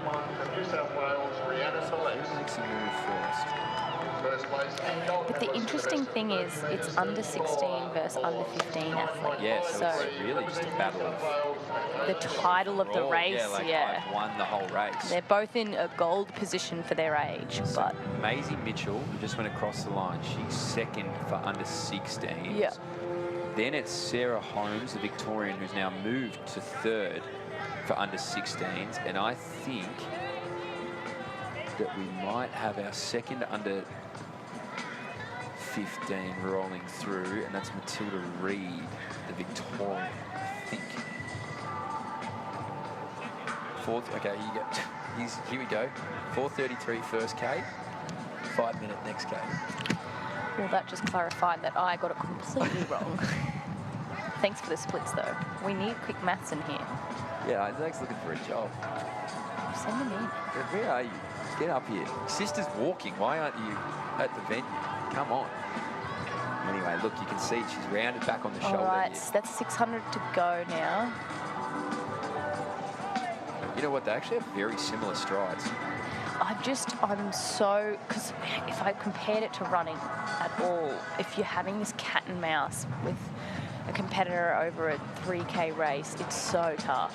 It's you fatigue. can never take your foot off the brake. It's mentally challenging.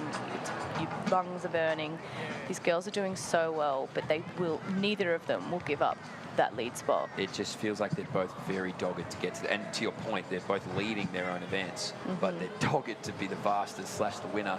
And Sophie Polkinghorne, if it's correct, has been battling a form of illness out in front. Wow. Now Matilda Webb, what did we say? It was going to take 2 laps. I reckon this is nearly the 2-lap marker of when we said it. She's tried, and she's held it out, Sophie Polkinghorne. So this is where the walk tactics kick in. This will be the bell lap for the leaders here, not to be confused with the other competitors on the track. So I wonder how fast they can go. Like, I reckon they're picking this up. I know, again, a question for the walkers, but like the last lap, when you're that close, all you want to do is just get to the finish as fast as possible. But you've got to be so careful, because if you get a warning or a red card now, it'll really throw you off. Now through as well as Maisie Mitchell. So she's certainly one that's on for a lifetime best, if that 15:40 is correct. She's motoring underneath that. And now we see Sarah Holmes, who's third in that under-16 event. And she's also a 16:03 walker. So there's a lot getting dragged through here quickly. Next up, under 15 is Matilda Reid. And then, who is that behind there? Another Victorian, I think, under 15. But on the back stretch, you can see on your screen here, desperately over the last 3 laps, Sophie Polkinghorne has done everything to keep out Matilda Webb. She made a move, you know, about 1.5 kilometres ago to get the best of her in the home straight. And now Matilda Webb, it's a game of cat and mouse. She will just round up on that outside shoulder, if she can, to make a pass in the final 100 metres. But Sophie Polkinghorne is going to eliminate any possibility of that happening if she can. She's tucked that rail nicely the whole way through. And Sophie Polkinghorne and Matilda Webb, they're leading their races respectively, these two women from New South Wales, and they'll round into the final stretch. And now we start to see Sophie Polkinghorne just put her feet down, keep them low to the ground, and drive to the line as quickly as she possibly can. Matilda Webb back a little bit further behind her, but these are your two winners here for the under 16 and under 15 3,000 metre race walk. So they're going to belong here, and it's going to go the way of Sophie Polkinghorne to take out that under 15 and Matilda Webb to take out that under 16 event. What a performance, a war of attrition between those two. 14:36 is the time, and the in for Maisie Mitchell is going to come down now. I'm not sure if this is the lifetime best. Season's best is 15:40. So if she will cap off a great performance. And this is a sprint down the home stretch here for the rest of our fields. The two Victorians are going neck and neck, and it's on the outside, and she will get there. Oh, what a performance. That was absolutely blistering. And I think that might have been, trying to get the hip number, but can't read it. It was definitely Matilda Reid somewhere in that group. I think there's been a lot of PBs. I'm just on the start list trying to check everyone's times and cross-check to the live results, but there's been some great performances out there. A lot of girls will be very happy with their final time. Well, it's certainly been quick. We can see more start to finish it off, and it's been really fast last laps. Not going to lie, like this last 100 metres for a handful of these athletes has been quick. Some more of our athletes come down and finish things off. That Tasmanian, I think that's Ava Parker. We'll go, let's see, 15:59. She's under. So more continue to roll on through. That's Emma Grocott. Finishes it off, Mia Morgan, that is. She'll be right on her season's best. Well done. Another from the nation's capital. Finishes things off. A few more on the back stretch for our under 15 and 16 events. So we'll give you the medalists as they make their way through to the live results. Because from up here, sometimes it's can't quite see I think that might be a new championship record also for the win. Oh, wow. Yeah, it was 13:50 for the under 15 championship record. Go close. So they make their way through here. The rest of our field on the final lap now.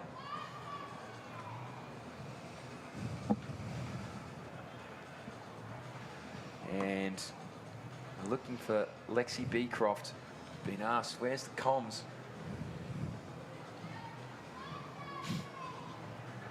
So we're trying to figure out where these results are. The 1, 2, 3. I think we've got it for our under 16s, but it's our under 15s we're waiting on. So just bear with us. All our walk fans at home will get them. When it does get chopped up like this, it can be hard.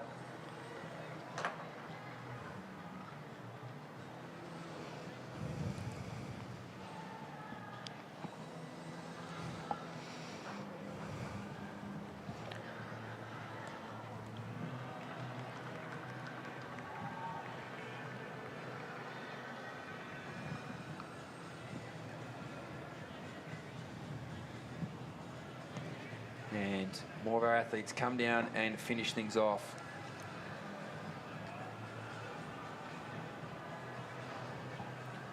So great walking out there for the 3-kilometre journey. See our hurdle set up for our 400-metre hurdle shortly. Switching speeds back to sprinting.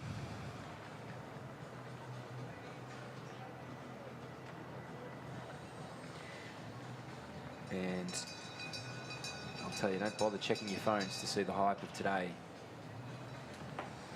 It's gone mental.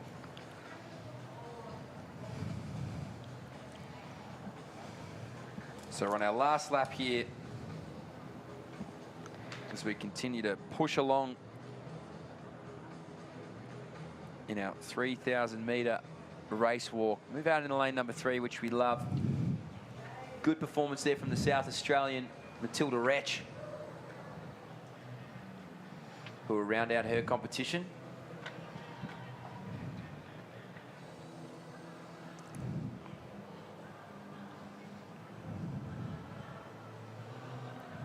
And well done to her, well done to Matilda, the South Australian, all done. So we wait one more in our under 15s and 16s competition before we shift the focus back to hurdling. Pole vaulters going well down on the back straight. Men's javelin, yep. Go through.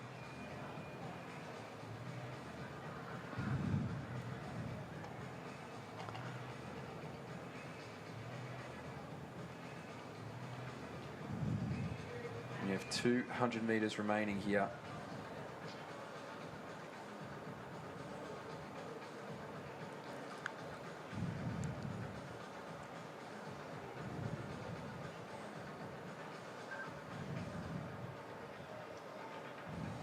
Remaining in our walk.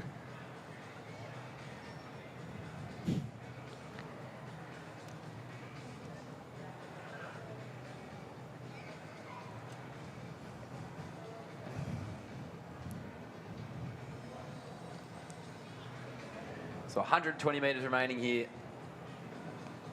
for our Western Australian Liliana Martin, who will round out her championships here at QSAC in the 3,000 metre walks for the under 15 event here for the 3K walks. Beautiful technical walk here this afternoon on a glorious Brisbane Saturday.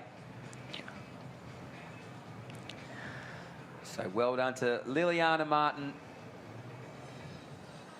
who will finish off her championships here this afternoon.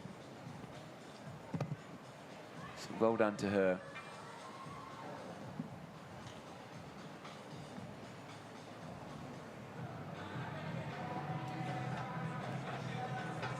So well done, Liliana. All done, well done. Good technical walking. All done and dusted. Congratulations. That's our entire field through. We can see the replays here for those at home. This is just I mean, this was literally the race the whole way through. That's the win. Arm up, Sophie Polkinghorne. You can actually see Matilda Webb applaud behind her. Oh, great. Love to see the sportsmanship. Almost just a sign of respect going It on. is. Yeah, I mean, she tried to get round. She gave it everything, so it was a great... hard. So I'll roll down to our 400-metre hurdles. Yeah, we got a few of these coming up. We do.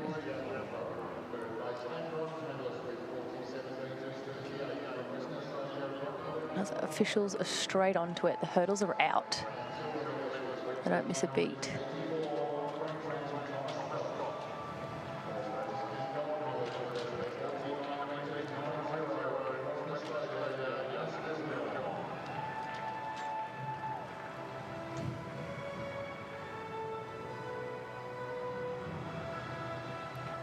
See more medalists collecting their well-earned national medals here this afternoon. Team WA love the new kit.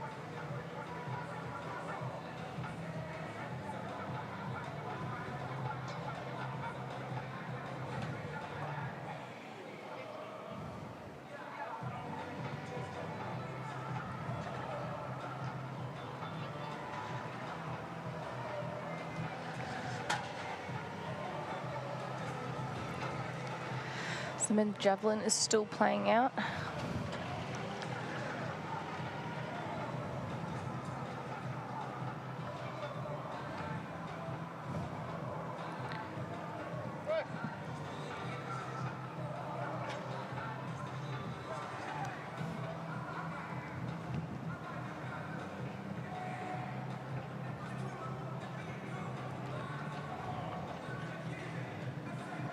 So while we are waiting for our 400-metre hurdlers, let me tell you, there is phenomenal merchandise available out the front of the stadium in the vans. Make sure you head down to the front of the venue and grab yourself a piece of quality Puma apparel while stocks last. Yes, I'm going to continuously beat this into all the kids here who are competing. It will get cold at some point, unless you live in North Queensland, but it will get cold. And I'm telling you, you're going to want one of these hoodies. So get down. We got hoodies, tees, shorts, drink bottles, and actually a stack more. So get down, quality Puma gear. Look at that bucket hat. I mean, I'd be wearing that every day if I had that. Everyone loves a bucket hat. Everybody loves a bucket hat. I would go down and get them. They're trendy. Quality Puma apparel merchandise van out the front here of the stadium. Go down and get it. Big shout out to the All Schools team and Puma for putting on some great merchandise. Best clothes in the game. They are. I'm wearing Puma right now, head to toe. Yeah, I'm head Puma. Couldn't tell you to toe. But look, if I had more Puma, I'd wear it head to toe. Yeah, you got to get more I Puma. might have to go down and get some shorts. Yeah. From the merch van. My family are all in Puma. Oh, they'd be decked to the nines. They are. So go get some Puma gear. 4x4s, or not 4x4s. What am I talking about? 400-metre hurdles. You can see our pole vaulters going at it on the back straight. Sort of in their own little area back there. They are. Like it would be a little bit isolated back there, but we've got a pretty decent view.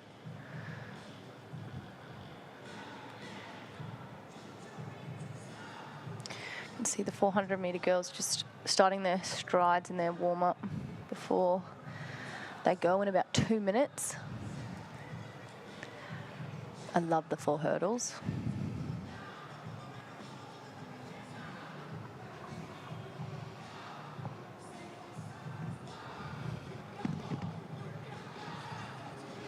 The 4 hurdles are really entertaining. You know what? I had a really strong resurgence, or not resurgence, because Sarah Carley's been dominating 4 hurdles for us for a long time. But the Alana Jukic story this year, she ran a flat 400 at our nationals and then went to the 400-metre hurdles in Paris, made a semi-final, chased it all around the world.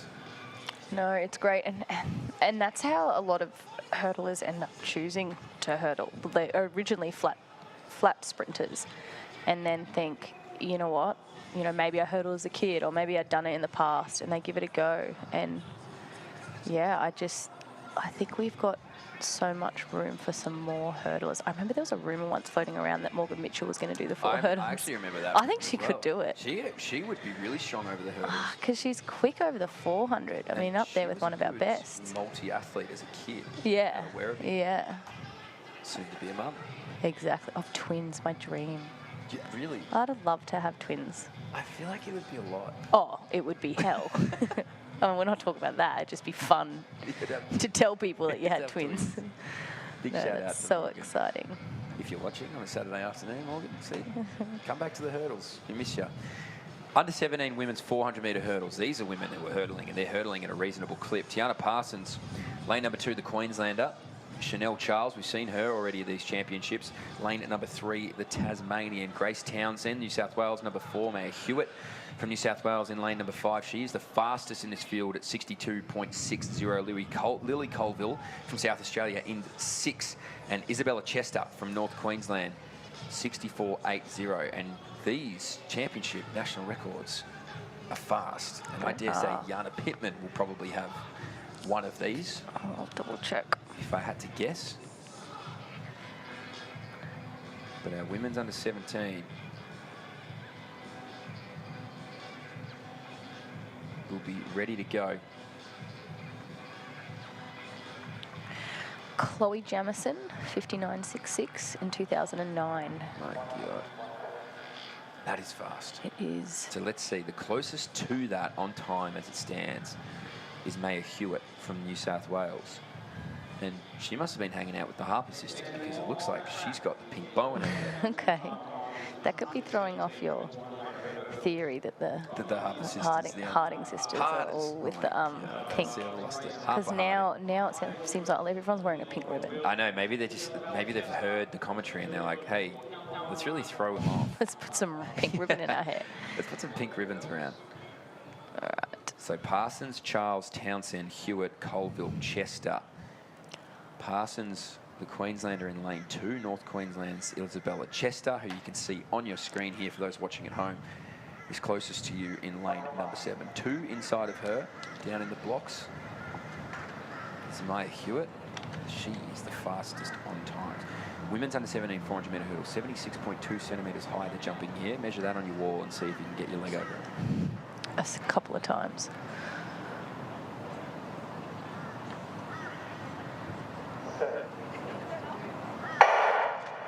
So a really good start there from Maya Hewitt. She's the fastest on times, and let's see how they make up this first hurdle. It was actually inside of her Grace Townsend, her fellow New South Welsh woman, that really starts off quickly. So now we start to see Maya Hewitt respond. Inside of her, though, Townsend looking good. They're the first 2 over it, up this back straight. Colville from South Australia and Charles from Tasmania as well, doing a really good job battling it out for that 3rd position. But as they make their way through here, halfway over the sticks, it is going to be New South Wales' Maya Hewitt who's going to round around this home stretch in front. Next up, Grace Townsend as well. So it's a New South Wales battle here. It's Hewitt out in front. Townsend, though, as they make their way around into this home stretch, not too far away. So we might have a bit of a battle on our hands as they make their way down. 2 flights of hurdles remaining here. Maya Hewitt out in front. Townsend, though, starting to launch out of the track. Hewitt starts to respond now, picks up on the momentum. Hewitt just gets out front of Townsend. The strength shows through. She'll salute 60.51.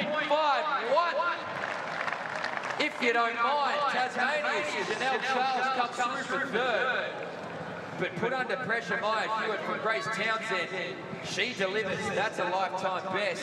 And that is an outstanding 400-metre hurdle race. That is a PB by over 2 seconds. That is a huge, and she was not far off the championship record. That was a huge run. She was moving. But that New South Wales battle was just so great to watch in the last 100. It was probably the last hurdle where it was defined. Really put the pressure on her, didn't she? There, look at that, 60.5 and 60.86, 2 huge runs for those top 2 positions. And then Chanel Charles was 3rd from Tasmania at 64.13. So look at that. She really had to rise to the occasion. It is Jana Pittman as a 56.23.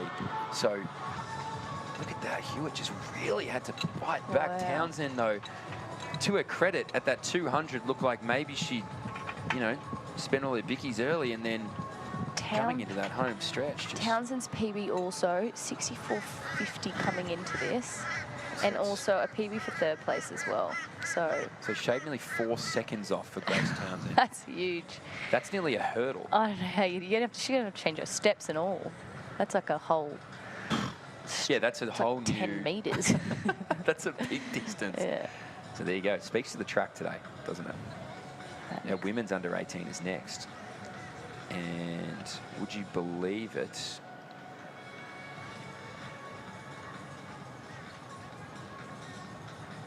But the faster of the two age groups was under 17 by time. So here we go. They're jumping the same heights, 76.2. Full field, though. Lucy Allen from South Australia is on the inside.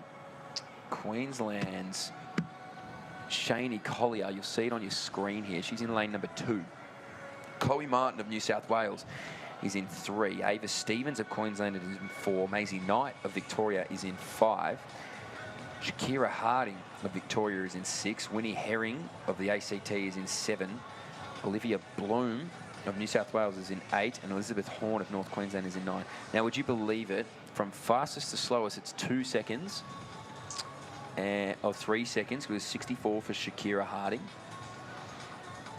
That is the third Harding sister, I believe. Could be making that up. She doesn't have a big bow in her hair, so it might not be the Harding sister. But she's 3 seconds from what you would technically call the fastest to her, which is just simply incredible. So you can anticipate another blanket finish like we saw earlier in the hurdles, or in the sprints actually it was, wasn't it? It was the under 1400. It was separated by 0.3 of a second.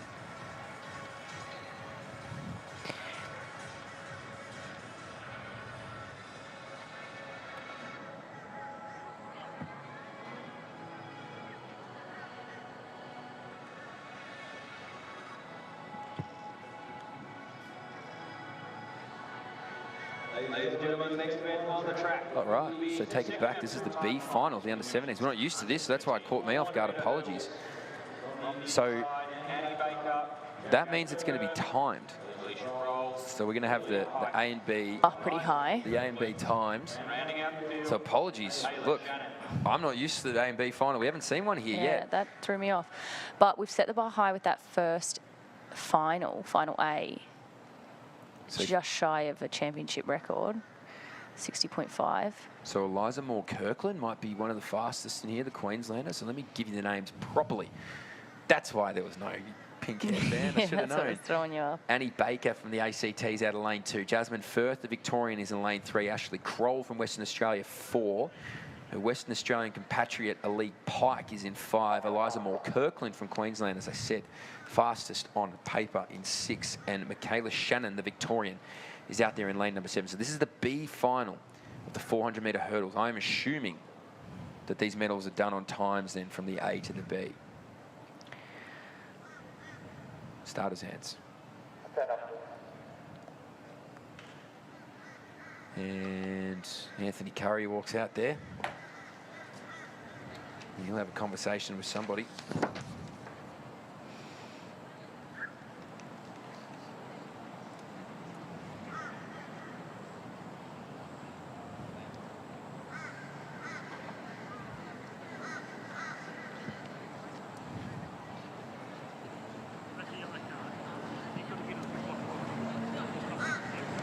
That is, I was talking to Anthony this morning, that is just a warning for the 1 lane. So it's not a race-wide warning, it's just a, you've been unsteady in the blocks. So Baker, Firth, Kroll, Pike, Moore, Kirkland, Shannon. On your screen, you'll see Victoria's Michaela Shannon. She's on the outside of the track, closest to you. Annie Baker on the inside of the track. B final.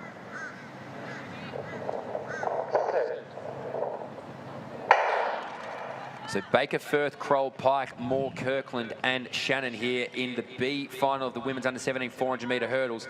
And that's Eliza Moore-Kirkland, the Queenslander, who got out well. Aaliyah Pike from Western Australia as well, jumping cleanly. Jasmine Firth, the Victorian, though, clearing them first. So it's still Firth out in front, although the Western Australian and Aaliyah Pike is right alongside of her in terms of jumping them. And now she's actually in front. So it's going to be Aaliyah Pike who leads it out. Eliza Moore-Kirkland as well, starting to get over them cleanly. The Victorian Jasmine Firth, though, is the second one over them as it stands. The Western Australian, though, Aaliyah Pike just holding out Eliza Moore-Kirkland. Or, in fact, Jasmine Firth, apologies, it is the Victorian on the inside. But the Western Australian looks strong here, and she's doing a really good job, Aaliyah Pike, to round into this straight first. Next one up there is going to be Jasmine Firth. Ashley Kroll from Western Australia now gets alongside of her. But out in front is still Aaliyah Pike. She might have some company, but she's moving along well. One flight of hurdles left here for Aaliyah. She's over them now, the two on the inside, and Kroll and Firth will try and dive at her, but she's done enough. Aaliyah Pike will be the first one across the line there, and we're waiting on times.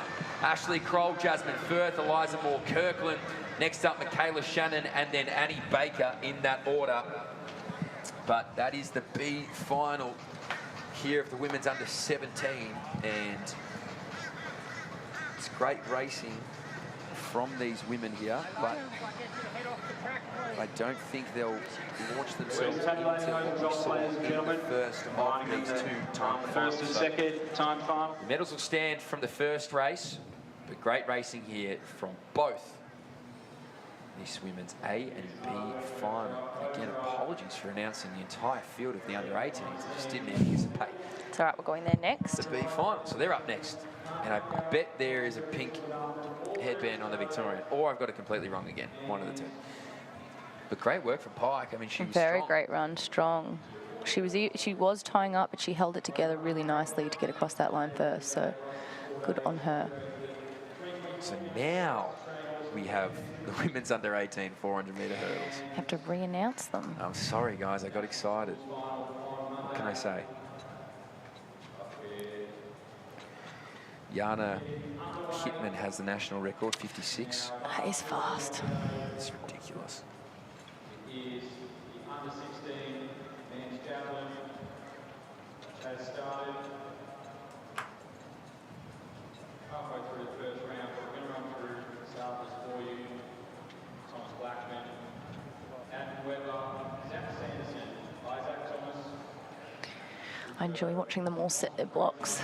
Yeah, everyone's different, Got their footsteps. They know exactly where it needs to go. It's all very meticulous, isn't it? It is. It'd be stressful to have to do that. I know it's a sprinter's world, but It's literally sprinter's world now. We're just living in it. it is. Been replaced. So, listen, if you liked hearing those names, I'm going to tell them to you twice. Lane number 1, the South Australian, is Lucy Allen. Lane number 2 is Sinead Collier from Queensland. Lane number 3, you see the results of the B final up there now. From New South Wales, lane number 3, Chloe Martin. Lane number 4 from Queensland is Ava Stevens. Lane number 5 from Victoria is Maisie Knight. Lane number 6 from Victoria is Shakira Harding. Lane number 7 from ACT is Winnie Herring. Lane number 8 from New South Wales, it's Olivia Blome. And in lane number 9 from North Queensland, it's Elizabeth Horn. So that, I guarantee, is the right order. That is. And that was great spotting from you, Jen. That was all you picking up on that B1. Look. And unfortunately, we're without, looks like Shakira Harding and Elizabeth Horn. Both D and S won't be starting the race. So unfortunate to lose the 2. It means we do go down to a field of 7.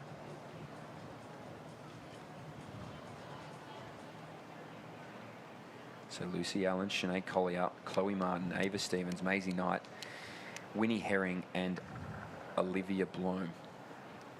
Lanes 1, 2, 3, 4, 5, 7, 8. And the results for the combined race of the under-17 girls 400-metre hurdles are on the scoreboard now. And on the start line, we have our under-18 girls 400-metre hurdles final. On the inside, Lucy Allen, Jane Collier,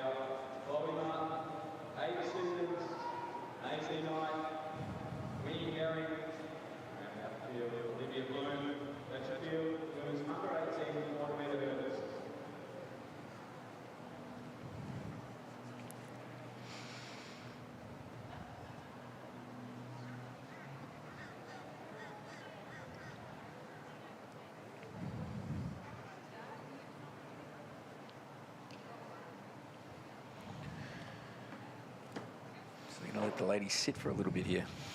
Yeah, I know what the delay is. Maybe they're checking the speaker. I don't want any more green cards. Here we go. Alan, Collier, Martin, Stevens, Knight, without Shakira Harding. Winnie Herring, Olivia Bloom, and without Elizabeth Horn as well from North Queensland. Women's under 18, 400 metre hurdles.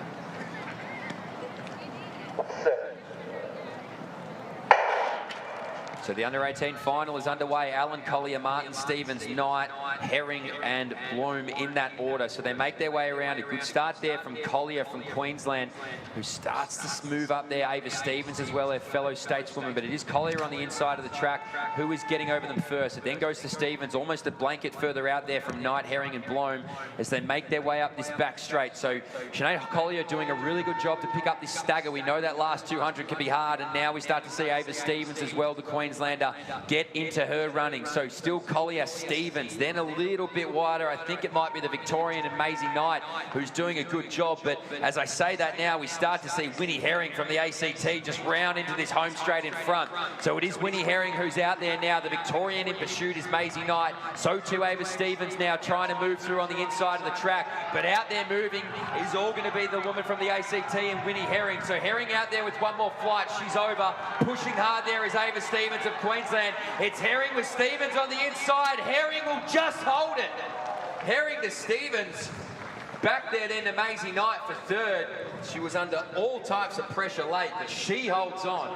And she is your under-18 national champion. It looks like that will be a personal best. 64.8 on the clock down there. Herring is a 65.5 coming into this race. So what a really just launched out of this little section of hurdles and found a bit of everything. There we go, 64.76 officially for Winnie. Great run. And also 64.94 for Ava Stevens is a huge run when I was comparing. I think her PB was 66 flat. So Ava Stevens, she looked really strong. She did. And She did her last sprint after the final hurdle. She nearly got there. well, she's only missed by 0.28 of a second. You got it. Good run from Maisie Knight as well, 66.48. She just holds off Olivia Bloom. Yeah. In fact. So there you go. Results. What a result that is. Some big runs, big PBs by like around 2 seconds in both the finals we just watched, the under-17s and under-18s. Some huge results here this afternoon. Oh. Got the walk presentation on now. So there we go. Polkinghorne, Matthews and Reid. The two Victorians get on the podium. And so it's our men's under 17 400 metre hurdles. Is this our last one on stream, or are we doing the under 18s as well?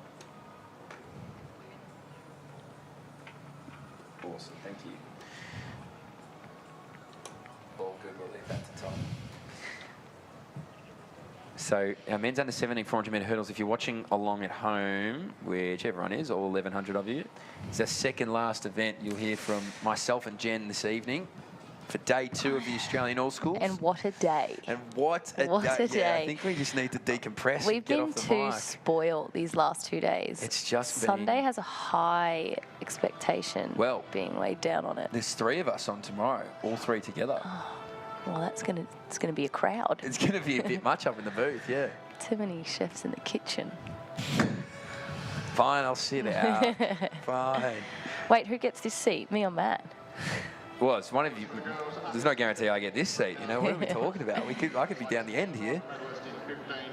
So our men's under 17 400 metre hurdles. This one I'm sure of, you know, because I definitely know some of those athletes out there on the track. And it looks like they've done their run-throughs. They're setting hurdles completely up. Let's hope they've adjusted the heights. They go up to 83.8 centimetres now, which is big. And I reckon that's the green light to call them out. Under 17 400 metre hurdle championship of Australia, 83.8 centimetres high. Again, just, you know, chuck a piece of tape on the wall and see if you can get your legs up over it, and then try and jump it. Well, you can't jump it because it's on the wall, but try and step over it, I guess, 10 times, because that's what these guys are going to be doing. Nicholas Christian from the ACT is in lane number 2. Alexander Ling from Tasmania, he's in 3. Miller Smith in 4, the Victorian.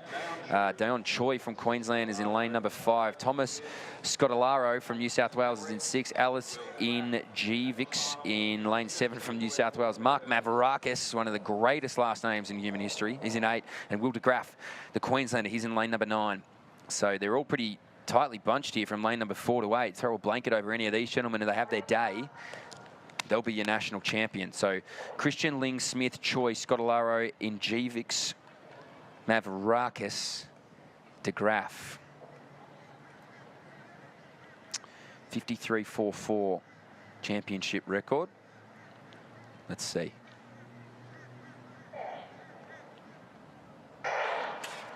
Good clean start here, under 17 400 metre hurdles. Christian, Ling, Smith, Choi, Scottolaro, Ingevix, Mavrakis and de Graaf. It's Victoria's Mavrakis who's out there quickly, but the Queenslander in the middle of it, it's Dion Choi who's moving through nicely. Inside of him is Miller Smith with those long socks, moves his way up that back straight. So let's see who gets over them first. It's Miller Smith, then it's out to Choi, and then it's a big group of them on the outside who might start to move late. But Smith gets it from Choi. Mavrakis, the Victorian, maybe just there. Ingevix as well from New South Wales starting to clear out. So coming into this home stretch, it's going to be Miller Smith. Then it starts to roll out a little bit further. Mark Mavrakis is trying to get the best of Ingevix on his inside, but they're all in pursuit of Miller Smith. So Miller Smith, the Victorian, is out there and clear. Now we start to see Alex Ingevix of New South Wales find a little bit of ground. So Miller Smith better get over cleanly, because here comes Ingevix. He wants it Smith to Ingevix.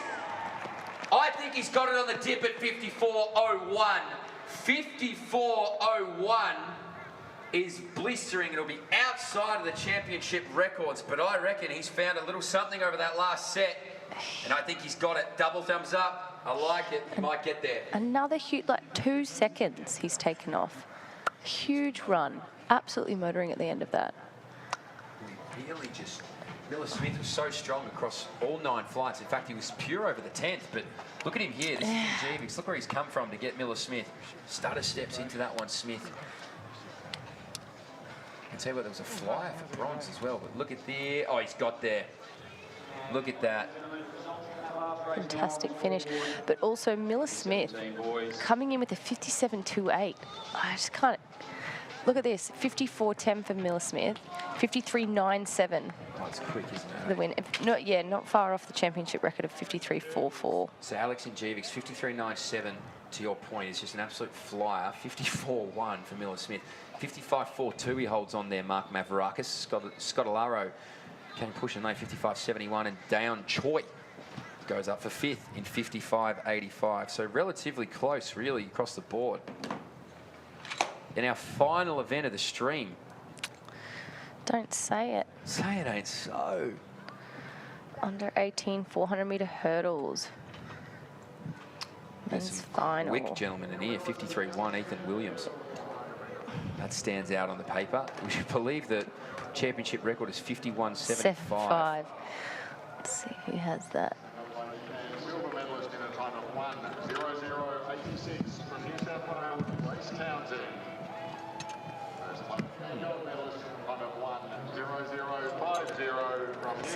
From 2008, Sasha Alexenko. Don't know that name. 2008. Shout out to you though, Sasha. That's my era. You should know, Jen. That's my era. Jen, that's your wheelhouse. Like, I was probably there when he did it. Come on, Jen. All right. I think you should apologise to Sasha. Sorry, Sasha, but I'm impressed by your time. Last start list on the screen, and it's our men's under 18 400 metre hurdle final. Thanks for joining us today. I'll tell you what, it has been an absolute clinic of a day. I won't do the curtain call yet, because we've got an under 18 400 metre hurdles to get through. Declan O'Sullivan, the Victorian, is in lane number 2. Ryan Hisco, lane number 3, the Queenslander. Cooper Jenner from the ACT in 4. Oliver Corcoran, Andy, is in lane number 5. Nicholas Pavia is in lane number 6, the South Australian. Hey, Corcoran's from Queensland, if you wanted to know. Ethan Williams in lane number 7 from New South Wales. He is the man to watch with 53.01. William Tate, I know he's quick, in lane number 8 from New South Wales. And Western Australia's Brock Johnson. He rounds out in lane number 9. It looks like we've got everyone there. Yep, I think we do. We do. Yep. So a full field of our men's under 18 400 metre hurdles. You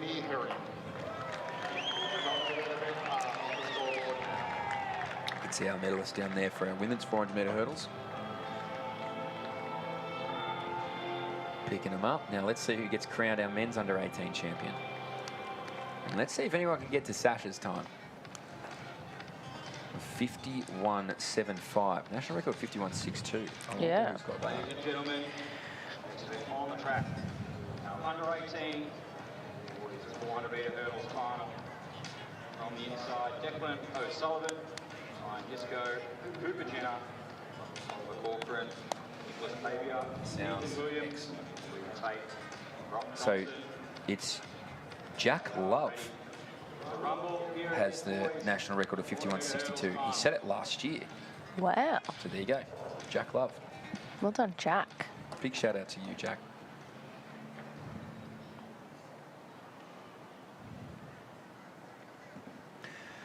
So O'Sullivan, Hisco, Jenner, Corcoran, Pavia, Williams, Tate, Johnson.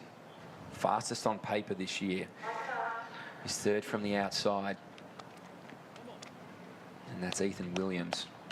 It's always fascinating though. Some of these guys start quick. Some of these guys bolt the last 4 flights of hurdles around that bend. Let's see what we got. Men's under 18 400 metre hurdles. Last time you hear of us today here at QSAC.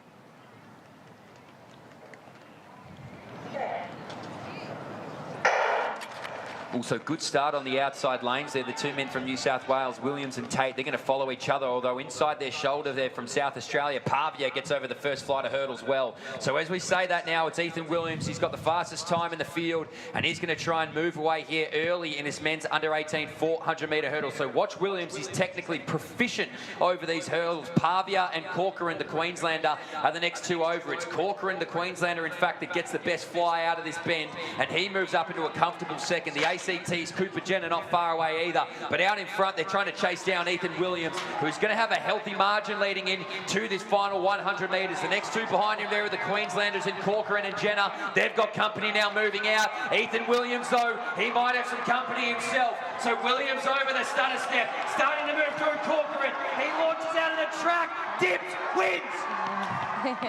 53.49, the arms are out, he can't believe it. Strength to strength over that last flight, and he's got there, and there's a big group of arms up in the stadium, and I dare say that might be the family, friends, who cares? Ollie Corcoran, national champion. Fuck yeah! What a run. I mean, for a home crowd too, he's obviously got a lot of friends and family here, and we can see it. They're jumping up. Huge run, a PB for him, and a goal that he maybe didn't see coming. Have a look at him here. He's got 5-10 metres to make up, and he's actually got Jenner on his inside shoulder. You thought looked better, and then that. He hit that last hurdle perfectly, though, and that gets you a step in front. So, quick times across the board. Look at that. He's not in the last 5 metres. He's got it. Superb. Starts celebrating pretty early. Knows it. Look, check his Thought he was about to do the double cobra for a minute. Him and Gow. Wouldn't that be a day? So, photo finish. Have a look at that. Oliver Corcoran. Keep trying to call him Andy Coscoran. Oliver Corcoran. A similar name. 53.45. There's if you your don't results. mind. Hey, Sasha's record stays. Stays. Strong record, Strong though. record from Sasha. Ethan Williams next up there. Good performance. 53.59. And then 53.83 for Cooper Jenner. 53.99 from William Tate. So we have 4 guys under 54, which is really impressive in that men's under 18 400 metre sticks. That is us for day number 2 of the Australian All-School Championships. I have to say a massive thank you to Maddie Lynch who put in the hours this morning. Jen, thank you for coming back and the 4 hours you've given us this afternoon. What a viewing show for me. Absolutely incredible. I tapped in at the right time. You got in. You might be the good luck charm of these Aussie sprinters. Big shout out to the Rainmaker SEN crew for putting this on. All of our officials out there, athletes, coaches, families, whoever you are, wherever you are in the world, thank you for joining us. You wouldn't believe it. We're back an hour earlier tomorrow, 9 a.m. And you've got sick of 2 of us. You're going to hate 3 of us because we're all here tomorrow morning. Thank you for joining us here on the Athletics Australia YouTube stream. We'll be back tomorrow. We'll see you then. See you guys.